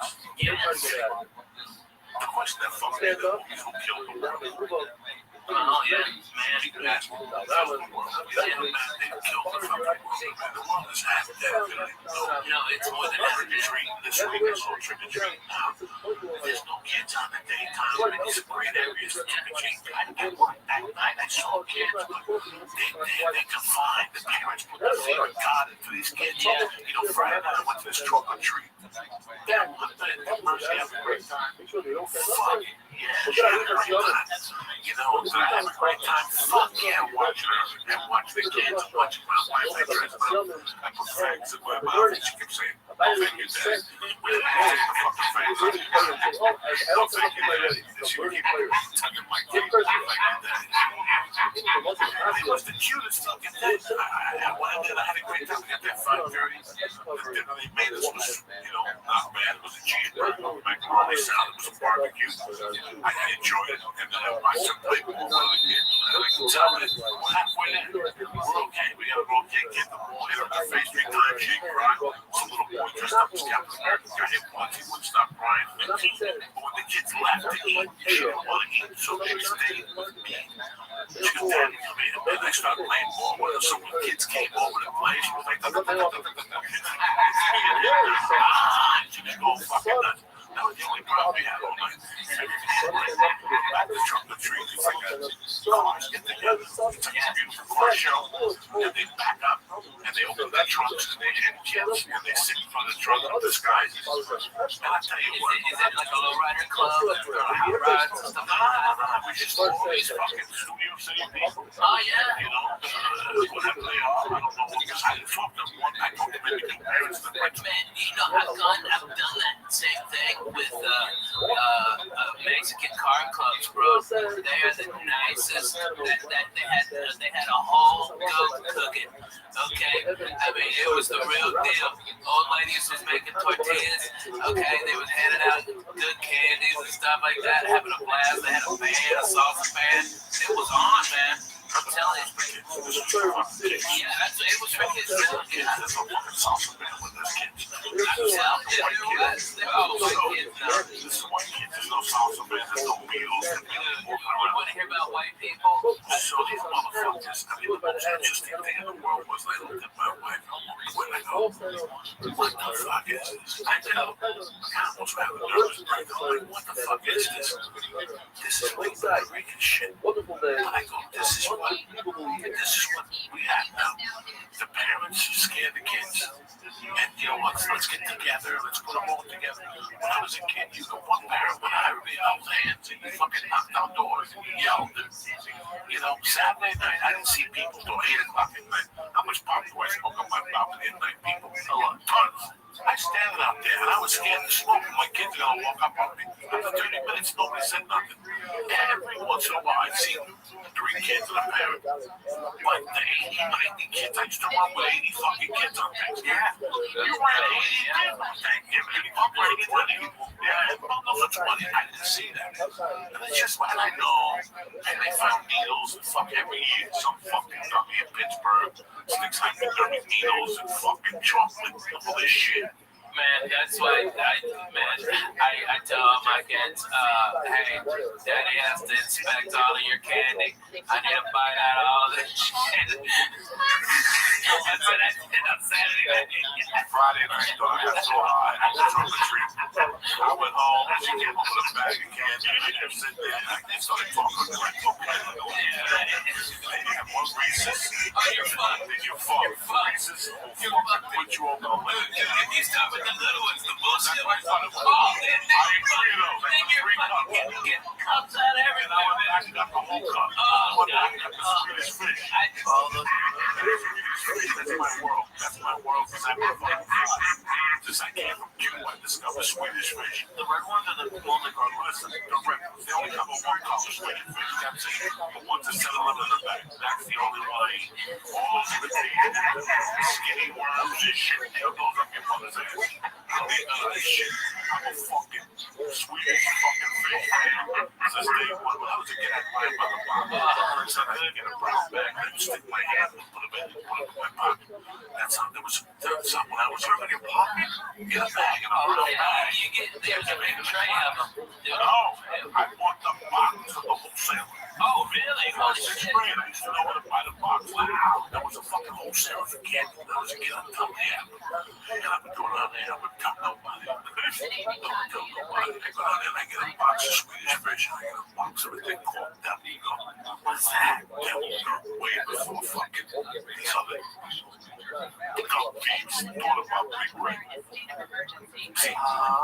Who makes Big Red? Wrigley's. They make double gum. When I was a kid, double gum was cinnamon, but it was hot. We made 3 slices. The asshole was let me on fire, though. That's what Mexicans give their kids when they're daycare. You know, we had atomic fireballs. That's all we had. No, atomic fireball. But you also swallowed gum, Joey. You're not supposed to swallow the gum. That's why your asshole's on fire. My asshole's not on fire because of that. I've been swallowing gum since day one, so my body knows how to process it. See, you gotta swallow gum when you ate, then you fucked up. I've been swallowing gum since day one. Doctor, please email Joey. And do what? What's he gonna say? I'm sick to learn how to. Listen, I have pulled the gum out of my asshole. I have little pieces of gum sometimes. Out of the hair. Process, yeah, out of the hair. Oh, God. Or sometimes you gonna pull the shit out of you to get near the gum.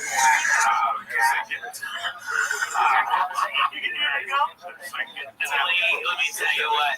Have Joey, when he gets one of them good ass zits above his asshole, to come and pop it like a foot and a half away from you so you hear it.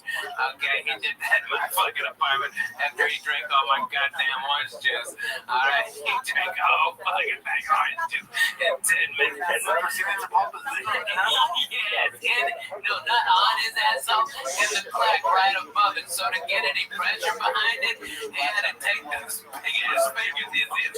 Go one knuckle deep. I know all the stories. I was in it.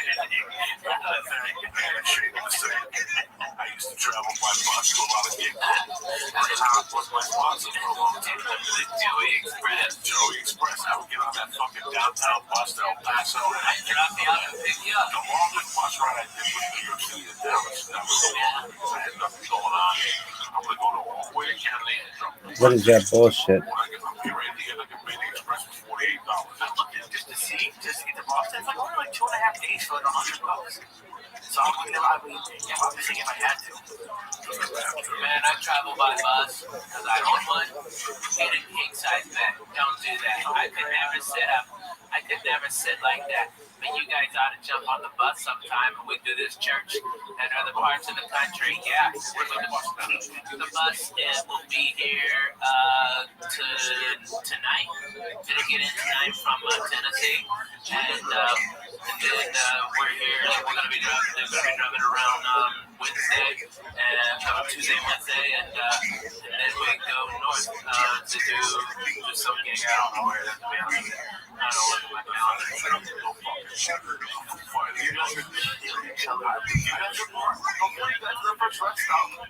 You're retarded. We would hotbox that bus. It would be just bro. Wait, shut the fuck up, okay? Me and Coco have lived in an apartment smaller than this fucking studio, okay? And we laughed our asses off. And when the doors were open and the windows were open because it was so fucking hot and we couldn't hardly go to sleep because it was noisy as shit, we put on Joy Medina. 5 minutes sleeping time. Wake up, throw kicks for Jesus. Making biscuits. And I had him on the floor, futon, okay? And John Wesley on the floor. Yeah, it was crazy. We were in it to win it. This was Team Us. 1440. You don't even understand. Killers of my brothers. Are you kidding me? You put something on the TV that doesn't work. I got 5 fucking TVs. 5 fucking TVs on that goddamn bus. Pick what channel you want. I got it. I've got a king size back bedroom that pops out, okay? And then the living room pops out, and then there's 3 bunks. It's got 2 bathrooms and a shower on it, and I've got, I think there's like 6 air conditioners on it. So if we go someplace where it's hot, like I went to Bonnaroo this summer, everybody, all these dirty white people out there when it's 120 degrees and dirt. Fuck you. I took 3 showers a day. I was the sweetest smelling motherfucker out there. People were like, they thought I was Pharrell or something. I was smelling so good. Okay, I was doing it, Jack. It was awesome. Everybody's boo-hooing. It's hot. Yeah, me too. I'm gonna go make a fucking margarita in my bus. Take a shower and smoke a bone. Fuck you. I hate that band. Okay, it was awesome. It was so great. But that's how we gotta go, dude. We gotta go in the fucking Your babies would go bananas in that bus. Your baby would love that fucking bus. Monster.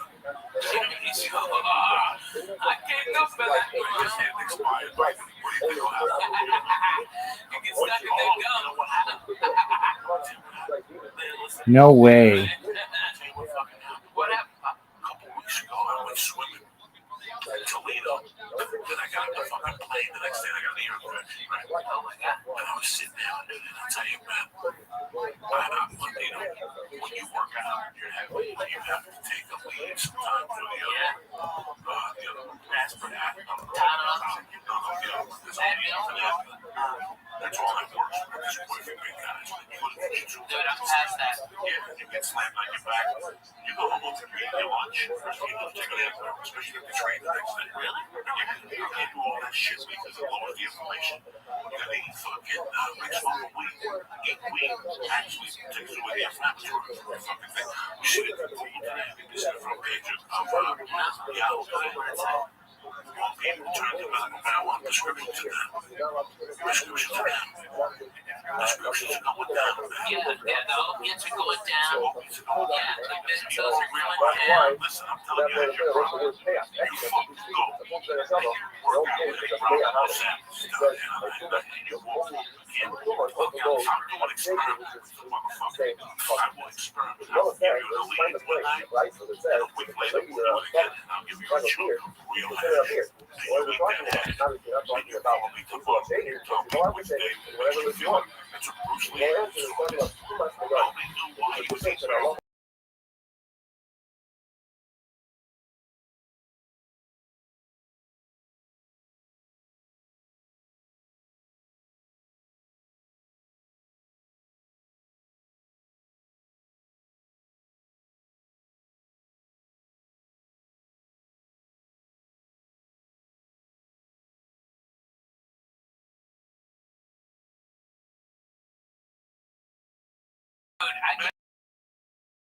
Wipe the fuck out. First of all, okay, alright, yeah, okay, you fly and your connection in Dallas got bumped, so now you're fucking Chicago, and you land at B32, and yours is, and its flight is at H17, you got 15 fucking minutes, and Chicago, the fucking terminals are so close together that there's no room for a fucking one of them chairs you can point it out to a black guy with a golf cart. No, you gotta fucking hump it, dude. You gotta fucking rock, and then if you're hungry, fuck you, Sometimes I take it. I was like one night with my ear infection. You know what? Somebody gave me these two vitamins. They told me to get me rich while I was a little boy. That's how people fucking get it. Because I know how we eat. It's not like I eat. That night with the ear infection, I popped that vitamin. I gotta tell you something. I got fucked up with that couch, dog. I liked it. I smoked the hit. I fucking went to bed. I got up like 3 hours the next day. My ear hurt a little bit. It hurt. Gave me 2. I said the other one fell out of the bag. That was it right there. Oh my God. That was the one I just found. I could have fell out of the fucking bag. I think I like those pills too much. I don't do them. I don't fuck with those. I like them too much. I like them too much. I like the feeling of when I'm on the road. Yeah. That's where I like something to sleep. I have sleeping pills to prescribe. Me too, because I can't sleep. You can sleep? Yeah. I can fall asleep right now. You're not us. When I got up at 5 on the road, You're a titty baby. when I got up on Thursday morning, I got up at radio. I got up at 6. They're picking me up at 7:30. Okay. So I don't look when you got 7 on the rush. I'm waking up. I'm going to relax. I'm reading the paper. I'm going to breakfast. I'm going to write a little bit. I'm going to slow it down. I'm going to stretch a little. I'll get up. Take a shit. All that shit. But getting up on time interest, yeah, with half police. Yeah, you fly the other side of the fucking country for 6-7 hours. Okay, you get in your fucking shit hotel at 1:30 a.m. Those dicks are coming to pick you up at 5. They didn't even call and have them be considerate of what kind of coffee do you need. Gotta bring you some breakfast. I do all that. I do that on my own. I do it on my own for 7:30 when they get there. I'm prepared And when I get back to that hotel room and I get high, I'll sleep like a baby. But after 2 shows, There's too much energy. too much energy. After the show. So I know for a fact that I'm not going to sleep. So for work, I know for a fact that this week I'm important. My flight, I got to get in for 5:30. I get back to Burbank at 8 a.m. I come out. So 5:30, if I gotta be at the airport at 5:30, that means I'm working at 4:30 in the morning. So I have prepared for that 3 hours sleep after the comedy club. So what I do is Saturday morning, I get up, eat breakfast, I walk around, I get high, do whatever the fuck I do. I get back to my room about 10 o'clock, Jack. And Ralphie does the same. Because Ralphie will call me on Saturdays for the road. I go, what time is it? That break time, that little time, that's it. Once I take that nap after that, it's home. I'm sleeping straight till 3. Yeah, because we're at work. And I don't sleep late. You know me, I don't sleep late. Ever. On Saturdays, I don't do lunches, I don't do nothing because I know I'm going to be working all night.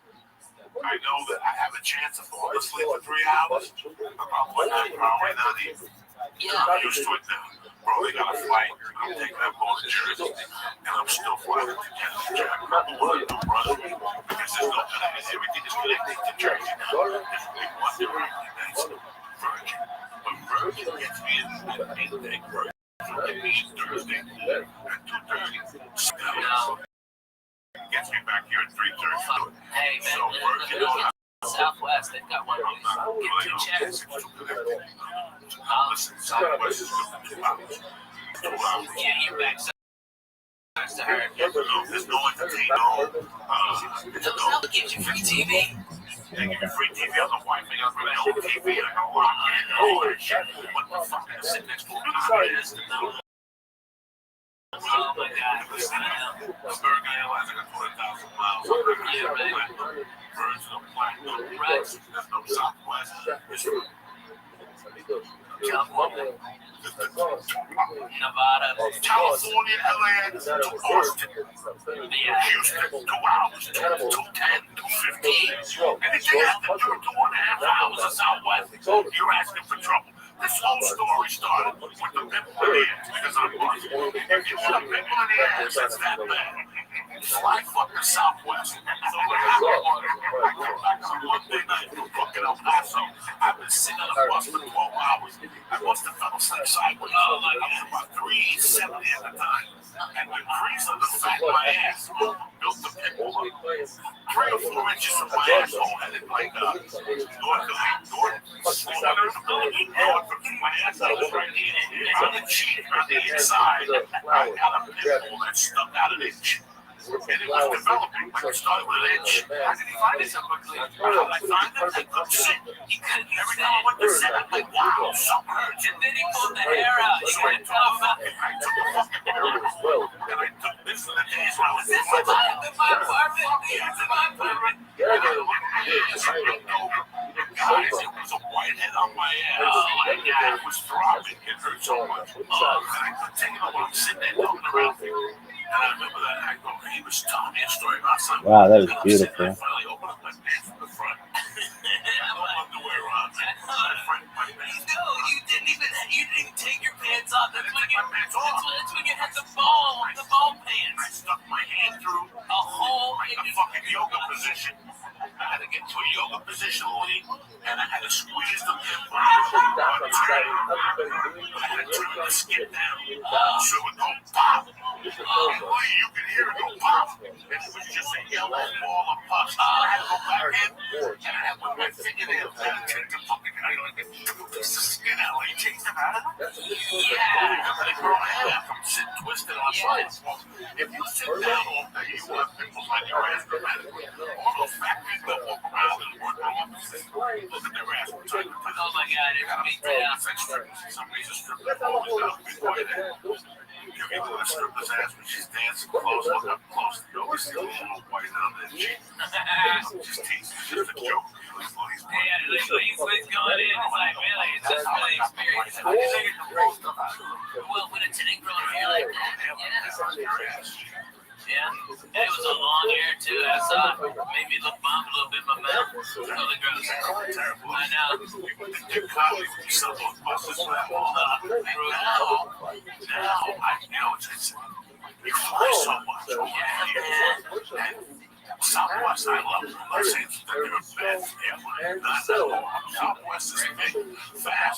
I think Southwest, or whatever that thing is, the level. Yeah. A-level. I love Southwest. I used to hate the way they work. They work much quicker. Dude, so much better. It works so much better. Get the fuck on. Fuck you, get on.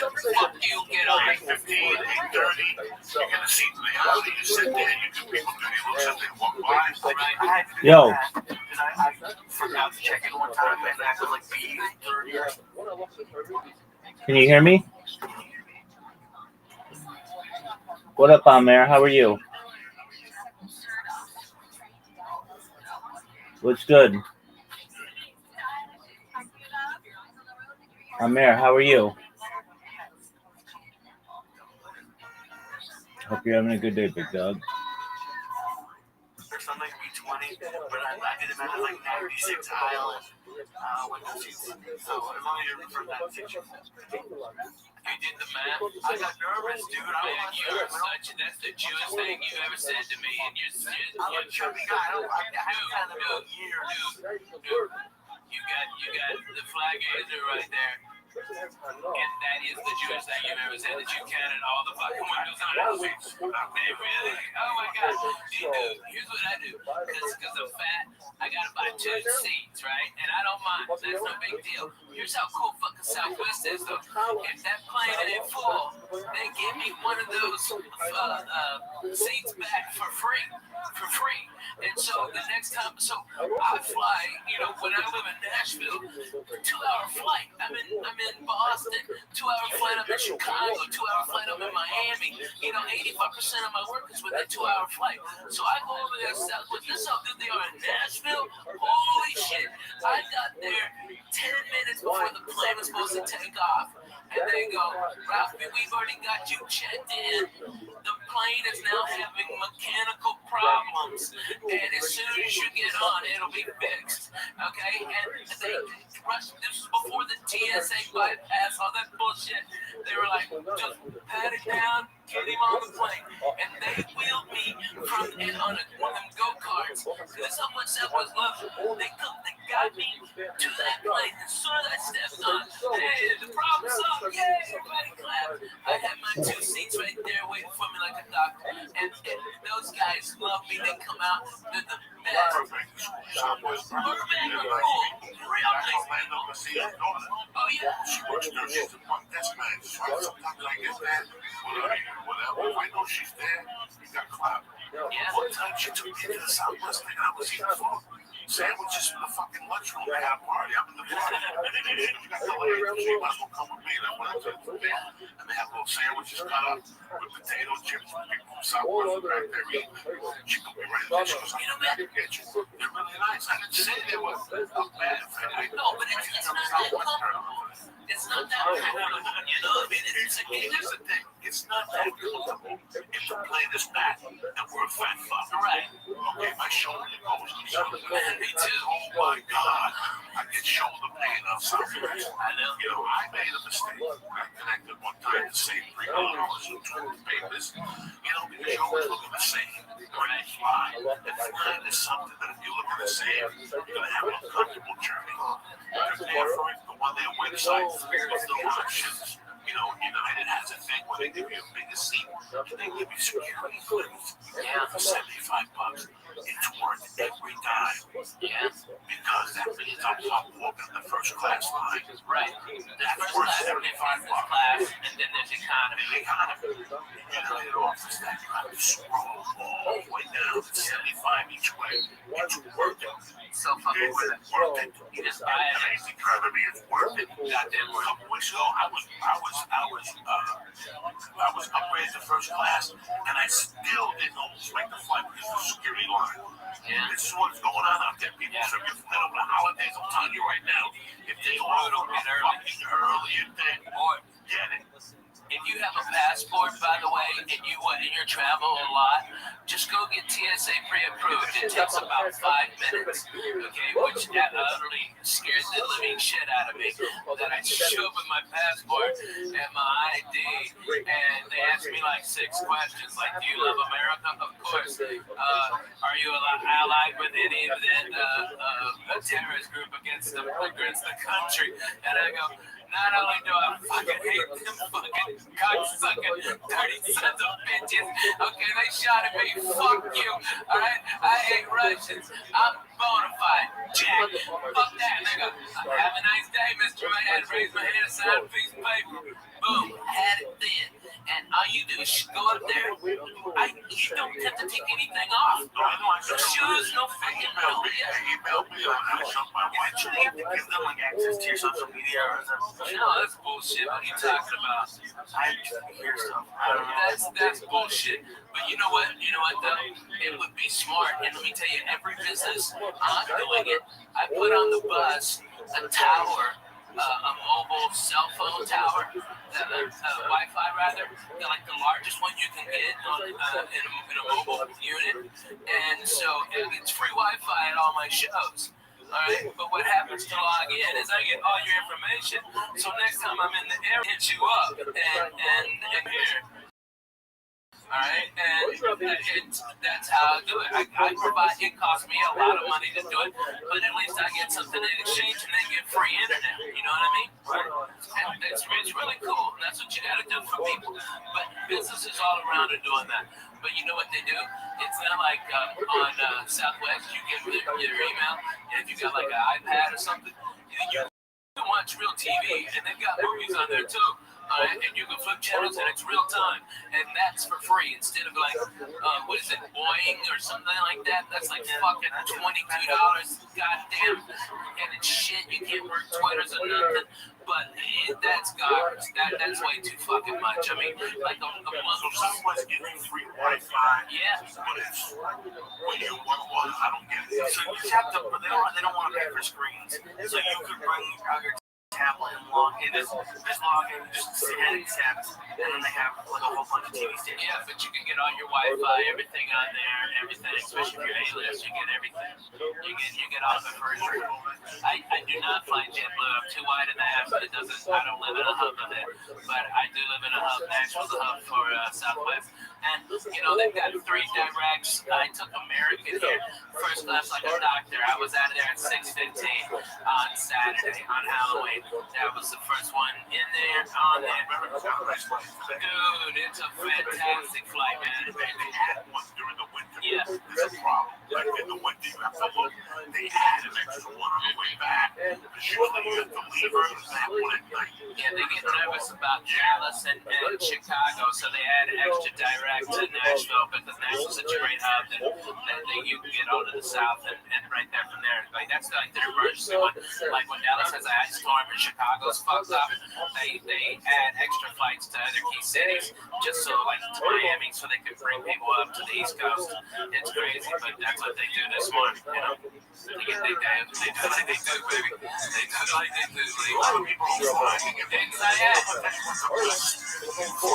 They were the best tickets in the business. Virgin, main cabin. Fucking A, man. I tell you what, Virgin first class is bomb, dude. Oh, yeah. It's fantastic for first class. Oh, my God. It's first class. It's first class. It's first class. Like, it's first class for half the price. It's first class for half the price. Without a doubt, you've got more leg space, actually, than you are in first class. I've been more comfortable in main cabin select than I am in first class. Yeah. Because they have a desk. I can put a notebook down. I could actually fucking type something. I got your rubber hand. Bro, you can stretch the fuck out. It's got more space than first class does. You have to hit a button. They bring you free food, free booze. Everything's on the house. So it's still first class, only not the first class. And you still stand on the first class line. That's fucking brilliant. And if you want to fly first class, you go 12 hours before the flight. Yeah, if it ain't full up, 49. yeah, bro. And that's going across the country. That's going across the The only problem is they like, all right, I want to go to fucking Austin from LAX. Right. No, they gotta go to San Francisco first. That's the problem. But for San Chicago, I love to take birds to Chicago. You know what? I want to get LAX. Yeah, that's hard. That's a rough flight. You know what? If America don't get me anywhere at 5 a.m., it's like, oh, but that's I just think about America. Think about America. They have flights. I fucking fly America. They are so there at 24 hours at 5 a.m. because you know that means you have to be in LA at 4 a.m. What type of human being you working at 4 a.m. without drugs? Yeah, you know, it would be more effective. Like if they ran, like Southwest is almost a 24-hour a day airline, and especially with all its international flights now. But I'm telling you, man, America is the smartest in the business. They lower the rates of what they could, but they run them all the fucking time, and they lower the rates in that so that more people go to the off times who are bargain hunting like the rest of us used to, and then main consumers can pay at an accelerated rate for the last immediate good flights that aren't as full because the cheap people got diverted to the other flights. It's a goddamn beautiful business model. That's how you fucking make money. It's amazing how much these companies treat the customers like crap. Like especially, there's no fucking reason why they. I mean, all right. If you're the worst person in the fucking world, go work at the airport because no one will bitch about you because they don't have time to fill out a form. They don't have time to fucking talk to your manager. They just don't. They got a plane to catch, so they go, that guy was a dick, and they watch your next plane. You can, but it's free.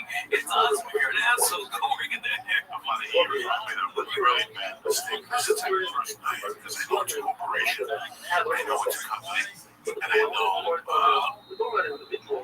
just when I never happened, I was on a chat today with somebody about agents. And I said, listen, I don't know what the word shit agents, but the agents will. Yeah, doesn't matter. It's the funniest thing ever.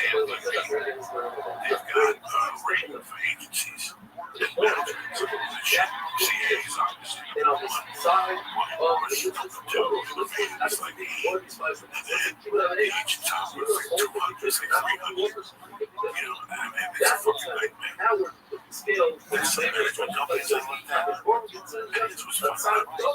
You look at Jeff Sossu's management. Yeah, it's 4,300. A random person walks that door. I wouldn't even walk that management. Yeah. What do you mean? That's the rating. The rating that was as far down the list. But they've got 3 collections. It doesn't matter. It doesn't fucking matter. It doesn't matter. You understand? This is all bullshit. What are the rankings based on? It's the client's earnings. And the client's earnings. And so, like, I'm with William Morris, and I think we're probably number 1, but here in America, CAA is, especially in LA, right? But William Morris is badass because of Fat Baby State. And they're at that level, unless they're worthless or fucking strung out or something. I mean, there's been a lot of people where them fall because of what they're snorting and what they're drinking on their fucking expense. But man, if you got one client and you're that guy's manager, and that fucking guy is Kevin Hart, your rating would be, I mean, that you only have one client and you're so far down. But Kevin will work hard and make a ton of money. But what if he takes 2 years off? You know, just to relax and build up a new act, you know? That's when your rating drops to 5,000 likes. I mean, how much did Stephen and Joe and Kevin do? No one. His Joe, he's still throwing people around in UFC, right? But that's it. He would be such a fucking amazing action hero. I understand. He would be so amazing. Okay, with Joe Rogan, okay, with a fucking skull and tats and crazy shit, okay, driving a hot rod to the fucking desert for hot bitches. What the fuck? I'm all for that. That fucking nice ass Corvette of his fucked up. Oh god, women run to it. He can change your life up with a kid. Put a show on TV when you're working inside. It's like a fast, but it's the last in his mind. It's the last, and if you understood his life, he does the easiest path of resistance. You know, when we talk about work ethic, he he got that job at the UFC as a volunteer. He called the guy and said, I'm flying myself out. I just want to do something with my time. You guys have an idea what the UFC pays him? Well, he's become a nut job. He's like the voice of that shit. Yeah, this didn't come to him because he trained. He went to the IDT Institute of he stepped up. And that's what this whole thing's about. It's so if you have this job, right, guys, this is how he looks at it. I look at it the same way. Right? You got this job that flies you into Vegas or whatever every once a month to call a fight. They pay you a shitload of money. They get residuals from 2 shows, guys. Yeah, but he was on 2 separate shows. Why would you want to drive Warner Brothers and put up with that? Why? You know how hard it is to beat The Rock? It's fucking, you know how hard it is to beat The Rock? See, people can't does it then because he doesn't know what the fuck he's doing. He's gonna wake up one day and go, first of all, how many needles can I stick in my blood? How many needles can I stick in my neck before my kidney blows up? Because that's how the public needs to see you all the time. He went on some show a month ago and said he eats 20 pounds of fish a day. That's all great, Dan. Okay? You're gonna stick needles in your body. That fucking thing. Hey, baby, you go to some sushi spots. We gotta go that way. We gotta. So, I've been trying right now, Joe Rogan, as a family. He's a man to come down and love it. He's such a guy. He's got that what I want. The Joey B show. 29 years, I'm 52. I did porn for 30 fucking years. I'm surprised I didn't fuck them out with so much bad pussy I ate. Like the Kardashian black guy. Oh, yeah. Lamar Odom. Let me tell you, I would foam at the mouth. Those bitches are fucking kissing there, too. Yes, I'm overweight. You gotta look at your fucking weight. You gotta wonder, I gotta fucking last. So do I really want to drive to Paris every day? And play with this football producer and director and their creative thoughts for a show for 5 years and my glory to stick away from my kids. The kids are fine. He's fine. The UFC pays him great money. He goes on the road when he wants to with the UFC, so it's all in-house. So yeah, then people make me laugh. I know these come to me. So what's it gonna take for Joe Rogan to come to my club? I want to say this. Act to God one fucking night. He doesn't want to I know the story. Absolutely. There's kid more dislike him when he's not funny. They cook one night. I'm no laugh factory. 99. And he came over and said hello to me. They looked at me like I was the last time I saw him. He was such a fucking great club, man. Yeah, that was nice. No, I mean, that 2000.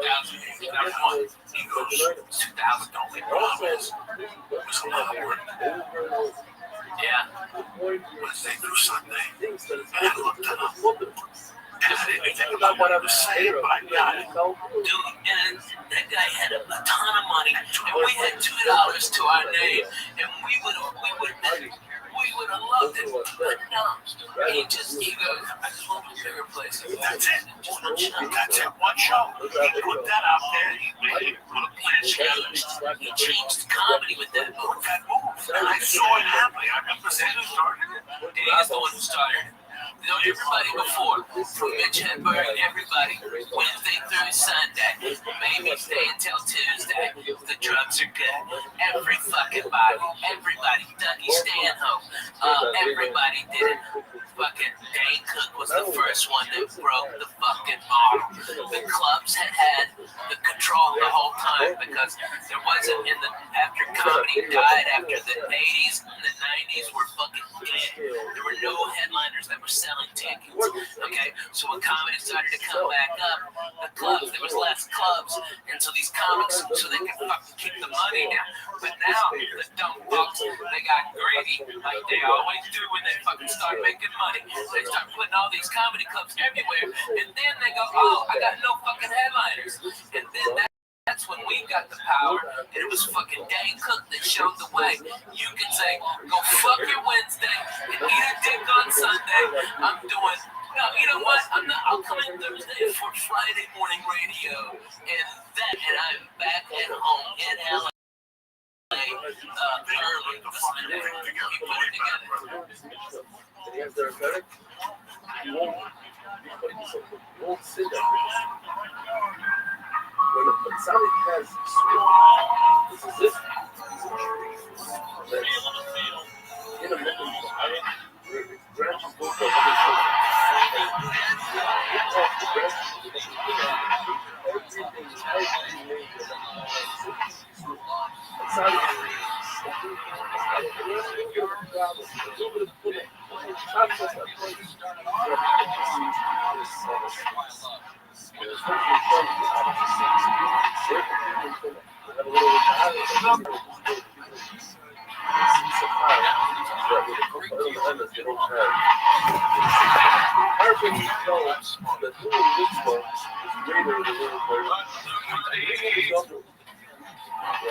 together,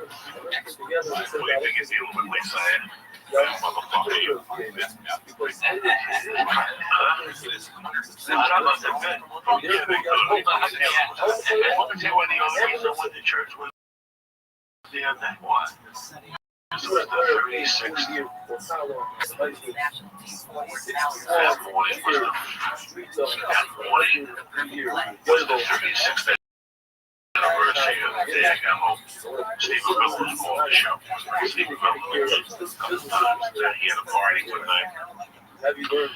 He had older brothers, 16 brothers, you know, Ralph, great kid. He's got a couple of friends called Pastor, and they had a shit. And when we were growing up, his brothers were part of this group. Parties, not big drug parties, it was drug parties, it was music, and they did crazy things like they were class,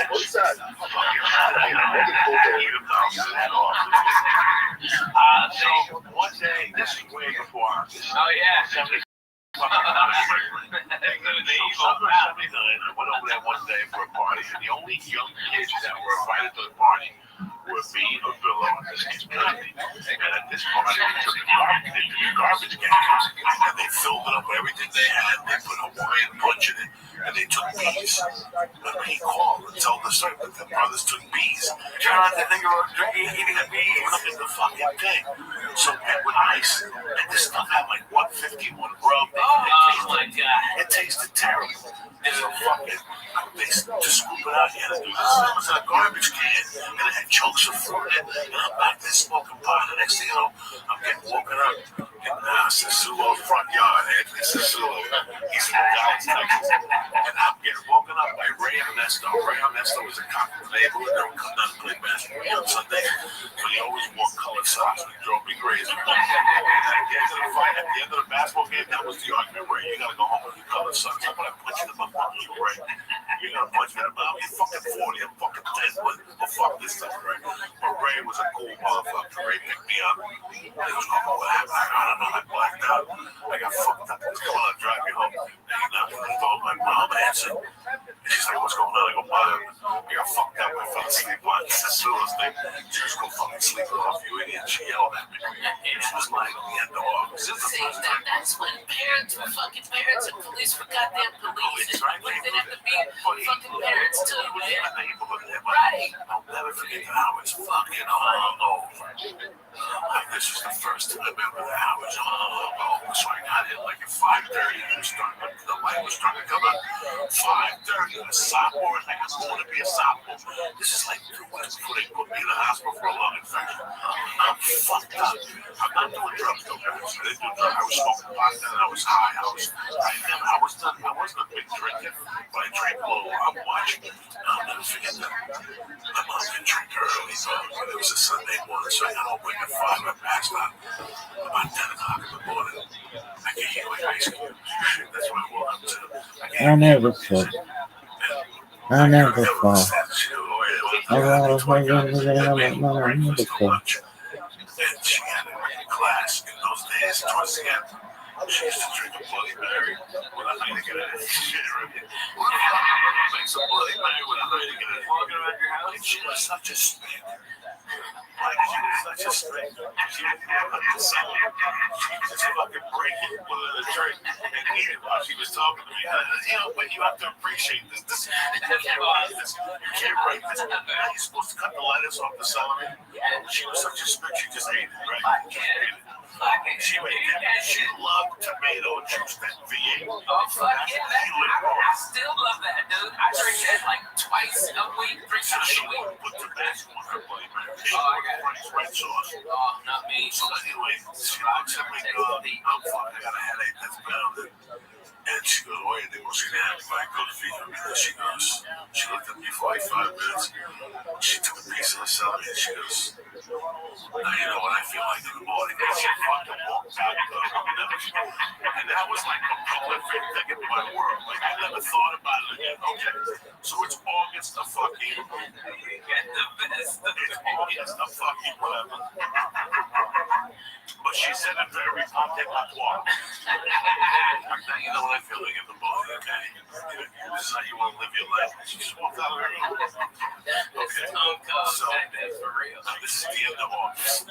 It's September, October, November. I get invited to a Halloween party. It's a Saturday night. Fucking crazy. But you make it to 10. 3 days before this fucking party, a girl pulls me aside. That's beautiful. She goes, hey, what do you think of this girl?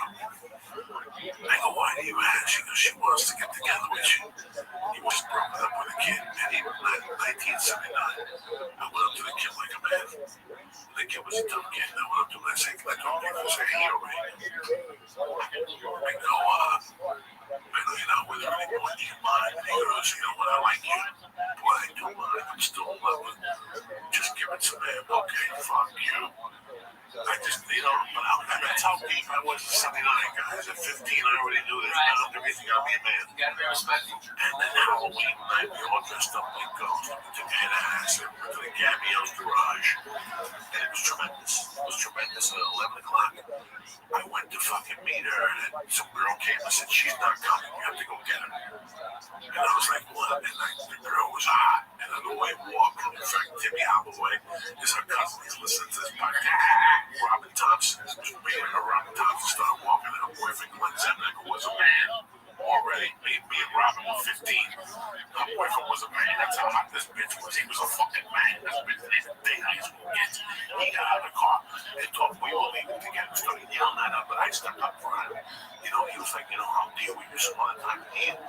You know, it was very nice to me that night. All this shit went down. I forgot the whole thing. I forgot to call home. That was the rule of the house. You gotta fucking call home. So Saturday night was this night. It was a Halloween party.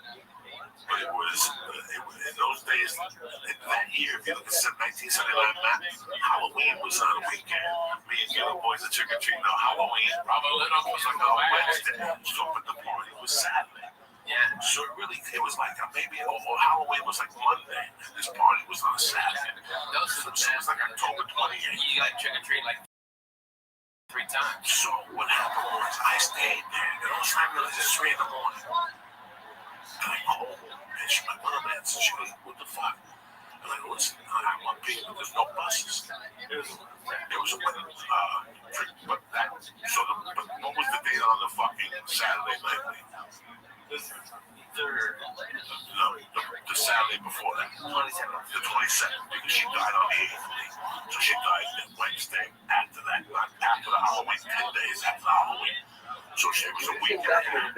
She died a week and a half later. So she gave me the speech on the Sunday night. She died November 8th. So look at it. You follow me? See how we live. So that Sunday, she goes, I'm on the couch. What are you going to do? I don't know. She goes, we'll take a taxi home. I'm going to take a taxi home. We got no money, so we're all going to walk home together. And I'd done the acid stuff. And the acid was coming down. I was getting like the little jingles and shit. So sometimes somebody took a ride downtown. But by this time, we're talking. It's 5 a.m. I'm not going to call her back. She was already sleeping. And I'll never forget that I fucking my friends dropped me off. I had a ghost costume on. And I walked up the fucking stairs. And I was putting the fucking key in the door. She opened it, grabbed me with one fucking hand, and just smacked me across the face. She didn't smack me in 4 years, 5 years before that. She had that was a big boy, you know, and she that just wasn't that just wasn't her help, you know, it hit me. She would say, I'm gonna fucking kill you. 2 years before that, she did like that 5 years. Rocky Road. She did I was in her backyard. So, but she was pissed. She was pissed. And she slammed the door. She was pissed. She goes, someday you're gonna be fucking married. You're gonna have a fucking wife. And you're gonna fucking pull every out, knock you out. That's the thing in this house. You can stay out all fucking night. I don't give a fuck what you do. Drinking with your stupid buddy. She went off. And she goes, all I wanted, I'm standing there going, you just smacked me in the fucking face hard. Like it was a hard smack to the face. Like it was still sticking. And she's like, you know, you fucking idiot. You know, what the fuck is wrong with you? Staying out till 7 o'clock. Get upstairs to your room. I don't even want to look at you. And I'm always pissed. I'm like, if I'm around. Like, that's it. I'm get the fuck out of this bitch. Fuck you. No wonder your husband went get you one time. Fuck you. Holy shit, that was fucking real as it gets. It's real. My father died at 37, and then one who was a killer's blood cup because he hit him in the head with a fucking Satan. The fucking Catholic Saint, the Saint's one. No, Santa Barbara, the man that with the sword, he flicked the cigarette, she flicked away from the fucking sleep, she broke it over his head. Nobody could deal with it. He didn't even know what to do. He was lost. He was the beast. So that night I went to bed thinking, you know, She got home because of the body. yeah, they came all together and they were talking. They were sitting like this. He was sitting on a chair. And something happened when she wanted a cigarette. And he took it and instead of handing it to him, you don't throw nothing in that house. That's rude. That's fucking rude. I don't give a fuck what. If somebody flipped the stick, can I have a cigarette? Like you said, hey, you know, I'm thirsty. Hey, look, can I have a sip of your water? And you fucking threw it in me, it's the same fucking thing. What's wrong? What's fucking rude? She disrespected, so she waited for him to go to bed. She hit him in the head. They fucking left the next day. But so I'm walking up the stairs thinking, that's just. I'm walking up the stairs. Oh yeah. I'm walking up the stairs thinking, you know what? I ain't tolerating this shit no more. You know, I'm 15. I get a job. I can look at the Balzanos. That was my plan. I don't need this shit. I wanted the Balzanos when I was working at Half for Nights one time. So the next morning she woke me up again. She's like, yeah, cook something. She said, let me tell you something. She goes, get up. She got up. I was like, oh, fuck. She goes, first off, I'm sorry for my hand. You're too old for me to be here. But number two, she goes, I just want you to understand something. Yo. I want this deal is for you to grow. Be a man. How are you? That's it. I don't give a fuck how you do it. I want you to grow to be a man. Yeah, I guess so. I didn't want to fucking talk with you anyway. Not in a million fucking years. That motherfucker could have been the last motherfucker on earth, and I wouldn't want to speak with him.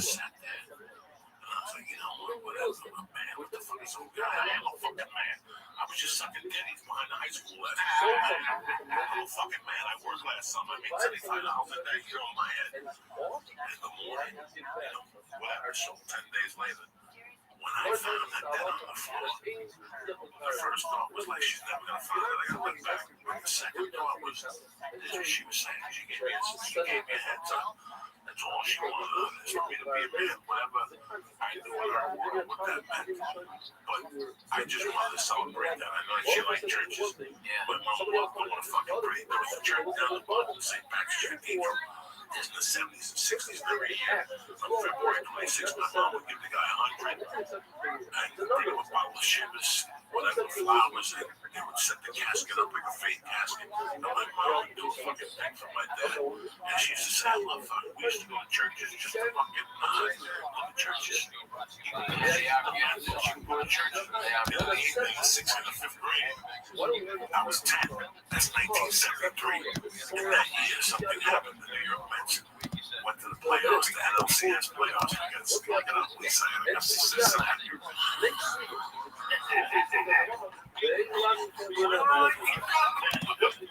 New York Mets against Cincinnati. Poor man. This is how Royals whip that shit out of you. 17 picks, and they did it right there. And fucking, I mean, fucking, who's that black guy? Spike Lee, took his hat back off. Okay, check this out, man. I'm a boo-hoo back to his $1 billion. Okay, and the little team with fucking no money Royals. I'm so proud of them. God bless. It's an American dream. It's a fucking American dream. Good for them. It's whipped them. At their house. What year was it? 73. Second to 83. New York went to the Cincinnati Reds. October 6th to 10th. And New York won the series 3 games to 2. But then the Black Pete Rose. Beat the fuck out of Bud Harris. The second best was dramatic. When he was that year, my mom, when I met my first comedian, you were talking about. Oh, yeah. So when we did you see the Jewish instruction when you were growing up? Yeah. All the time. What days? It's Saturdays? No, it was Wednesdays a lot. Wednesdays and Sundays sometimes. Hey, did you have the little lace up that guy? No, that would have been a miserable frozen. She's a lot of good people say just about leave. You think that we gotta grow those? How do you grow those? You just let it get. Just let it fucking. What am I supposed to do? Pray. There's a fucking asshole. No, make it be my job. If I think your hips are back, you know, if it's great. Get you some mutton chops. Lay clear.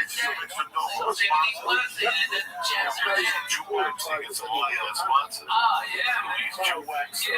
And get you one of them mustaches too. It makes you look like one of them evil villains, like you got a bit tied up on a train track. That's what you need. That would be the look.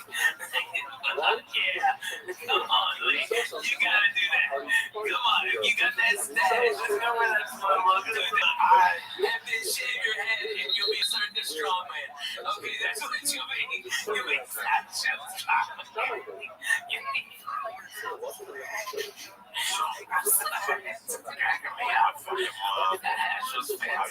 I used to go to this fucking sacred art school for boys. Then how they did.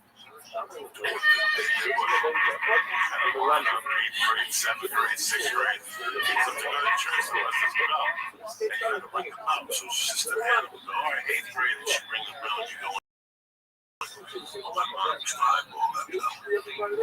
This was made from cotton animal then. The same thing here, which is October 6th. I got like, oh, she's supposed to have a cotton belt. And if you want money, you have to ring that bell. So my mom went the other way. She's like, just get close to me. My mom shot up in the fucking bell. Like games.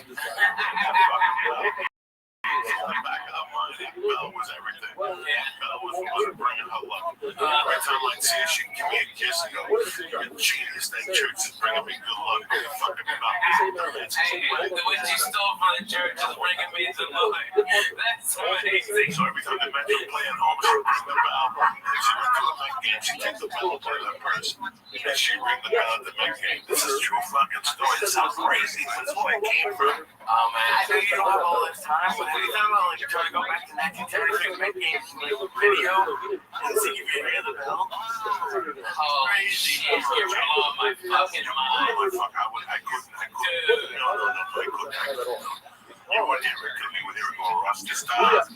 She would go chicken wings with you, like that. Rusty Stop. So she put this side of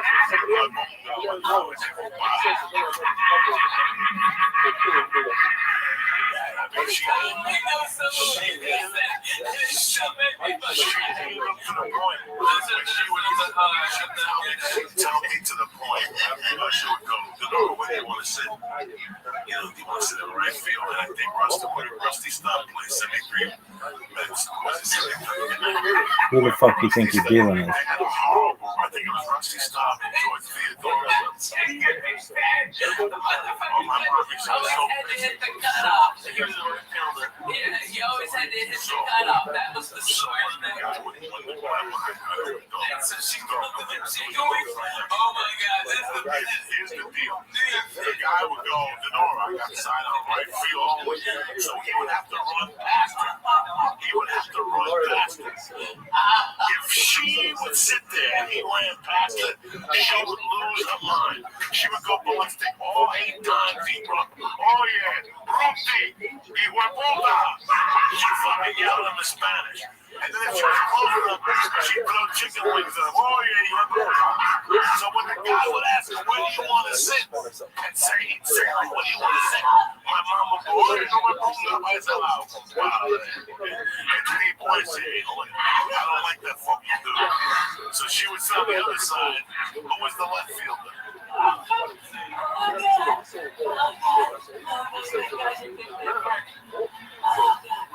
Plus they had Wayne Garrett on third, so she was in love with Wayne Garrett. Wayne Garrett took his dick out. My mom would jump the fence and suck his dick and Tom Steve at the same time.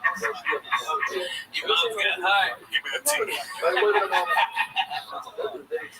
By the way, this Friday I'll be at the Club Nokia here in Los Angeles.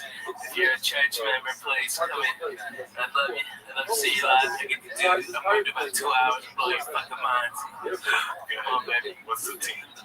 Who's the left fielder then? Who was the fucking base? You want the left fielder? Cleon Jones. Who was the third baseman? Wayne Garrett. Yeah. Bad motherfucker, dude. David Wright. He used to call my mother loved Wayne Garrett. She could tolerate Cleon. My mother used to call Cleon Jones La Cleon. Vamos a dar La Cleon. Vamos a dar Wayne Garrett. Because he's black. My mother would clap. Wayne Garrett. She like Wayne Garrett. If he put on the other side, she'd be to us back to the whole game. When Rusty stopped, she turned and looked at me like, he probably won't look at this motherfucker. I gotta sit there and look at this motherfucker. So,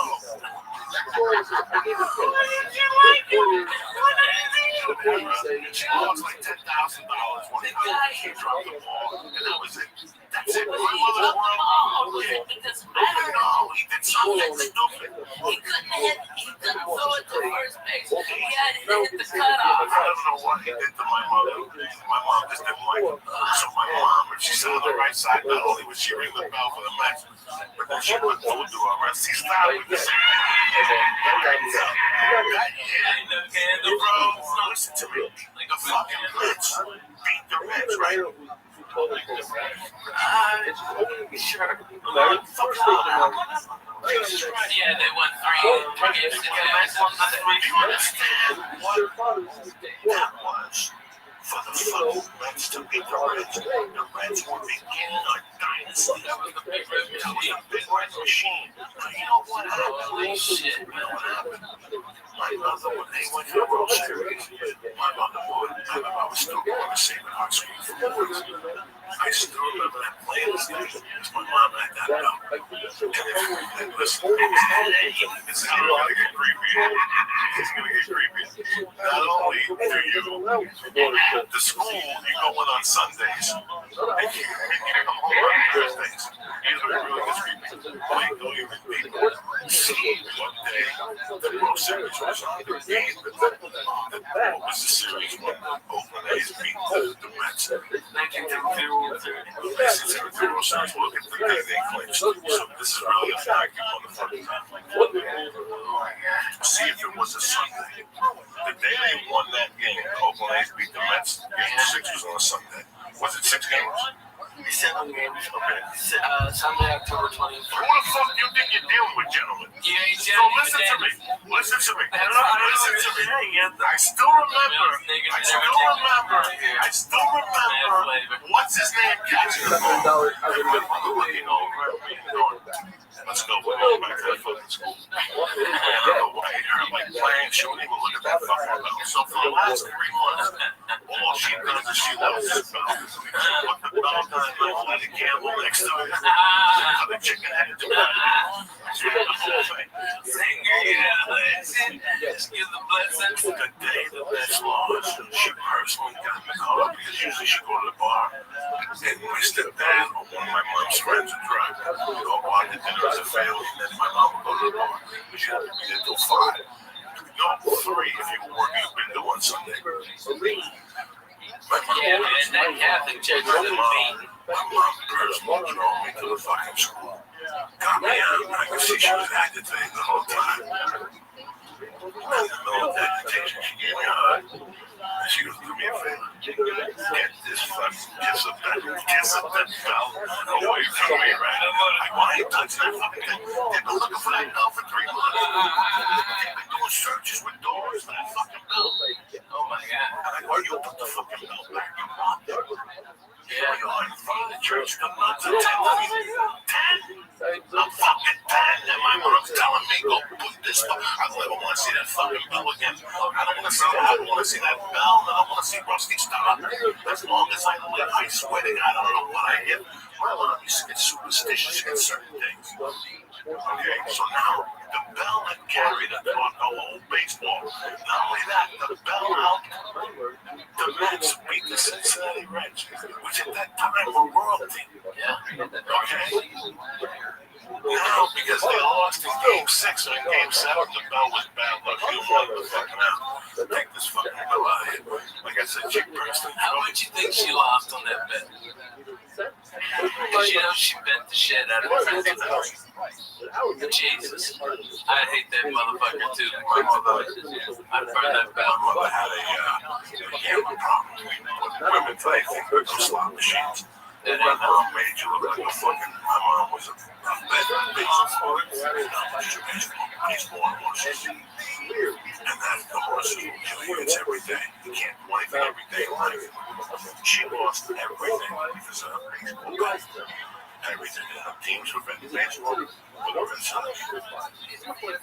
that time, they were out there.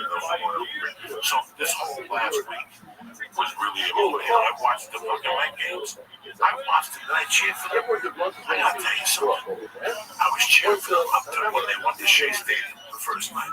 And when I saw them singing Ring Me a Song, You're a Shadow Man, whatever the Billy Joel thing, that was it for me. I was disgusted. I've never been that disgusted. That's not the New York I left. They were all hugging each other. They were singing, Sing me a song, you're a piano man. And Billy Joel was in the top acting like a jerk. That stuff drives me crazy, though. That's a baseball face. Those little girl things. They ring bells and yell. Saturday is this shit. They've created it to something else. That's what pissed me off. That's why I got so mad. I'm like, so you're saying that the 2 guys also want to get beat up in shape? No, that's why I kept tweeting last night. Because I was tweeting last night. Where's fucking Billy Joe? Get him singing. That's the night they won. The night that he fucking sang that song. Now they're losing. Where's Billy fucking Joe when you need him? Where the fuck is that cocksucker? Fuck yourself, Billy Joe. That's what I was fucking. Let me tell you what someone Kansas City played. Kansas City played when my man Brad Pitt was trying to sell Moneyball. Moneyball is, you know why? Did you watch the series? Fuck yeah. Fuck, I didn't watch it. I was disgusted with him. Are you serious? You watched that piece of shit Monday night game? Did you watch that fucking football game? That was hot garbage. What did you watch it? He was here. Let me tell you The something. fuck? You got a fucking 9-foot TV behind you. You say you don't watch all this. I love the World Series. That's a American. What are you doing? Were you playing some He was here working. He was here working. Oh, that shit. He was here working. One of those freaks had one of them fake shooting games on. He was shooting somebody in fucking Belarus right now. They're both cussing out 30 fucking Russians. I know. He was Googling his fucking cousins. Alright. You Yeah. notice what Kansas City did? And I love that. I hate when people forget about it. They get small ball. They stole bases. They stole I bases. love when people steal. They put pressure. You really want to fuck with a motherfucker, and if you look at the Cincinnati Reds, the big red machine, that's all they did. Their job, next time classic baseball, Cincinnati Reds, but you should think he was that whole game. And you're like, oh my God, nobody had more than 15 home runs. Eric Foster, small ball. The main job they did Hit was singles. Get a Yeah, man. That's why Ricky Henderson played baseball so long and for so many teams. Because think about it. He played for the Red Sox. He played for everybody. Ricky played for everybody. Listen, Ricky was goofball dumb, but he was one of the greatest baseball players to ever get behind. All right? This guy, if you've got a pitcher and he is out of business at 96 pitches, and Ricky gets on base with a bunt or a fucking single or a walk sometimes, he gets on there, he jumps out, that guy's going to throw over there 3 or 4 times, he's going to wear out his arm. They're going to bring that middle reliever that's a piece of shit that hadn't worked in 8 days in, and then they have to go to 3 coaches. What do they do the next day? Ricky Henderson blows out their next guy. That's what genius small ball is. And that's what they did, man. They played fucking great baseball, man. Great baseball. Beautiful college ball. Cincinnati Red games. And he was always Joe Morgan. And he always stole. And once he stole, once Geronimo came around, those fucking Indians, those Geronimos, they go crazy. And they had like 3 people stealing. B-Rose would steal on your ass. B-Rose wasn't a thief, but it just, they just guerrilla you. And if you watch, so there was a game I watched in classic baseball maybe 8 years ago that they actually showed the fucking pitcher just going like, I don't want to deal with this ever again. This was not baseball. This was torture. Because it's slow ball. It's slow torture. Every pitch, something happens. There's always something happens. A single, a bunt, or this motherfucker steals. That's torture.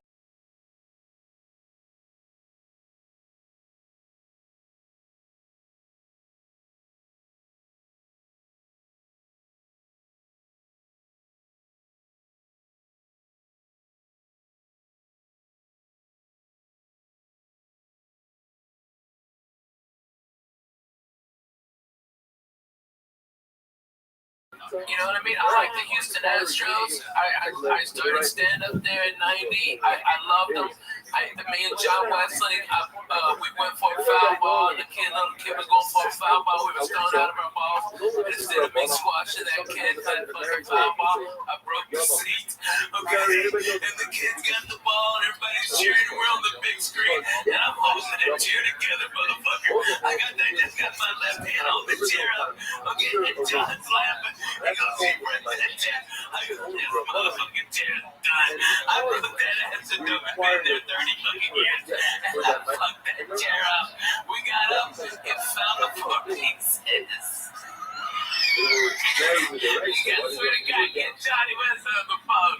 That is so fucking funny. Oh my God. I've broken a lot of shit. It's so funny, yeah. The whole Greek ball that used to have pictures all around the bar. Yeah, right. I hated that. I hate launches. I never knew why you had that goddamn chair. I was like pushing the jar that you came and just pulled it on method. This is the worst chair. Pilot for VH1, did I bring the chair? Yes. Something. Yeah, you broke a chair. It was awesome. Oh my God, it was so fucking funny. One time with sleep apnea, chair broke in Miami. Dude, you broke Kevin's toilet. Remember, you were in there, and you just sat down too hard, and you broke that fucking toilet, and then you made the slow creak. Water came out and flooded Kevin got out of his, because you were sleeping in my mouth, and then you're like, fuck him, I'm going in here. I broke out of the sleep. That's when I started over and snap in 8 ways. When you're a fat fuck, without even knowing, it's the most embarrassing thing. Like a fat fuck's 8 ways, a ton of shit. Clothes, I ripped clothes. One time somebody's car in a Jeep they had. I went to get the handle. And I went to pull up and have the fucking look at it. Oh man. Stop being a fat motherfucker. Man, ain't nothing easy. Let me give some shout outs. I'll get the fuck out of here. I'd like to thank Mike and Mary Johnson, Unique Clothes. Thank you very much for the clothes. We put them on a little head for Halloween. Thank you for listening. Rusty Shackle first. That's Watch Dallas. The rest of the I love those guys, man. Sandman, Benito Munoz, Sean Cappuccino, Jimmy Carroll, and Kurt Brooks. You know who I was watching? It's my man D in Colorado. He's a cool motherfucker. I know D in Colorado. That motherfucker's got a wing 15 foot tall. 15, the biggest ass bud. Dude, he's a great guy, man. That guy's cut from rare. I just talked to him on Twitter a couple days ago. He's a good dude. He's a good dude, man. He's a good dude. You have to do it. What's up, man? I'm going to get those tomorrow. Next day, man, jiu-jitsu. We're going to let's go. Let's fucking go. I got shit up. I got to take headshots on Wednesday. Yeah, I'm going in and out. Alright, he's fucking gonna get real. Okay, we're three faggots. You gotta talk about workout sessions now. We were talking about fucking assholes and breaking bad. Just like five better beds, motherfucker. That's what I did. Fuck it. Fuck breaking up by the beds. You know, I'm gonna flip on my back. I can't do it. I go, never in my life I won't do it. He's like, I'm just doing it. I'm like, yeah, it's never gonna happen. Oh my God. I know. Okay, I can't believe I can join this conversation, but I can actually and be relevant. Holy shit. Okay, I've been trying to limber up and like, because traveling so much it hurts, and so my doctor, as part of, I broke my wrist, just said, you know, as part of my physical therapy, go to yoga, okay? So I'm having this one-on-one with this yoga instructor, okay? I'm going down and I got my legs spread as far as I can, and the fucking yoga mat split in the middle. And my mom hit the fucking floor, and I almost passed the fuck out. My fucking thighs have been killing me for 3 weeks. Dude, I swear to God, I did the full splits like I was trying to block a goal. It was the worst. Oh my God, dude. I think I ripped my groin muscles. All this shit. I ripped that yoga mat. You're the first person that has said that it's so embarrassing. But those fuckers will rip if you get fucking 450 splitted. Oh, Jack, I'm busting my ass. It took me so long to be able to get up. I didn't know what to do. I did the instructor just pushed me back on my back. And then he needs stuff. And oh my God.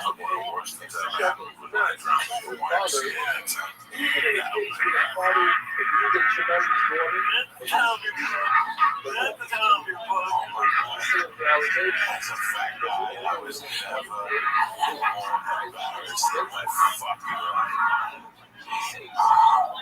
I've got some dumb shit as a fat guy. And you know, you get embarrassed about being fat, you can't fat shame. All the time I almost found that the wild league fucked me up. I didn't say that. I didn't say nothing. I just snorted coke and tried to hide it and shit. That was embarrassing. I was just starting to lose weight. Things were going great for me. I lost like 8 pounds. I was still snorting blow. I was doing big blow. And I fucking got up one morning and tired went to work and I overslept. And I said, fuck it, I gotta sweat. And I went over to the wine. The wine's packed. I used to go to the fat man pool. This is a little Russian pool. Right, it was like 4 feet, but it was 96 degrees, so it's like a therapeutic pool. And I would walk around, there was no bed, there were no laps. And it's short laps, you don't even see these kids. And you don't see them, there's lifeguards. I was still too embarrassed. I'm not going to be a fat guy who wears a t-shirt. I am. I'm a hot mess. You don't want to see me. Keep all this head. I'm not fucking going without a t-shirt. Right, I was 400 pounds. It was fat everywhere. And I'd sit in the sauna, and I looked like I was losing weight in the sauna. Then I go on the steam bath, then I jump up. And And I did this every morning at 5 a.m. I did this to start off, and I was still smoking blow, so my mind if I ate sushi. And I went to the steam room. I would sweat the cocaine, and I was not feeling normal. So now it's 2 in the afternoon, man. I go across the street to the bar. I'm still a little hungover on the blow. And the fucking steam room was packed. Kids jumping up and down. And I'm like, I can't do my fucking laps. But the adult, the lap pool was wide open. Oh, shit. Fuck this. I swam out with the boulder. I just wanted to drink some of the big fucking pool while I was swimming with these fucking fat fucking ones. I went around and put my name on the blackboard, guys. I put my goggles in. And on the deep end, I jumped. Just the cold water hitting me, bro. It just shocked my body. It just shocked my fat little body. And then I'm trying to swim. I'm swimming. I'm putting everything I can. I'm turning my head.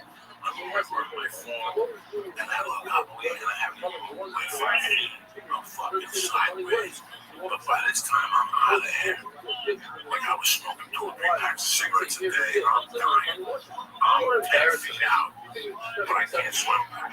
And my feet can't take it, so I'm just holding on to the rope. And people are swimming by me, they going, come on. It's like, no, the rope, come on, swim. And I'm like, guys, I'm dying. I'm trying to get the shortest distance was this way. If I swam vertically to the fucking wall, I'd never make it. So I had to swim this way. So I pulled myself like Spider-Man. And I get to the floor and I'm huffing. Seriously. That's when I realized this has to end. And I'm holding on to this and I can't kick no more. And I'm on oxygen. And I got my fucking chin on the deck, just holding me. And some kids are like, mister. I'm like, okay. And I'm like, no, I'm not okay. Help me. I'm like, come on. Hold on. And all these little kids get together, these little Mexican kids. And they're trying to pull me out. And they can't pull me out. They're like, 1, 2, 3, pull. And they pull it. I'm like, I'm turning purple. I'm breathing. I don't even know about breathing from my nose. I'm starting to panic. People are starting to circle, look around. And these little kids can't pull me out. They're like, fucking ring the buzzer. Ring this buzzer. And it's going on. This chick gets on the thing and she turns this thing around. And they're actually going to make me listen to this. They couldn't get me out. So they were going to fucking drop my waist into the pool. And they wanted me to swim into it. And they wanted to pull me out like a fucking whale, like water. And by this time, there's 50 people watching me. You have any idea how embarrassing that is? I got kids by my side. Leon Berger, I swim to the middle. Get to the middle, and go in and drop the hoist. And the hoist will pull you out, and we'll bring you to the side. Lee, by that point, I'm so fucking embarrassed. And now, out of the corner of my eye, I see ambulance workers running into the fucking mattress. Like I got shot in Vietnam. And something made me fat little. How are you, Henri? I just went, and my fat foot got oh my God, that thigh must have weighed 1,000 pounds. And I fucking pulled myself up and I rolled down like workout. I just rolled down to the pool. I got up and I got up right in time because I went to the fucking door. The 3 ambulance workers were running in. They're like, where is he? Like, that's him. And I just walked right past the door. Because rule number 1, don't stop, don't sign up. You don't need to get checked out. You know, to be honest with you, I think there's a thing called secondary drowning. Look it up, Lee. It happens. You just take a little bit of air, a little bit of water in your nose, and it gets down your actual windpipe. And it can be a very small amount. You don't have to have this deep lung thing. It's a secondary drowning. Look it up. Lee, explain it. Lee, that's what it is. That's what I thought you had. Because I swim all the time, man. You know, we belong to the tennis club. People invite you to come up there like little white people, and let's have a goddamn party, okay? You were telling 8 days of football here. I'm calling it out. Let's go, okay? Yo, what up, Barry? No, next summer. Stop.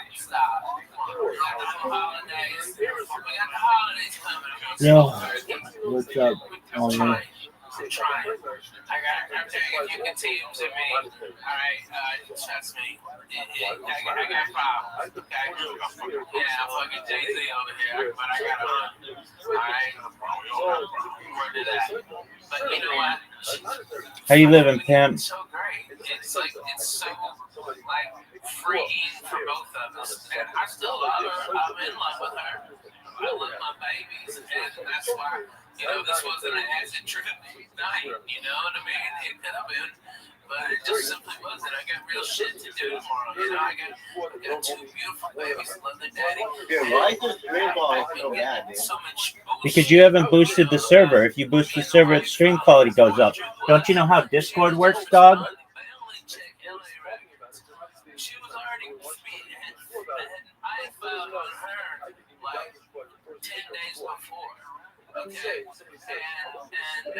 so there was going to be this big jurisdictional battle that my lawyer Tennessee goes, you're going to spend about $150,000 just fighting over what state we're going to have to divorce in. Okay, not counting my money. All right, I was supposed to write a retainer tomorrow if she wanted to go to war for like $50,000. Okay, it's retarded. Right? And we're just being cool. It's like my babies, I always want them supported. My wife will never want for anything. She'll have the house that she decides. Okay? She can be free and I'm a miserable person to fucking live with. I'm not my position is I'm working all the fucking time. I'm always got babies that have to be in school. But since that shit broke on the internet, man, they have people taking pictures of my kids, man. It's like, motherfucker, I'm the guy. You know what I mean? It's like, I'm the guy behind the microphone. You know, those are my babies. And they're just being fucking dicks. You know, I couldn't even go hard. Most documented man in human history. You got that right. How you living, big dog? You're doing great, man. I think you're a very interesting guy, and I like what you stand for. Hey, that's wonderful. Do you mind if I tell you more about myself? Yeah, sure. Go ahead. I'm all ears. Excellent. Well, thank you first and foremost for being here. I'm Rabbi Rothschild. I stream my life 24 hours a day, 7 days a week, 365 days a year for world peace. I've been doing so for more than 3.5 years. My streams go back to the pandemic. We've seen the death of a queen, the birth of AI, the coronation of a king, and everything in between.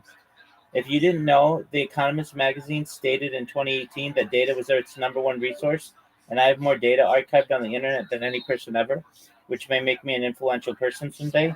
And if that happens, I want to make you, your friends, your family, all independently wealthy. If you're not already, I want to make sure that you have generational wealth if you don't already, and I want you to be able to start charities and philanthropic organizations of your own.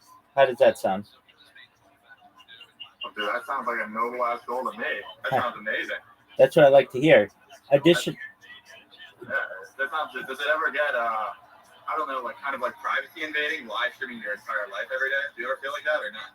I enjoy it. If I didn't enjoy it, I wouldn't do it. So I am someone who likens what they do to someone in the past who would be a journalist or writing a diary, except I just do it through a digital media video, like a vlogger. Yeah. Oh, yeah. That's pretty cool, man. It's interesting. Excellent. I just came across you on Rumble. Oh, no way. Wow, somebody found out about me from Rumble. Okay, excellent. I talk about other things that I feel are important to the world, like ending world hunger through the use of technology such as agricultural drones, floating greenhouses, saltwater greenhouses, hydroponics, vertical farming, cloud seeding. I want to help end world thirst. I am sponsored by a cryptocurrency that's worth about $100 million. And one of the things that we do is we build wells in developing nations like Nigeria for the benefit of the world. Additionally, I'm an advocate for the Life Straw program, and most importantly, desalination technology, where we pump Earth's seawater onto land to make it drinkable. How did those ideas sound to you? Pardon me? What? How did those ideas sound to you? Sounds great. Excellent. Yeah, that sounds like a lot. It's a lot, but yeah, it's a great noble goal. Excellent. I appreciate that. I talk about other things that I feel are going to have a major impact on the world. I'm a futurist, someone who enjoys futurology, the study of the future. things like anti-gravity, antimatter, faster than light travel, faster than light communication, things like invisibility, cloaks, Santa Claus machines, replicators, ANI, artificial neural intelligence, AGI, artificial general intelligence, ASI, artificial superintelligence, quantum computing, cryptocurrency, things like de-extinction. People don't know this, but the first successful de-extinction took place in the year 2003 with the Pyrenean ibex, which was a goat located in northern Spain, southern France. Fast forward to the year 2021, a company out of Dallas, Texas is founded, known as Colossal Bioscientific. They've made it their goal that within the next 3 years to reintroduce the woolly mammoth into the Arctic Circle, utilizing Asian elephant surrogates, which I just think is a mind-blowing goal. Additionally, they want to reintroduce the Tasmanian tiger, followed by the dodo bird, which I think is really exciting. They recently made headlines with their direwolf project. I am someone who, if you want, wants to help you live longer. When you guys were born, the average life expectancy for you was probably about age 80. I'm going to increase that to age 100, 120 through the use of technology with your consent if you want. Things like oxygen therapy, human growth hormones, stem cells, peptides, nootropics, things like cold shock therapy, ambrosia therapy, things like perhaps cold shock therapy, ambrosia therapy, testosterone replacement therapy, and perhaps cryogenics. But eventually, you may get to be 120 years old, and you may say, Rabbi, everything that you said came true. You were able to make all of my dreams come true. We became wealthy. I'm able to live longer, but my body's starting to break down. What's the next plan? So, if you want, there may be another type of technology in which you might be able to utilize, known as mind uploading technology.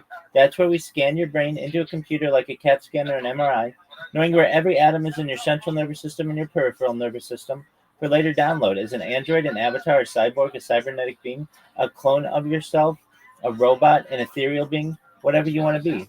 But essentially, what I'm saying to you is you might be able to live in a future with a digital immortality. What are your thoughts? I mean, that's a lot, Rabbi. I'm not gonna lie. That's a lot to spring on me right there. Like, absolutely. How am I gonna get access to any of this technology? Like if I do want to live, let's say like 120. Like, are you gonna help us? Oh yeah, I'm gonna pay for it. I'm gonna absolutely pay for it. You're gonna pay for it? How? So, as I previously said, data is Earth's #1 resource, specifically human data. And I have more human data archived on the internet than any person ever, which means essentially I'm the biggest data set for AI modeling and global history. So I will be an influential person. You can sell your own data. Absolutely, but I want to give it away. And the reason why I want to give it away is because that will instantly make me extremely interesting. The world will want to watch what I do. And all I have to do is do endorsements for companies for $1 billion a year. McDonald's, Coca-Cola, PepsiCo, Pfizer, whoever it may be, and wear just like I wear now for cryptocurrency merch, wear like a NASCAR driver's jacket with different companies on me, and instead of them getting one commercial every so often, my entire life is literally just living with their brand on me. And if they want to renew the next year, that's great. That's another $1 billion. We essentially create a giant trust of also take donations for all these projects that I have and ensure that you at a certain point don't need money anymore. And at a certain point, you just want power and influence, and we'll be able to give that to you. How does that sound? That sounds like a great and noble goal. Wait, so you're basically already rich, is what you're saying? Well, I'm at the point. I'm at the point where I don't need to currently work. Potentially in the future, I can be of the wealthiest of people, perhaps the wealthiest person ever. As a career, I'm a certified project management professional. I've launched apps on the App Store and Google Play, and also had major contracts with Fortune 100 companies, which have allowed me to live a life where I no longer necessarily need to work. I do some freelancing. If people ever want assistance with their project, people pay me for that. But at this time, I don't necessarily need a full 9-to-5 job. That's great. You know something interesting I noticed when reading your description is like you are completely open with everything. Like your address is publicly listed on your live stream. Like everything is completely open to the world. That's correct. Do you have any questions for the rabbi? What are your thoughts on Palestine? I want world peace. So basically, fuck Palestine? No, I want world peace. I don't want anybody to die on either side. I want diplomatic relations. That's cool. Do you have any opinions on the age of consent? Yeah, I mean, I do. It's important. I personally think the age of consent should be raised to at least age 26, which is when the frontal cortex of the human brain finishes maturing.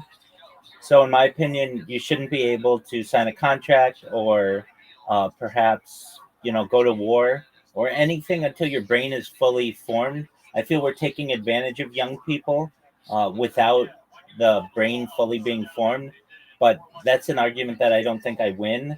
But personally, I would raise the age of consent until the brain is fully formed. I mean, doesn't it just make sense that, hey, we should make sure that someone isn't prematurely being taken advantage of because their brain hasn't developed enough? That only makes sense to me. But I recognize that there are companies out there and organizations that want to keep the age of consent at age 18 and perhaps even lower it. But I personally would want to raise it to age 26 at least.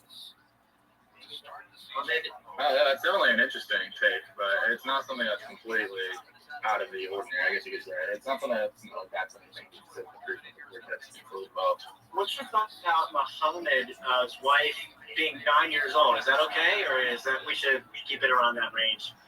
Well, as I previously said, I think that the age of consent should be raised. So that's how I personally feel. Yeah, 9-year-olds wouldn't go. But that wouldn't work with them. It was a different time and a different area and different culture. But I'm not to judge anybody. But I can tell you, ideally, I think that Muhammad's wife, all of them, should have had at least up until age 26 to make the decision on their own accord whether they wanted to marry Muhammad. Yeah. What else? Oh, yeah, I was going to ask you, you have to go outside, by the way? Yeah, I do IRL streaming. I've streamed as far north as Santa Barbara. As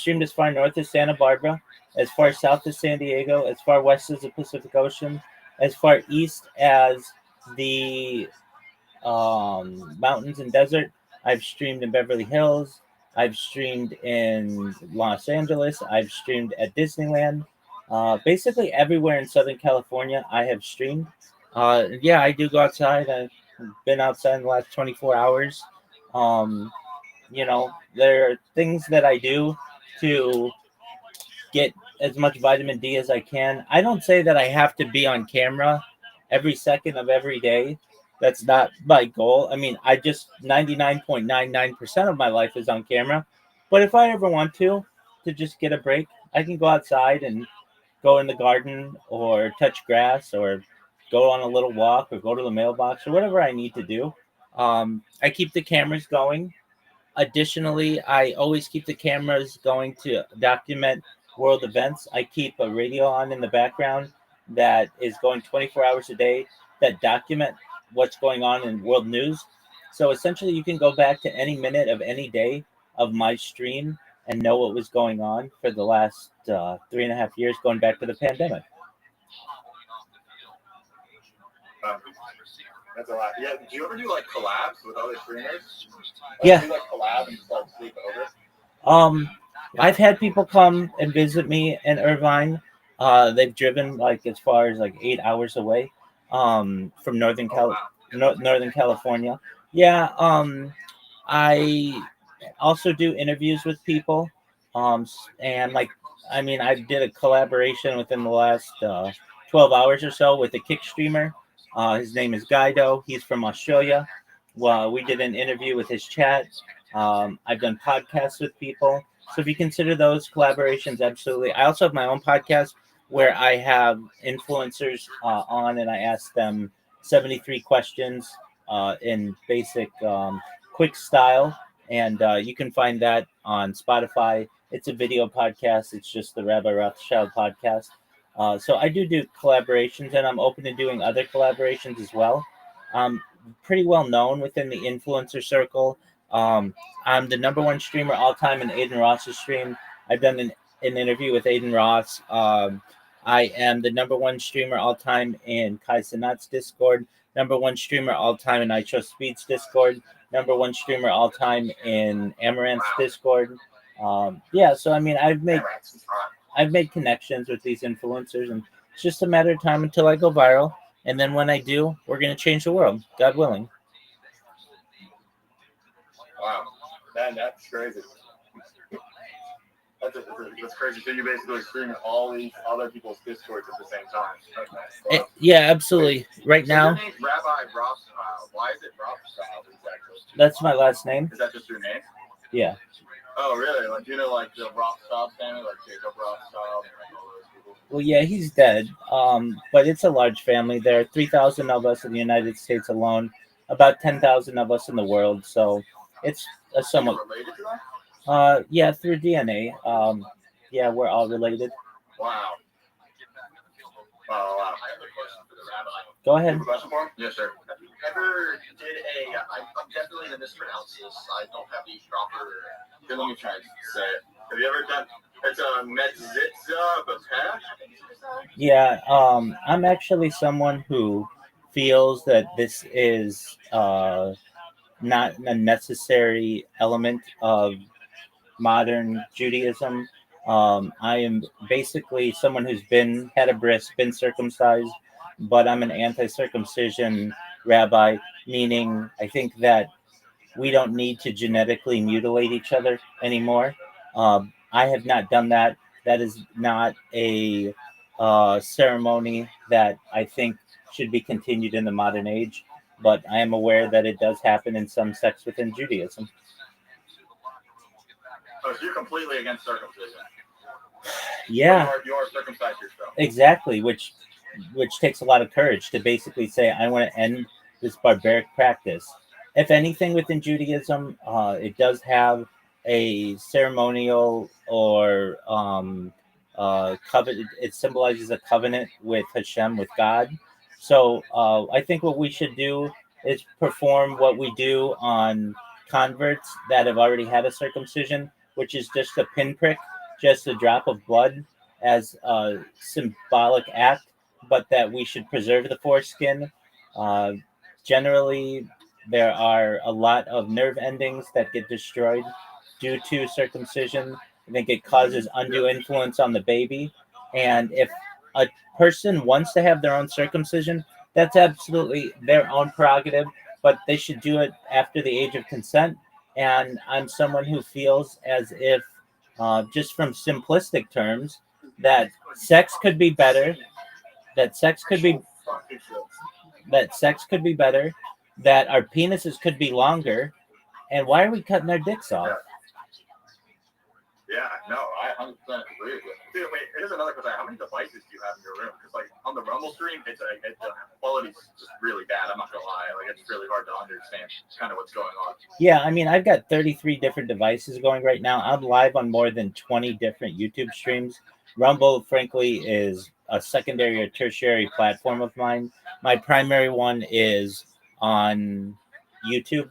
And I'm not really worried about the quality of the video because I know that in the future that we'll be able to upscale any video that I have to 8K, which is better than the human eye can detect. So I'll be able to make everything HD in the future. The key to me is to just basically have a consistent stream for as long as possible. So I'd rather have 33 different devices streaming than one really good one. Oh, no, that's crazy. I was looking on the stream. It looks like you only have like 4 on there. Oh, shoot, we have another fucking one of our friends. He's asking about the Freemasons. What do you know about the Freemasons? Well, I am. Especially because that number 33. I am one. You are a Freemason, really? I am. Yeah, isn't it like to become a Freemason, you need to know someone who is a Freemason to get invited into that? We have a saying: to be one is to ask. So generally, if you know a Freemason, you inquire with them. If you don't know a Freemason, you can always write a letter and an email. Um, I can tell you that while I knew Freemasons, um, where I was living in Southern California, I wanted to join a lodge that was closer to my home. And so I just wrote an email to the local lodge. Actually, as well, I was taking classes on Tuesdays, Wednesdays, and Thursdays, and then Shabbat was Friday. So really, I only had Monday open, and I needed to find a lodge that met on Mondays. So I was able to find Los Cerritos Lodge 674, which is located in the Long Beach Lodge, and we meet on Mondays, and that allowed me the freedom in my schedule to be able to consistently meet with my brethren there, and I became a Freemason in 2018. Oh, cool.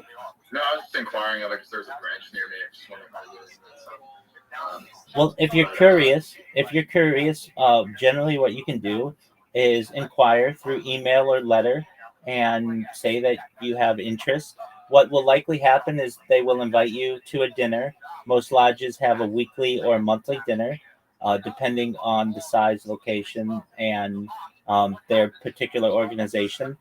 You'll you'll meet the brethren, you'll meet the brothers there, and have a nice meal if you choose to partake, and you'll be able to ask any questions that you have. If you're a good fit, generally you'll be invited to come back to more dinners, and then eventually you can petition the lodge to join. Depending on your state, there are some certain requirements, but they're achievable. So at least in the state of California, you have to be at least 18 years old, a man. You have to be you have to have lived in the state for at least a year. You have to. There's a saying that you can't be like a madman. You have to be freeborn, which means like you can't be enslaved or something like that, which we don't have anymore. But being not a madman, you have to be like a good mental health. You generally have to be an upstanding citizen. Um, so what does that mean? Generally, you need a clean criminal record, though if you have something minor, that usually doesn't get into too much of an issue. But you do, at least in California, you have to be able to pass an FBI background check. If you're able to do so, and you still are able to, you also have to have the financial means to be able to pay dues. It depends on the size of your lodge. It depends on your state. All 50 states have different requirements and characteristics, but at least in California, my dues are based on the size of my lodge, and it's something like between $150 and $200 a year, and that basically keeps the lights on. That pays for events that we have. So that's what we do.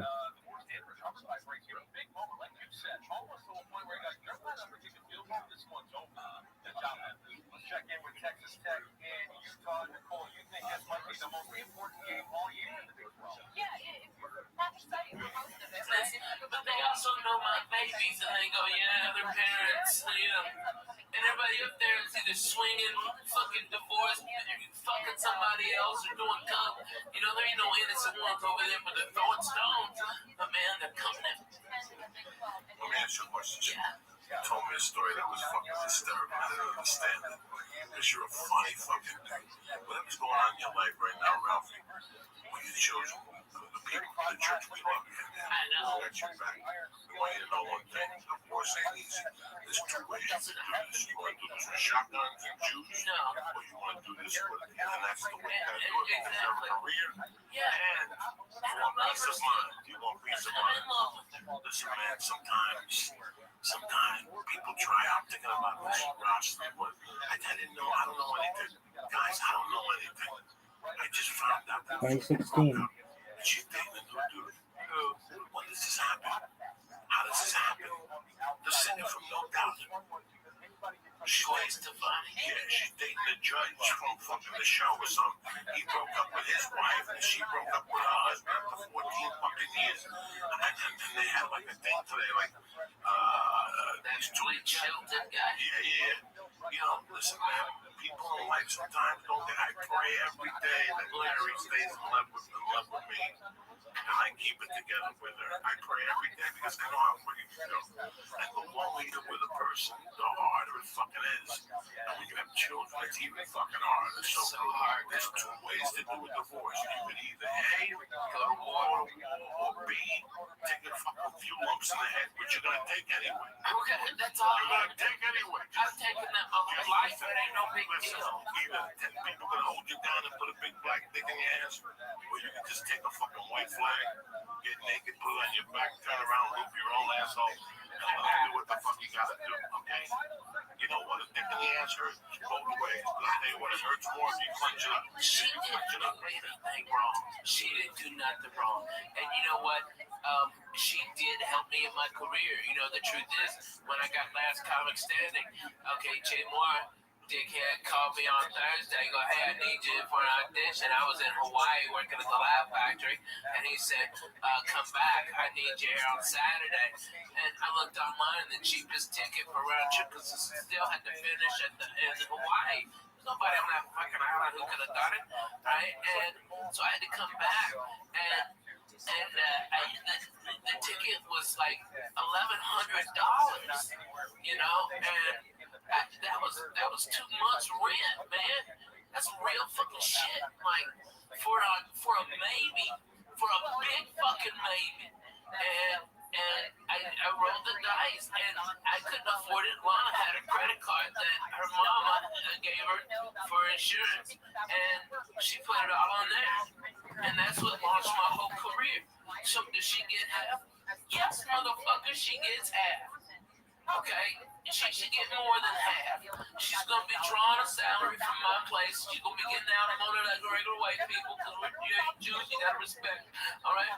My babies already have big things set up for them. They'll never want for anything. They'll never have what I went through, you know? And it's like, that's what you want. But now they're coming.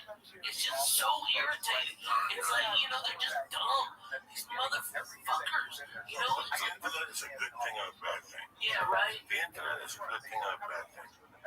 You know, I use the internet for certain things. I see people use it for other things. And that's fine. That's what the internet is. It's your expression. But sometimes if you open up your life on the internet, the result isn't going to be good. It's happened to me. It's backfired. Yeah. But in this situation with divorce and stuff, who knows?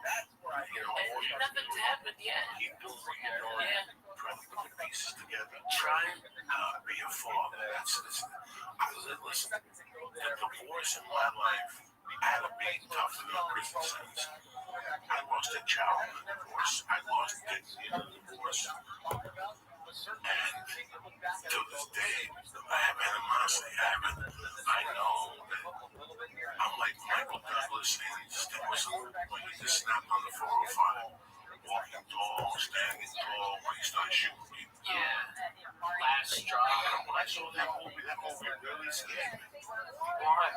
You ever seen a movie where he goes nuts on the 405? Yeah, he's lost his job. Drug dealer goes to mug him and also he shoots him. You want my briefcase? He's pretty funny. And now Duval is looking for him. It's a cliche type movie. I always saw that happening to me with my ex-wife. That's how bad of a divorce it was. I forgave my stepfather. Until this day, I talk to old school Cubans, and I always say, fuck him, he never gave you what was coming to you. You know what? So I gotta go get what was coming to me. That was my frame of thought back then. He didn't give me my mother's money. What do you want me to do? I'm gonna shoot. For 3 years, I lived with him. I was preparing to hide under a car and grab this foot and shoot him. Where's his money now? So I shoot him and kill him. I'm gonna get his money now. So I had a terrible idea. And I hated him for fucking years. And one day I go, what? This is the guy that raised me. Would you give me $300,000? What was I going to do with it? Was I going to invest? Was I gonna buy a building? No, You'd be dead. I was gonna buy a building plant off of fucking. Fuck yeah. So in a way, he saved my fucking life, you know. So I forgave him over the years, and I forgave him. That was it when he died. I didn't go to the funeral. I said flowers. I went to see his wife, and then she died. But I let it go. I let it go. I gotta tell you something. I had such I don't have any anger. I have right only now, love. No, I know. I don't care. I've seen all the numbers. I just love my babies. I have to get another place here, and I hate it out here. Has nothing to do with numbers. Okay? There's levels of a divorce. When she walked out of the house, she goes, listen, I'm just going to be a mile up the road. You come over anytime you want. Let me just get some space. Yo, what up, Omni? This is a dream come true. I can work on comedy. I wanted to be a fucking comedian. I just got out of prison. I was doing the working, stiff stuff. I'm like, oh, fuck it. I want to do fucking comedy. And all of a sudden, it went from one thing to another. I hope you handle this. No, but Charlie, I love my babies. I love my wife. I hope that the attorneys don't get a hold of this and turn it into something else. I hope that, because that's what happened. Once attorneys get illegal, once the fine print is a fine print, and once that fine print comes out, Lisa, there ain't no coming back. And that fine print has to exist. It has to exist. The law says it has to exist. And sometimes that hurts, you know. So, you're my love always. I know you every day. I know. I seen your videos of the little Spanish guy. You gotta knock it out with that, man. It's like, I've been through a divorce. I've been through a separation. Guys, it is brutal. I always advise people to keep it together. Keep it together. well, no, I disagree. Well, if there's no love, there's no love. No, if there's no love, there's no love. You have love. No, So we both have so much love for each other, but it's like, here's the real deal, okay? I have really fucking bad PTSD, and now I'm properly medicated by probably the best. He's the head of psychiatry at Vanderbilt. He's fucking amazing. He's got me chemically down, and I sleep 8 hours. I'm up. I don't take naps. I walk. I feel great. He's done it all. He's fucking amazing. All right? But before I got properly medicated, I was a fucking nut and a complete asshole. Okay? You know what you do after 2 years of denial? Elvis class, you started to worry me that day. What question did you have over there? It's not a question, but it was my parents got divorced when I was in high school, and I actually had wished they got divorced earlier. Or they said like we stayed together because of the kids. Even back then, I thought it would be better just to have like a. Just a tough dude. This is you know, listen, man. I was young, but I feel great now. Let's get something. Let's get something out of here. That's Comic Standing is a great show, and it shows a lot of comics to the country and a lot of vice versa. I don't know what the fuck I'm saying. When Ralphie was the last Comic Standing, he was already a brilliant headline. Ralphie was already had a lot of people paying tickets to go see him. This just accelerated the program where now these kids become somebody. Ralphie May was already somebody. You follow me? Ralphie May was already somebody. It went from one thing to one thing, Ralphie. I judged it. I was there when you were, cooking for us with no money. And also, next thing you know, we're sitting on Bullshit Boulevard with a jar of weed in the living room. People just sticking their hands in it. They had weed to go and do it. They didn't give a fuck. Take it. That's what showing around, smoke the fucking whole thing. I mean, every time you see me, give me $200 to do what you do. It's hard. On a person, never mind on a marriage. This has been a journey for you. You've learned now. I hope that you keep it together. Man, I find so much more peace in my life. I've got so much less stress and less anxiety. I don't have nightmares every night. PTSD from snowboarding. No, that's hilarious. Hey, that was 12K. Shut your mouth, cocksucker. That was a good angle. Alright? I broke my fucking ball, but hey, I fucking got 12K out of it. Word to the mother. No, it's when I had bilateral double pneumonia and pulmonary embolism, and I had to stay awake for 9 days because if they said if I couldn't help my lungs expand, I would die. And I had the blood clot was so big that because I had pneumonia and I broke in 2 ribs from coughing. That's what caused the blood clot to go right. It was right here, and they said that a radiologist was going to come in at 7 a.m.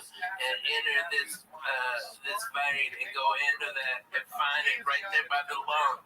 And he goes, "You have to be awake. We can't give you any anesthesia, and it's inside you. It hurts in there, man. All right." and they're gonna.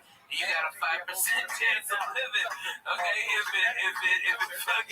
if it blows the clot out, okay, you fucking live. And if not, you bleed out in your brain and you have a stroke. Good luck. Hey, sleep tight. Boom. Motherfucker. I was fucked up, Jack. That fucking snaps. That snaps your fucking head, dude. And so, what I've been doing like a lot of PTSD groups, okay? And they're always like, "What the fuck are you doing here?" And I'm like, "Look here, cocksucker. I'm just as fucked up as you are. And let's get to the real deal. Let's talk about some shit." Well, like, you don't even know about what. I mean, you know how many times I've gone overseas for the fucking military? Like 19.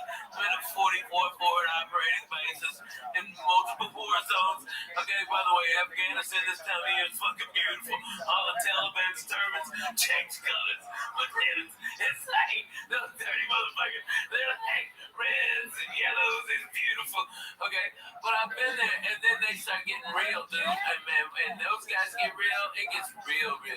You know, I mean, it's like, I know it sounds stupid, right? But you're absolutely right.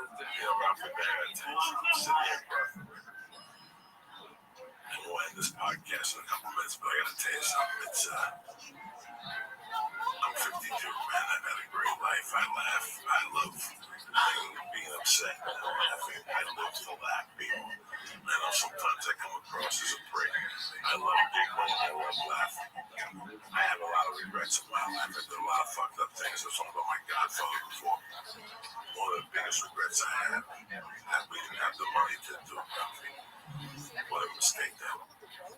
What a mistake that we could go back and rewire that apartment with a camera. Oh my God. We would have a show. And I'm done. That would have been the all-time. It would be HBO's all-time greatest comedy show. And you can't. And you know what? I'm sitting here across from Ralph here, I'm listening to the story, and I'm like, I can't even go to HBO. Like, I'm taking a Ralphie narrating a show about Adventures of a Fat Guy. And just even all that stuff, the tube, when you fell that time. Oh, falling on Gardner? Listen, I'm sitting here. Like, not even Gardner. The thing you were telling me about that, he's going on. You don't understand. This chick is living in his house. Before we're talking about the story, here's 3 guys trying to fuck the same chick. It's miserable. I'm the only one not trying to fuck her. But you wanted to fuck her. If your face fell into the asshole, it would have been orange. It would have been a orange. So something happened. They're having an argument. You cannot write this, Lisa. This is an apartment that's living on whatever Ralphie is. I'm sorry. I'm living off Ralphie. I got a little bit of coke in my pocket. Ralphie's making Bloody Marys. We're Bloody Marys. And we're going over we're hitting this every night. With Red Devil. We knew that at 2 in the morning after the condo stuff. Party was in my apartment. The Red Devil, Ricky Cruz. Babaloo, you know. And we just talked shit. Somebody would have a joint. Somebody wouldn't have a joint. But this one night it was just me. We always were drinking Bloody Marys. And we're giggling. Jody said something to Ralphie to piss him off. There was a big Japanese lamp in the kitchen. All right, and fucking he sits down and she pisses him off, and he sits in the position, and and something happened that the light got a little low, and he's fucking saying shit to her with his face red, right? He's like, fuck you, this is my house. Don't you ever talk to me like this. This is my fucking house. You believe this, Coco?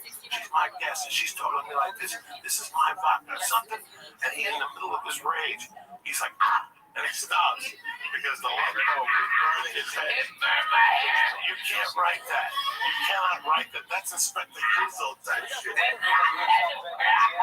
For like 3 weeks, I was like Junior Joshua. I always had a hat on. You busted that toilet, Jan. No, it was Gavin's. It was Gavin's. You fucked up Gavin.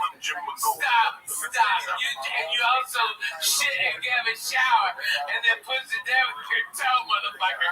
Okay, I know how to bring it up. You Coco. Alright, you can bullshit with these other faggots, but I'm bona fide. Okay, I was there at the beginning. Okay, I was smoking. Okay. Light the bomb on fire. You light the bomb.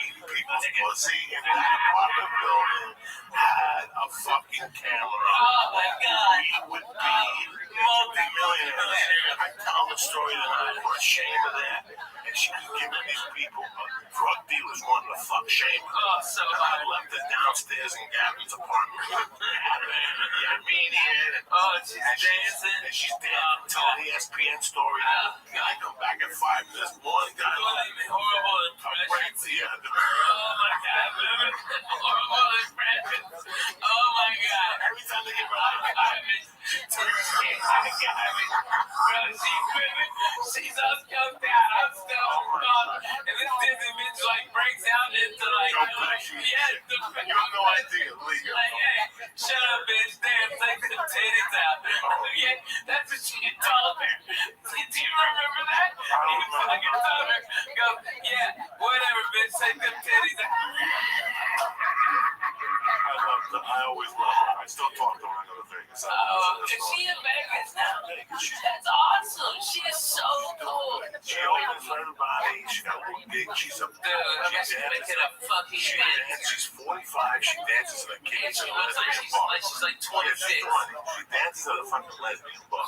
She keeps marrying gay guys by mistake. What? She hooked up with that dude in Alaska. I had to do this gig. Listen to me, about 15 years ago, I got to do this gig. Listen to me. I had to do this gig in Alaska one time. And one of those people.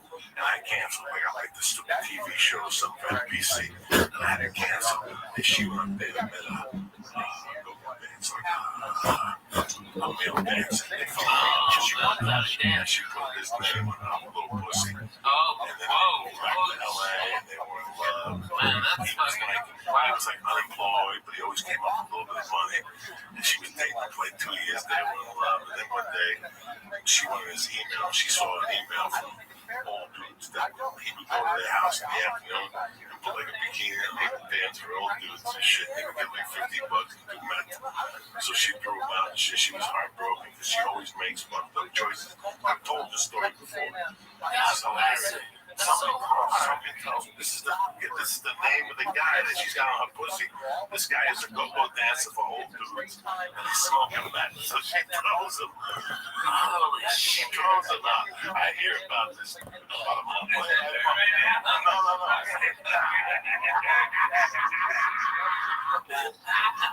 I bump into her. And she says to me, how you doing? We're going back and forth. And I go, hey. And I knew it. I don't know what the guy's name was. But I go, so how's Mark doing? And she gets kind of sad. She goes, I'm not with Mark no more. That's a shame. I go, listen, I know this old dude.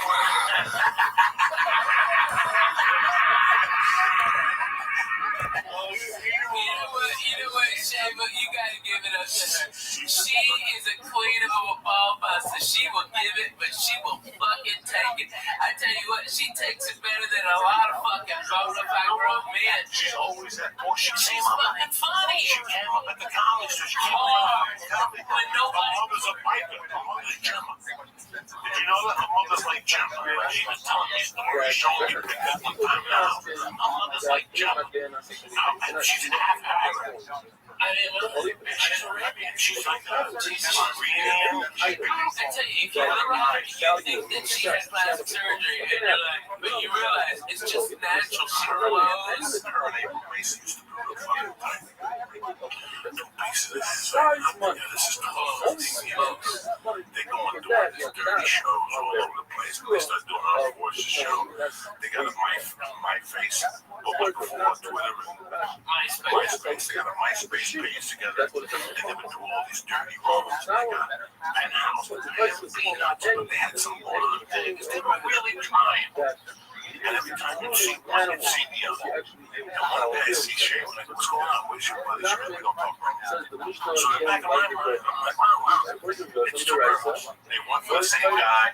It's some girl shit. They're on a trip back in the fucking Tiana verified. They're on a plane on the way back.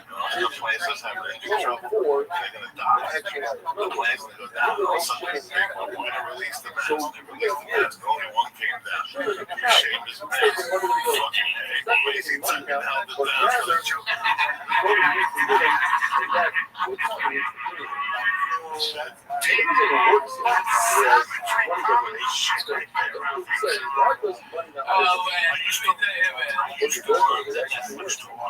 Yes, unruly. We've got the West Coast this whole month for the next 2 weeks. And then, as long as there's Thanksgiving, you gotta get back to breaks. I'm headed Eugene, Santa Cruz, Fresno. Holy shit. Portland. I don't know what I want, but man, this is great. Seattle.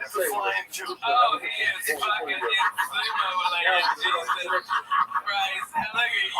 I'm telling you, please get that mustache. Like that villain. Get that mustache. I'll twist it out. Look like the fucking circus strongman. You should have seen your face come up. Hey, all the church members up in Canada. First time I'm coming to Vancouver, man. Come out and help me out, man. That's a fucking town. That's a town, Jack. I've heard a lot of great things about it. Oh my God. Oh my God. No.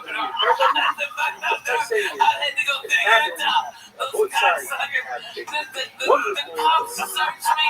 Those motherfuckers asked me if I did cocaine. I'm like, the fact that I'm this fat and can talk to you proves I cannot do cocaine. I've never done it. Okay? And then the guy asked me if I want some Quaaludes. You want my own Quaaludes? And I'm like, what the fuck year is this? 77?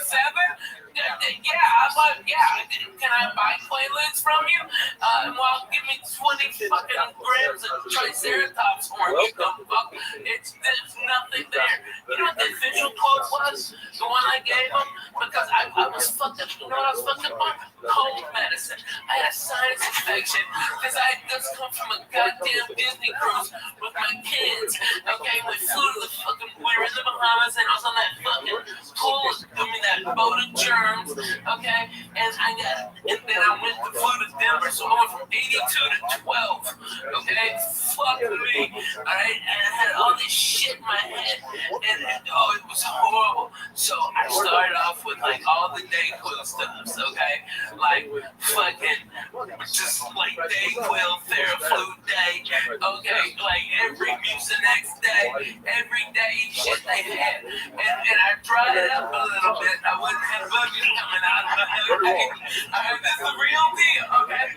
Alright, so but I started shaking, dude. I started shaking because I'm all fucked up on all that cold medicine. So, okay, Coco, I'm not gonna bullshit you. I got the NyQuil out, I'm trying to smooth this ride out, I'm trying to fucking mellow this drink.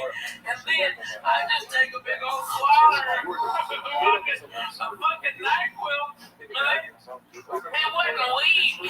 I played NyQuil roulette and lost, okay? And you know what my wife goes? She goes, why didn't you use the measuring cup? And I'm like, what the fuck are you talking about? Measuring cup. That's that cap on the top of the fucking NyQuil. It's a measuring cup.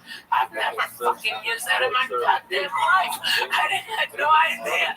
Okay, I just drink it. No, you know, I go like 2 shots. Fuck it.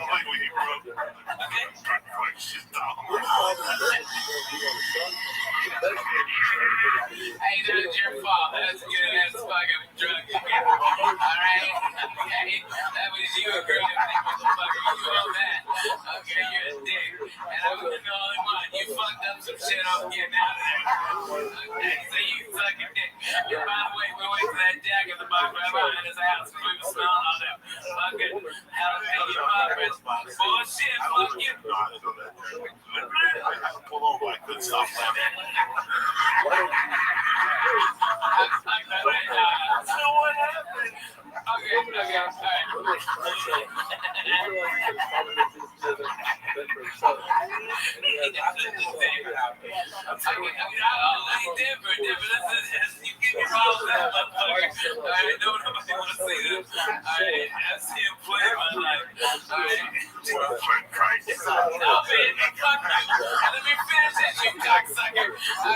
Because I know you don't believe me, but my wife goes, that's a measuring cup, and I'm like, well, I might be dumb, but you're a dirty bitch. I ain't never seen one in a dishwasher. That's just gross. You like the same cap? That's disgusting. Alright, and so I was just like, fucking hit it. But you know what I quoted them? Because they were just making lies up about me. I was like, last thing I said before I hit on stage, I heard was, all I said was, yes, Mr. Cosby, I love it in the cocktail. That's all I remember. And that's just go fuck yourself. Dude, I was so fucked up in my ankle.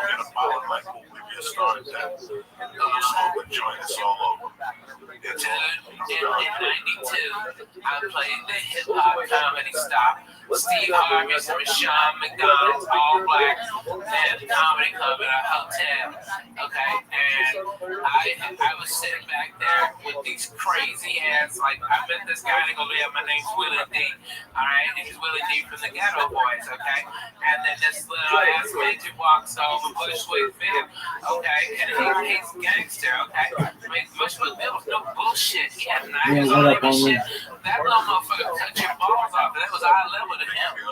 Okay, no. Codeine, sir. Codeine, and we listen to fucking slow records. This guy named DJ Screw would do.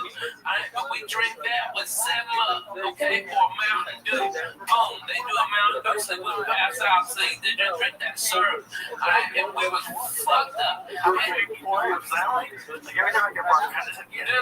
they poured a lot in mine, okay? They poured a lot, and they shitload, and a lot of them was putting that, what's that, the raspberry liqueur, like Chambord or something.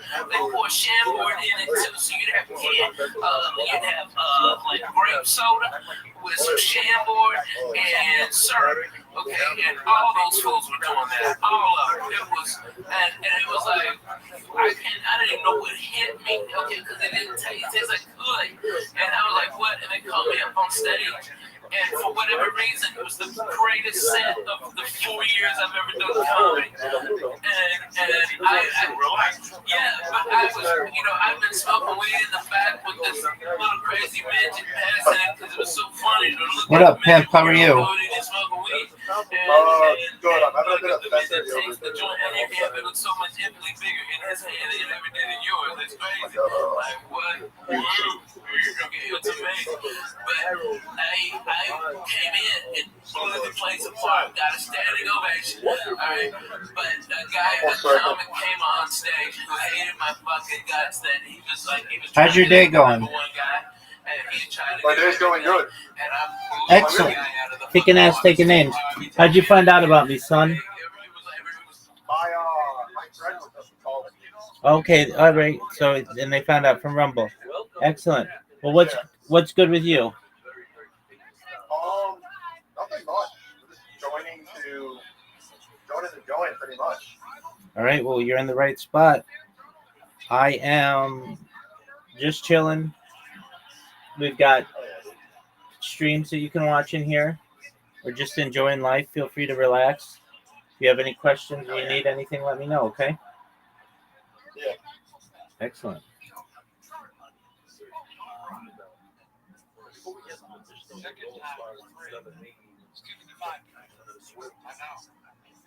Was fucking unanimous, and he starts talking shit about me being fat, like making all these fat shit jokes, and the audience turns on the guy, and then out of nowhere, you see this nickel 45, 1911, 45 caliber come up and go, and it is Bushwick Bill, and he goes, bring the fat white boy back, shut the fuck up, nigga. Alright, and he was about to shoot that man, okay? That's how gangster and fucked up this guy was. And they were like, oh, fucking, rally me. I had nothing fucking left. What the fuck? How can you follow what you just did? I had nothing at all. I'm like, man, I love those midgets, you know, they've always got your back up to here. Alright, and I got the fuck out. I was so scared. I'm like, he's already pulled a gun once. He's gonna shoot me for making a midget joke at him. But he loved it, because he was all fucked up and falling over and shit. It was crazy, man. Midgets, when they pass out, they just kind of like, you know, weeble wobbles, and then they go, okay? Because that big ass, okay? You never hung out with no midgets like that? Dude, not me. I live my life. The thing, shit happens. Word to that great church, by the way. Thank you for having me come. I saw it on drugs. What is it? That shit they drink for breakfast. What is it? Like a liquid codeine and mix it with Kool-Aid. Oh, yeah. Yes, sir. Yeah, that's the exact same thing they were doing. Did you mix codeine with that drink? No, what you do is it's cough syrup. It's cough syrup. And from prescription. Well, I tried NyQuil as a kid. I discovered NyQuil when I was like 9. I remember it would help me fall asleep. Oh, so I liked it, but I didn't like the feeling in the morning. I've never chugged codeine, but it's great. It's like a joint. It's like a joint. Dude, I get so fucking, I can't eat that shit. My fucking little pooper gets worn out. I can't shit and it's miserable. Fuck that. I don't do none of that shit no more, man. Dude, you don't want that. Oh, man, that's what we used to do. Play slow record.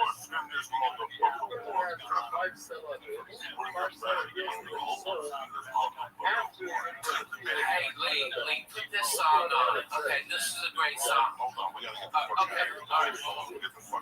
Word to that. Let's do this real quick. Because 9,000 years, that's how long humans been making wine. That's also how long they've been confused by which wine to drink. Some people get a headache after they drink wine. I used to get a headache. One time I shoplifted a bottle of wine from Albertsons across Hudson County Park. I drank it. They rolled them in gas. I had a headache for 2 fucking days. But for many of us, it's a shopping cart that causes a real headache. You have too many choices. You don't know what to do. People coming over, they're serving chicken, they're serving lobster. And sometimes you're down there and wine's expensive. You went in and buy it 20, next year you drop it 60. You got no guarantee of what you're going to buy, right? Let me tell you something. It's overwhelming to figure out a good bottle of wine sometimes, especially when people don't know your own personal experience learning about wine, learning about wine, that type of stuff. This is what it's doing. I joined a new wine club. It's called Club W. They changed the whole game. It's easy. You go to clubw.com and you answer 6 questions. The algorithm creates a palette profile just for you. Where the card is right now. It's pretty cool, man. If you've ever seen anything like this, Club W is named the glass wine revolution. What it means is they cut out the middleman. They work directly for the vineyards, and they cut the guy out, which in turn gives you some door rating. So with Club W, you get premium wine customized to your taste at a third of what you pay for in the store when you don't even know what the hell you're paying for. You're with me? It's not like a club where they send you other companies' wines. These are their wines. You're not going to see these wines anywhere else. But the most interesting thing is going to their webpage. You go to clubw.com. You go on on their page, they have all these videos, informative videos. They tell you what lines you're going to get the test. And next thing you know, you're involved. Which, when you don't know about that person, man, I grew up in a bar. I don't know about one. So when I went to Club W, I was blown away by how much interaction you have. They'll put it down to the exact date. I mean, the nut, the grape or came from the venue anyway. What they do is they save you money. It comes down to maybe $13 a bottle of wine or something like that. And there's even an over 100% guarantee that you'll love when they send you. So do me a favor right now. What they're doing is, for listeners, they're offering 30% off your first order when you go to clubw.com/Joey. So you understand me? 15% off your first order when you go to clubw.com/Joey. And this is not like fucking Columbia House where they send you records every month, even if you don't want them. You order what you want. So if you think you need 3 bottles, order 3 bottles. It's 13 a bottle. They get delivered to your door, and it's exactly what you like, what you guaranteed to love, or you get 100% money back guaranteed. So again, do me a favor, get 50% off your first order. Go to clubw.com/Joey. And stop wasting time, and stop losing money at these retail stores, and start taking the money you know you're going to love. So go to clubw.com/Joey. You can get 50% off. Just to get the Thanksgiving parties. Just get them. No, I'm saying, you have to bring stuff to a party. Yeah, man. Just get 3 bottles of wine. You're going to have to go. This town takes a whole week off. This party's every night. We're off until the start of the new year now. When I used to work, a little bit of work, not really.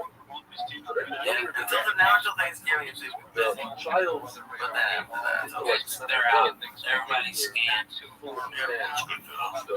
Anyway, let me tell you something. I tell you once, I'm going to do a heavy season now. I'm going for like 6 weeks of flying.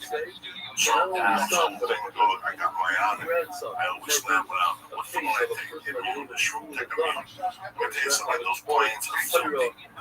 Those planes are filthy. You think you get off a plane, they steam it with chemicals, they wipe down nothing. In my bag, there's a fucking deodorizer. You can sanitize and wipe everything. That's the first thing I do when I sit down there. I don't want somebody else's ass on my ass, and I'm sticking like their fucking ass. You gotta wipe those fucking seats down. So do me a favor. It's just bad. When you fly, there's a lot of human contact this time of year. Do yourself a favor. Go to hunter.com. Get the shroom pack immune. It will boost up your immune system. You have a lot of human contact when you're flying around. We're smoking dope. BB and a vapor pen. You know, if you get sick this time of year, you lose fucking thousands of dollars, especially you. I can't afford to fucking get sick. I can't. So I don't take a chance. I help my vitamin C when I fly, and I also take shroom tech immune. But that's not the only thing fucking out it's got. They got shroom tech sport, which gives you more endurance when you roll, weight, or whatever the fuck you want to do. Even when you fly, it opens you up. They have strong bone, they have the hemp protein powder, and they got alpha brain. It's 100% money back guarantee. Because in the tropics, it's off your fucking charge. So be a simple favor. Go to hunter.com right now and press it. Get 10% off your first order. And if you're going to sit right to your fucking door, you have to leave the house. You have to go to Whole Foods. You have to do nothing. We can press it in the church. Beautiful. Number 2, DenisSins.com. What did Dad say? He loves them. He says, I say it's 5 for 15. It's half off. They're usually 12 days. Because it's usually 20 bucks. That 20 piece you get right now, and he saves tremendous 1,200 guaranteed bucks. Right here, I'm smoking the reader. Right here, my little fucking cigar. I'm living like a doctor. I'm like a Pacino and got all the duty. Just don't even fucking know. You broke my life, man. DenisSins.com right now. They got the tobacco. They got the cigar. All right. Then they have the tobacco line, cigarette line. It's 24, 16, 8, and 0 milligrams of nicotine. Which smoke limited by the fuck you want to do. My dad likes the flavor. And the flavors, you can switch it up. Go to DenisSins.com and press in. Joey's Church. They get 5 for 50, which is 50% off.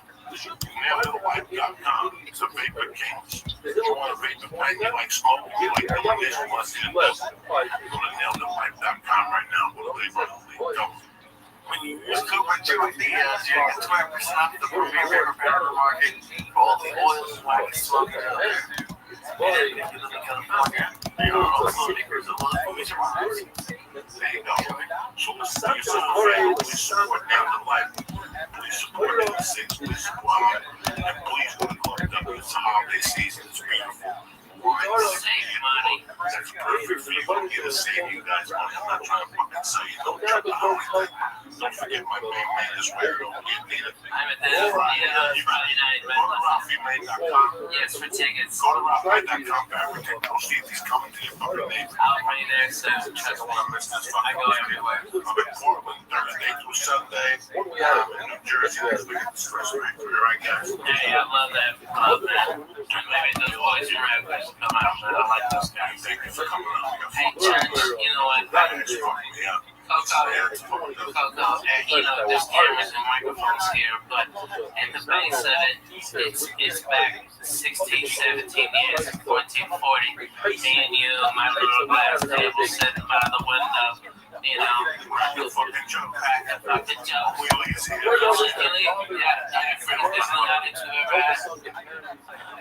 Tony Pittsburgh. That's what Coco brought up in church. What's happening now?